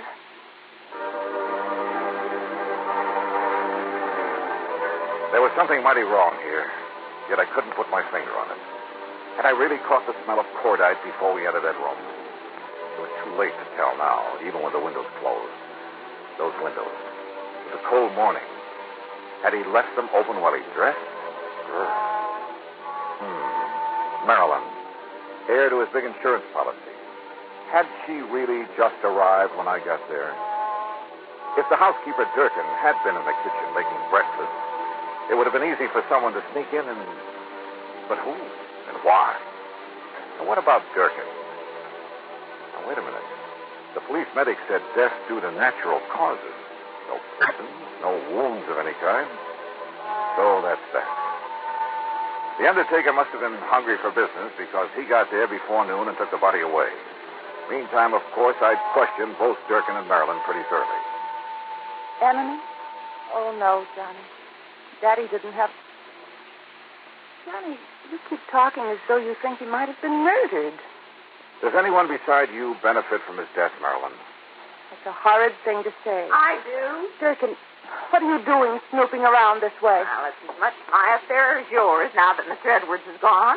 What do you mean by that, Durkin? I mean the money he left me in his will. And the codicil in his will, it says Marilyn's got to share the insurance with me if she collects. Durkin. What do you mean by that? Oh, everybody knows her and her father, her foster father, ain't been getting along too good ever since she decided to get out and earn her own living, or tried to. I've been getting along all right. Sure. And all the attention you've been giving your dear daddy these last couple of years. Why, today's the first time you've been in this house, and... That doesn't mean that Daddy and I haven't... Durkin, we wish to be left alone.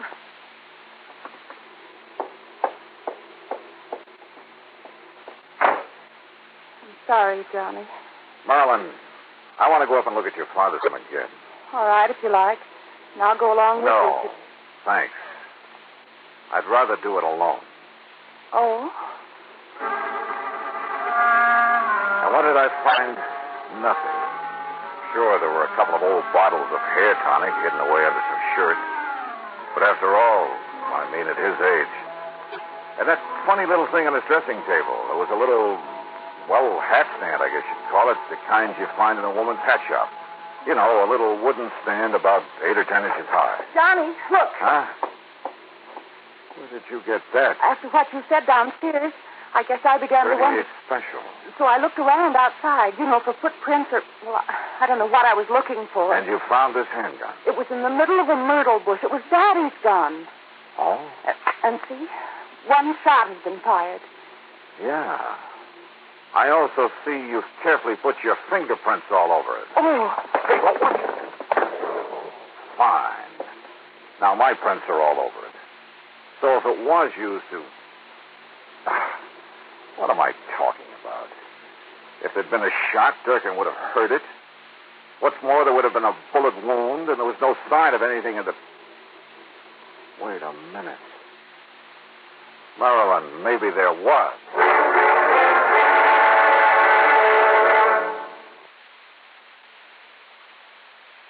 New 6 roll.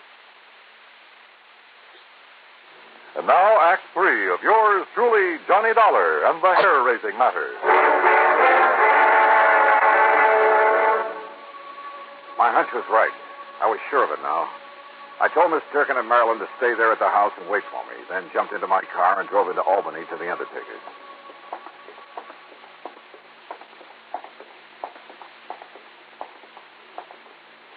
Here we are, Mr. Dollar. The embalming room is right here. Though I must confess we haven't had opportunity to prepare Mr. Edwards' body yet. Good. We've been rather rushed all day. Yeah, sure. Now, where is he? Right over. Here we are.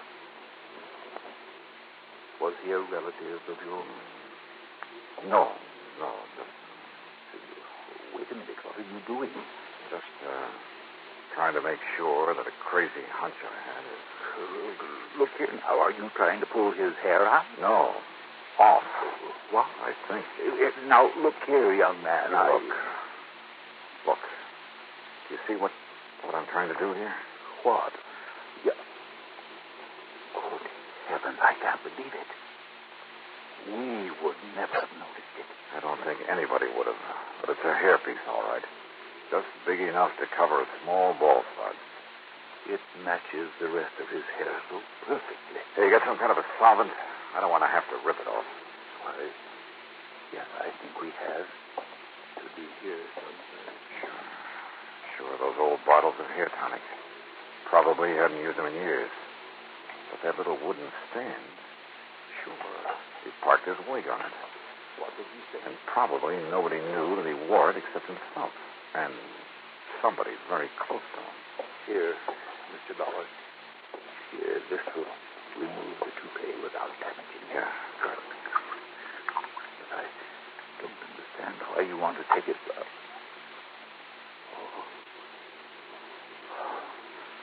Good Lord. Yeah. Right in the middle of his ball spot. Covered up by the hairpiece. And the bullet that made it was a .38 special.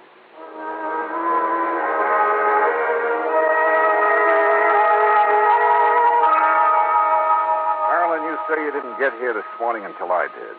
Yes, Johnny? You're sure? Yes, Johnny. Run up to his room again. Where's Durkin? The kitchen, I guess.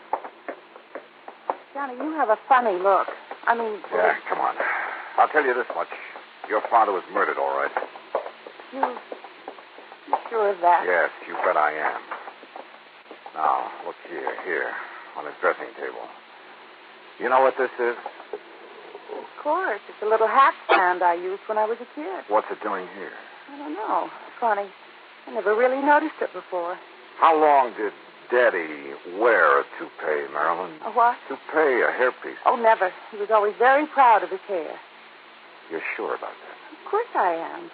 For a long time, he always used to smell of hair tonic when he came downstairs Well, in the morning. It just happens that you're wrong. What? A small, very well-made hairpiece covered the bald spot where he was shot this morning. With this .38 you say you found outside. But I did. Honestly. All right, I believe you. In spite of the way you covered up any fingerprints that may have been on it. You did too, Johnny. Yeah, that's right. Now listen. That leaves only one person who could have known about the hairpiece, have killed him, and then covered up the bullet wound with it.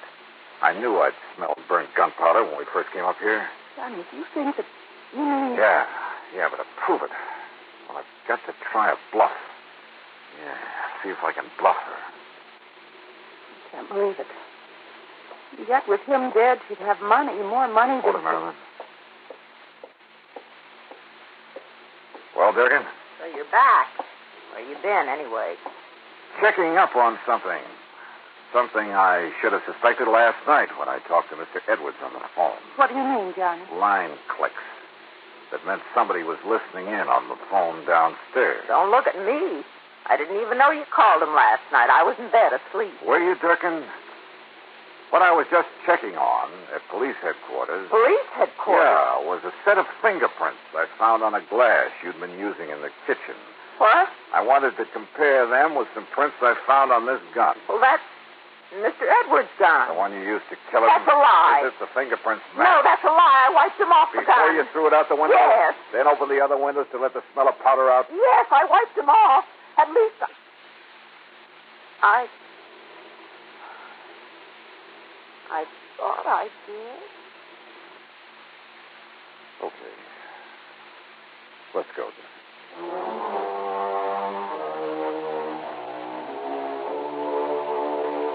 Don't worry.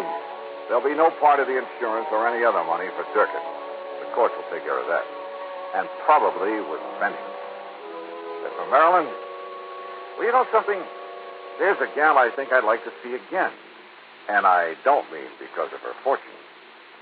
Expense account total, including all the mileage on my car, $47.50. Yours truly, Johnny Dollar.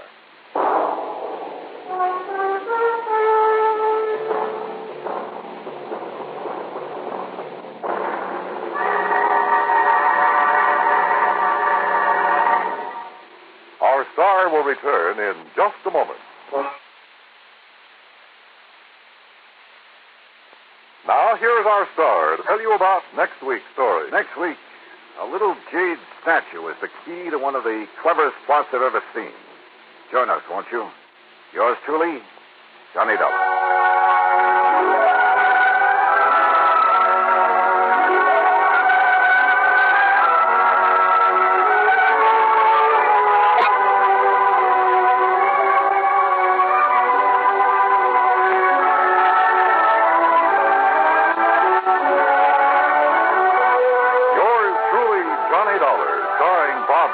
Originates in Hollywood and is written, produced, and directed by Jack Johnstone. Heard in our cast were Virginia Gregg, Shirley Mitchell, Jack Edwards, Ralph Moody, Junior Matthews, and Parley Bear. Be sure to join us next week, same time and station, for another exciting story of yours truly, Johnny Dollar. This is Dan Cumberly speaking.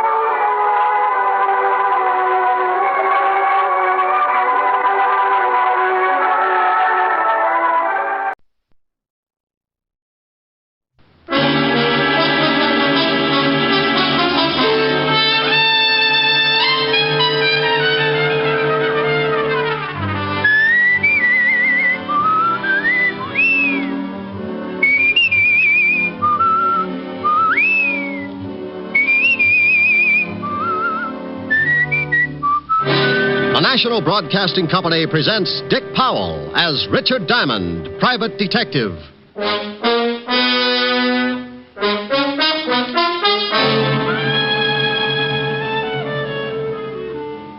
Mr. Diamond, the reason you're here is because I want someone to talk to the mayor. I don't know whether it was explained to you or not, but unless His Honor has done away with himself by noon, a lot of people are going to get hurt. Including yourself. Oh, that doesn't really matter. You see, in making my escape, a guard attempted to stop me. I had to kill him. Here's another exciting half hour with Richard Diamond, private detective, starring Dick Powell.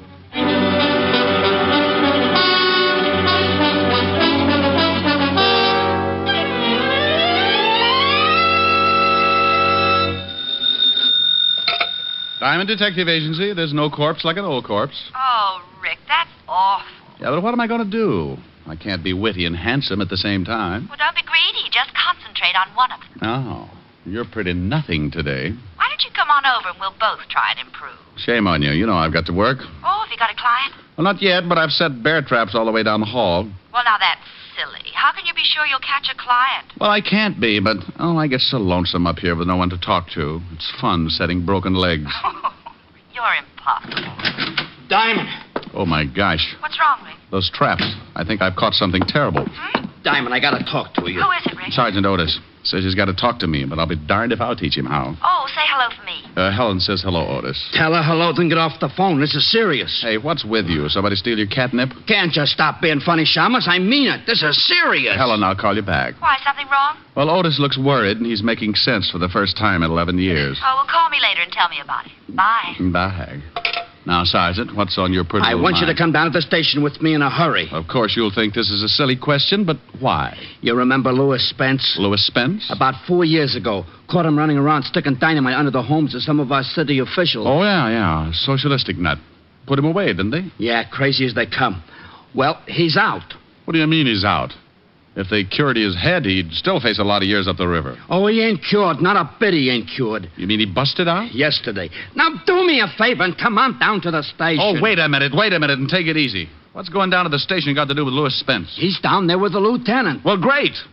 Put them both in fancy jackets and send them home. We can't. He walked in 20 minutes ago and asked to see the lieutenant. I didn't recognize him, so I let him in. Now we can't get him out. Well, why the devil can't you? He won't let us in, and he won't let the lieutenant out. He's sitting there holding a big bomb, and it's ready to go off.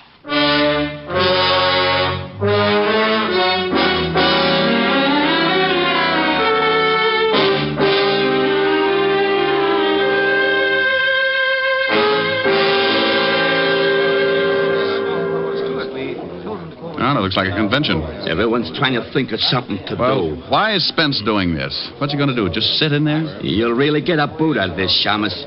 If the mayor don't jump off the top of the city hall by noon, Spence blows up the whole 5th precinct. What? That's right. Hey, Otis, get Diamond in there. It's 11 o'clock. Hello, Charlie. Hello, Rick. What do you mean, get me in there? Didn't you tell him, Otis? No, I ain't had time. Well, come on. Why me?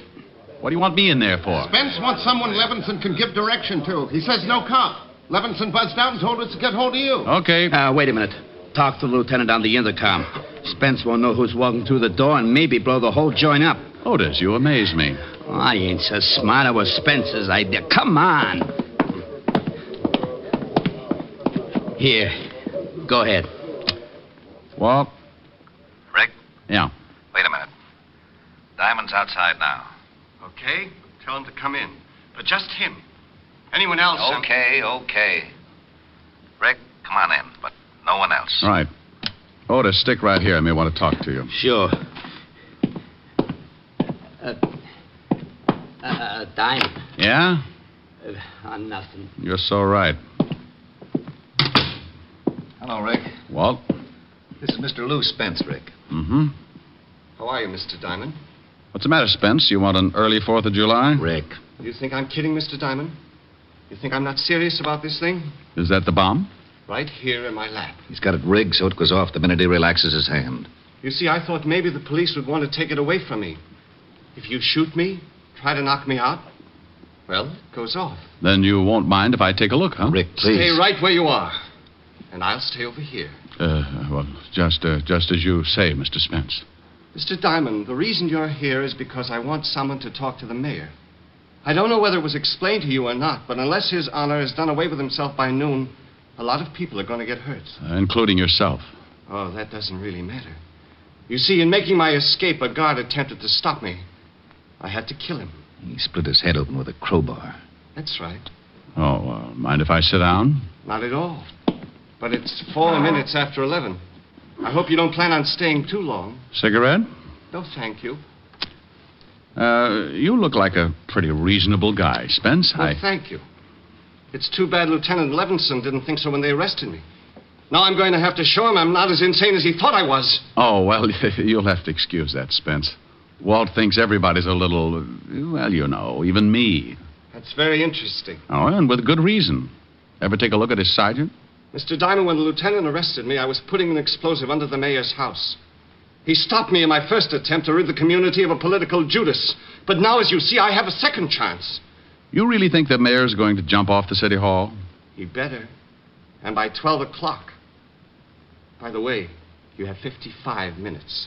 Now, look, Spence, Forget it, Mr. Diamond. I know just what you're thinking. How to get me without the bomb going off. You'll never make it. It's too well thought out. I've planned this for 4 years. In case you're wondering how much dynamite he's got, Rick. Mr. Diamond needs convincing. Well, under this overcoat, Mr. Diamond, are some 100 sticks. Does the mayor know about it yet? Yeah. Oh, you want me to talk to him, huh? I don't care whether you talk to him or not. I just want you to be there when he jumps. Swell. And just because you come back and tell me he's jumped, that isn't enough. I want his body in this room.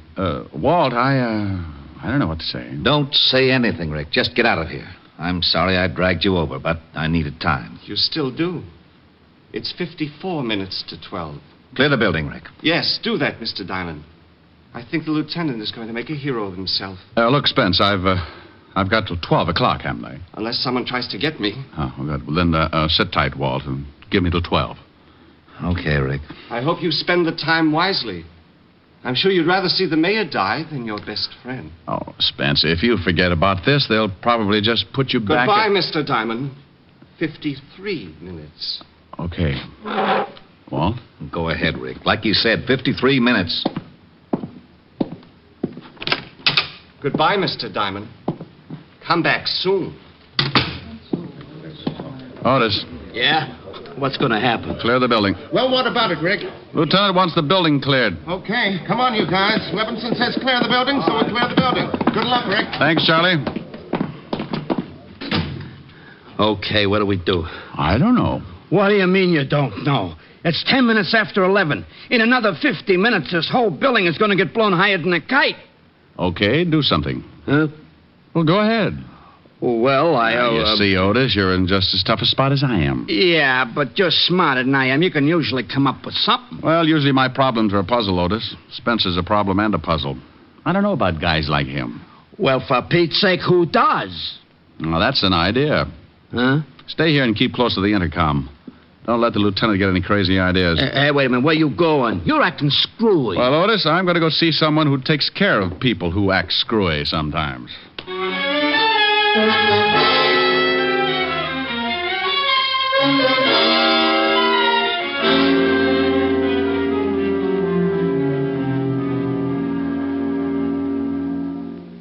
Well, that's the story, George. You're a psychiatrist. What do I do now? Well, we solved your problem with that little blonde dancer in Flatbush. Maybe we can do something about this. Of course, she didn't have 100 sticks of dynamite. Oh, she didn't, huh? What do you think I talked about for 6 weeks on that couch over there? Look, George, this isn't anything like that. This is a real mess. Now, Rick, take it easy. It's only a mess because you're used to working with something that has a pattern. Maybe not at first, but you know there's one there and you set out and find it. But with Spence, you feel there's no pattern. Oh, there's a pattern, George. Just wait for 38 minutes, then duck. There's no possible way to get the bomb away from him without it going off? Not the way he tells it. He only has to relax his hand. That's the way he tells it. Well, I'm not going to take the chance and call him a liar. If I only knew for sure just how that bomb worked, I could reason with him. Well, before you can reason with him, you've got to know something about him. And what do you know about Louis Spence? Arrested a couple of years ago for planting dynamite under the homes of some of our more prominent city officials. Found insane, sent to the state asylum, killed a guard, broke out, turned himself into a human bomb, and took a seat in the 5th Precinct Police Station. That's all? Well, isn't that enough? Well, I'll tell you what, Rick. I know Dr. Carroll at the state asylum. Suppose we give him a call and see what we can find out. You think it'll help? I don't know. It might.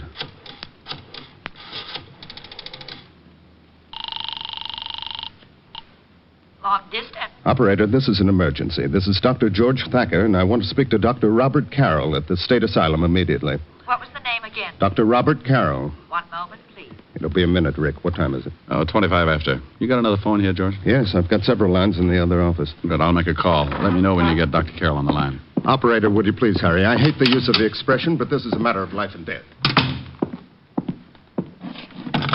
You're on my line, Rick. Use the other phone.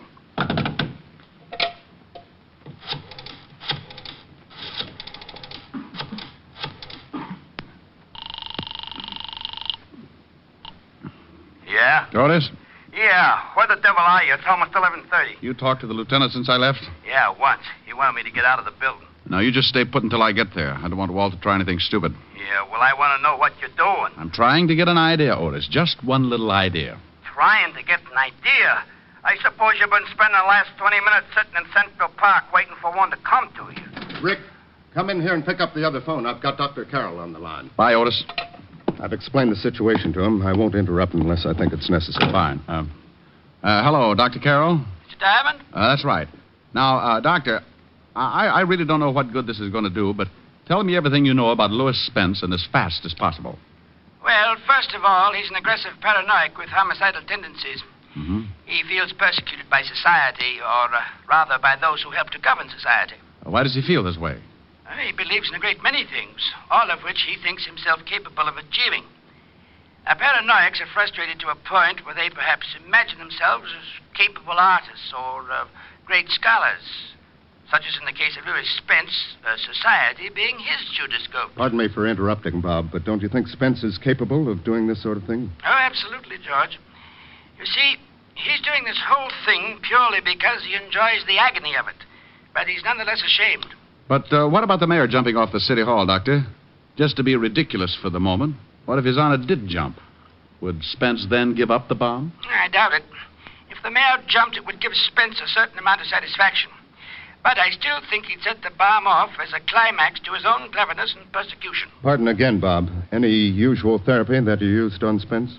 Yes, as a matter of fact. Spence, as I've said, imagined himself a great talent. And he seemed to lean particularly toward the more artistic accomplishments, such as painting and music. In his quieter moments, we saw that he had a radio. How does this music affect him, Bob? He allows it to lull him into a sense of security. Sometimes even believes he's written it. You see, Mr. Diamond, he believes that his environment is against him, that it is trying to debase, degrade, and persecute him. He fights off any acts of moral turpitude by becoming the thing he imagined. Oh, I hate to break it up, boys, but it's 25 minutes to 12.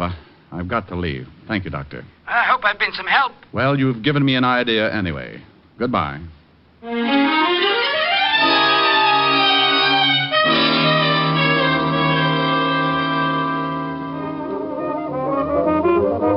Miss. Just a minute, just 1 minute. I'll be right with you. Oh, look, I'm in a hurry. So you're in a hurry. So's everybody else. You'll have to wait until I'm through with this gentleman. Sweetheart. Now look. You look. Oh, a badge. Yeah, now this is police business. Got to be in a hurry. Is that clock right? Yeah, it's 11:45. 16 minutes to. All right, 16 minutes. You want to split hairs? No, I want a portable phonograph and quick. Okay. Here's one right here on the counter. 3 speeds, interchanging. I'll take it. Okay, I'll go back to the storeroom and get you a new one. Forget it. I'll take this one. Look, mister, we got a policy here. I can't say you nothing off in the counter, supposing it don't work when you get it home. You'll hear about it. You see? That's just what I mean. Well, does it play now? Certainly, like everything. Listen. Oh,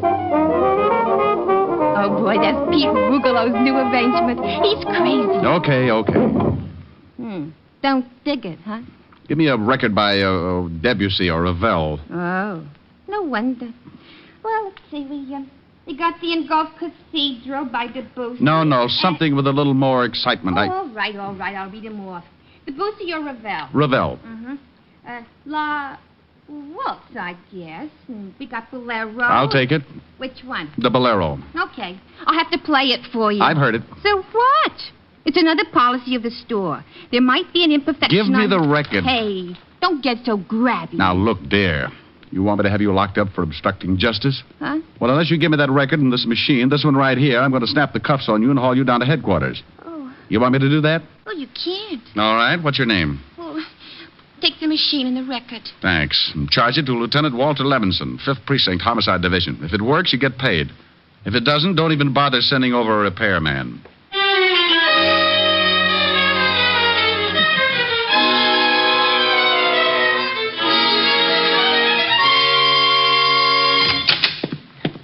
Diamond, oh, my gosh. Do you know what time it is? What, exactly? Exactly 6 minutes, too.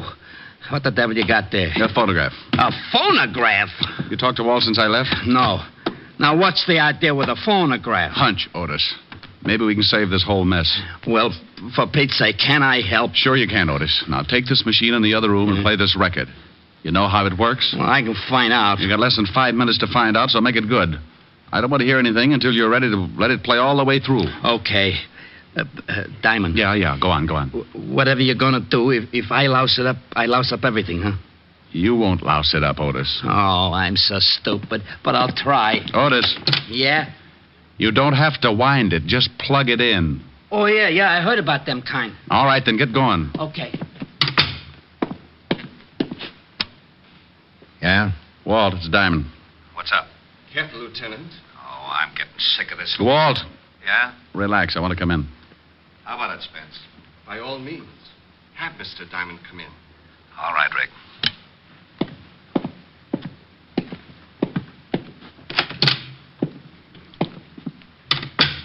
You have some news for me, Mr. Diamond? Well, in a way, yes. Mind if I sit down? Not at all. How do you feel, Walt? Dandy. I'm afraid the lieutenant is growing uncomfortable. It is getting late, isn't it, Lieutenant? Rick, I want you out of this building. This crackpot is... What? Wait a minute now. What did you Wait call a minute. me? Now, look, I've taken what enough... What does it make now at 12 o'clock? Well, sure it does. Why? Because the mayor may jump. What? Yes, he's locked himself in his office. They can't get him out. He just may jump. Really, Mr. Diamond? Well, what's the matter? I know the mayor won't jump, no matter how many people die when I release this trigger. I just want him to have to face it the rest of his life.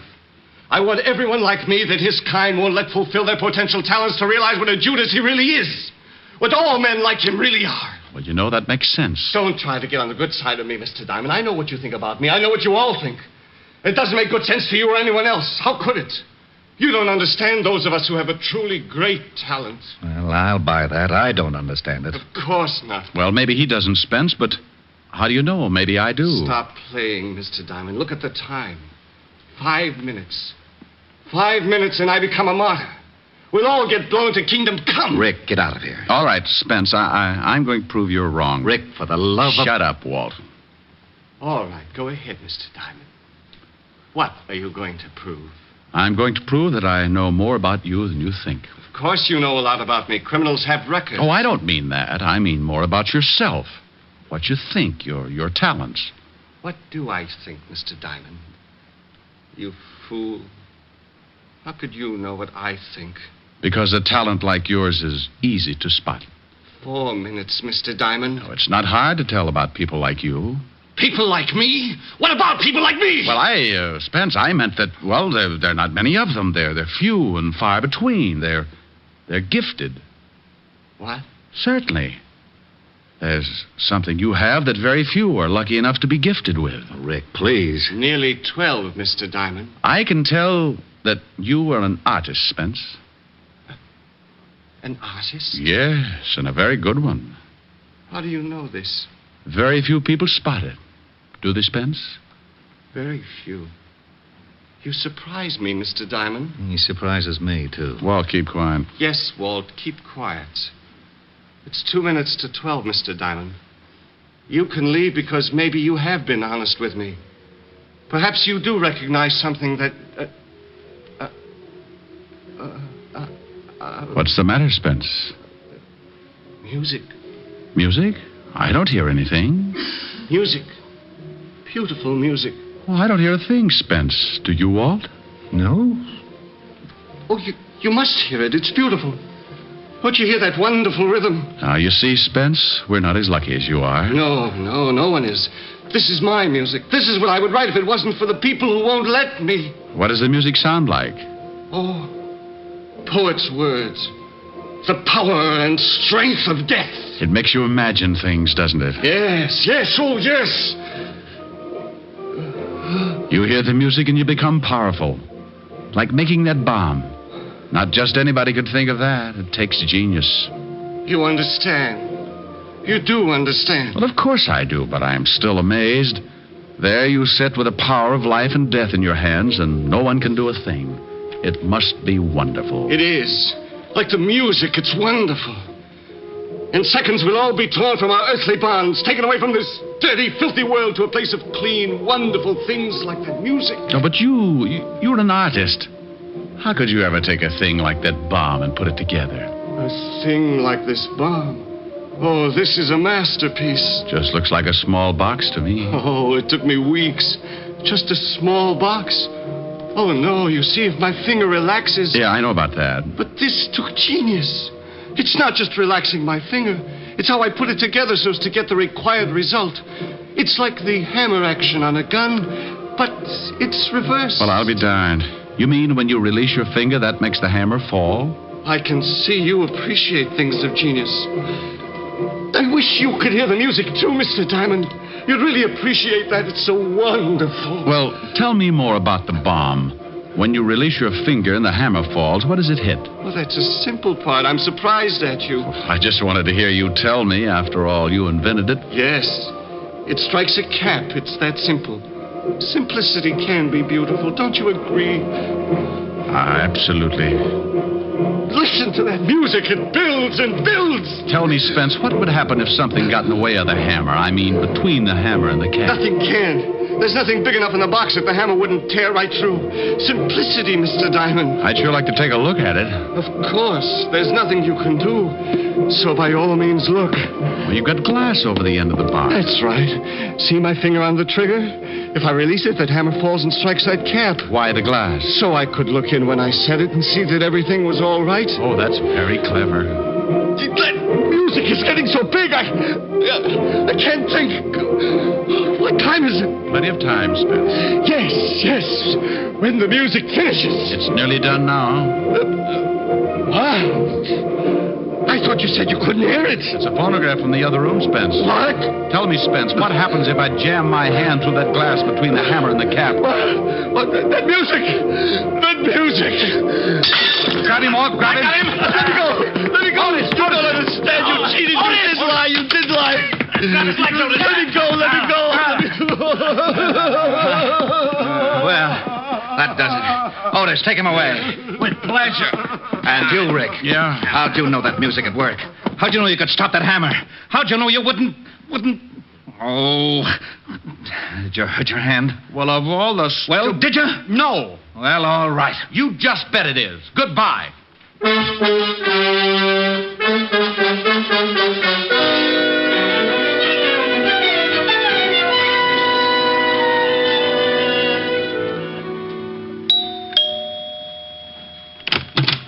Hi. Rick, what are you doing here? Well, now, that's nice. Stop by my place some afternoon and see what kind of a welcome you get. Oh, I didn't mean that. I meant, what are you doing here so early? Well, things were getting boring. I thought I might come over and beat you up or something. Oh, now, isn't that sweet? Oh, Rick, what in the world have you... Oh, the hand? Oh, it's nothing. I know, Red Heart, but what did you do to it? Well, I kind of hurt it. Yes, I can see that, but how? Playing the piano.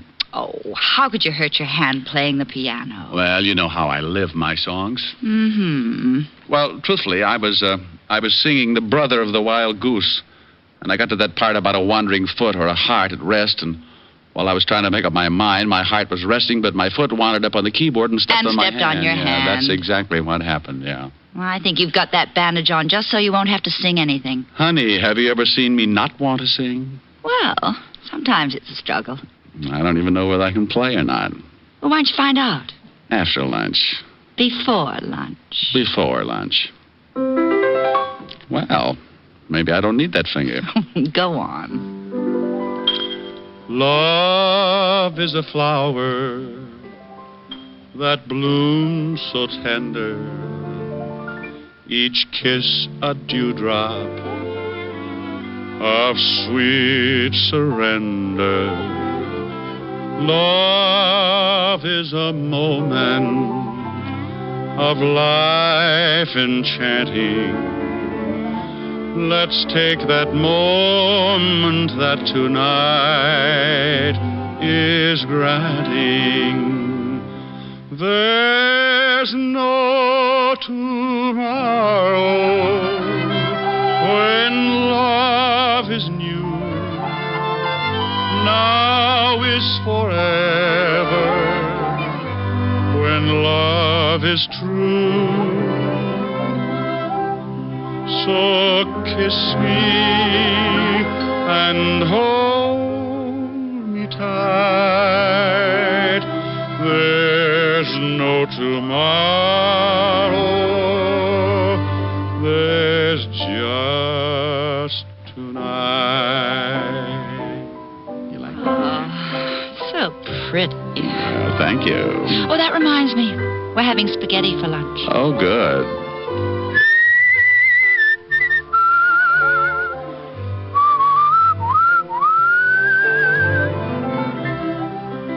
So kiss me and hold me tight. There's no tomorrow. There's just tonight. That was nice. Now tell me, how did you hurt your hand? Simple. I was grabbing. Grabbing? Mm-hmm. Like this. Come here. Oh, Rick. Oh, of all times. Hello? Hello? Walt?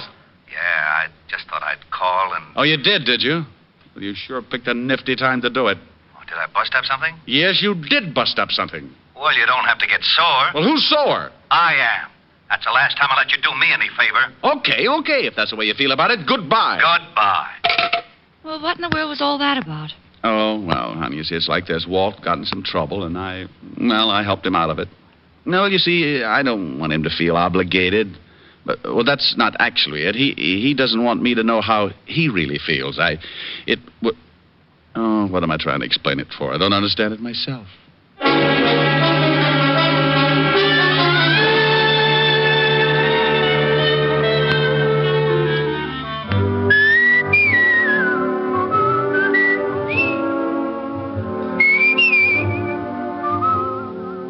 You have just heard Richard Diamond, Private Detective, starring Dick Powell. Ed Begley played Lieutenant Walt Levinson. Also in the cast were Wilms Herbert, Francis Robinson, Stanley Waxman, Cynthia Corley, and Paul DeBob.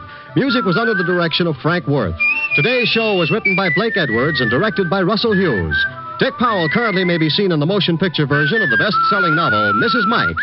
This is Eddie King inviting you to be with us next Sunday at this same time, when we will again bring you Dick Powell as Richard Diamond, Private Detective.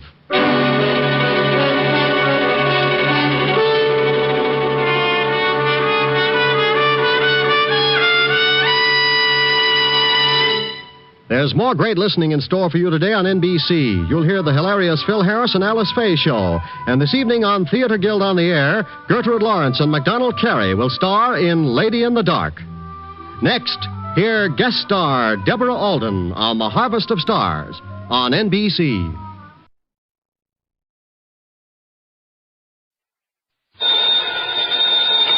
Johnny Dollar. This is Fred Porter, Johnny. Miniatures. Miniatures? You know those tiny paintings, portraits usually done on porcelain? Oh, yeah, I know what you mean. But I don't think I ever heard of any Reimer collection. There are half a dozen of them stolen from the Reimer galleries in Philadelphia. Cost us something over $20,000 insurance. Never found them, huh? Well, here's the thing. I just got a phone call from Wilbert Reimer. He wants to see you just as quickly as possible. About those miniatures. He wouldn't say, Johnny, but I'll bet on it. And he insisted that you and only you be brought in. Huh. Funny, since I had nothing whatsoever to do with the case. Why not, with your reputation? But I thought you usually had a staff man Plus that took the care. fact that our company investigator at that time was Jerry Pitcher.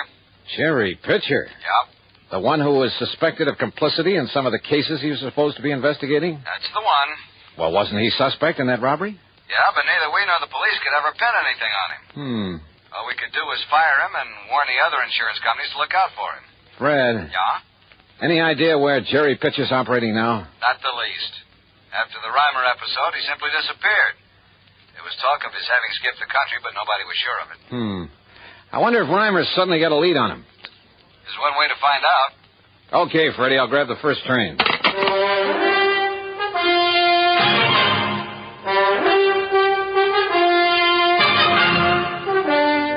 CBS Radio brings you Bob Bailey in the exciting adventures of the man with the action-packed expense account, America's fabulous freelance insurance investigator. Yours truly, Johnny Dollar.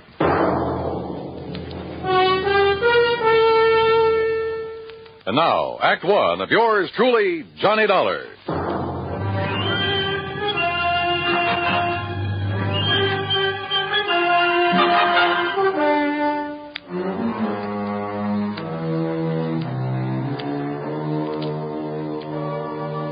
Expense account submitted by Special Investigator Johnny Dollar to the Mono Guarantee Insurance Company, Philadelphia office. The following is an account of expenses incurred during my investigation of the Reimer collection matter.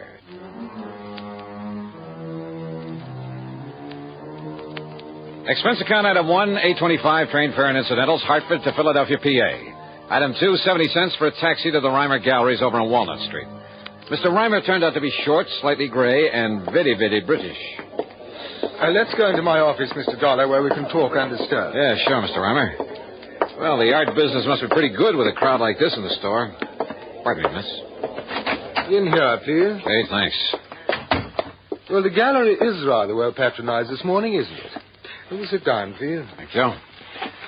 I must say, Mr. Dollar, that I many times wished that you had been assigned to the case when these priceless miniatures that I brought to me from Europe were stolen a year ago. Oh, how so? Well, they were so vastly uninsured, sir. A man of your capabilities would have been able to find them for me. Yeah, maybe. You, instead of that Jerry Pitcher.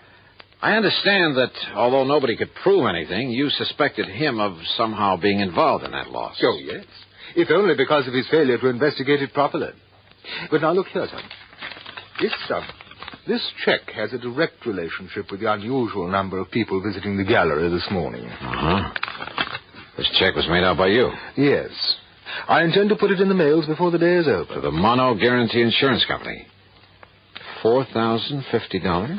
The exact amount I received for the loss of one of the miniatures, a genuine Pellegrini. But you collected something like $20,000 in all. On the 6 that were stolen, yes. But now, suddenly, and most mysteriously, the Pellegrini has been returned to me. What? And, of course, the people out there in the gallery, most of them connoisseurs, would be interested in seeing it again, wouldn't they? Yeah, I should think so. As a matter of fact, I've already found a buyer for it. Who? Mr. Charles Cunningham, one of my regular clients. Well, just how did you happen to get this one back? 2 days ago, when I opened the place, I found it lying inside the door, on the floor, under the letter slot for the morning mail. Just lying there? But it was wrapped in a bit of coarse wrapping paper, the sort a greengrocer might use, and it was tied up with a piece of dirty string. No note or anything with it? Nothing. They're very mysterious. But why was it returned?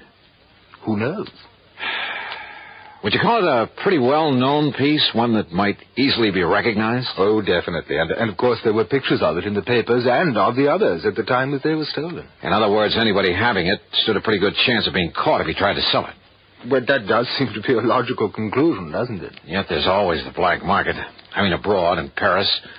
A lot of fine art that was stolen during the war has suddenly shown up over there. Yes, and I understand that otherwise perfectly honest collectors haven't hesitated to purchase it. Things taken from the Louvre, from various museums in Germany, and... Hello, but Mr. Dollar, if the thief were caught smuggling the miniatures out of this country... Yeah, I know what you mean. But now, why return these to you? One of them, Mr. Dollar. Okay, one of them, but why? Well, there is, of course, one possibility. Yeah? Like what? If the thief himself were a connoisseur, one who would fully appreciate the value of the miniatures, well, I'm certain that he would never bring himself to simply destroy them. That is, after realizing that he couldn't very well dispose of them without being caught. So rather than destroy them, he decided to give up and return them to you? Well, it is a possibility, isn't it? But he returned only one of them. And, of course, this theory of yours rules out Jerry Pitcher. Well, yes. But it's puzzling, isn't it? Yeah. Wait now, the paper and the string you found wrapped around it. What? Where are they? I'd like to see them. Well? Oh, how utterly stupid of me. What do you mean? I'm afraid I threw them out with the trash, Mr. Dollar. It was taken away yesterday. Oh, great. You might have found fingerprints on them, mightn't you? Yeah, and they might have given us a lead on whoever stole those things in the first place. I'm terribly sorry. It was terribly stupid of me. My reason for sending them for you, I hoped that by finding who returned this one, you might find the rest of them. Sure. In which case, your insurance company, well, needless to say, I would gladly return all of the money they paid to me. Make them pretty happy, wouldn't it? But no. Yeah, they might even feel like handing me a nice big fat commission. Now I've destroyed the one possible clue. Well, there must be others, if I can dig them up.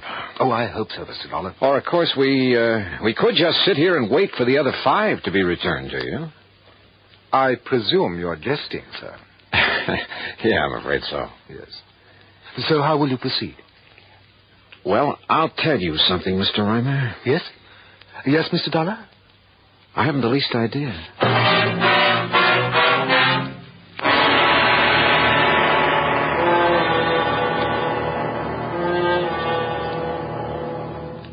And now, Act 2 of yours truly, Johnny Dollar, and the Reimer Collection Matter.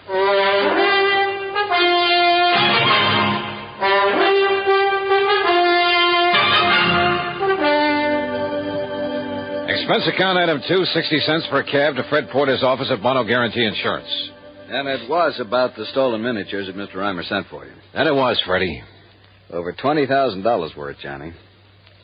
Well, has he some idea now about who might have taken them? Fred, one of them, a Pellegrini, has just been returned to him. What? Yeah. Reimer's sending you a check in the amount your company paid him for that particular one. Well, who returned it to him? I don't know. He doesn't know. It was simply pushed through the letter slot in the door of the gallery. No clues, no nothing. Johnny, whoever returned it must have been the thief. Or someone who knows the thief has contact with him. So if you can find this person, whoever brought it back, we may be able to recover the other miniatures. Yeah. Did the police really do a job when they were stolen a year ago? Yes, and the only suspect was that so-called investigator we'd mistakenly assigned to Reimer because he seemed to know something about art. He was familiar with Reimer's place. That was Jerry Pitcher. That's right. But they couldn't prove a thing against him. And after all, it was only Reimer's theory that Jerry might have been mixed up in it. Why? I don't know. It may have been because of the sloppy way he handled his end of the investigation.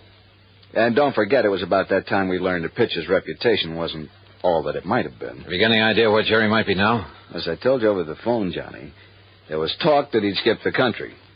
Reason in itself to be suspicious of him, if you ask me. I'll tell you this, Fred. If he did skip, and if he had those miniatures with him, the one place he might have gone to... Listen, mind if I use your phone? It's right beside you. Help yourself. Okay, thanks.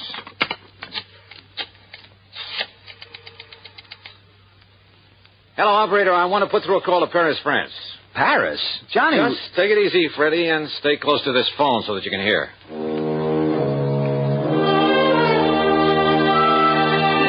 My call was to a strange little character whose name is de Marsac, but who calls himself a Chagris, the gray cat. His knowledge of the Paris underworld and everything that goes on in it is nothing short of fabulous.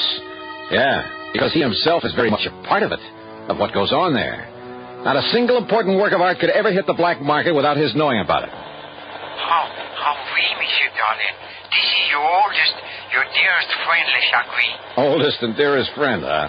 But of course. Oh, sure. Now listen to Marsac. I want some information. Maybe you can give it to me. For a small fee, perhaps? Perhaps. Say, $1,000 American. 1,000? You're out of your mind. Oh, 500? Maybe a couple of hundred, if it's worth anything. Now, take it easy, Johnny. Let me handle this. Now, listen to Marsac. Well, speak, monsieur. Well, I'm looking for a man named Jerry Pitcher. Ever see or hear of him? Jerry Pitcher? Oh, no, monsieur. You're sure? Yes, I'm sure. Then what about the Reimer collection of miniatures? Oh, oui. Yeah, there's some tiny paintings on porcelain. Yeah, but of course, they were here on the black market. You get that? I sure did. Go on, Johnny. Monsieur? When, de Marsac? When did you see them? Well, it is important. You kidding? Of course it is. Then you will pay me, 400 perhaps? 200. Now when? Oh, me. Well, 3 years ago. 3 years ago? We won the purchase for the gallery there in the United States. Oh, well, that's a lot of help. But who brought them for the Reimer Gallery? Who purchased them, do you know? Well? Uh-huh. So that is the question. That's right. Well, then 300 perhaps? Oh, it's worth it, monsieur. Okay, 250. Now tell me who. Well, it was Monsieur Reimer himself. What? Reimer himself bought them there in the black market? Oui, monsieur. Ah, I see. Well, so perhaps it is really worth 400, monsieur? No, on second thought, de Marsac, I'm afraid it doesn't mean a thing. I'll mail you a check. Well, of course, the last time I saw it... What? What's that? Well? Okay, 400. Bien. It was 6 months ago, June. In June? Oui, June. At the shop of my very dear friend. Oh, that scoundrel, that terrible crook, Francois Dubesson, defense.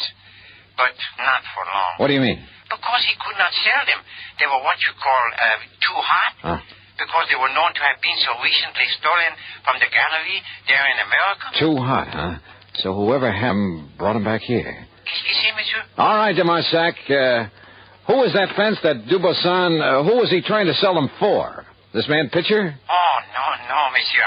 I told you I never heard of him. Well, who then? Well, alas, I do not know. And with a clever man like Dubosson, well, but perhaps for you, my oldest, my dearest friend, and it might take some time and expense. Then no bother, yet. Well, monsieur... Forget it. I'll send you a check. Only you can send it to him, Fred. Save putting it on my expense account. Oh, wait a minute, Johnny. If he can find out who was trying to peddle the miniatures over there... Oh, you underestimate Le Chagris. What? If he's seen them, he knows what they're worth. So what? By the time he got that information, you'd have to pay him 1,000, maybe 2. Well, even so, Johnny, if it leads us to the thief and the other miniatures that were stolen... Leads us to him or merely tells us who he is? What's the difference? And I thought you were convinced it's Jerry Pitcher. Well, who else? Why? I don't know. Ask the police. Ask Reimer. Maybe I will. Or maybe I got a better idea. Item 4, $1.50 for a taxi out to the Museum of Art, where I finally ran down one of the curators, a man by the name of Kingman. Well, of course I know the Reimer miniatures, Mr. Dollar. Priceless. And such a shame that they've been lost to the world of art. Stolen. Yeah. Stolen by a fool. How do you mean, sir? Well, I mean, the thief would never dare to try to sell them, but such well-known pieces, anyone, anywhere would recognize them, would see that he was brought to justice. Maybe. How much would you say those 6 little paintings are worth? About? 2 or 3 years ago, not very much. But now that their history is known, well, this often happens with works of art, Mr. Dollar. How much, Mr. Kingman? Well, somewhere, I would say, that is, if they're ever found. Yes? Somewhere in the neighborhood of $200,000. You're serious? Well, among them is a body, for instance, and a genuine Pellegrini, yes. A Pellegrini? Pellegrini the Elder. And one of our wealthy collectors, Mr. Charles Cunningham, would pay almost... Listen, do you know where I can find him? I believe I have his address and phone number in my office. Good. Come on. But why all this interest, Mr. Dollar? I'll tell you about it on the way to your office, Mr. Kingman. Item 5, 10 cents for a phone call, only to learn that Mr. Charles Cunningham was out of town for the day. So item 6, $14 even, is for a dinner, a room, and some breakfast at the Bellevue Stratford. Then early the next morning, item 7, another dime for another phone call. Insurance investigator, did you say? That's right, Mr. Cunningham. Well, what can I do for you, Mr. Dollar? Just answer one question, please. How much are you paying the Reimer Galleries for a Pellegrini miniature? You mean the one that was stolen a year ago that has been recently recovered? That's the one I mean. What's the price? Oh. Well, now, I'm afraid that's something. How much, sir? It was a private sale, Mr. Dollar, a confidential transaction. And, Well? I don't know whether you realize it or not, but only recently has the value of those miniatures become... Yeah, I know all about that. How much, Mr. Cunningham? Now, look here. Would you rather be hauled in as accessory to a fraud? You mean the Pellegrini isn't genuine? Oh, it probably is. But you said I might be involved in a fraud. How much? I'm giving Reimer $20,500 for it. Maybe you'd better call your bank and have them stop the check. Stop the Thank you, Mr. check? Cunningham. It looks as though my hunch was right. What? Goodbye, sir.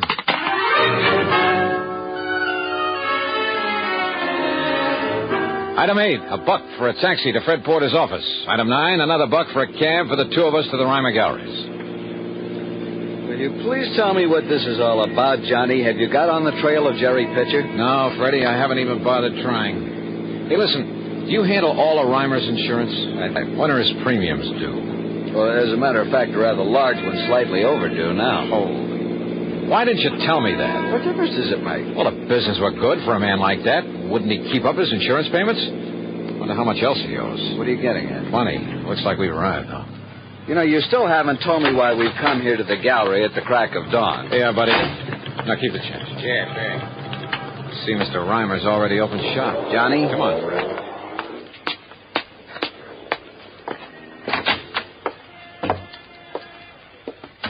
Well, Mr. Reimer. Oh, Mr. Dollar, I am indeed glad to see you. Indeed. Indeed. Good morning, Mr. Porter. Mr. Reimer? Look here, Mr. Dollar, here on this table. What? Another of the miniatures, a Lombardi. What? Yes, lying on the floor under the mail slot, just like the other that was returned. I can't believe it. Here, let me see. No, don't touch it. And you see, Mr. Dollar, this time I saved the string and wrapper for you. Oh? Why? Fingerprints? Yes, of course.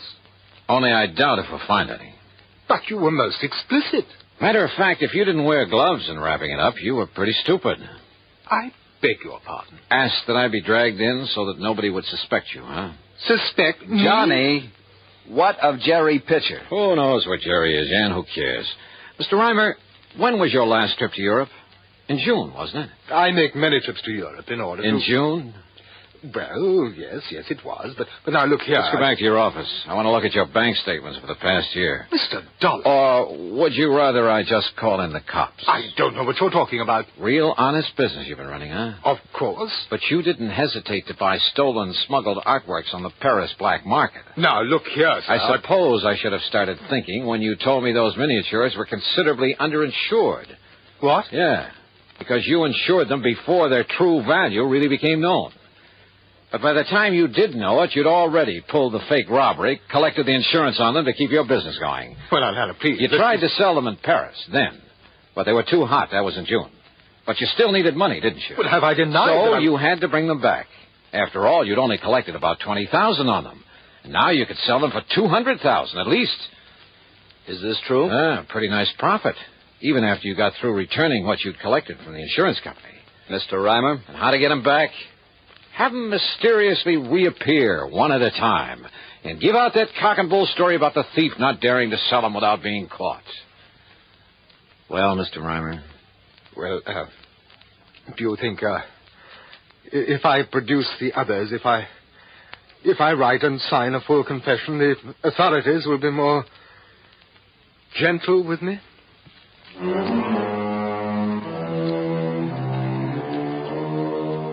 Son of a gun, why do they do it? Won't they ever learn?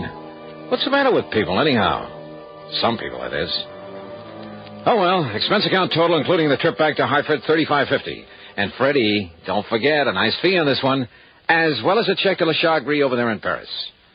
Yours truly, Johnny Dollar.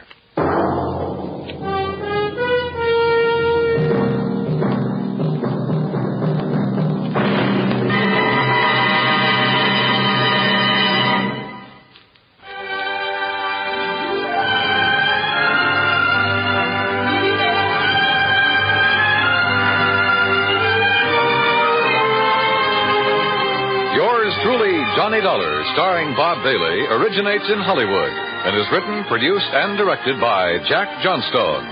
Heard in our cast were Harry Bartell, Ben Wright, Forrest Lewis, Junius Matthews, and Marvin Miller. Be sure to join us next week, same time and station, for another exciting story of yours truly, Johnny Dollar. This is Dan Cubberly speaking.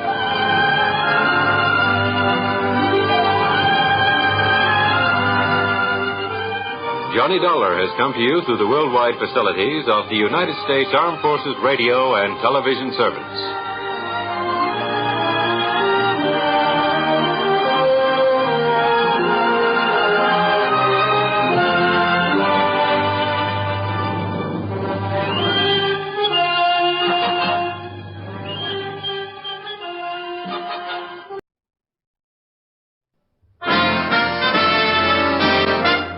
Listen while the makers of Rexall drug products and 10,000 independent Rexall family druggists bring you Dick Powell as Richard Diamond, private detective.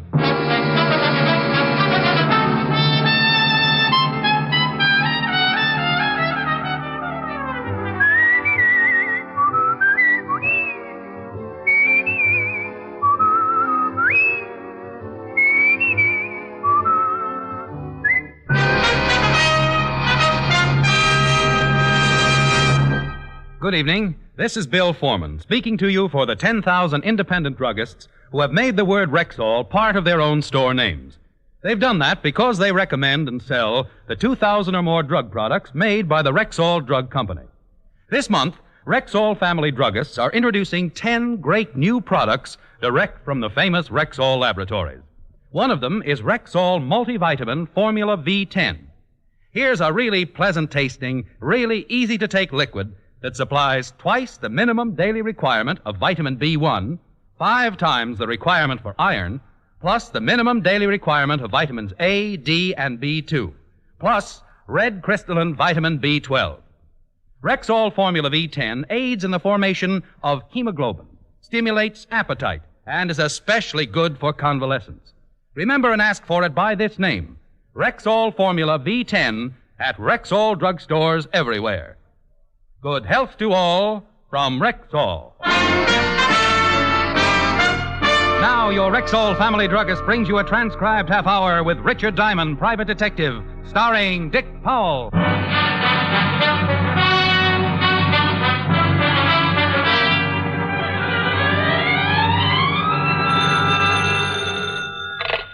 Diamond Detective Agency, not a corpse in a carload. Rick? Hi, Helen. Hi. What are you doing? Oh, trying to think up a new ad for the phone book. What's the matter with the old one? Doesn't seem to be bringing in the business. Oh. And see what you think of this one. Diamond Detective Agency, we'll split any case you've got, bonded or dead on arrival. Well, by all means, use it. Like it? No, but think of all the business you'll get from the psychiatric ward. Oh, you're a living doll. Will I see you tonight? Mr. Diamond? Helen, dear, I'll talk to you later. I think I've spotted a client. Bye. Bye. Well, come in, come in.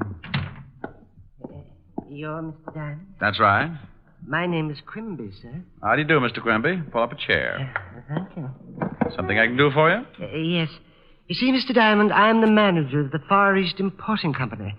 And when I went down to the store this morning, our night watchman was missing. So? Also about $50,000 in unset gems. Why come to me instead of the police? But those jewels were on consignment to the store. I was in hopes you could recover them before I had to make an accounting to the owner. Who owned the gems? Mr. Philip Lasdown. He's a very eccentric collector. He has many things on display in the store. He's a very good client. Aren't you insured? Naturally. But if Mr. Lasdown knew that a robbery had taken place, he'd never again do business with my establishment. And you want me to recover the missing jewels? If you can. You think the night watchman is responsible for the theft? Well, I don't know what else to think. The night watchman's name is Block, Arthur Block. He lives in an apartment on the east side. But I have already checked with his landlady, and he hasn't shown up. How long have I got to recover the jewels, Mr. Quimby? But I have no idea. It's impossible to tell when Mr. Lasdown will want an accounting. Well, I charge you $100 a day in expenses. Oh, yes. Well, $100 be enough for now. Well, if you have nothing to do for the next few minutes, I'd be more than happy to grovel at your feet. I beg your pardon? Now, I want the night watchman's address, also the address of your shop. Then you go back to the shop and wait to hear from me. Quimby gave me what I wanted, then minced happily out of my office. I locked up, grabbed a cab for the east side of town, and 20 minutes later I was talking to the missing Night Watchman's landlady. Sure, honey. Arthur Block lives here. You're the second one to come asking for him this morning. He killed somebody or something? Is he in? No, we ain't been in since yesterday evening before he left for work. Can I take a look at his room? Well, I don't know, Blue Eyes. It's against the rules. Oh, my goodness, I dropped a $5 bill. My goodness, so you did. Don't hurt your back bending over, honey. I'll get it. Right. Little rheumatism, but anything for a fin. Say, you got any more loose ones around? I'll show you every room in a joint. Just the one where Block lives. Right down here. You ain't no cop, honey. Shamus? Yep. Figured. Right in here. There you are, handsome. Thank you, Mother. Mother! When you're done, stop back at my room and have a beer. I never touch anything stronger than opium. Never anything stronger than opium. Mother!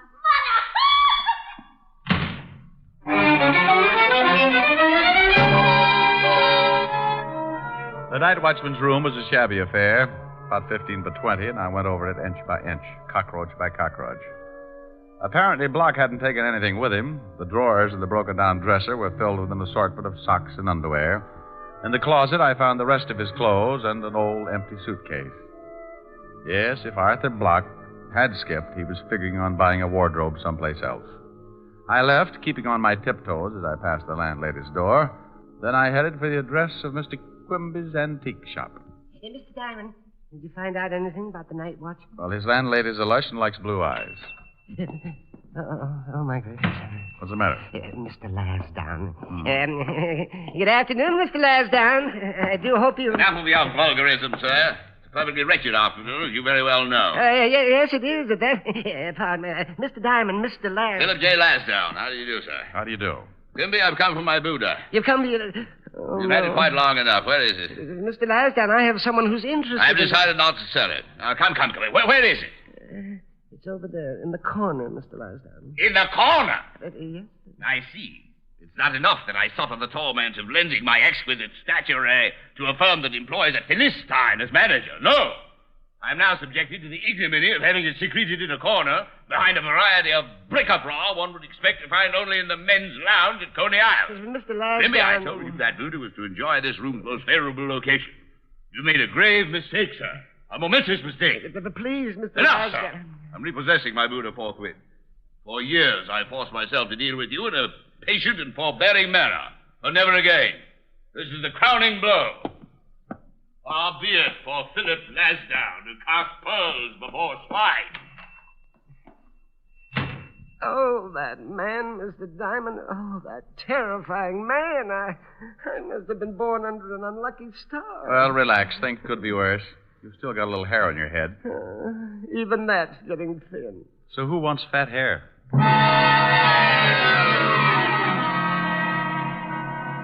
I left Quimby wringing the cold sweat out of his hands and took a cab over to the 5th Precinct Police Headquarters. When I walked in, the clock above Lieutenant Levinson's desk said 12 noon, and Lieutenant Levinson said...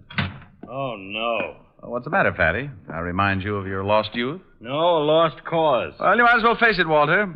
You hate me because I have an athletic waistline. Ha, ha, ha. Eureka. At last, a 3-syllable word. I knew you could do it, Otis. I'm going to let you do me a favor. Yeah? Mm-hmm. I want you to check with the morgue and all hospitals and jails for an Arthur Block, lately employed as the night watchman of the Far East Importing Company. Oh. Well, I'll check, but not because you told me to. Then why? Because I'm stupid. I guess I told him. What's all this about, Rick? That's a missing night watchman and $50,000 in jewels, Walt.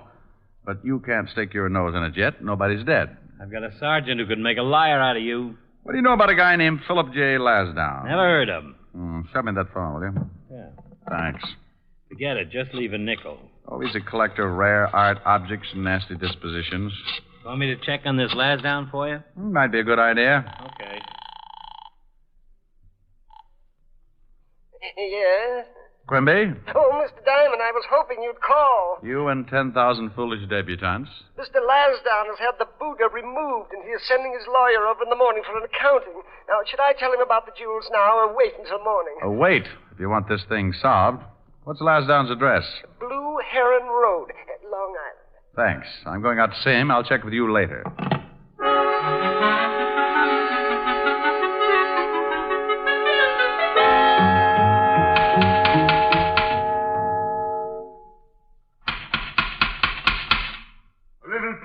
Please. I do not read pick, look, see, quick, or popular mechanics. I refuse to endorse a petition, and as far as a free excursion to the Bahamas with all expenses paid, I couldn't be less interested. Now, if you'd be so kind as to remove your person from my property.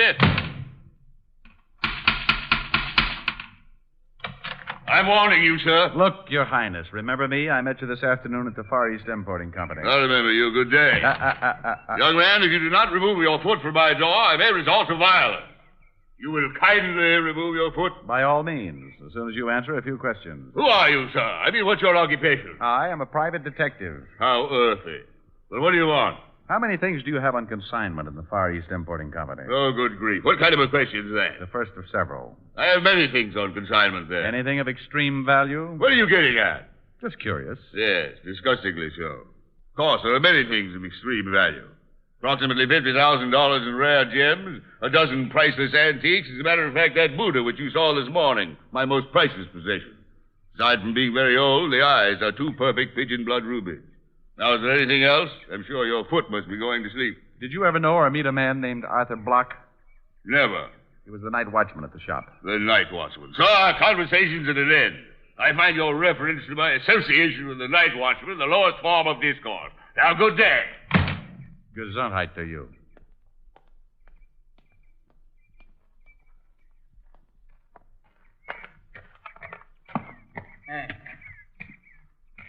Hey, Bud. Sorry, I do not read pick, click, quick, look, spook. Hey, who's taking the census?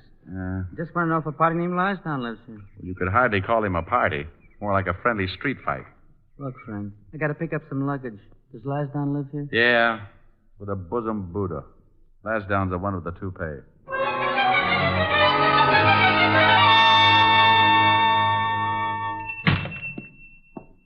Mr. Diamond, I was just closing up shop. Have you found out anything? Well, not much. Tell me something, Quimby. Where do you keep those jewels? Why, in the safe? Did the night watchman have the combination? Yes, in case of fire. There are also some perishables in with the gems. Did he know much about the rest of the merchandise in the store? Yes, of course. He had a list and made inventory every night. Did he know Lasdown's Buddha had ruby eyes? But I don't know. Well, how'd you find out? Lasdown told me. If the night watchman knew about those rubies, I wonder why he didn't pry them out and take them along. I never thought of that. Have you touched that safe? Yes, when I opened it and discovered the loss. Well, don't do it again. It may have some of the night watchman's fingerprints on it somewhere. Tell me, did you know Lasdown was planning on leaving town? Leaving town? No, I didn't. Well, I'm not sure that he is, but I've got a hunch. Are you going home after you lock up? Yes. Well, give me your phone number. I'm going down to the precinct and may want to reach you later.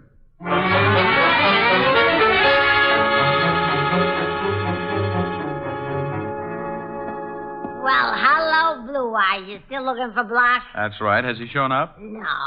Hey, honey, you just skipped off without saying goodbye. Had a beer all open for you. Oh, I bet you were so unhappy you poured it down the drain. You sure are the one. I sure am. Look, sweetheart, if a Block shows up, call me at the 5th Precinct Police Station. Name's Diamond. Sure, handsome. Oh, you fracture me. Well, that's an idea.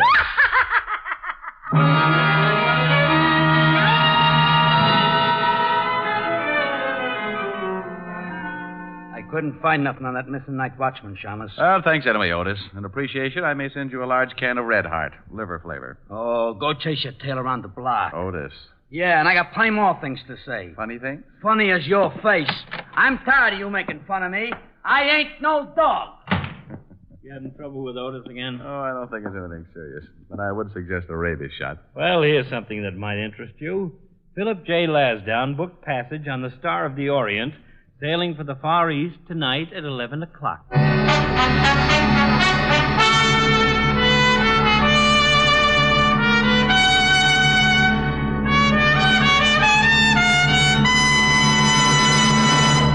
Famous beauty expert Ann Delafield says that women are tired of endless jars and bottles that cost so much time and money.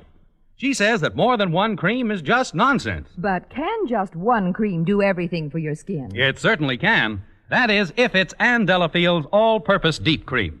Here's a cleansing cream, face cream, night cream, eye and throat cream. All creams in one. A special blend of all the fine, rich, natural oils so necessary and good for care of your skin. Sounds wonderful. Does Ann Delafield have makeup, too? Yes, indeed. She's designed a whole new, no-nonsense cosmetic line just for you modern women. There are vitamins for true beauty from within. Fine powder with built-in foundation. Everything you need for looking your loveliest. All this must be pretty expensive. But you're wrong. You'll find that the Ann Delafield Cosmetics give you most for your cosmetic dollar and save you so much time as well. So look for them today at Rexall drugstores everywhere. And now back to tonight's adventure with Richard Diamond, Private Detective, starring Dick Powell.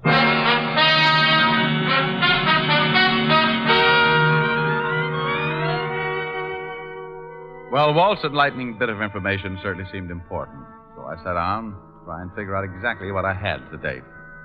My client, Quimby, had come into my office and hired me to locate a missing night watchman named Arthur Block because $50,000 in gems had been pilfered from Quimby's shop. The gems belonged to a particularly disgusting character named Philip J. Lasdown. The missing night watchman, Block, was still missing. And by the looks of his room, he'd skipped without taking anything with him. And by the look of his landlady, I couldn't blame him. Well, I tied it all together, and the conclusion was amazingly simple. I had exactly nothing. Yeah, I got something hot, Lieutenant. 211 on River Street. They fished the guy out of the bay at the end of Pier 16. Identified as one Arthur Block. Hey. That's your missing night watchman, isn't it? That's his name. They bring the body in? Yeah, it's down the morgue now. Get Quimby down there for identification. Here's his phone number. Does Block have any family or anything? I don't know, but you might check with his landlady. She can get you an identification, too. Otis, get this Quimby and the landlady. Take him down to the morgue. We're going up to see Verdier in ballistics. Right.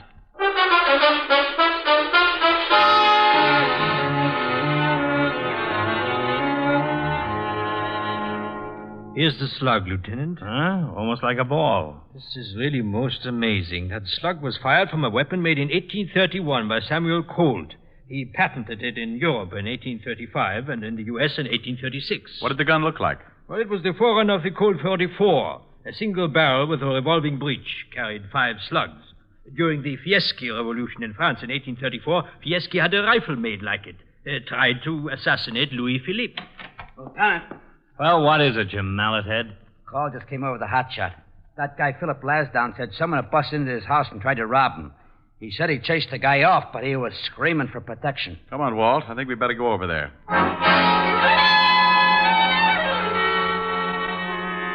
Well, things were beginning to shape up. Walt and I piled in the squad car and headed for Long Island, the house of Philip J. Lasdown. When we got there, Lasdown was hopping around like a kangaroo with a hot foot. Fine state of affairs. It's getting so a man isn't even safe in his own home. What's the city coming to? A police force is obviously second only to the Boy Scouts. Now, calm down, Mr. Calm down, my Lasdown. good fellow. I have no intention of calming down. How would you enjoy walking into your own living room and there, slinking around in the dark, a pathological fiend intent on robbing you of your most priceless possessions? What was he after? My Buddha. The object of your particularly uncouth interrogation of this afternoon, Mr. Diamond. By the way, where were you 40 minutes ago? Oh, relax. Did you get a look at this guy? The lights were out. Well, did he take you, Buddha? He most certainly did not. But had I not walked in at the precise moment, he would probably be carrying it piggyback through the middle of Times Square. And your observing police force would undoubtedly stop traffic for him. That's the Buddha right over there, Walt. Keep your hands off it. Now, look, Lassie, you called the police. The police are here, so relax before someone puts their foot in that big mouth. Well, really? Yeah, really. You're getting ready to leave town, aren't you? I don't see that that's any concern of yours, Lieutenant. Well, Buster, in case you don't know it, you're the #1 suspect in a killing. I beg your pardon? Do you own any antique guns? Guns? Sir, I do not collect weapons of any sort.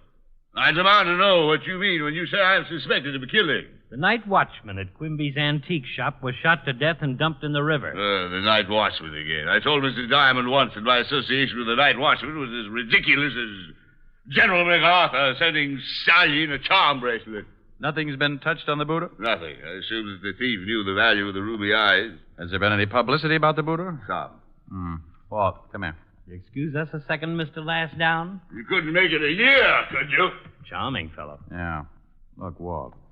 In some way, the Night Watchman, the missing gems, Lasdown, and his Buddha are all mixed up together. Okay, so what? We haven't even got the murder weapon. Well, if the Night Watchman did swipe the jewels out of the safe, then someone probably killed him for them. Yeah, that figures. If he was planning on stealing them, wouldn't he be all ready to skip town? Sure. Well, he hadn't packed a thing. His apartment hadn't been touched. Oh, well, that's not much. Okay. If someone wanted to get that Buddha, why not break in the store? Because it's easier to break into a house out on Long Island. The Buddha was just moved this afternoon. Who knew Lasdown took it? Yeah. And if the potential thief is mixed up with the original jewel theft, why didn't he grab the rubies in the store? I never thought of that. No.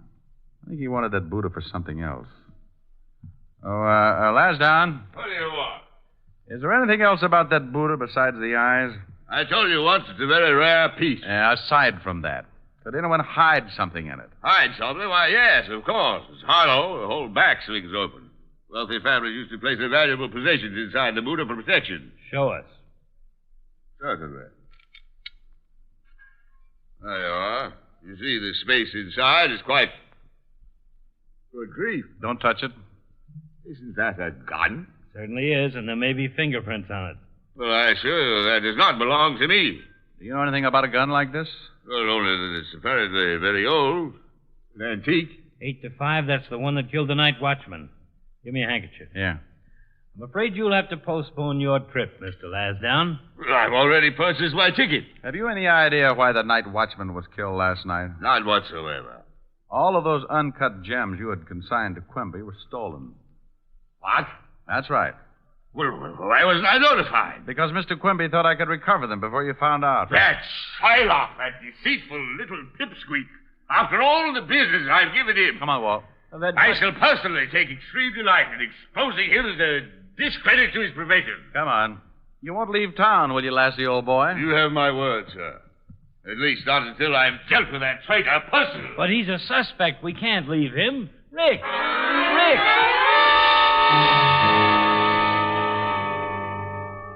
With Walt protesting all the way, we climbed in the squad car and pulled it down the street to wait. In about 2 minutes flat, Lasdown came streaming out of the house, piled into his own car, and took off for the city with us right behind. A half an hour later, we watched him go into a building on the east side, and we followed. The mailbox gave us Quimby's apartment, and by the time we reached the floor, we could hear Lasdown raising his blood pressure up past the boiling point. How dare you! How dare you! Please, Mr. Lasdown. After all these years, Quimby, this is He's unforgivable. really going at it. Mr. Lasdown, you couldn't blame me. I couldn't do anything else but blame you, Quimby. There's no excuse. Please, the neighbors. I assure you your neighbors will only be the first to hear of this atrocity. When they find the Night Watchman... They have found it. You are? Floating in that filthy river out there. And who put that gun in my Buddha? You found it? False up. You knew it was there. That doesn't... No, Wait. I don't know anything about it. Liar! Why did you think I found it? The police discovered it. The police? Yes. They believe it's the same gun that killed... Quimby, you didn't. What's going on? I don't know. We'd better get in it. Quimby, no. We'd sure better. No, don't shoot! Stop it, Quimby! No. You all right, Rick? Yeah, I'm all right. You imagine such effrontery. That assassin's apprentice was going to shoot me. Here's his gun, Walt. Looks like I got him in the leg. I can't believe it. I, Philip J. Lasdown, being subjected to such distasteful melodrama. I'll call an ambulance. I haven't viewed such a spectacle since I was 8 and a half. Sitting in the balcony of the Savannah Opera House, watching a third-class road company chase Little Eva across the ice. I can imagine, Lassie. Now, let's have a look at Quimby. Come on, Quimby. Better tell me about it. You killed the Night Watchman with that antique gun. Yes, I kept the gun in my desk at the office. I was taking the jewels from the safe to make it look like robbery when Block came on duty. He was early, and he surprised me. Shot him and hid the gun in the Buddha. That's why you were so shocked when Lasdown came and got it today. Yes, when you told me he was leaving town, I feared he would take the Buddha with him and discover the gun inside. It was you who broke into my house this evening. Yes, Mr. Lasdowne. The wagon's on the way. Well, Mr. Lasdowne, you were pretty lucky. What a revolting display of uncontrolled emotion. Lasdowne! Oh, my goodness. Mr. Lasdowne's fainted.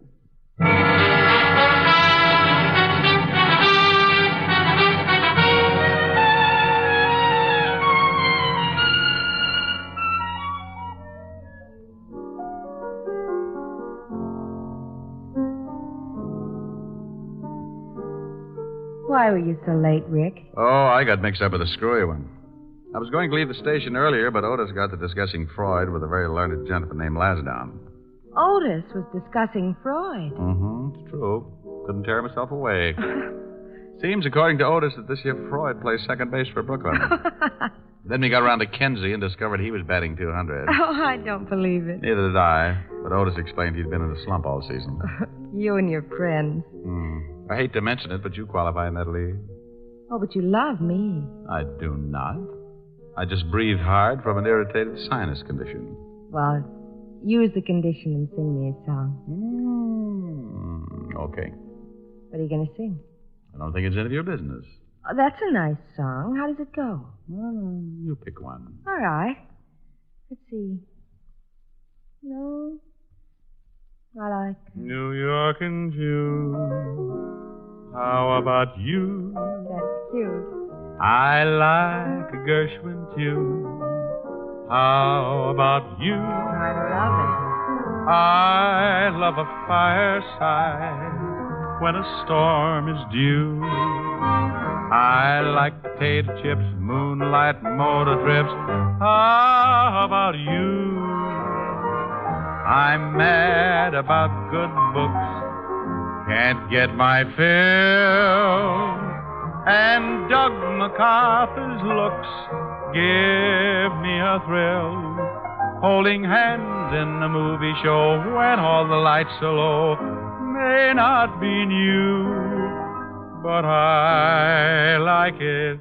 How about you? I like it. You like me? Well, Come here. Oh, well, do you? I don't think it's any of your business.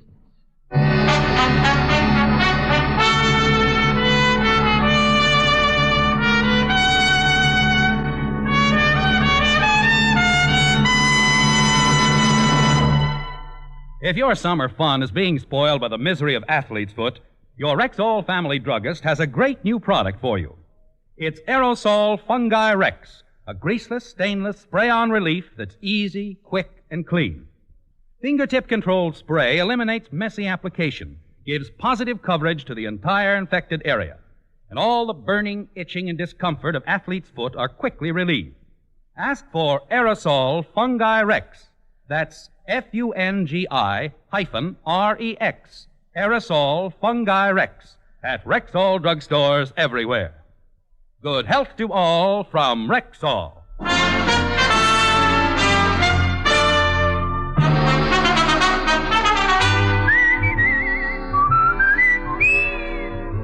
Richard Diamond, Private Detective, stars Dick Powell in the title role and was written by Blake Edwards, with music composed and conducted by Frank Worth.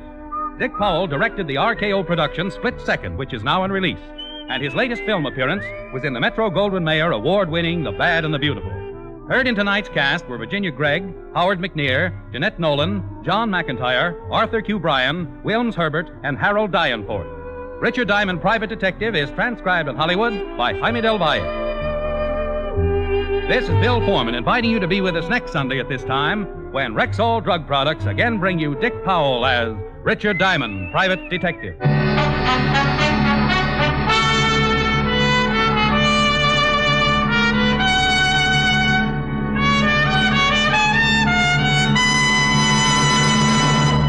Now get new and better relief from acid upset stomach.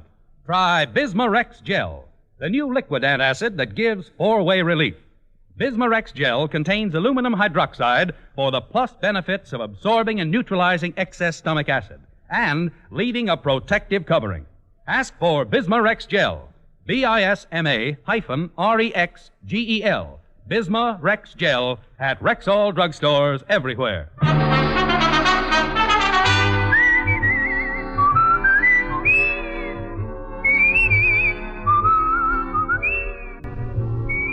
This is the CBS Radio Network.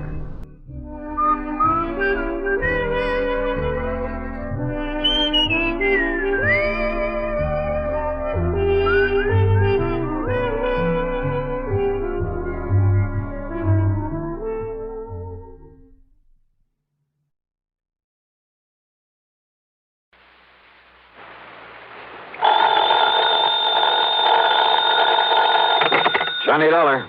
Hi there, Johnny. This is Helen Daner. Helen Daner? That's right. I live out here in Morro Bay, California.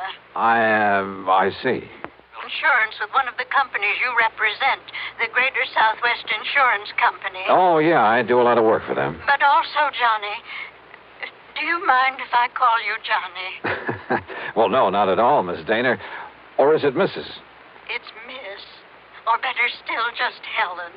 As I started to say, I not only have that insurance, but, Johnny, I never miss that radio program of yours where you tell all about those exciting cases you solve.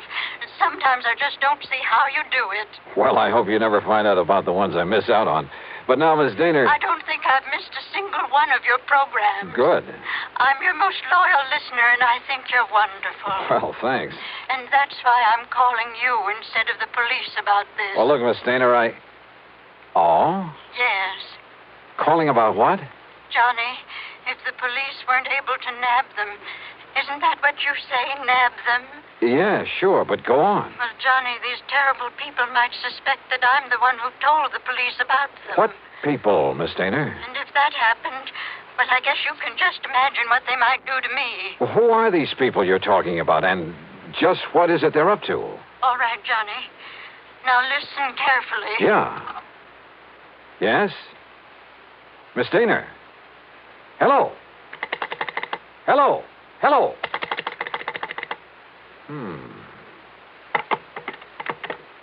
Oh, come on now, Dollar. Don't be a sucker for a... And yet... I wonder...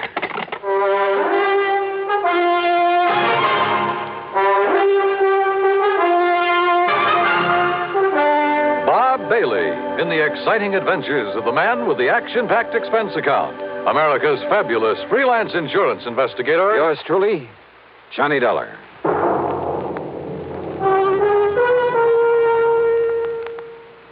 Oh, Act One of yours truly, Johnny Dollar.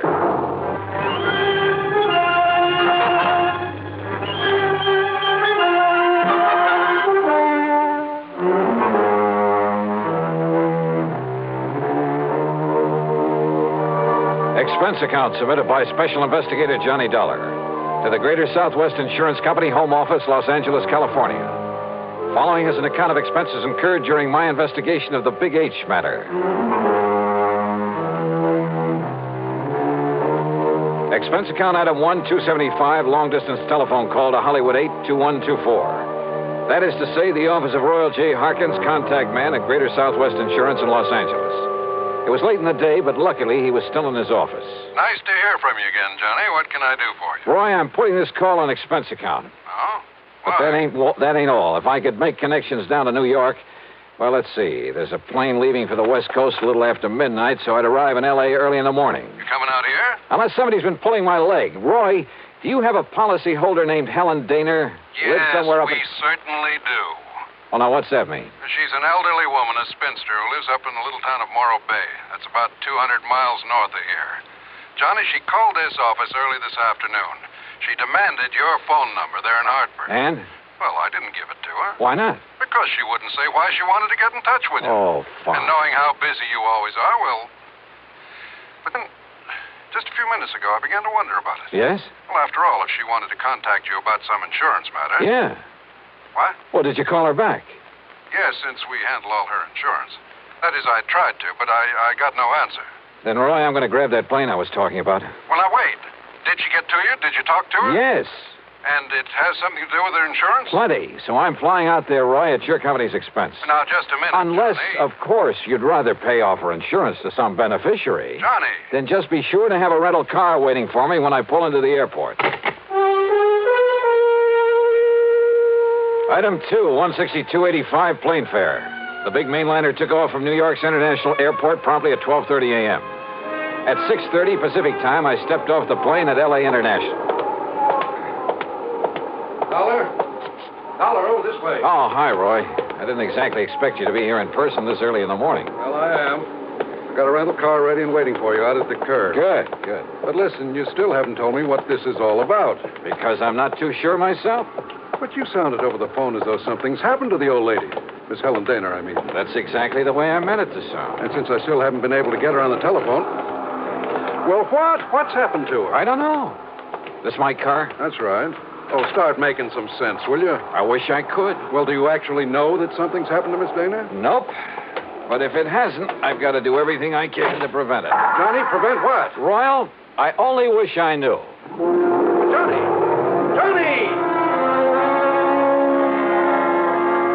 Thanks to an excellent highway and light traffic, I made good time through Santa Monica, then Santa Barbara, even past the famous Pismo Beach. It was just afternoon when I pulled into Morro Bay. When I stopped for gas, that's item 3, 420, I looked up Miss Helen Dana's address in the local phone book. It turned out to be a modest little frame house about half a mile south of Morro Rock on the landward side of the bay. It had some nice, well-kept flower beds in front, and at the back I could see a small, rather decrepit dock that stuck out into the bay. A brand-new, expensive automobile was parked in the street in front of the place. Hardly the kind of car you'd expect a sweet old lady to be driving along. Well, there was only one way to find out.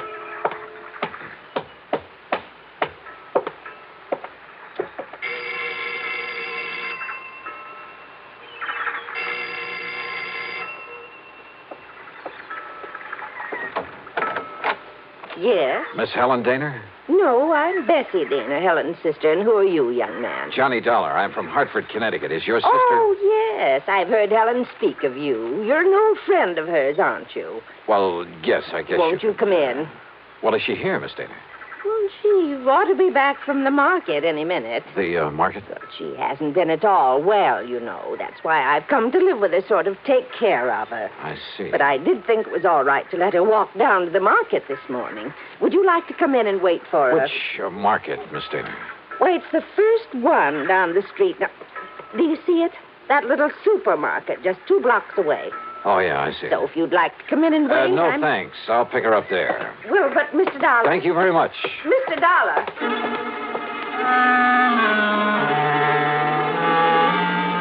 There was something very funny here, but I wasn't sure just what.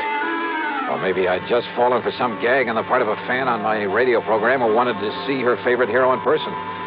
In any event, there was one sure way to find out, from Miss Helen Dana herself.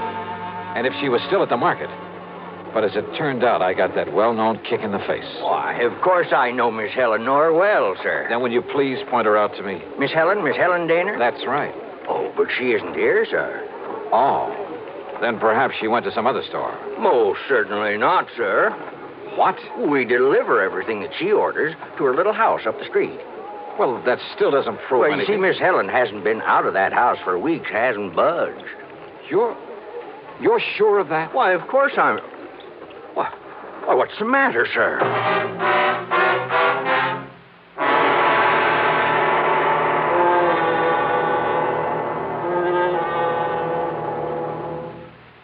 And now, Act 2 of yours truly, Johnny Dollar and the Big H Matter.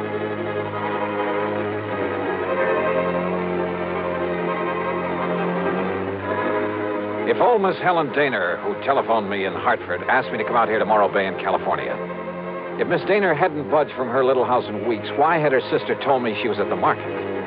Could all this somehow tie in with the terrible people she tried to tell me about on the telephone? I jumped into my car and drove back to the little home on the bay.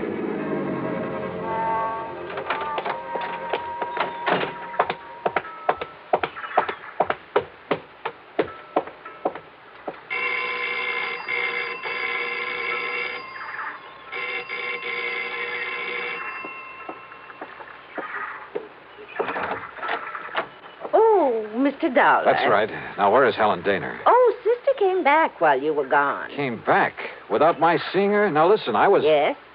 Well, the manager of that market said she hasn't been out of this house for weeks. What? Oh, you must have gone to the supermarket.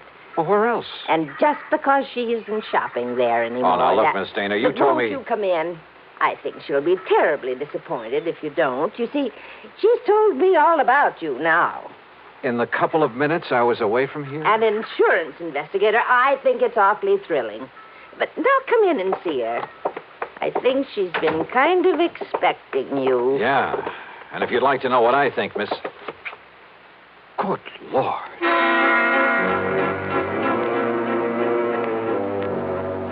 In the middle of the tiny living room was a heavy open armchair.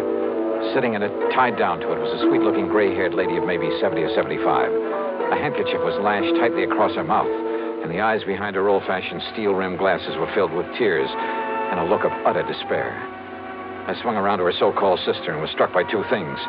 She seemed to have suddenly lost about 20 years. Her face wore an unpleasant smirk, and in her right hand was a .38 aimed at me. Don't move, Mr. Dollar. This gun is not only loaded, but cocked, and it has a hair trigger. Stand perfectly still, because it'll be right in the middle of your back. So, while I take away your gun... All right. Now, sit over there in that chair against the wall. You'd better do as I say, Mr. Dollar.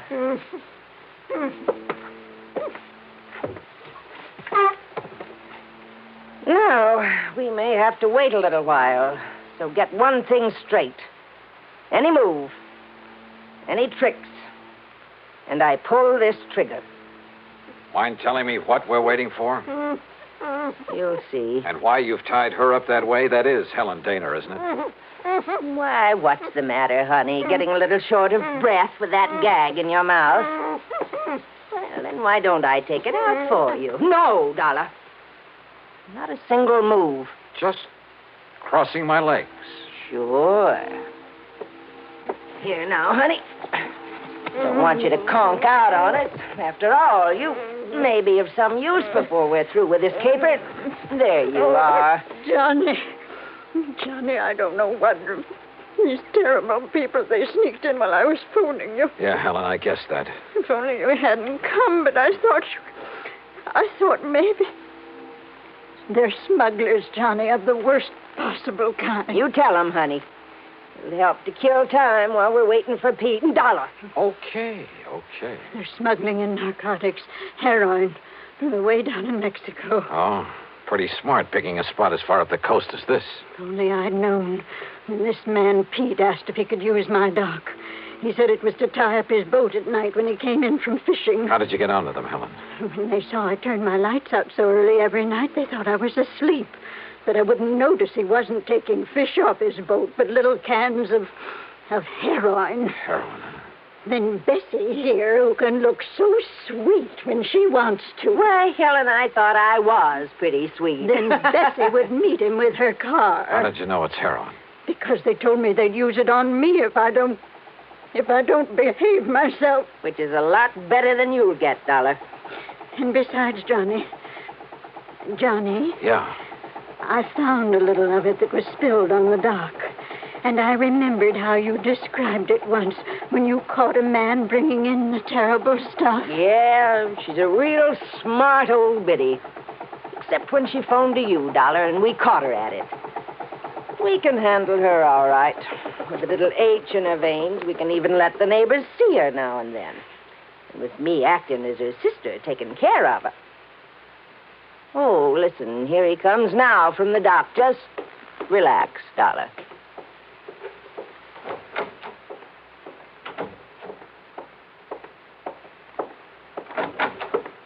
Well, what a charming little party. Johnny, this is... Nice work, Bessie. Dollar, huh? That's right. You want to take care of him, Pete? So you made the mistake of coming out here.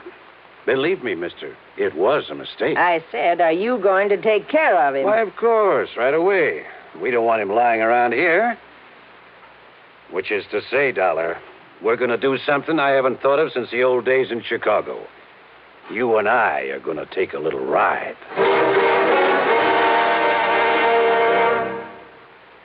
Act 3 of yours truly, Johnny Dollar.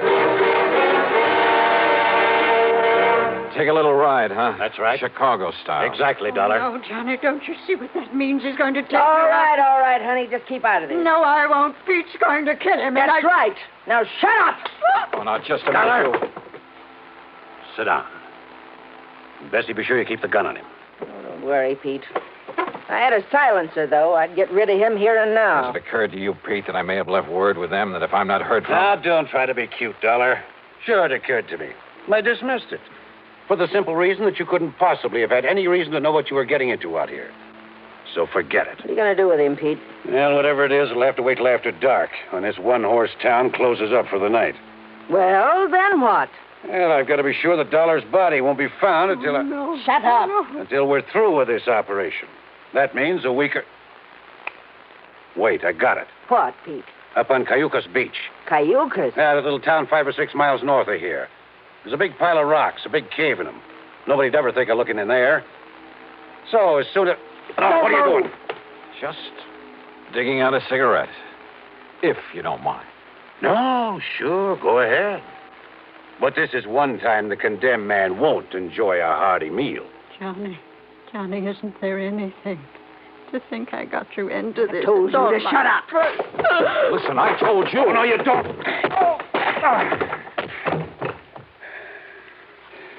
Finish him off, Pete. No. No, we'll wait for dark and do it right.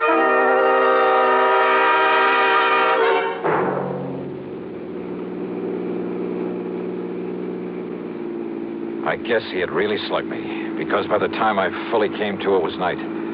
I was in the back seat of a car driving along the highway beside the ocean. Pete was at the wheel.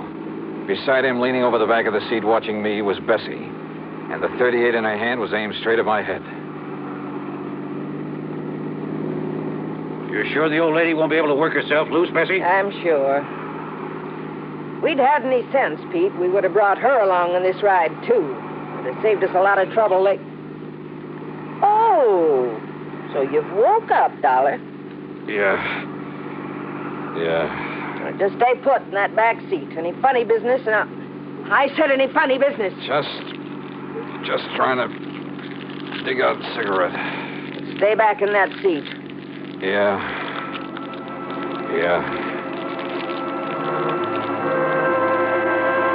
She didn't take her eyes off me for a second, or the gun either. As clumsily as possible, I struggled with a pack of cigarettes, rolling and squeezing it, and hoping the tobacco was plenty dry. Then, having apparently failed to pull out a cigarette, I turned the pack upside down over my hand. And yeah, the fine tobacco poured into it. I took a deep breath. What's the matter, Dollar? You need some help with that. Oh, no, my eyes! Hey! My eyes! Oh! Instinctively, she dropped the gun, put her hands to her eyes, now filled with tobacco dust. With what little strength I had, I picked up the gun and slammed it against the side of Pete's head.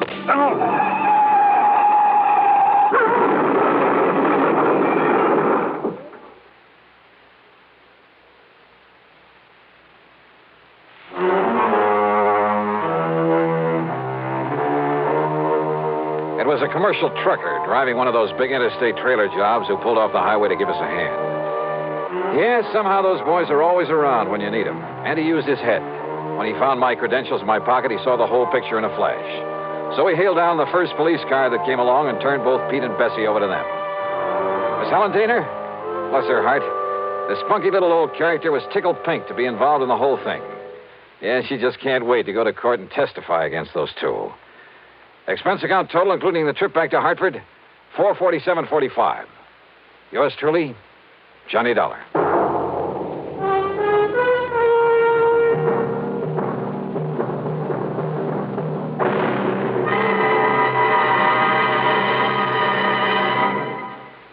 Now, here is our star to tell you about next week's story. Next week? Well, so help me, it's the wildest case I ever got messed up with. Join us, won't you? Yours truly, Johnny Dollar.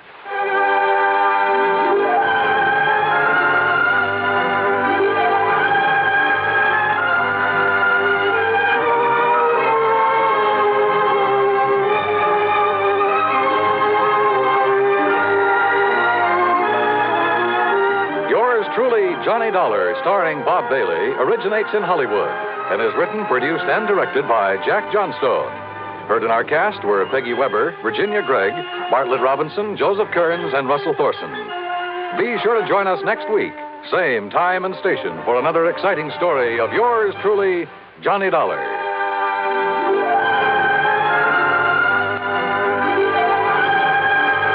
This is Dan Coverly speaking.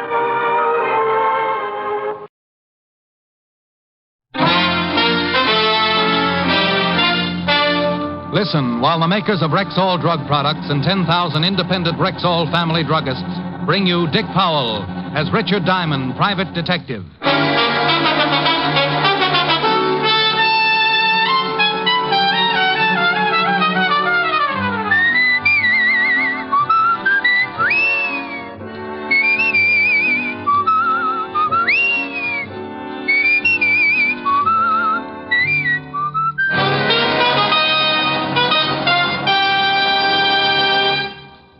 Good evening. This is your Rexall family druggist with a welcome from the 10,000 independent druggists who have made the word Rexall part of our own store names. We've done that because we recommend and sell the 2,000 or more drug products made by the Rexall Drug Company, like Rexall Mineral Oil, for example. This is the mineral oil specially refined for extra heavy body. What's more, Rexall Mineral Oil is tasteless, odorless, colorless, non-irritating, and non-habit forming. Quality like that is what we family druggists are talking about when we tell you you can depend on any drug product that bears the name Rexall. Good health to all from Rexall. Now your Rexall family druggist brings you a transcribed half hour with Richard Diamond, private detective, starring Dick Powell.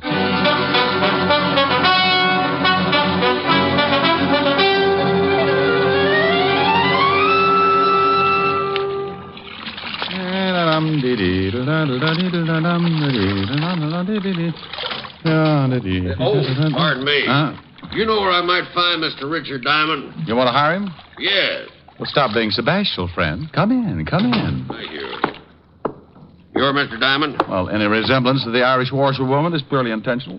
Do you always do your own laundry? Always. Keeps my petty cash from looking too petty. Sit down, Mr. Baxter. Clay Baxter from Okmulgee, Oklahoma. Clay Baxter from Okmulgee, Oklahoma, was a man I guess to be in his early 50s. Straight up, he crowded 6'3", counting the 2-inch heels on his handmade boots. Looking at him, I thought of an old Remington Trent and suddenly felt like singing a chorus of Home on the Range. I'd like you to come to Okmulgee with me, Mr. Diamond. Well, why, Mr. Baxter? My brother was killed yesterday. The sheriff and the coroner said it was an accident. I don't believe it. How did you happen to look me up? I raise cattle, Mr. Diamond. I do a great deal of business in Chicago and New York. I wanted a detective with experience, someone with a good reputation. Bless you. I called a friend on Wall Street, and he recommended several men. One of them was you. I checked your background. I'm satisfied. Oh, good. I charge $100 a day in expenses. Chicken feed. I'll pay it, and if you catch the man who done it, I'll give you a $1,000 bonus. Oh, well, now, I can't leave right away. It'll take me at least 5 minutes to get my affairs in order. Yeah, I can certainly see you appreciate a buck. Mr. Baxter, I appreciate a buck like a Texan appreciates Texas. Texas? Never heard of it. How was your brother supposed to have been killed? Thrown from his horse, skull fracture. And you don't believe it? I do not. Why? Too good a horseman. Well, it could have happened. Well, if it did, he'd have taken the fall right. Might have busted something, but wouldn't have killed him. Anything else? His wife. My brother was a wealthy man, Mr. Diamond. His wife will inherit everything. Ranch, cattle, all worth about $8 or $10 million. You think she had something to do with his death? You tell me, Mr. Diamond. I called Helen, told her I was off to Okmulgee, promised I'd send her a couple of Navajos or whatever they had out there. Then I took Clay Baxter over to my flat and threw a few things into a suitcase.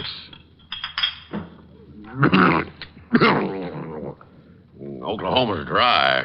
So's Richard Diamond. Might get arrested. I don't want to leave it here. Wouldn't make any difference if it was empty, would it? No. Got a couple of glasses? A fifth usually adds up to a full evening, but that's only when Clay Baxter isn't around. When he poured one for the road, the water line receded 6 inches. I had a quick one, and he finished it. How'd that soldier? How do you feel? Oh, lively. Why don't we forget the plane?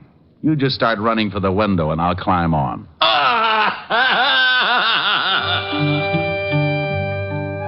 Okmulgee, Oklahoma. Population 17,091, according to the last census, and very hot in August. Baxter's station wagon's waiting at the airport, and the driver took us into town where I was introduced to the local law. This here's Sheriff Billings. How are you, Sheriff? Jim, this is Mr. Diamond. He's a private detective from New York. Howdy, Diamond.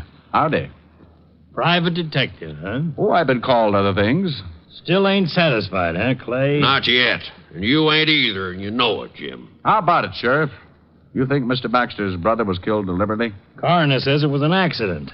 Hit his head on a rock. That ain't what Mr. Diamond asked. Well, Will Baxter was a pretty good rider, but he could have been thrown. I don't... All the evidence says he was.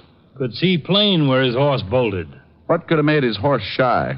Snake, maybe. Not that horse, and you know it, Jim. Well, maybe stepped in a chuck hole. He was limping right bad when he got back to the barn. No signs of anyone else near the body? Well, when I got there, some of Will's boys had already ridden out. Who found him? A couple old miners, Luke and Phineas Merriweather. Well, let's go out to the ranch, Mr. Baxter, and take another look at the spot where your brother died. Will Baxter's ranch is 40 miles from here, Mr. Diamond. Maybe you'd like to go out to my place and freshen up a bit first.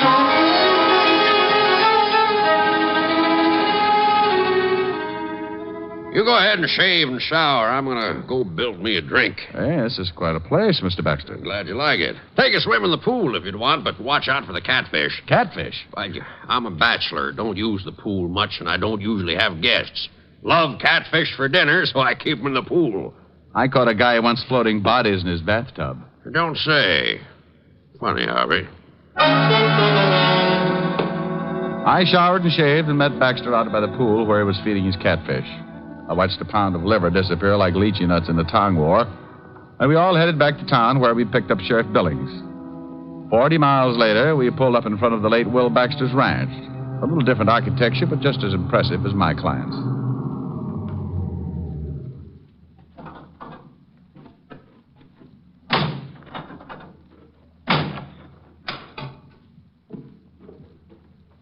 Okay. Afternoon, Sheriff. Oh, Wilma. Afternoon, Wilma. Wilma, this here's Mr. Richard Diamond. Wilma Baxter, my brother's wife. How do you do?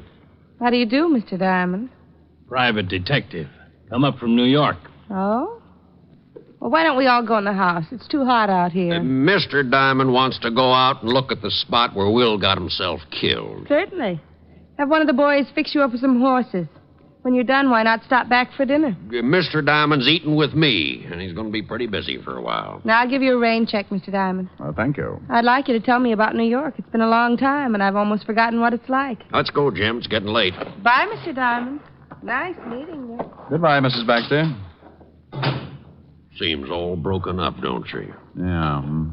Where was she when her husband got killed? Perfect alibi. In town all day. A lot of people saw her. Mighty fine-looking woman. Mighty.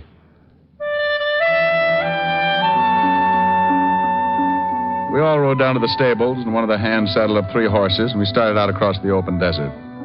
For a man who had spent all his life riding around in taxicabs, the experience was just short of agonizing. Just up ahead, Diamond. Swell. Never rode much, did you? No, I always bounce like this. Like to make my money belt jingle. Well, here it is. Whoa. Yeah, whoa.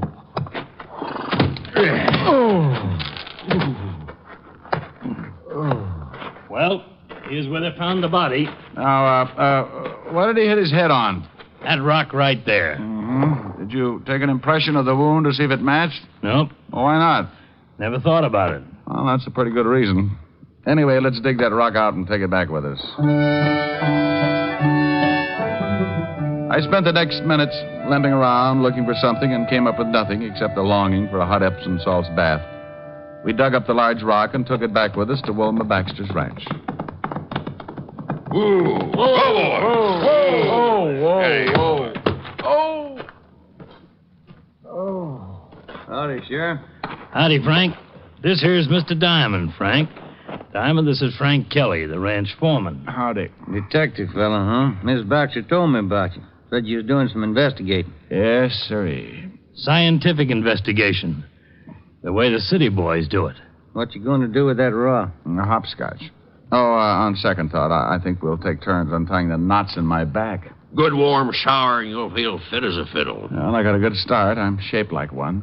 You'll find it a little bit rough out here, Diamond. Oh, I'll get used to it, Mr. Kelly. I hope you're right. Ain't much like the big city. Oh? Just what is the big city like, Mr. Kelly? I ain't never been there. Just what I've noticed. Looks like a man can get pretty soft living in the city. Well, I'd like to show you where I was brought up sometime, Mr. Kelly. We never got around to playing cowboy, though. We were too busy kicking each other's teeth out. See you later, Mr. Baxter. So long, Sheriff.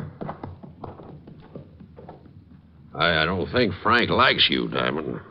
Well, what about Will Baxter's horse? I can take a look at him. Right over there in that stall. Really pulled up lame. Oh, good horse. Never figured to shy at anything. Man, look at that. His hip's swollen. Yeah, really twisted something. Steady, boy. Steady. Hey, that looks like an infection. Yeah, it's a funny thing. It kind of does. What are you getting at, Mr. Diamond? Oh, I'm not getting into thing, Mr. Baxter. I just said it looked like an infection. Yeah, we better tell Mrs. Baxter or Frank. Have someone take care of it. Tell me, boys, if you jabbed a horse with something, would that make him bolt? Come on, I want to get back to town and talk with the coroner.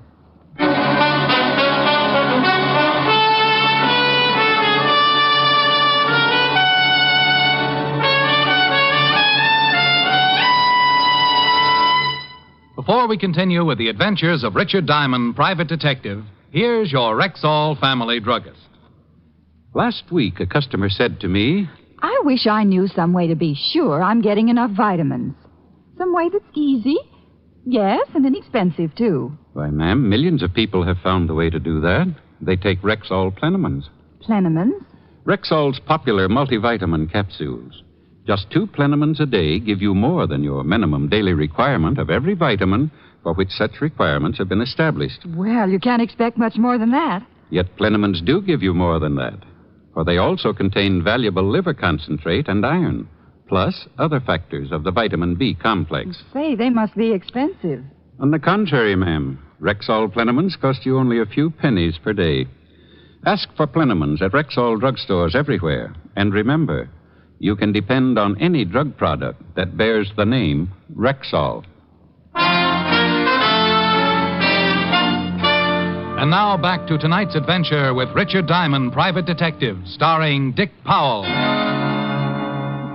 Now, look here, Jim. Ain't my word good enough? Why, sure it is, Coroner, but Clay hired Mr. Diamond to do some investigating, and he's doing it. Clay, I tell you, your brother died from natural causes. I don't think so. But if you insist, I'll show this detective fella the body. I want the head wound matched to this rocket. Okay, but the mortuary ain't gonna like it. They got him all ready to bury. The coroner led me across the street and into a funeral parlor where I took a look at the late Will Baxter. 6 years with the 5th Precinct homicide and a couple of dozen killings should have conditioned me.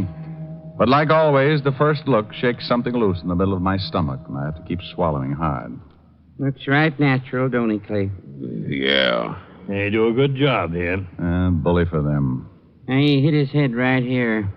Concussion, plain and simple. No other marks or bruises? No. While the coroner rolled the late Will Baxter into one of the back rooms and made a comparison with the head wound and the rock we'd brought in from the ranch, we went out on the front porch for some air. I lit a cigarette and thought about an old case I'd worked on 5 or 6 years before. You got a cigarette? Sure, Doc. Picayune all right? Funny thing. Head wound doesn't match the rock. Sure doesn't. Wound is too deep. Rock's round and flat. Nothing sticking up to go that deep. Then I want an autopsy. Why? Fracture still killed him? No, I doubt it. When someone plans a murder, they don't count on one blow to do the trick. Bet there's nothing else that could have done it. Well, nothing you can see. I've met someone here in Okmulgee that I'm pretty sure is wanted for another killing very similar to this. Now, Doc, go make that autopsy and fast. You think maybe you found something, Diamond? You think Will was killed deliberately? Maybe, but we'll have to wait for the autopsy. In the meantime, I'd like to go out and visit those 2 old-timers. Luke and Phineas? That's right, Sheriff. Well, it's mighty dangerous. Come on, I'll take you out. You better wait here for the report. Mr. Baxter and I will go on out. All right, you can use my horses, so you won't have to go all the way back to the ranch. Horses? Well, the Merriweathers are on the other side of town, out about 10 miles, no roads. Oh, horses, 10 miles. I mean, never play kick the can again.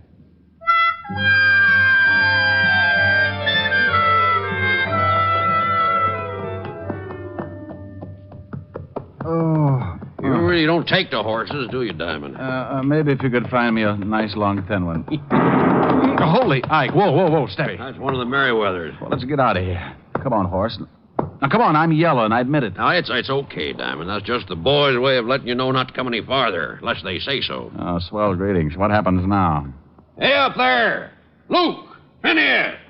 What you want? It's Clay Baxter. I got a friend here who wants to talk to you. Phineas?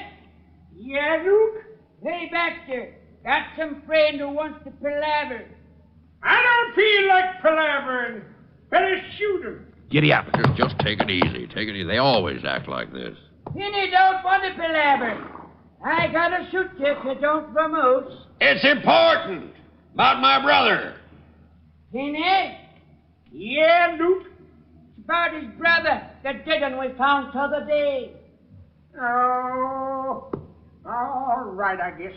Let one of them come up. Baxter? Yeah, Luke? Send your friend on up.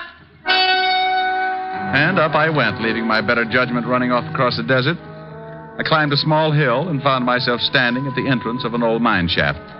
Luke and Phineas and Merriweather stood on either side, shotguns ready, pointed right at my chest. Start talking. Well, gentlemen, my name is Diamond. Don't pay no import to names. What do you want? Just wanted to ask some questions about the man you found the other day. You a policeman? Well, kind of. Shoot him. Oh, now, wait a minute. I'm not a real policeman. Then what are you? I'm a private detective. Luke? Yeah. What's the matter? It's an honest profession. Fellow's got to make a living.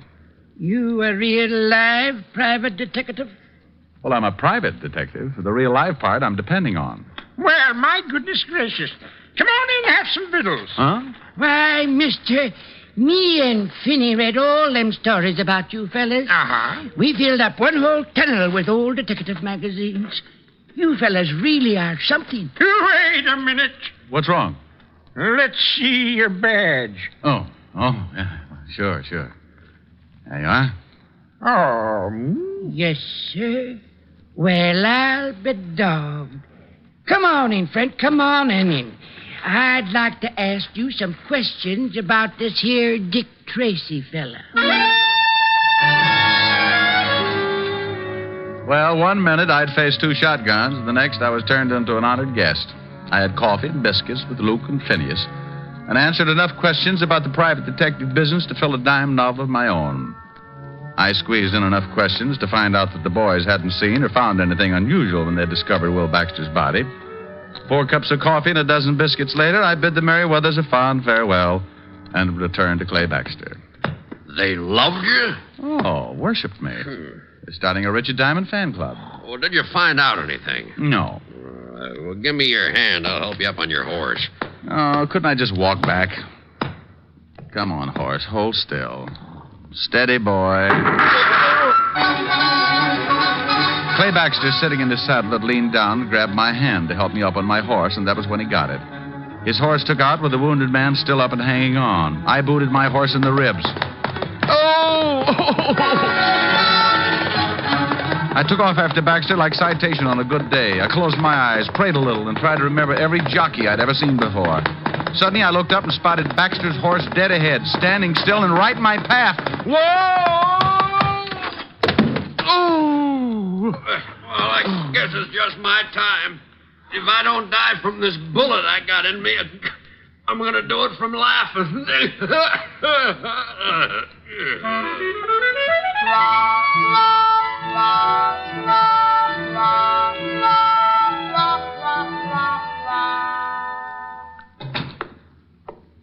How is he, Doc? Oh, he'll be all right. Bullet went clean through, just under the collarbone. Didn't break anything. How do you feel, Mr. Diamond? Crippled. Any idea who shot Clay? No. Clay said he thought it might have been the Merriweather boys. No, it couldn't have been. Why not? Well, the Merriweather boys use shotguns, not rifles. What about that autopsy, Doc? Well, come on. What about it?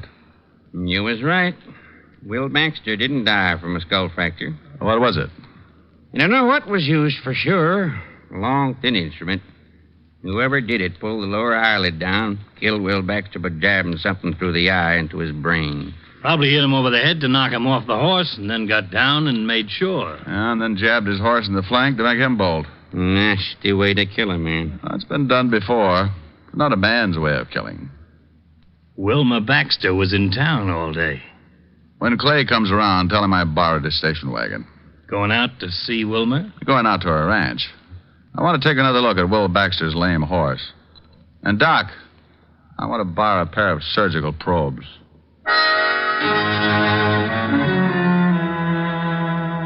I climbed into the station wagon. Close to an hour later, I pulled up on the side of the road. The gate to the ranch house was another 100 yards up ahead. So I piled out, climbed the tall white fence, and slipped into the barn. Steady, fella. Steady. Steady. The horse's left flank was still swollen and very close to a serious infection. I ran my hand over the spot. Steady, boy. There was something still stuck in the flesh, so I used the surgical probes and prayed the horse wouldn't kick my brains out. Whoa. Steady, boy. Steady. There. Sorry, fellow.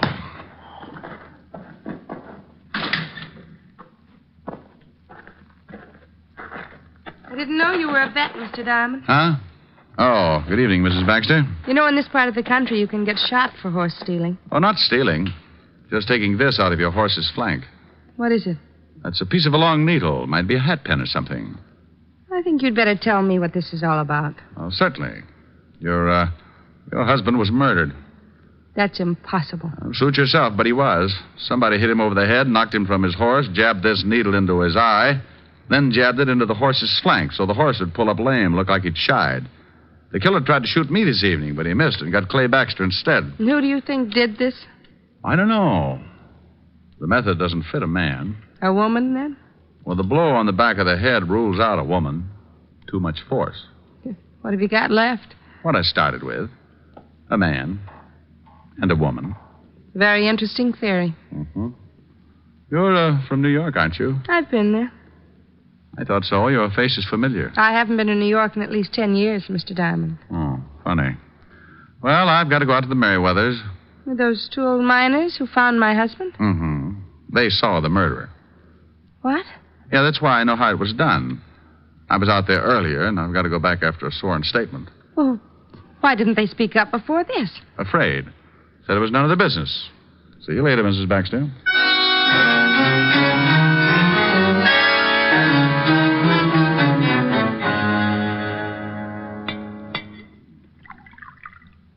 Have another biscuit, Inspector. No thanks, fellas. 10's plenty. So Will Baxter was murdered, huh? That's right, and Mrs. Baxter thinks you two saw who did the killing. Gonna lay a trap, huh? Yes, Luke, gonna lay a trap. Now, look, I remembered Mrs. Baxter from someplace the first time I saw her. Then when I found out how the murder was committed, I recalled a case very similar back in New York. Man was hit over the head, pushed down a flight of stairs, and his brain pierced by a hat pin. A man actually did it, but a woman planned it. The man was caught, but the woman disappeared. Why'd they do it? The victim was insured. They wanted to make it look like an accident. Well, come on, we better spread out. We should have company pretty soon. The two old-timers took off their coats and gave me some beat-up pants, which I stuffed with pillows and blankets. In 5 minutes flat, I had two dummies sitting with me at the little table. You think they'll fall for it? Well, you can't tell, but you two go on outside and wait until somebody comes in. I just want him to try for one of the dummies. Well, what if he tries for you? Killjoy. Luke and Phineas took their place outside the mine, and I smoked a dozen cigarettes, and then I heard someone coming in, moving quietly up the tunnel toward the light. I played it big. Well, that's fine, Phineas. Now, if you'll just sign this statement. I rolled, and the dummy that represented Phineas Merriweather doubled over from the force of the slug. He shot again, and Luke's dummy toppled. I kicked the lamp out before he got around to yours truly. 2 down and 1 to go, Diamond. I'm afraid I got a big surprise for you, friend. I ain't worried. You should be. There wasn't even close. You're a lousy shot. Yeah? You missed earlier this evening and got Clay Baxter instead. I'll make up for it. No, you won't, friend. Drop it. You heard him drop it. Okay, all right. Don't shoot. Wait a minute. Well, I get the light. Yeah.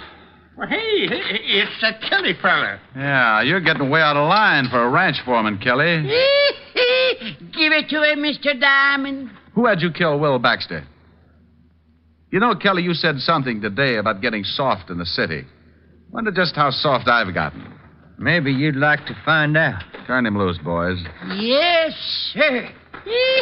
Go on now, go to it, Mr. Diamond. I don't like getting shot at. It makes me real unhappy when anyone runs around killing people. No, go on, stop him, go on. Shut up, Finney, and let him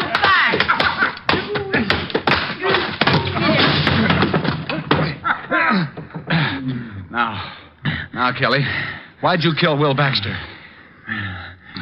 Wilma Baxter talked me into it, promised me a share of the ranch. And for that, you killed a man, huh? It's a big ranch. Oh, get up.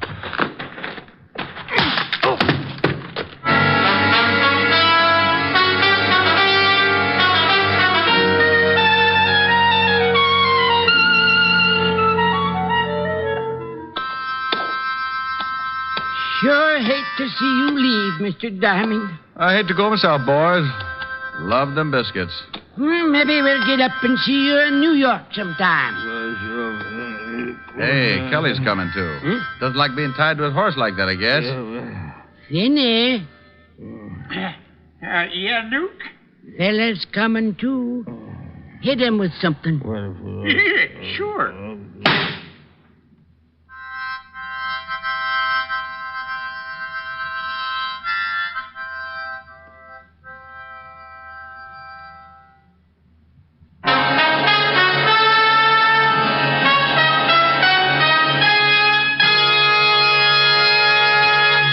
Again, here's your Rexall family druggist. I often think there's no common ailment quite so distressing as acid stomach. And there's certainly no relief for it quite as fast and effective as Bismarex. This famous Rexall antacid often neutralizes excess acidity within 1 minute. And the scientifically balanced ingredients of Bismarex work in sequence, easing gastric distress and leaving a soothing protective covering on irritated stomach membranes. Yes, Bismarex gives relief that's not only quick, but continuous and prolonged. Ask your Rexall druggist for Bismarex. He'll tell you you can depend on any drug product that bears the name Rexall. Good health to all from Rexall.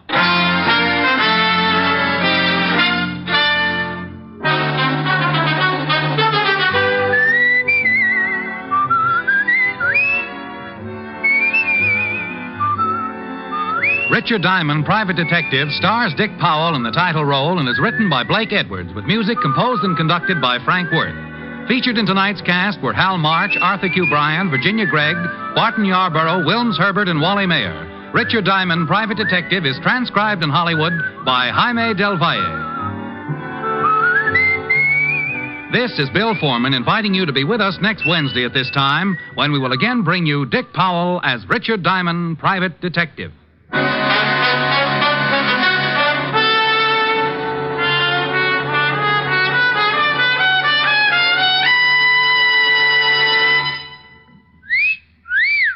Hiya, beautiful. Get lost, Bristlepuss. You need a shave. But I have shaved. What else do you want me to do? Silly boy, she wants you to go Stag. Go Stag?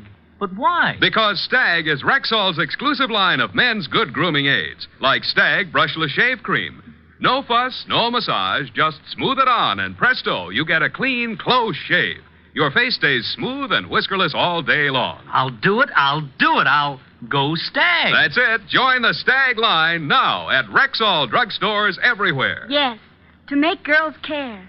Go Stag.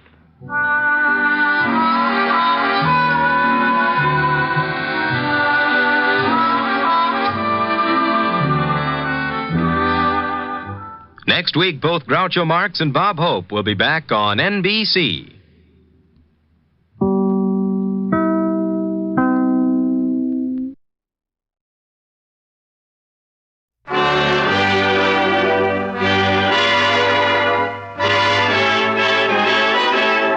The makers of Camel cigarettes present Dick Powell as Richard Diamond, private detective.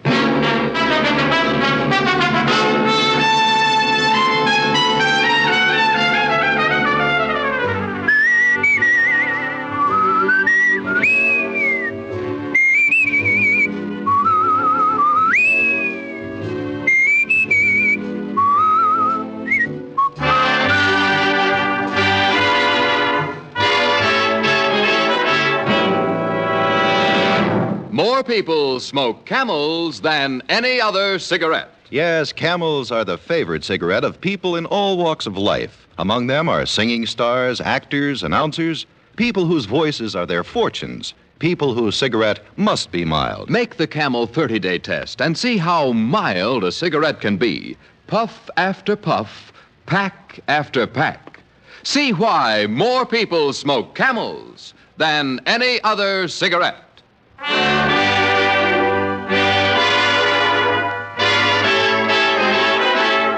Here transcribed is Richard Diamond, private detective, starring Dick Powell.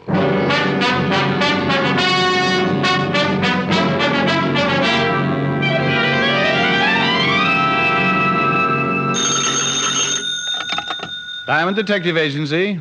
We make homicide pay for $100 a day. Oh, that's pretty terrible. Oh, you should catch me on a bad day.